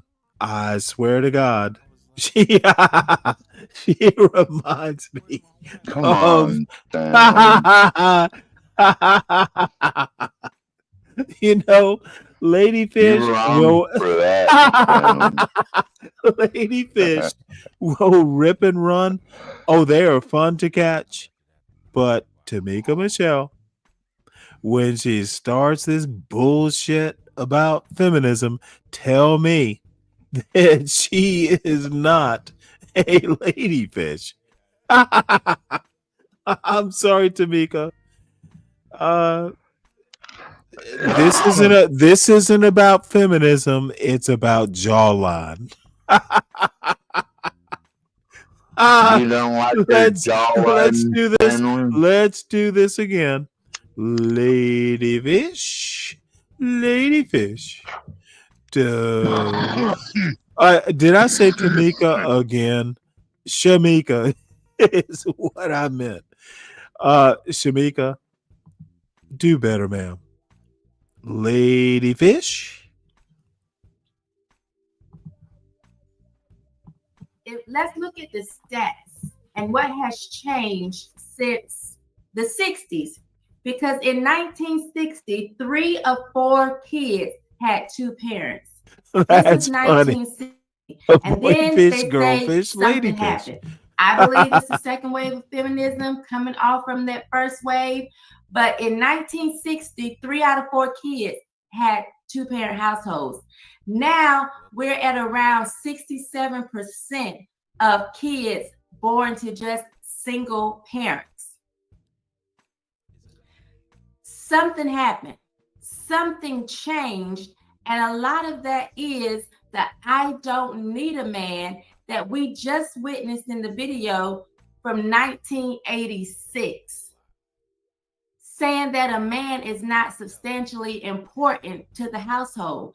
We saw these young girls saying, I have a child. I don't want to have to take care of a whole family, as if her idea is, as a woman, I will also have to take care of a man. So in 1960, 3 out of 4 kids were born in 2-parent households. Now that's not all the right. case. This isn't as saucy as I thought it would be. Why are we listening to this? Who knows? It's 27%. Are y'all enjoying this? For Black men, 34%. Well, she's pretty to look at. We're getting Hold on one sec. Would you say? Oh, I thought you were gone. You're back. No, I'm not back. I'm just preparing. You know what? She is not doing anything. I thought this would be more entertaining. Yeah, even I prefer the professor than her. Get some more professors up there. You can't corral them. It's like herding cats. So I enjoyed the professor. I listened to that entire. See, I didn't I listen to that, actually. but her, she can kick rocks. Well, we'll listen to it until I can find something better. The sense that it has been And defined. by the way, let me do the commercial here. Everyone, please make sure you hit the like button. It is desperately needed that you all hit the like button, and make sure you share this out. If you're hoping to poison the well of people you don't like, they say keep your enemies closer than your friends. Well, what better way to get your enemies closer than to share out Stanley, the Stanley Cross channel? You will definitely have an enemy, but who knows? Keep them close. Make sure that you also subscribe to the John Galt Urban Landlord channel. Make sure you subscribe to the Urban Landlord Clips channel. That's John Galt in his finery at places that he gets to talk to people, and oftentimes people take over the interview, and we should always have that clipped. Maybe it should be called the Urban Landlord Eclipse channel, because the Urban Landlord often gets eclipsed by his interviewees, but that is a joke, folks. You're doing fine, Stanley. Don't change anything. Oh, there are tons of changes that need to be made. But most of all, please make sure you subscribe to the Stanley Cross channel. And by the way, there will be a weekend show tomorrow brought to you by our friends, Lupin Ragging. And you know what? Why is Lupin not told me that I am not good at pronouncing the Ragging? I don't think I'm pronouncing that correctly, but I do the best I can, Lupin. The CKJ3, the Admiral, Deacon Dave, the person who actually apparently he thinks he's winning some metaphysical debate with me. One of these days he will tell me what he's winning. I don't know. Dirty Dude. I've probably known for quite some time. Dirty Dude is a ride or die. That motherfucker. Dirty Dude.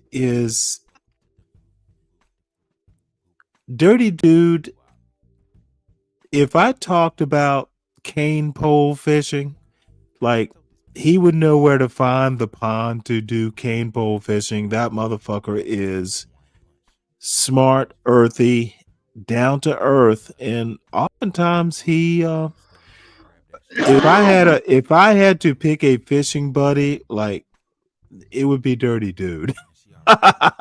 Motherfucker. He's just a fishing buddy. You don't fish with anyone, you fucking fish with people Stanley, who I are thought salt of the I'd earth. be your fishing buddy.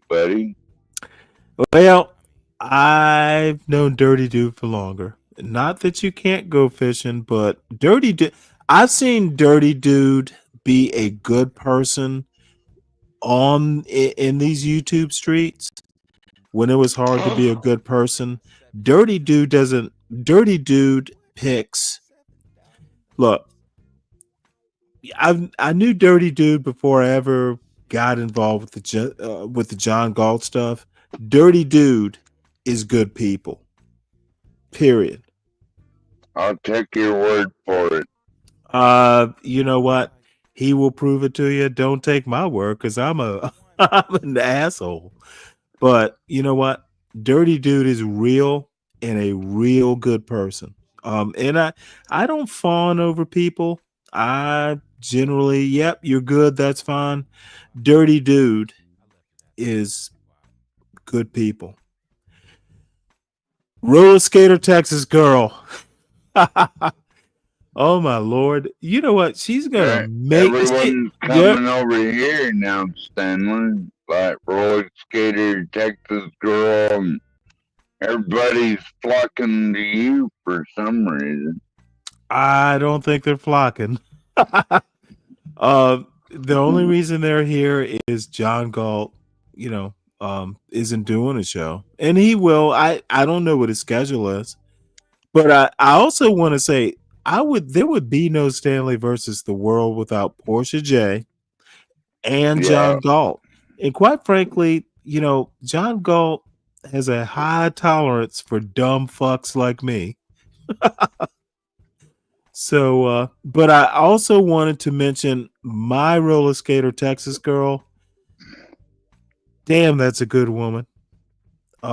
She is. I don't understand why John Galt asked you to move over to this channel if you're paying the same dues as he is. Look, I've been complaining about I will be monetized in 10 years, and then it got down to maybe I'll be monetized in 9 years. I think John Galt is actually like, why the fuck are you whining? Go do something with your channel. And I will also remind you, back in last of December, you know what? The only reason this channel is even here, I've always had the channel, but it kind of got into production. Who was that? Look, I was the backup channel when John, and it was kind of my fault. I didn't know Jubilee could be so evil, but we were watching something anyway. The Stanley Cross channel was like, "Hey, John Galt, let's all reconvene over here. We can have a show," and I kept it, and then decided to develop it. And I think John is like hearing me complain. And I think, it's almost like, the mother bird pushing the baby bird out of the nest. Maybe you need to fly you dumb son of a bitch. Stop complaining. Again, I start first couple hours on John Galt's channel. I stream it here. I stream it on his channel. You do know every show for since January, it's come to Stanley's channel and John's channel. Did you know that? I think so. This is not John pushing me to my channel. This is John going, "Hey, you got a channel. How about monetize it?" John Galt is literally John Galt. Whoa. Let me finish. John Galt literally is the incubator. Portia J is literally, they asked me, "Hey, Stanley, do you want to do a show?" I was like, really? No, but look, I will trash John Galt's point of view, but I will never trash John Galt. The motherfucker is a good man. He is salt of the earth. He didn't have to do what he did. And Portia J, if I had a daughter, and I've told her this to her face, if I had a daughter, I would want my daughter to be as smart and as talented. Portia J is literally a genius. Y'all don't know. So anyway, I'm done with the fawning. Pretty smart too, Stanley. I've known Portia J longer. Sorry, I didn't get around to Mello. I have too. However, I just wanted to clear it up. This is not like some feud at the John Galt, channel. It's John Galt going, what the fuck are you doing? Why aren't you monetizing your channel? John Galt is a businessman, and I'm a lazy motherfucker. So he's pretty much going, stop being lazy. So there we go. There's the story. Yeah. Well, and now all of a sudden I'm hearing these newfangled ideas like, Stanley, you need to do a Stanley Cross After Dark. And she knows she knows who I'm teasing. She'll figure it out eventually. So anyway, I am well, dude, Stanley, but I don't understand why he. motherfucker, in it, Stan Autry, you name the time. I want to know. You can do the show, dude. On my channel, dude. Just name the time. Shit, we can do it tomorrow if you want. Anytime, sir. So hold on one sec, because Tamika just isn't doing it for me right now. And you know what? Some Homestead Heart, Stanley. That'll don't care about soul. What I want to do. Let's see what Mr. Handsome's doing here. Oh shit, did I do that? Let's go back up. Apparently there is a show over on CT's. And that's fine. Howard Stern sold out. Don't really care about it. But let's see what CT's doing.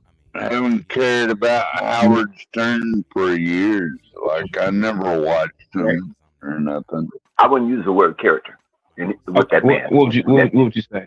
Be right back. I would say an advisor, a messenger, a freedom fighter. But he was a great man. He was a great man according to your life, correct? Yeah, in my eyes. I think I'm Malcolm X to you now. Right. And I think in this time period, I'm your Malcolm X. Malcolm. No, I'm not. No. You're trying to get content right now because you're saying I'm not. Listen. Go ahead. Go ahead. No. My thoughts are my own. Mm-hmm. My finances, I've put in the work to gain it. So I'm not looking for listen, you're good at what you do, but you're a little man. You're a little tiny man. I cannot even give sway to that. You're it's like a child. You're like a grown up in a child's vest, a suit, or a blazer. You don't come off as who's going to follow you where? Running down the park with white woman's hair blowing and hummingbirds. Who's going to follow you where? Starbucks? What? I mean, I know some people that follow you would. You say I'm gonna give a party at Starbucks and all I'm about to get bored. Whatever you want, frappuccino, whatever. People will do that. There are people ignorant enough to do that or gullible enough to do that. Well, I could be in earshot of hearing that advertisement. It wouldn't even show up. Principle. Well, Stanley, I'm not looking. No. That organization. Listen, hold on. Being in an organization. Yes, sir. And focusing my attention on a leader or group of leaders or organizational body, august body of an organization. Yes, sir. Long past that. Well, and I don't want to talk over the video. You don't understand. Oh, my bad. You know what? I tuned it out. Well, I think I finally figured out why Malcolm X was assassinated. Oh, really? Oh, yeah. There was there was going to be an attempt on his life, and then there's someone that used missile to want to kill Malcolm X on that day, but they didn't get him that day. And there was a couple of other times that the Nation of Islam tried to kill Malcolm X. So, he, I think he was ultimately killed because, he wanted a violent revolution in this country, and he wanted black people to basically take over all the white people and stuff like that. And we're not gonna see that happen, but he's basically killed because he is a violent revolutionary. I see. How do you see his death, Stanley? I think he was assassinated. That's pretty much it. I don't get wrapped around the axle. It is what it is. So, this is the woman I'm going to marry. One day, somehow.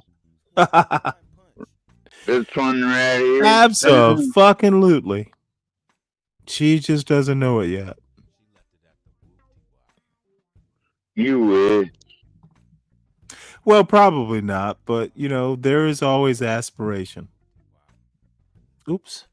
There is. She'd marry me before she married you. No doubt. She would find you much more pliable. Pliable? That is a word. And you know what? Where the hell is the volume? I am not good at this. Oh, there it is. Open their legs and bend down because they're so tall instead of crouching down. It's very cute. Yeah. They look like she needs a babies. Stanley Hi guys, in her meet my life. neighbors. We live together and I love them and we're very happy.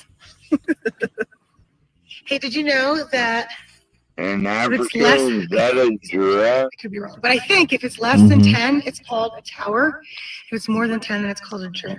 Now, So why cute. she? Just taking a nice neighborhood. Oh, by the way, that's her hair. This is it. We always want women like that. Damn it. Yeah, she, John, she is gorgeous. No one is that lucky. I actually think she's married, but no man is that lucky. So we can dream about it. All right. So let's see. What else do we have in our foolishness bag? And it is, oh shit, it's 10:35. We better find something entertaining.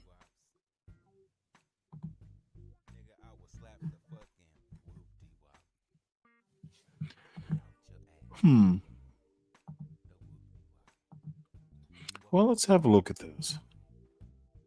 Yes. Look at this.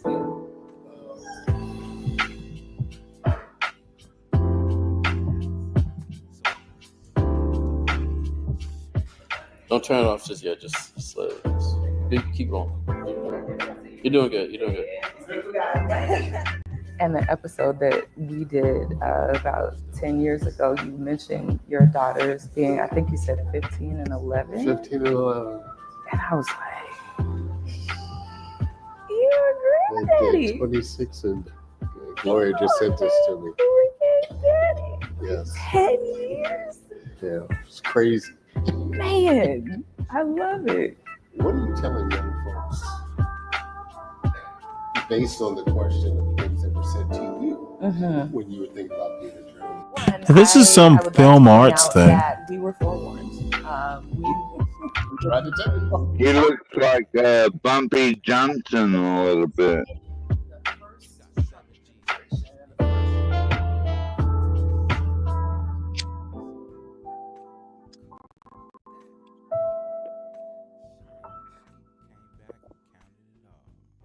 Welcome to Left Black guy, We're joined today by Professor Meredith D. Clark, Associate Professor of Race and Political Communication at the Hussman School of Journalism and Media at UNC Chapel Hill, and we won't hold that against her. She's the author of We Tried to Tell Y'all, Black Twitter and the Rise of Digital Counter-Narratives, published this year by Oxford University Press. How are you doing Now, I'm today, going to say Professor? something that, Dr. Neal. and this is literally meant to trigger Deacon Dave. I have no problem with this woman's bald head, short hair. I think she's gorgeous, and I like the way she's dressed. I just have no problems with it. And I was like, It's not really? optimal, but is she smart? You know what? Who knows? Yes. 10 years? Yeah, it's crazy. Man, I love it. What are you telling young folks based on the question of things that were said to you? Of course, men get wiser with age. I would like to point out that we were forewarned. We tried to tell you. We tried to tell y'all. And if you did not get this, Might want to hit the cough button when you do it a lot. And I know I do too, so I can't fuss too much. Welcome to Left of Black. I'm your host, Mark Anthony Neal. We are joined today by Professor Meredith D. Clark, Associate Professor of Race and Political Communication at the Hussman School of Journalism and Media at UNC Chapel Hill, and we won't hold that against her. She's the author of We Tried to Tell Y'all, Black Twitter and the Rise of Digital Counter-Narratives, published this year by Oxford University Press. How are you doing today, Professor Clark? I'm yet holding on, Dr. Neal. Thank you for having me. I feel as though you've been writing this book since I've known you. Yes. Which probably goes back at least a decade. Yes. This was my dissertation project, and being a student who was only the second in my family to go to college, and my mother was an MD, so she wasn't quite as much help when it came to the PhD stuff.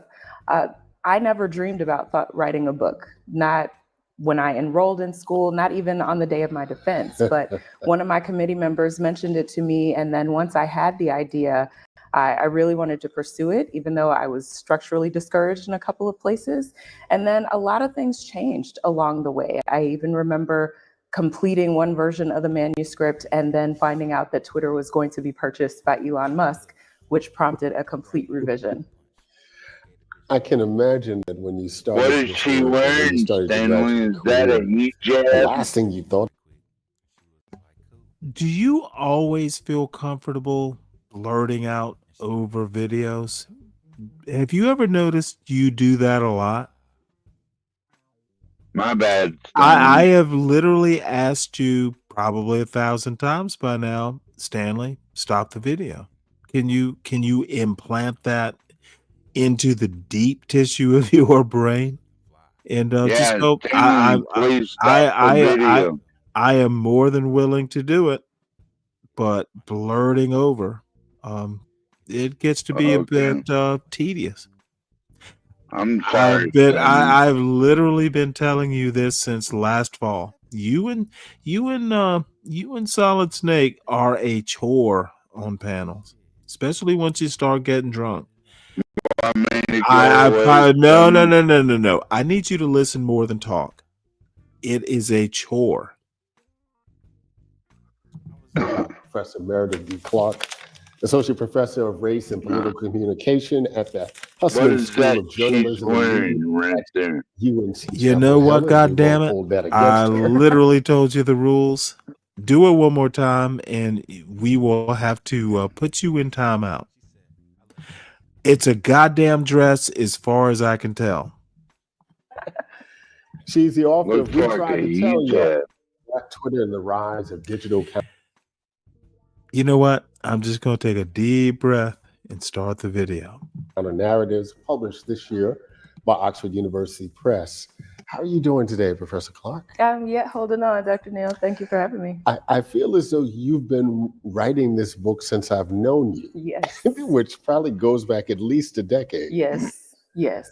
This was my dissertation project, and being a student who was only the second in my family to go to college, and my mother was an MD, so she wasn't quite as much help when it came to the PhD stuff.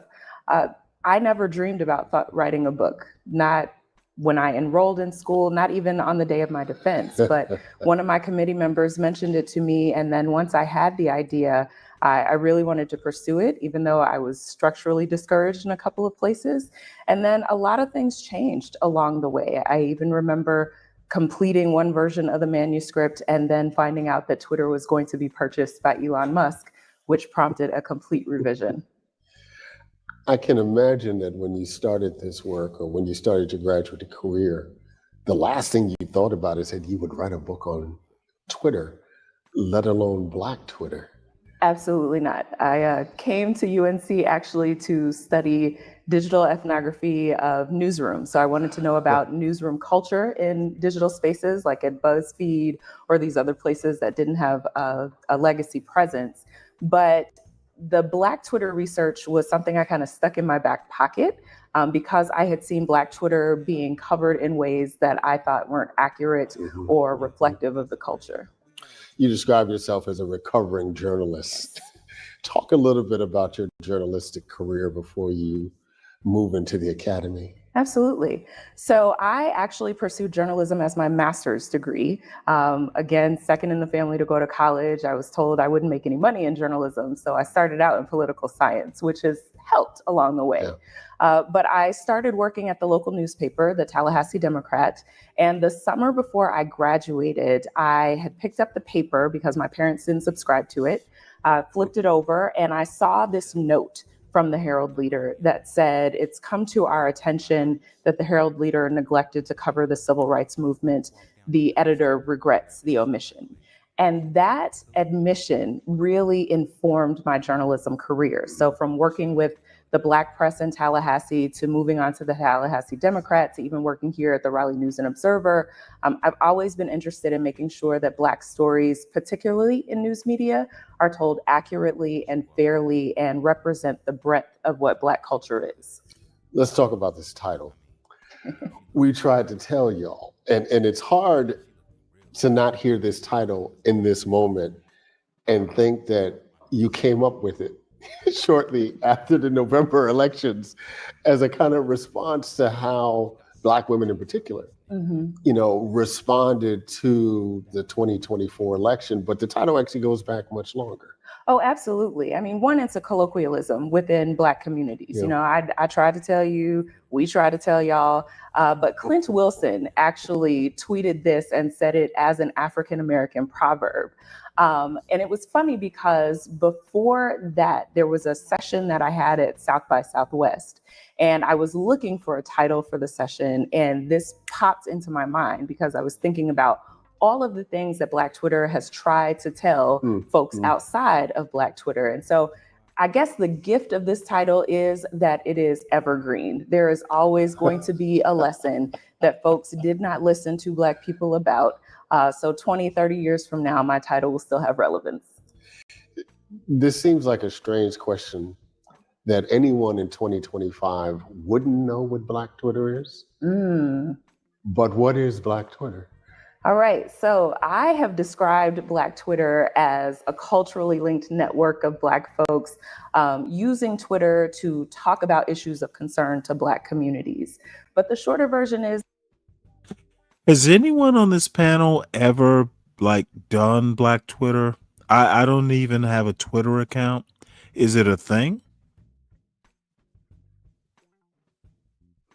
I know that Act Blue is the thing, and a lot of Democrats and liberals have moved over to Act Blue, but I don't know anything about that. Well, there are no. I guess we know all the MAGA blacks are on Truth Social, right? Well, you can only apply for a membership. Oh, you have to apply for a membership on where? On Truth Social. You have to apply? Yeah, and then So it's you like might a be private. It's like a country club. almost. Shouldn't talk that. Oh, god damn. Well, who knew? Well, I Black found out Twitter the is other the day black. when I went. Are you on Truth Social? Well, not Are you yet, on True? but Are you on True Social? no, I'm on Did X, you so apply to Truth Social? yeah, I did. And they haven't approved you yet? Not yet. Interesting. All right. Well, that's all I need to know. People on Twitter going about our everyday lives and business. But being on this social networking platform made Black business a lot more visible to people who otherwise wouldn't necessarily engage us in conversation or listen to the way that we talk about ourselves and our communities and our concerns. How embedded were you in Twitter? Hugely. From my journalism days when I first started using Twitter, I was the youngest member of the editorial board at the Tallahassee Democrat. I think my coworkers were somewhere between 15 to 25 years older than I was. And so I brought that to our editorial board meetings. And I remember at night, I would watch what was happening on Twitter with Black Twitter in specific. And we'd be there on Black Twitter after dark, watching things Wow, go that down. seems like such a long time ago. It was a different time. It was a completely different time. But I was there every single day up until the day I got locked out of my account about 2 to 3 years ago. Talk about that if you can. Yeah, absolutely. So my handle was at Meredith D. Clark, which is what I am across platforms for consistency. And Twitter had imposed two-factor authentication. I did that. Something went wrong with the two-factor authentication right around the time the platform was purchased by Elon Musk. And in the firing of all the engineers and the support staff, I was never able to get in touch with anyone to get back into the account. Although last year I saw that someone had logged into my account from Belarus. So I used my new account at Surly Chisholm to let people know that if they see something funny coming from my account, it's not me, it's someone else. Talk a little bit about that moment. There are a lot of pushback, obviously, because Musk is Musk. And folks leaving the platform for that reason. But how much was that huge departure of Black thinkers and journalists and creatives? How much was it that they left the space because in this new regime, the thing was just broke? Yeah, it's absolutely dysfunctional. And one of the quotes that sticks out in my mind actually comes from a podcast called Gaslit Nation. So Andrea Chalupa and Sarah Kendzior were doing this podcast, and they said about Elon Musk's purchase that you do not cede territory in an information war. And it really reframed my thinking about what Twitter was and what it meant for him to buy it. Because now, if you go on Twitter, it's impossible to find the people that you were connected with. The timeline is flooded with complete junk ads, junk posts. And I think that's really intentional. You saw how effective people were using this platform for organizing, for educating one another. If you want to shut down a communicative process that is uniting people, then you upend the platform that they're using to connect. Give me 3 moments in your research and being on Twitter where it really struck you how powerful the platform was, right? Particularly through a Black framework. Absolutely. So the first was actually the night that Troy Davis was executed. This is Troy Anthony Davis, and I've been sitting on Georgia's death row for 16 years for a crime I did not commit. The protest did not work. This morning, the State Board of Pardons rejected clemency for Troy Davis. Ebenezer Baptist Church pastor Reverend Raphael Warnock said there is just too much doubt in this case to execute Troy Davis. A jury convicted Davis nearly 20 years ago for murder of off-duty Savannah police officer Mark McPhail. But since then, several witnesses have recanted their story, and the courts have postponed the execution 3 different times. The board has considered the totality of the information presented in this case and thoroughly deliberated on it, after which the decision was to deny clemency. I was still in school here at UNC, and that moment of collective mourning and collective grieving, I think informed a lot of people about prison abolition, about having an abolitionist mindset, and got more people to think about what they could be doing in that world and in that frame. The second is probably going to be the day that someone at Yahoo News mistyped a bigger Navy, because that was quite a time. So someone transposed the B and the N, and Black people, nothing is too serious or sacred for us. So we had jokes for days. Yeah, that was a great time. And then I would say in between the two, I think the weekend before I defended my dissertation, I was sitting there behind my computer and I saw hashtags about Ferguson and Mike Brown go by. And that was the day that Mike Brown had been killed in Ferguson, Missouri, by a police officer, and seeing what happened in terms of people really feeling empowered to come out, to speak out, to organize, really just overwhelmed me with how powerful connection could be through a platform. There are very few spaces in American society that aren't toxic to Black women. Can you talk a little bit about that toxicity directed at Black women, particularly in the last 5 or 6 years of social media, but being directed at Black women by Black men in ways that are just really striking? I mean, I'm struck by the fact, I had a conversation with our colleague, Natalie Bullock Brown, yesterday, and we're in a moment now in 2025 where there are far more young Black men who are more progressive in their gender politics, right? Than they would have been 20 years ago. Or 50 years ago, right? But it seems with this emergence comes an even deeper investment from someplace else of Black men who use social media specifically to target Black women. Yeah, I think it's a really nuanced and what we would call a wicked problem, right? There's always been misogynoir within Black communities. What we have on the platform is the ability for it to be amplified and networked so more people can participate in this harassment. But you see it in the launching of careers as influencers with someone like Kevin Samuels, right? You see it in the everyday harassment of Black women, tweeting about anything on social media platforms, talking about anything. There's someone in Black women's business putting us down, telling us who we are, who we aren't, what have you. But I think what was most potent to me in studying this and thinking about what Black women... Yeah, I was actually about to stop it and check on questions to ponder. But I'm definitely not attracted to a Black woman like her. Well, you know what? I guess that'll be a loss on her part. Based in social media spaces is realizing that foreign agents used the divides between Black men and Black women to start to seed some of the division that ultimately influenced the outcome of the 2016 election.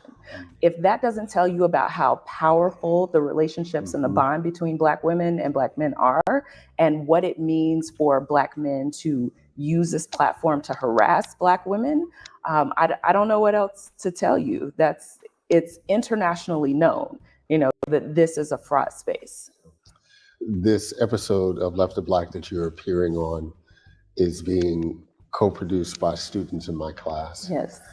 The class started the very Stanley, first can day you with stop me the asking video? them how they got news. Boy, howdy can I?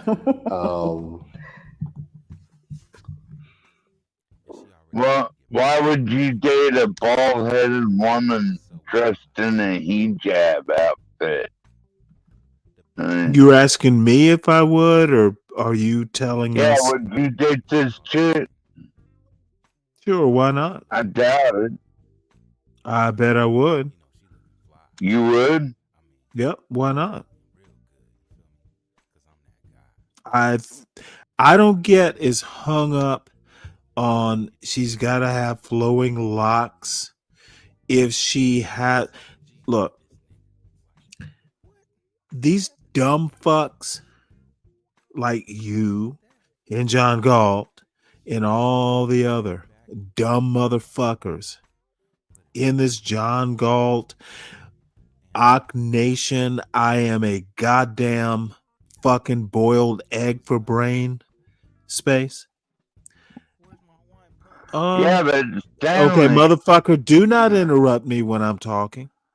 Why would you do that? You asked me a question, I'm struggling to answer. well, Nope, don't do it. Stanley, I'm not she could at okay, least dude. have You cornrows. feel what? Did you not like me calling you a moron or John Galt or CT or Ock I don't Nation? care about Okay, that, motherfucker. Stanley. Then don't interrupt me. This whole concept of what a woman is, what a woman has to be. She has to be pretty. Is this woman not pretty? Well, if she had some Okay, cornrows, can you motherfucking just answer she the might be question? pretty Okay, if she what at I least need to had do, some cornrows. I don't need the qualification. Is she pretty? Yes or no? I don't know. Let me look again. Well then, you still need to answer yes or no, son. No, she's not pretty. All right. Well, you know what? She's not your cup of tea. How about just I would date her? You would? Yes. Hijab and all? Well, let me put it What to you is this that? way. Okay, dude, you are over talking. It's not a hijab. It's not a hijab. It's a hijab. So let me start there. Take your back asswards country fuck views. Keep them to yourself. Not everyone is a John Galt who is a back asswards country fuck who went to the ghetto. Okay, I for the life of me, y'all get mad in the John Galts I'm of the not world. mad, Stanley. Y'all get mad You when I crack me up, bro. when I call the ignorance out. People want to get mad. She's perfectly fine. She's not optimal. I don't like the I think her biggest offense is not her hair, it's the tattoo. I don't like Her lack sleeves. of hair. Okay, what I need you to do is I don't need your confirmation or you just let me cook. Okay. Her biggest problem is the tattoo. I'm okay otherwise. Not every You got a woman. tattoo? Okay, god damn it. Why the fuck do I have to be interrupted? Sorry, Stanley. I didn't see her tattoo though. Dude, She got one of those too? motherfucker, you're just noticing it now. It's literally been a tattoo in the room. You want to concentrate on hair without actually looking at the whole package? You concentrate on hair in a hijab or hijab. Motherfucker, the tattoo didn't just get there. What's shocking is you did not notice. Y'all motherfucking assholes who accept red pills need to be much more observant. I really, and this is actually me being serious. Y'all are dumb fucks. Are you John sure Galt? that's not Okay, a John dude? Galt. Motherfucker, are you sure it's not?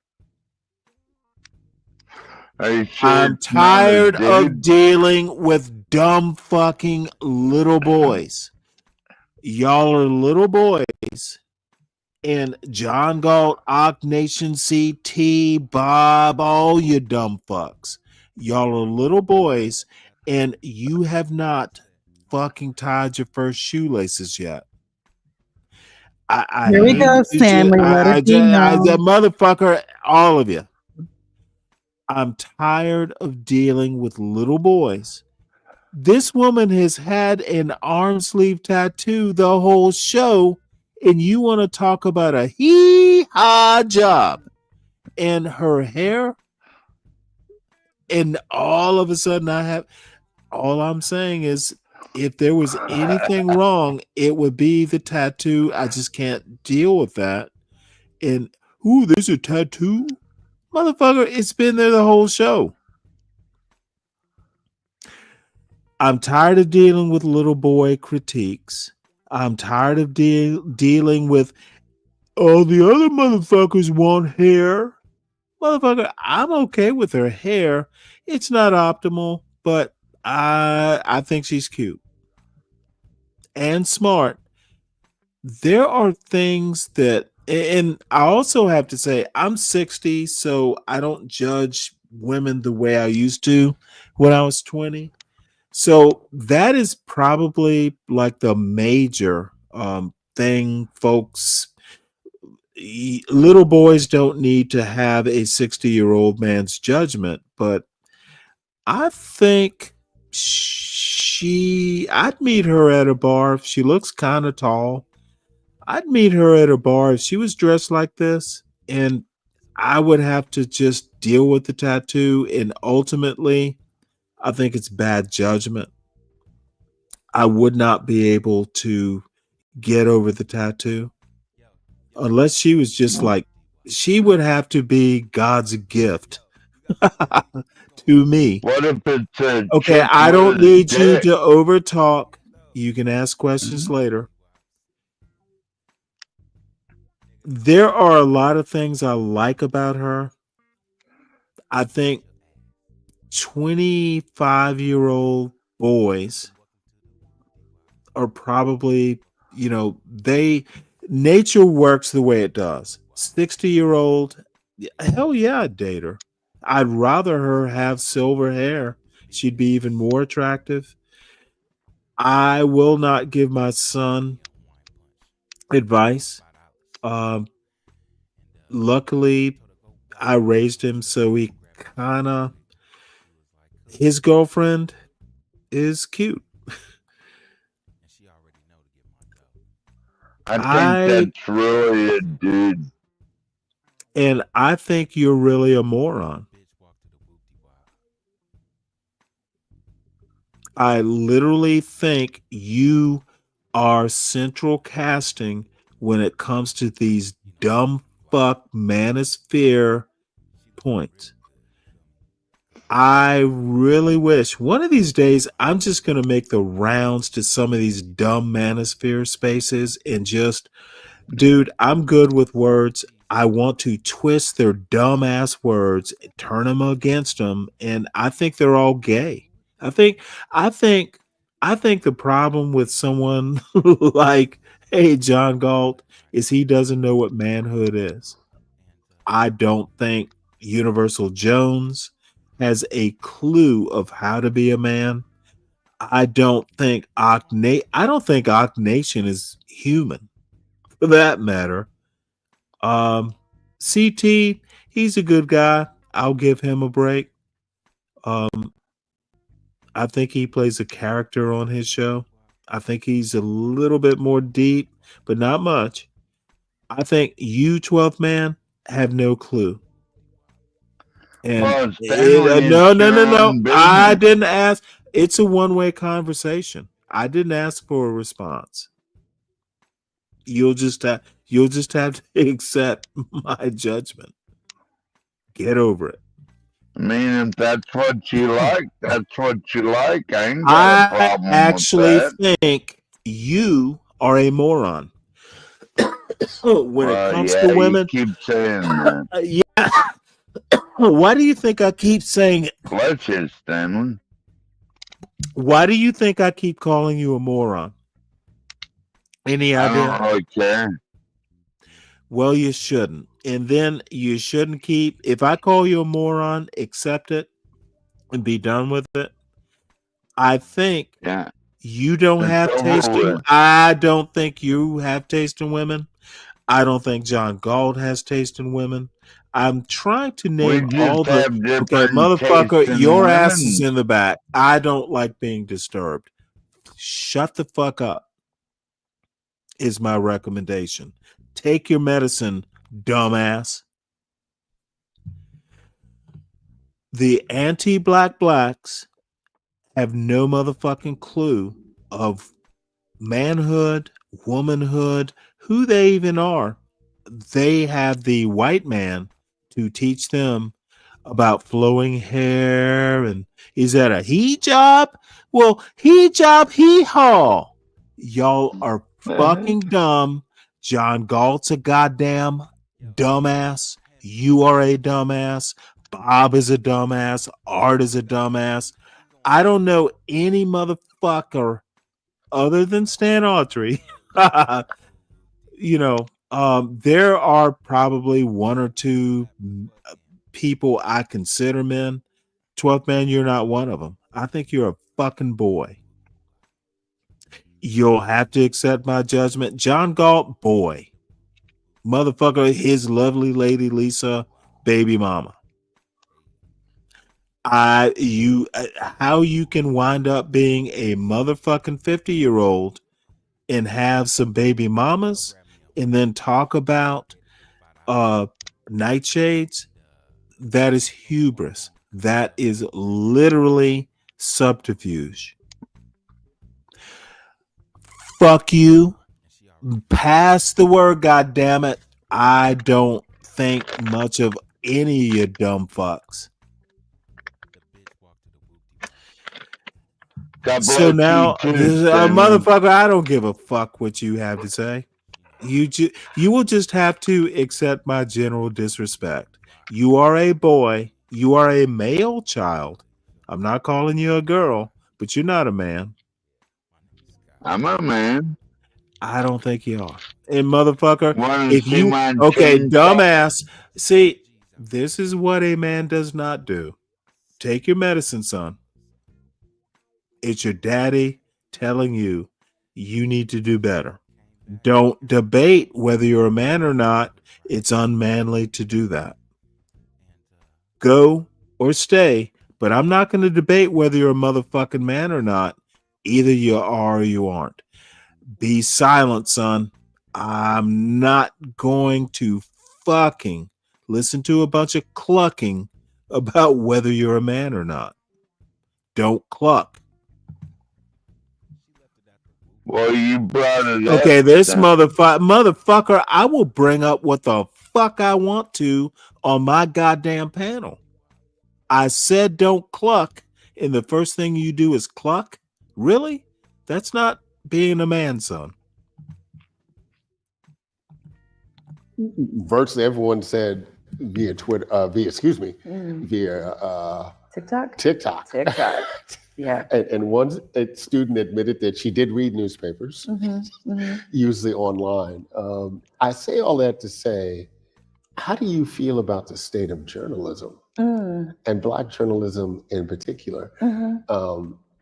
With everyone pulling back in November. Can you mute? Before then, there's some something of the editorial clicking. choices Are that you were eating made by the Los Angeles saltines or what? Times, the owner of the Los Angeles Times, the owner of the Washington Post. Folks were pulling back. Black folks are pulling back subscriptions, things like that. And there's always a question that where do you go for a Black source that's news? And we're old enough to remember where the root was someplace you went to get information, right? It hasn't been that.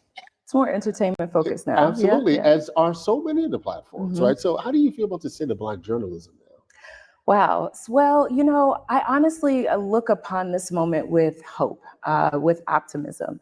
And that is because, and this is a question that you asked me years and years and years ago on the show, where are Black people going after Black Twitter? And I said, Black channels. We are going to spaces where we know we can connect with one another that may not be as out there as a social networking platform.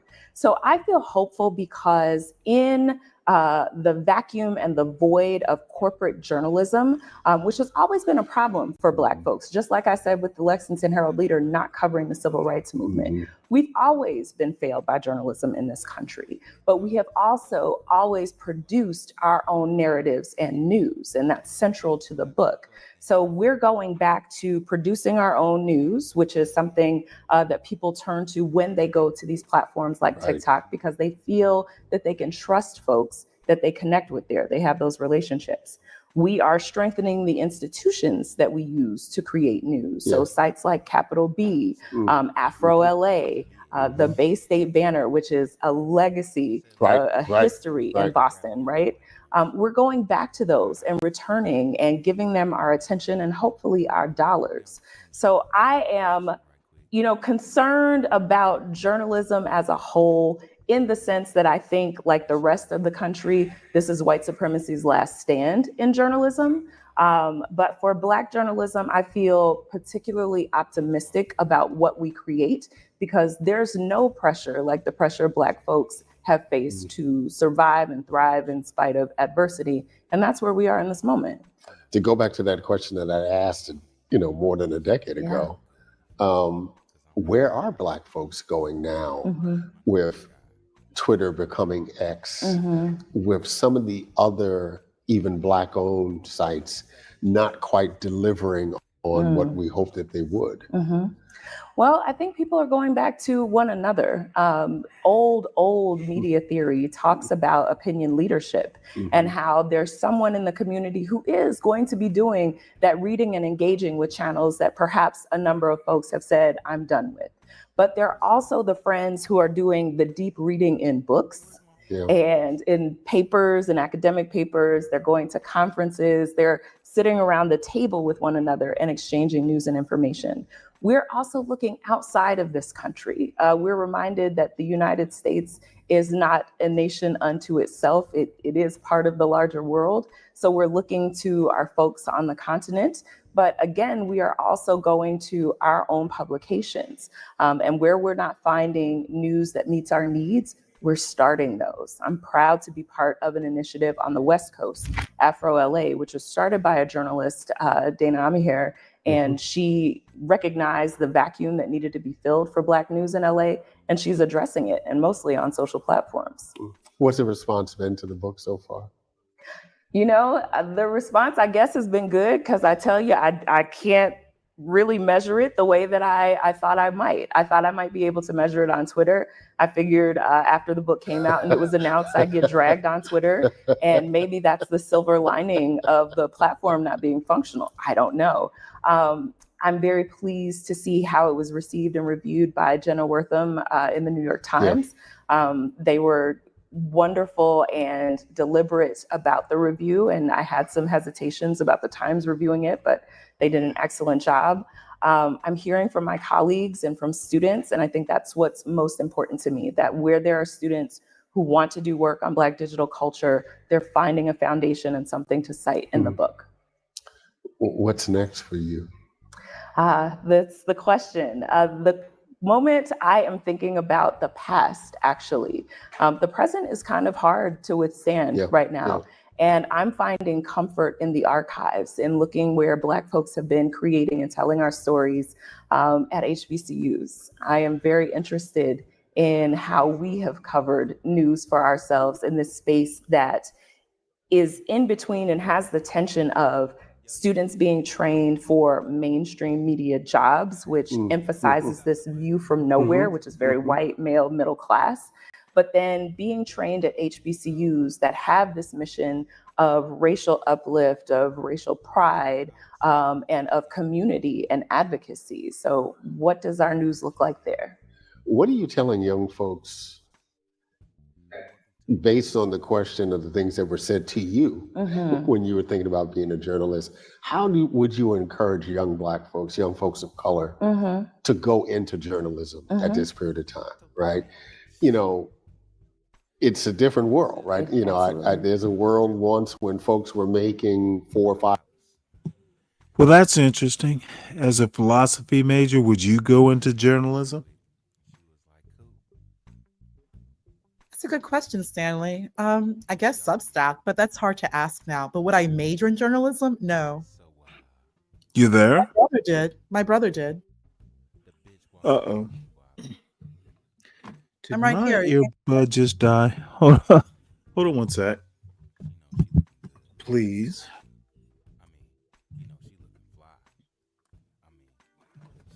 Live chat, can you hear me? Do you mind putting that in the chat for me, please? I think I can hear myself. No, it's me. My earbuds died. Would you go into journalism? Oh, I mean, technically, yes. Freedom of the press is lowercase p. So we're all journalists in some fashion. You could be considered a journalist, Stanley. Free flow of information, dissemination. Well, no, I'm dead serious though. It's not what you do, journalism, by definition. What you do, no, it's just a different medium.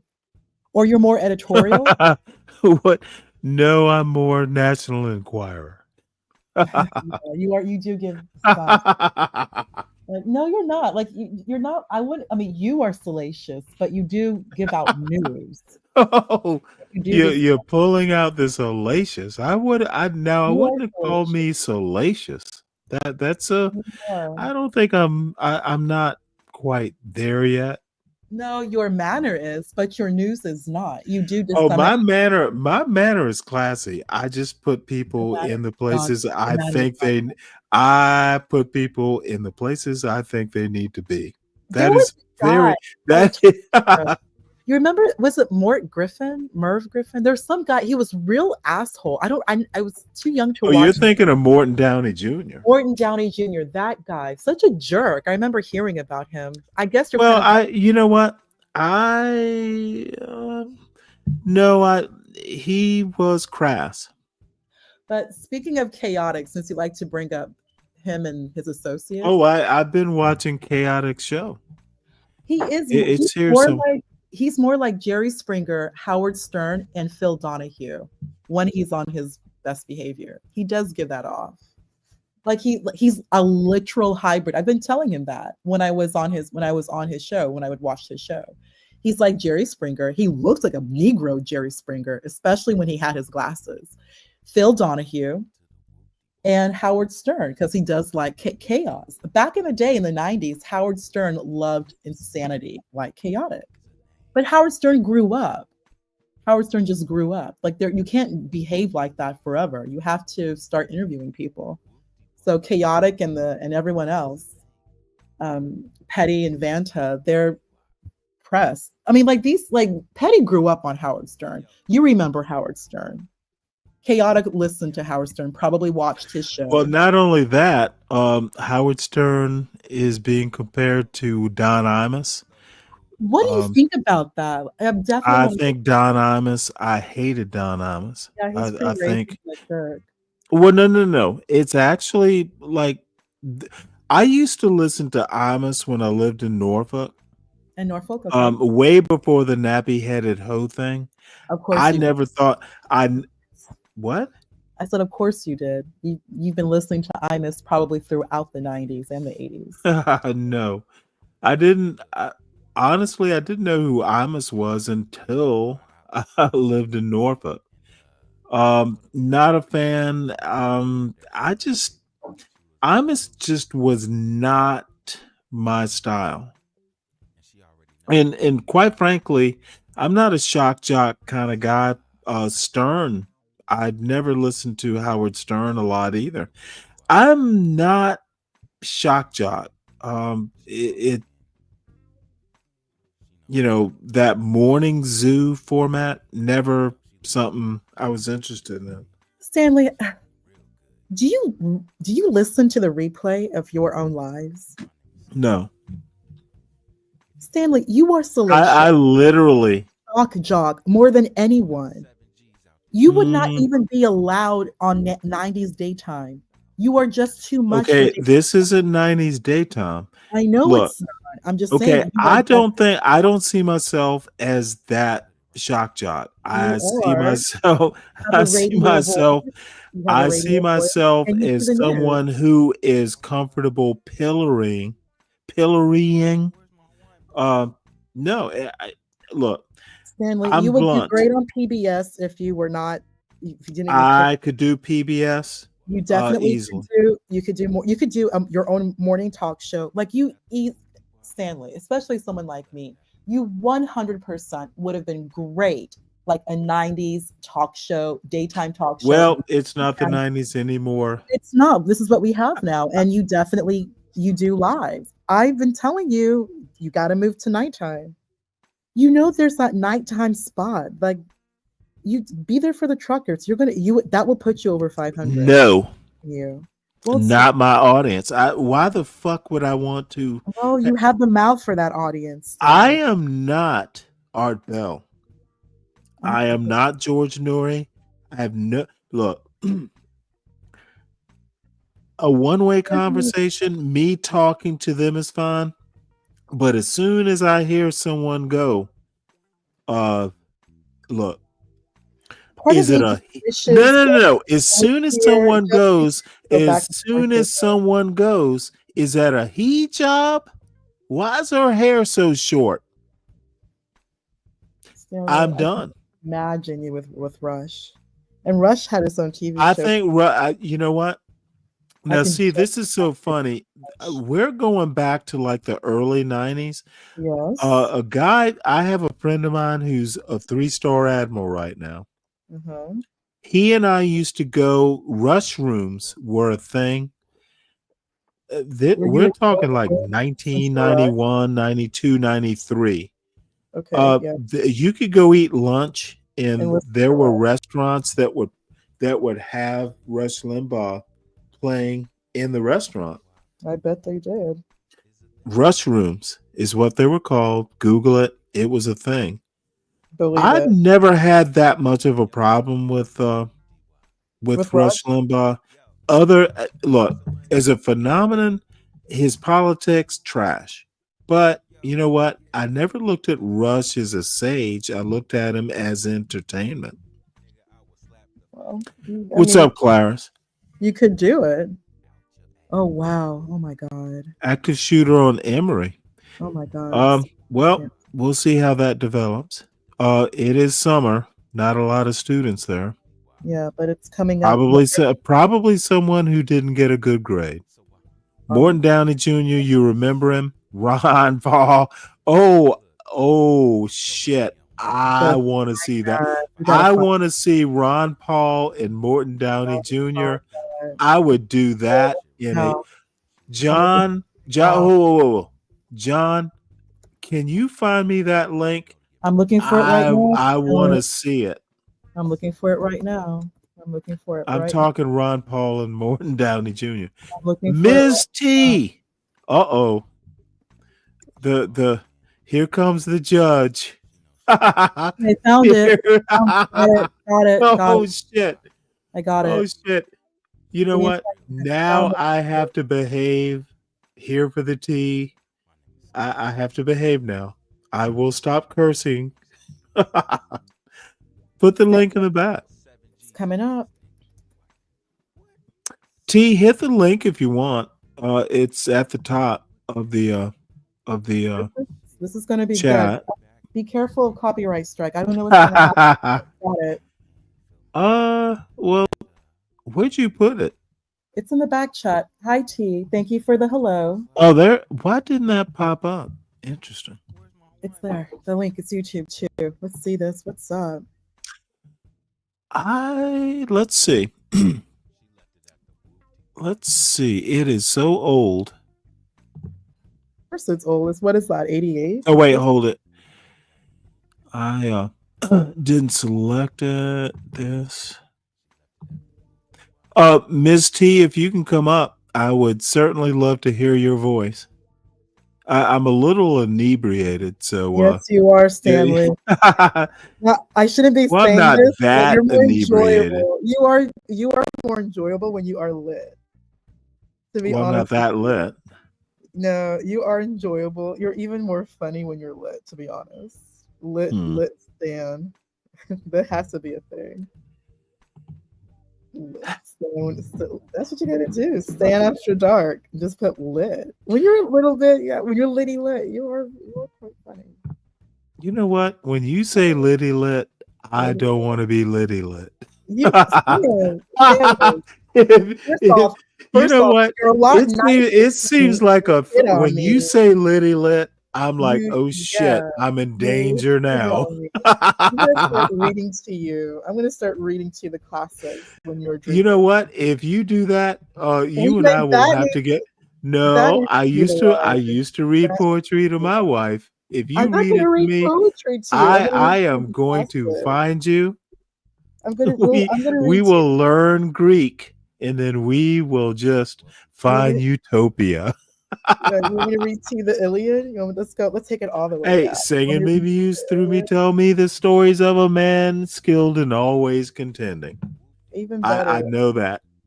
Let me just read Sophocles. Let's do that. I Stanley don't know that inebriated by and rote. reading. Okay, why is this not playing? Stanley, it's playing. Is it? Yeah. It's playing on my end. Live chat. Do you mind confirming if this is playing? It's No, Ron. it probably is. I'm my earbuds when they die. You know what? Let's do this. Or, you know what? I am a little loopy here. Yeah, you are. I only hear. Stanley, are you drinking? What is it? Is it Guinness, Heineken, Stella? What is it? I know. It's Bud Light. Stanley, why are you drinking Bud Light? Why? Hey, I was in the mood for it. We can't always have Guinness Stout days. Guinness Stout is like twice the alcohol, and Well, it is I'll get some Guinness. of that tomorrow. Well, it is Guinness, Stanley. What would you expect? It's Guinness. I just thought maybe you were drinking Bud Light There we because go. of service and it's not appropriate to drink imports. One can't of these believe days, my you left. earbuds. Stanley, you left your own live to go for a beer run. You realize that? You left your Well, own whoa, live, whoa, whoa! I asked Deacon Dave to take over. but you I didn't left abandon. I you did. left that link Look, on. next time, if what did Deacon Dave was wondering where I was? No, you left. I'm telling you, you left for a beer run, which is hilarious. I literally said I'll be right back, and I Yeah, you did said it say was I was beer going run. to get beer. Did I not? Can't believe you. Was And on I top of not? that, you should have kept Was that on I pause. not upfront and open? You should have kept it on pause though. I'm saying it's a beer run. It's Friday. I'm not hating on you. You know what? Next Funny. time I'll be better prepared. It's funny though. Here is Morton Downey Jr. You should have that warning at the beginning of your lives. Why am I still not hearing this? You can hear it. It's good. All right. Well, The I have to audio catch up. The audio is good. It's very 80s. It's over here making out with women, only in the 80s. You know, we got a lot to thank God about as we celebrate the birthday of the greatest nation in the world. This country's faced many foes and many challenges. We've always prevailed. Well, as we celebrate the 4th tonight, all right, there's a war going on in the streets of America, a war on drugs and the slime that smuggles them in and the lowlives that sell them to our kids. Oh, wow. Now there's a group in this country that says, hey, let's legalize all the drugs. Make them as American as apple pie. And how evil I Sam cannot hear this video. probably a drug dealer. Join us. All right. It's good though. It's good. It's good on our end. This is. Let me drop down and I'll be right back. Something needs to be reset, and I cannot figure out why this is not working. Be right back.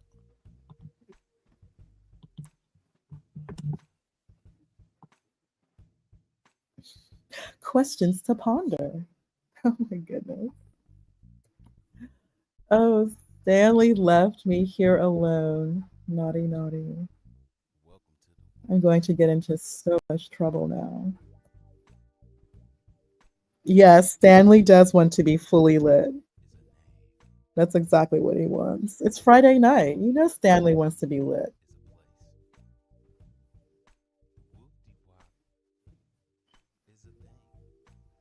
Brian, Toga. Brian, how many times have you seen that movie Animal House? Yeah, I guess Mort is the original Jerry Springer, but Jerry Springer was insane. You all remember all those crazy people and like the one-eyed midget with like sleeping with those sisters. He had the craziest stories, Jerry. For some reason my computer settings are not keeping up with this StreamYard thing. So annoying. Jordan Peterson was on Piers Morgan losing his mind. Jordan Peterson is crashing really? out. Yeah, he's crashing out. And it's just Jordan Peterson has been crashing out ever since the benzo coma. Yeah, he does. Jordan Peterson, he is under the influence. He has made comments about enjoying, that snow. I mean, he is in Canada, so he likes that white girl. Wait, hold on. What? He went into that coma thing in Russia that's almost 10 years ago. Well, there's some earlier interviews, Stanley, with Jordan Peterson, speaking about his love for that, that white girl. What white girl? His wife? No, Stanley. Well, his what? Oh, you mean his wife? No, Stanley. No. What? Yeah. Well, I get your point. Right. I'm uninterested. Jordan Peterson is weird. Well, he's under the influence. He likes chemicals. Well, let's just leave it at that. We'll leave it at that. So here we go. Ron Paul on Morton Downey Jr. There we go. I can hear it now.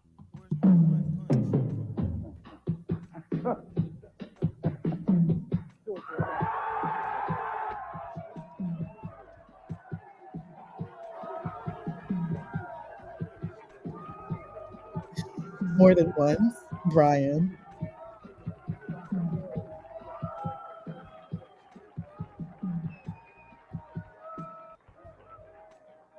He just kissed that girl. What the heck? Celebrate the birthday of the greatest nation in the world. This country's faced many foes and many challenges. We've always prevailed.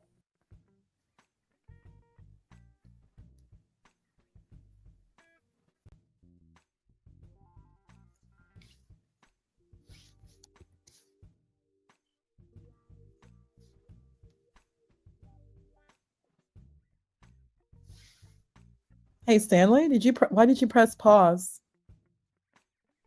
Oh, sorry. I was making jokes about you kissing his burgeoning second chin. Stanley, go ahead and press play so we can watch it. Well, you know you want to kiss. All right?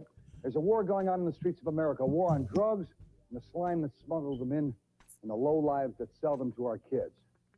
And now there's a group in this country that says, hey, let's legalize all the drugs. Make them as American as apple pie. And how even Uncle Sam is probably a drug dealer. Join us.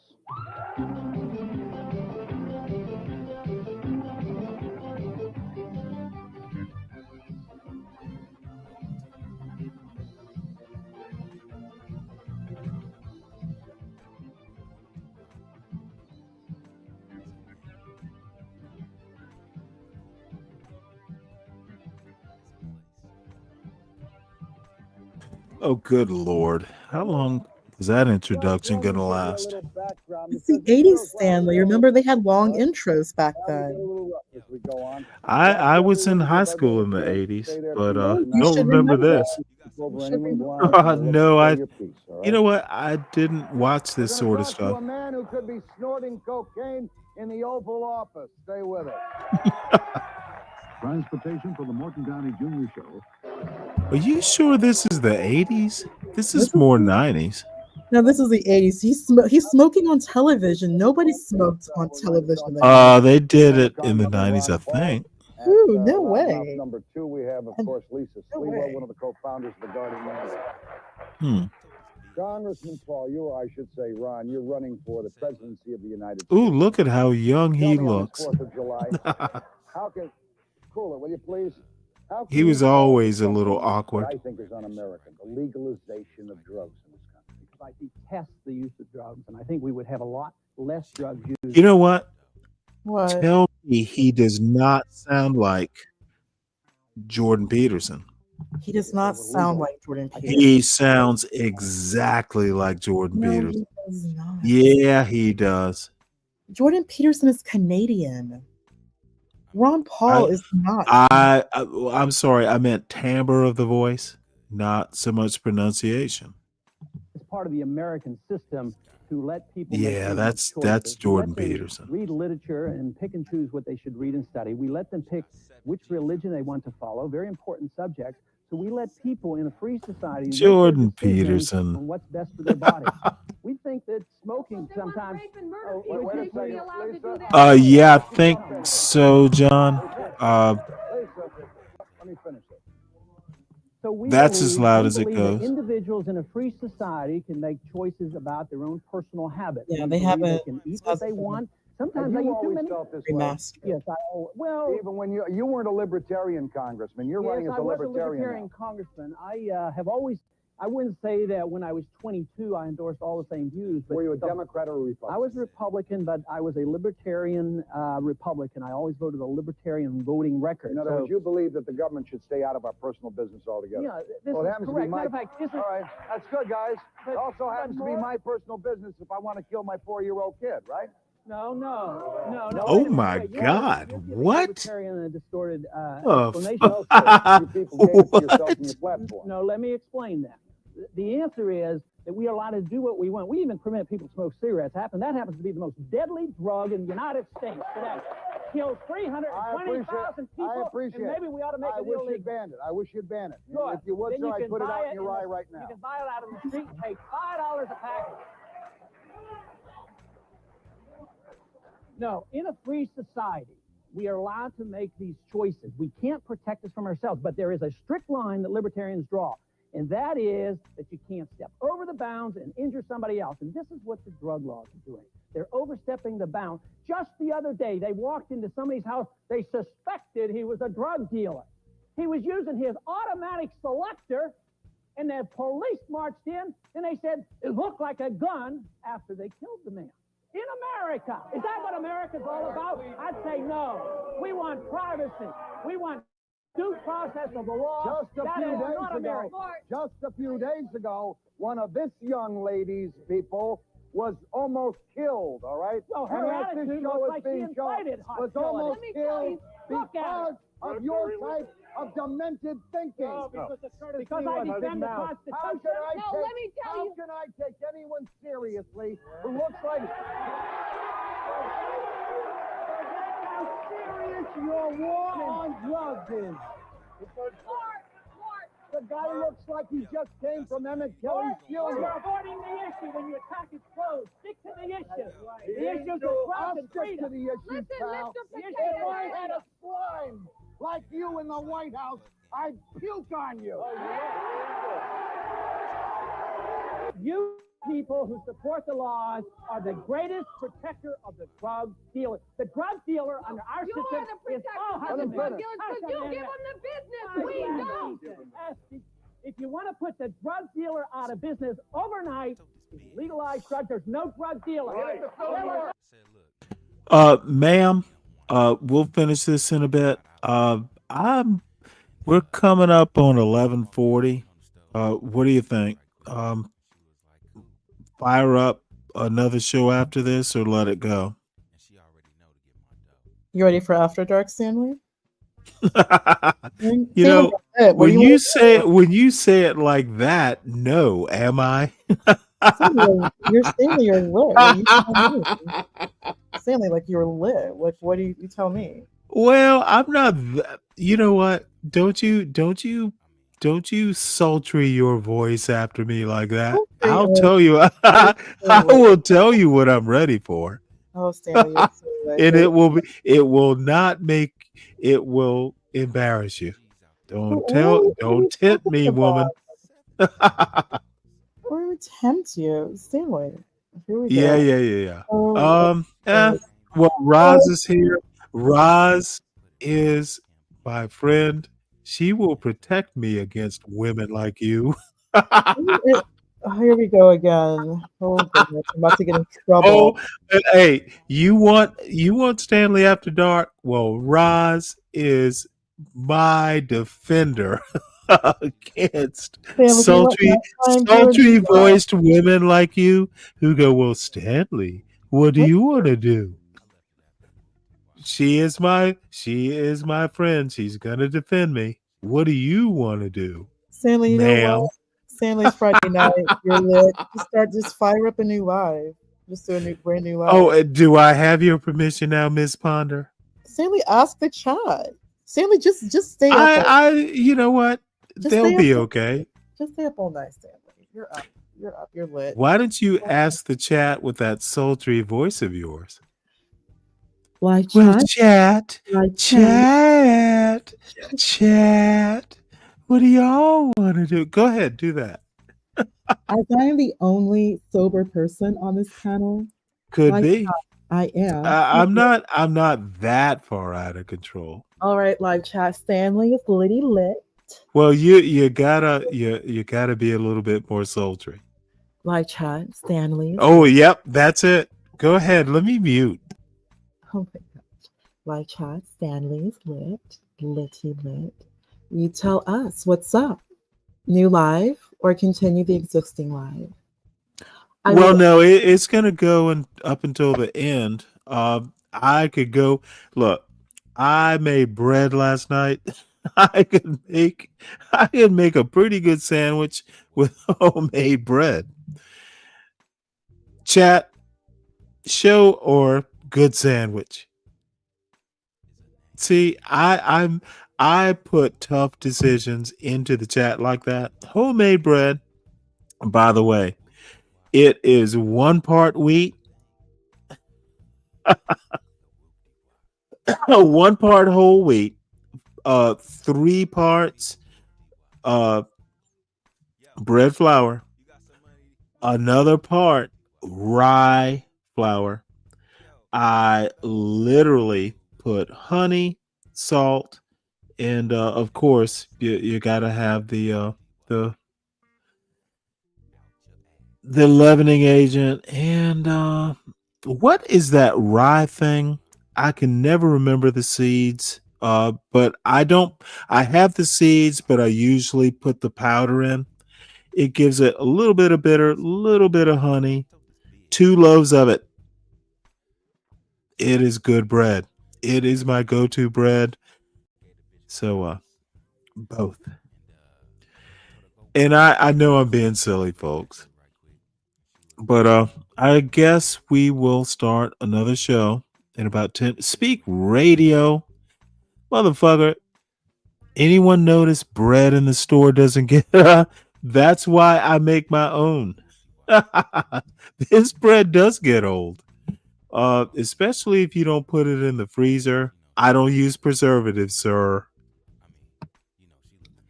But another thing is my son's going back to college next week. So once again, folks, there will be an empty nest dilemma.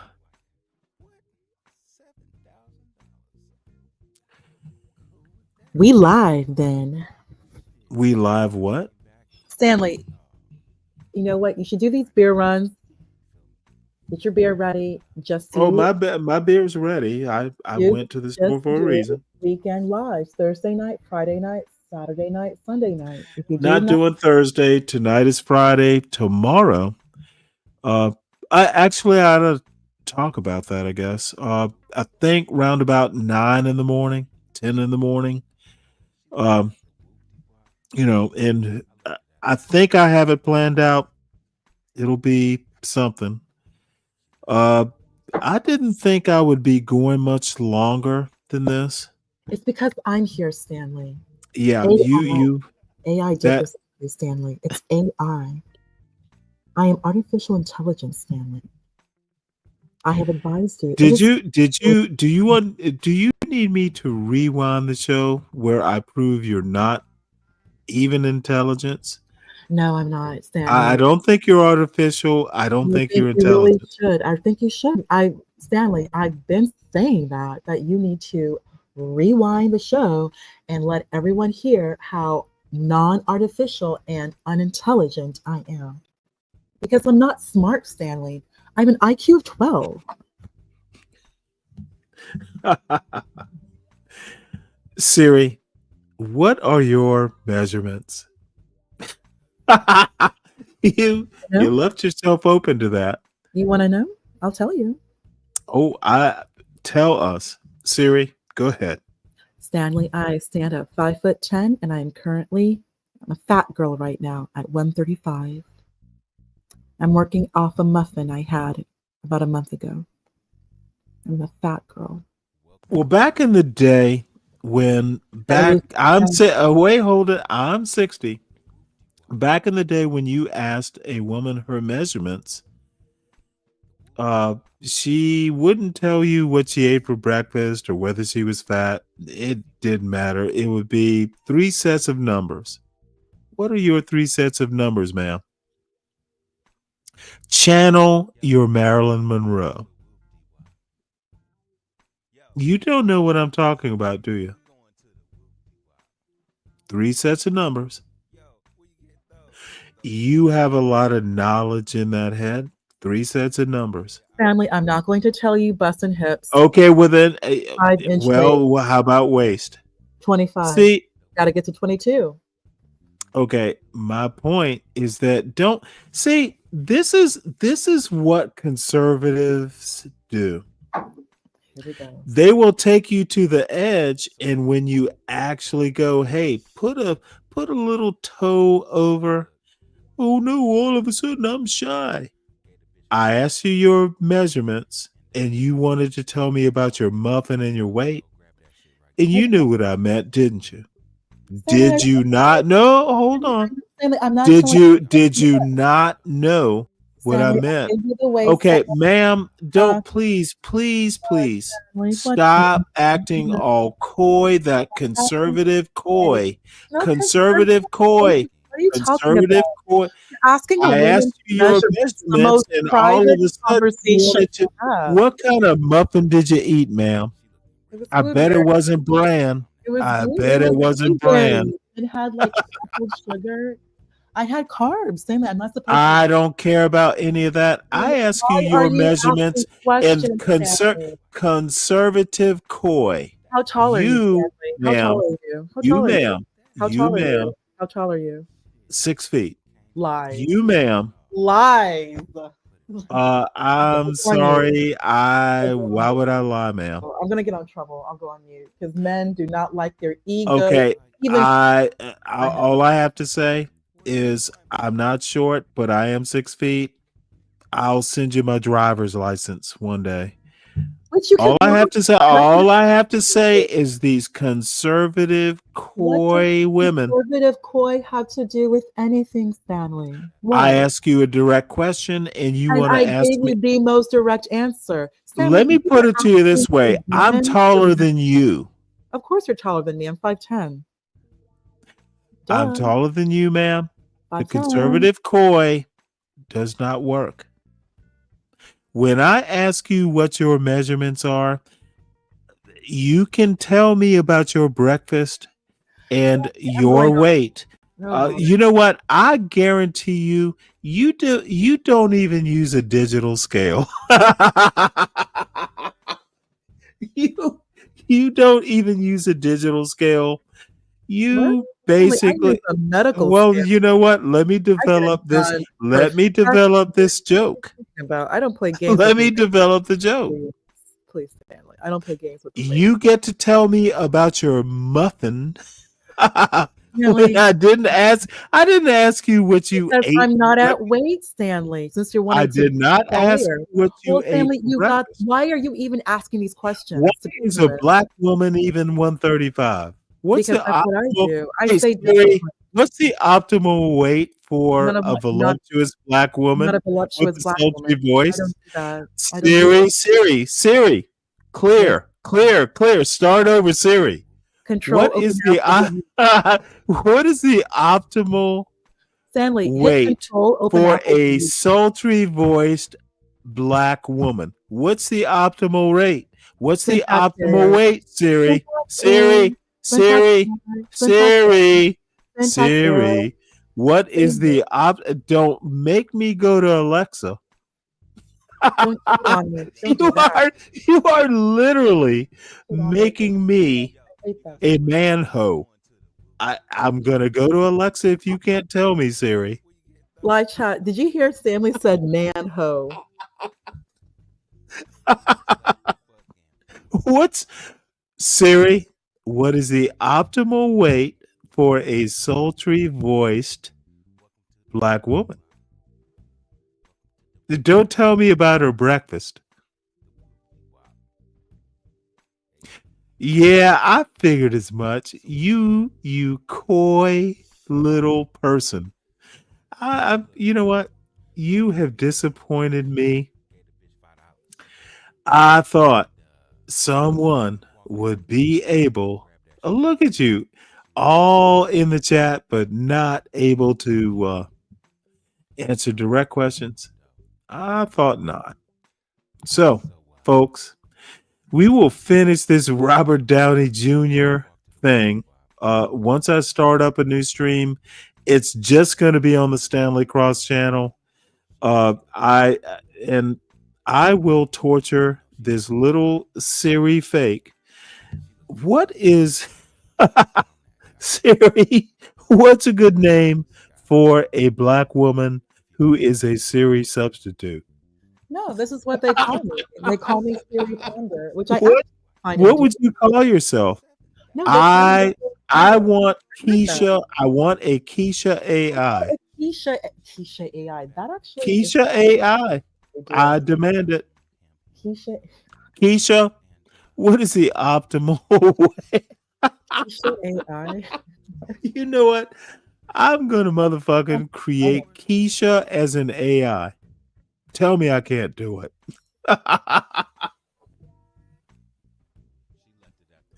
Keisha, what's the optimal weight for a black woman? Keisha? Oh, you know what? I'm doing it. This is going to be funny. Keisha? What should I eat for breakfast? What? Notice Keisha's mad. The AI is mad. Really? Who's mad? Stanley, who are you talking to? I'm talking to Keisha, my AI. My AI. Keisha? What time is it, Keisha? It is 30 minutes after you should have been there in the first place. Keisha? CP time, Stanley. CP, really? See, I expect my Keisha AI to be rather salty and sometimes pithy. You are just not going to let me get away with this joke, are you? What are you talking? Who's Keisha? Oh my Lord. I am you are on CP time, Keisha. I'm not. I'm on. I'm 30 minutes ahead with this joke, and you are catching up. Sound like Keisha, did you take Lyft rather than Uber? I took an Uber, Keisha, and you took a Lyft. Stanley, I'm not a Keisha. Like, what are you talking about? It's just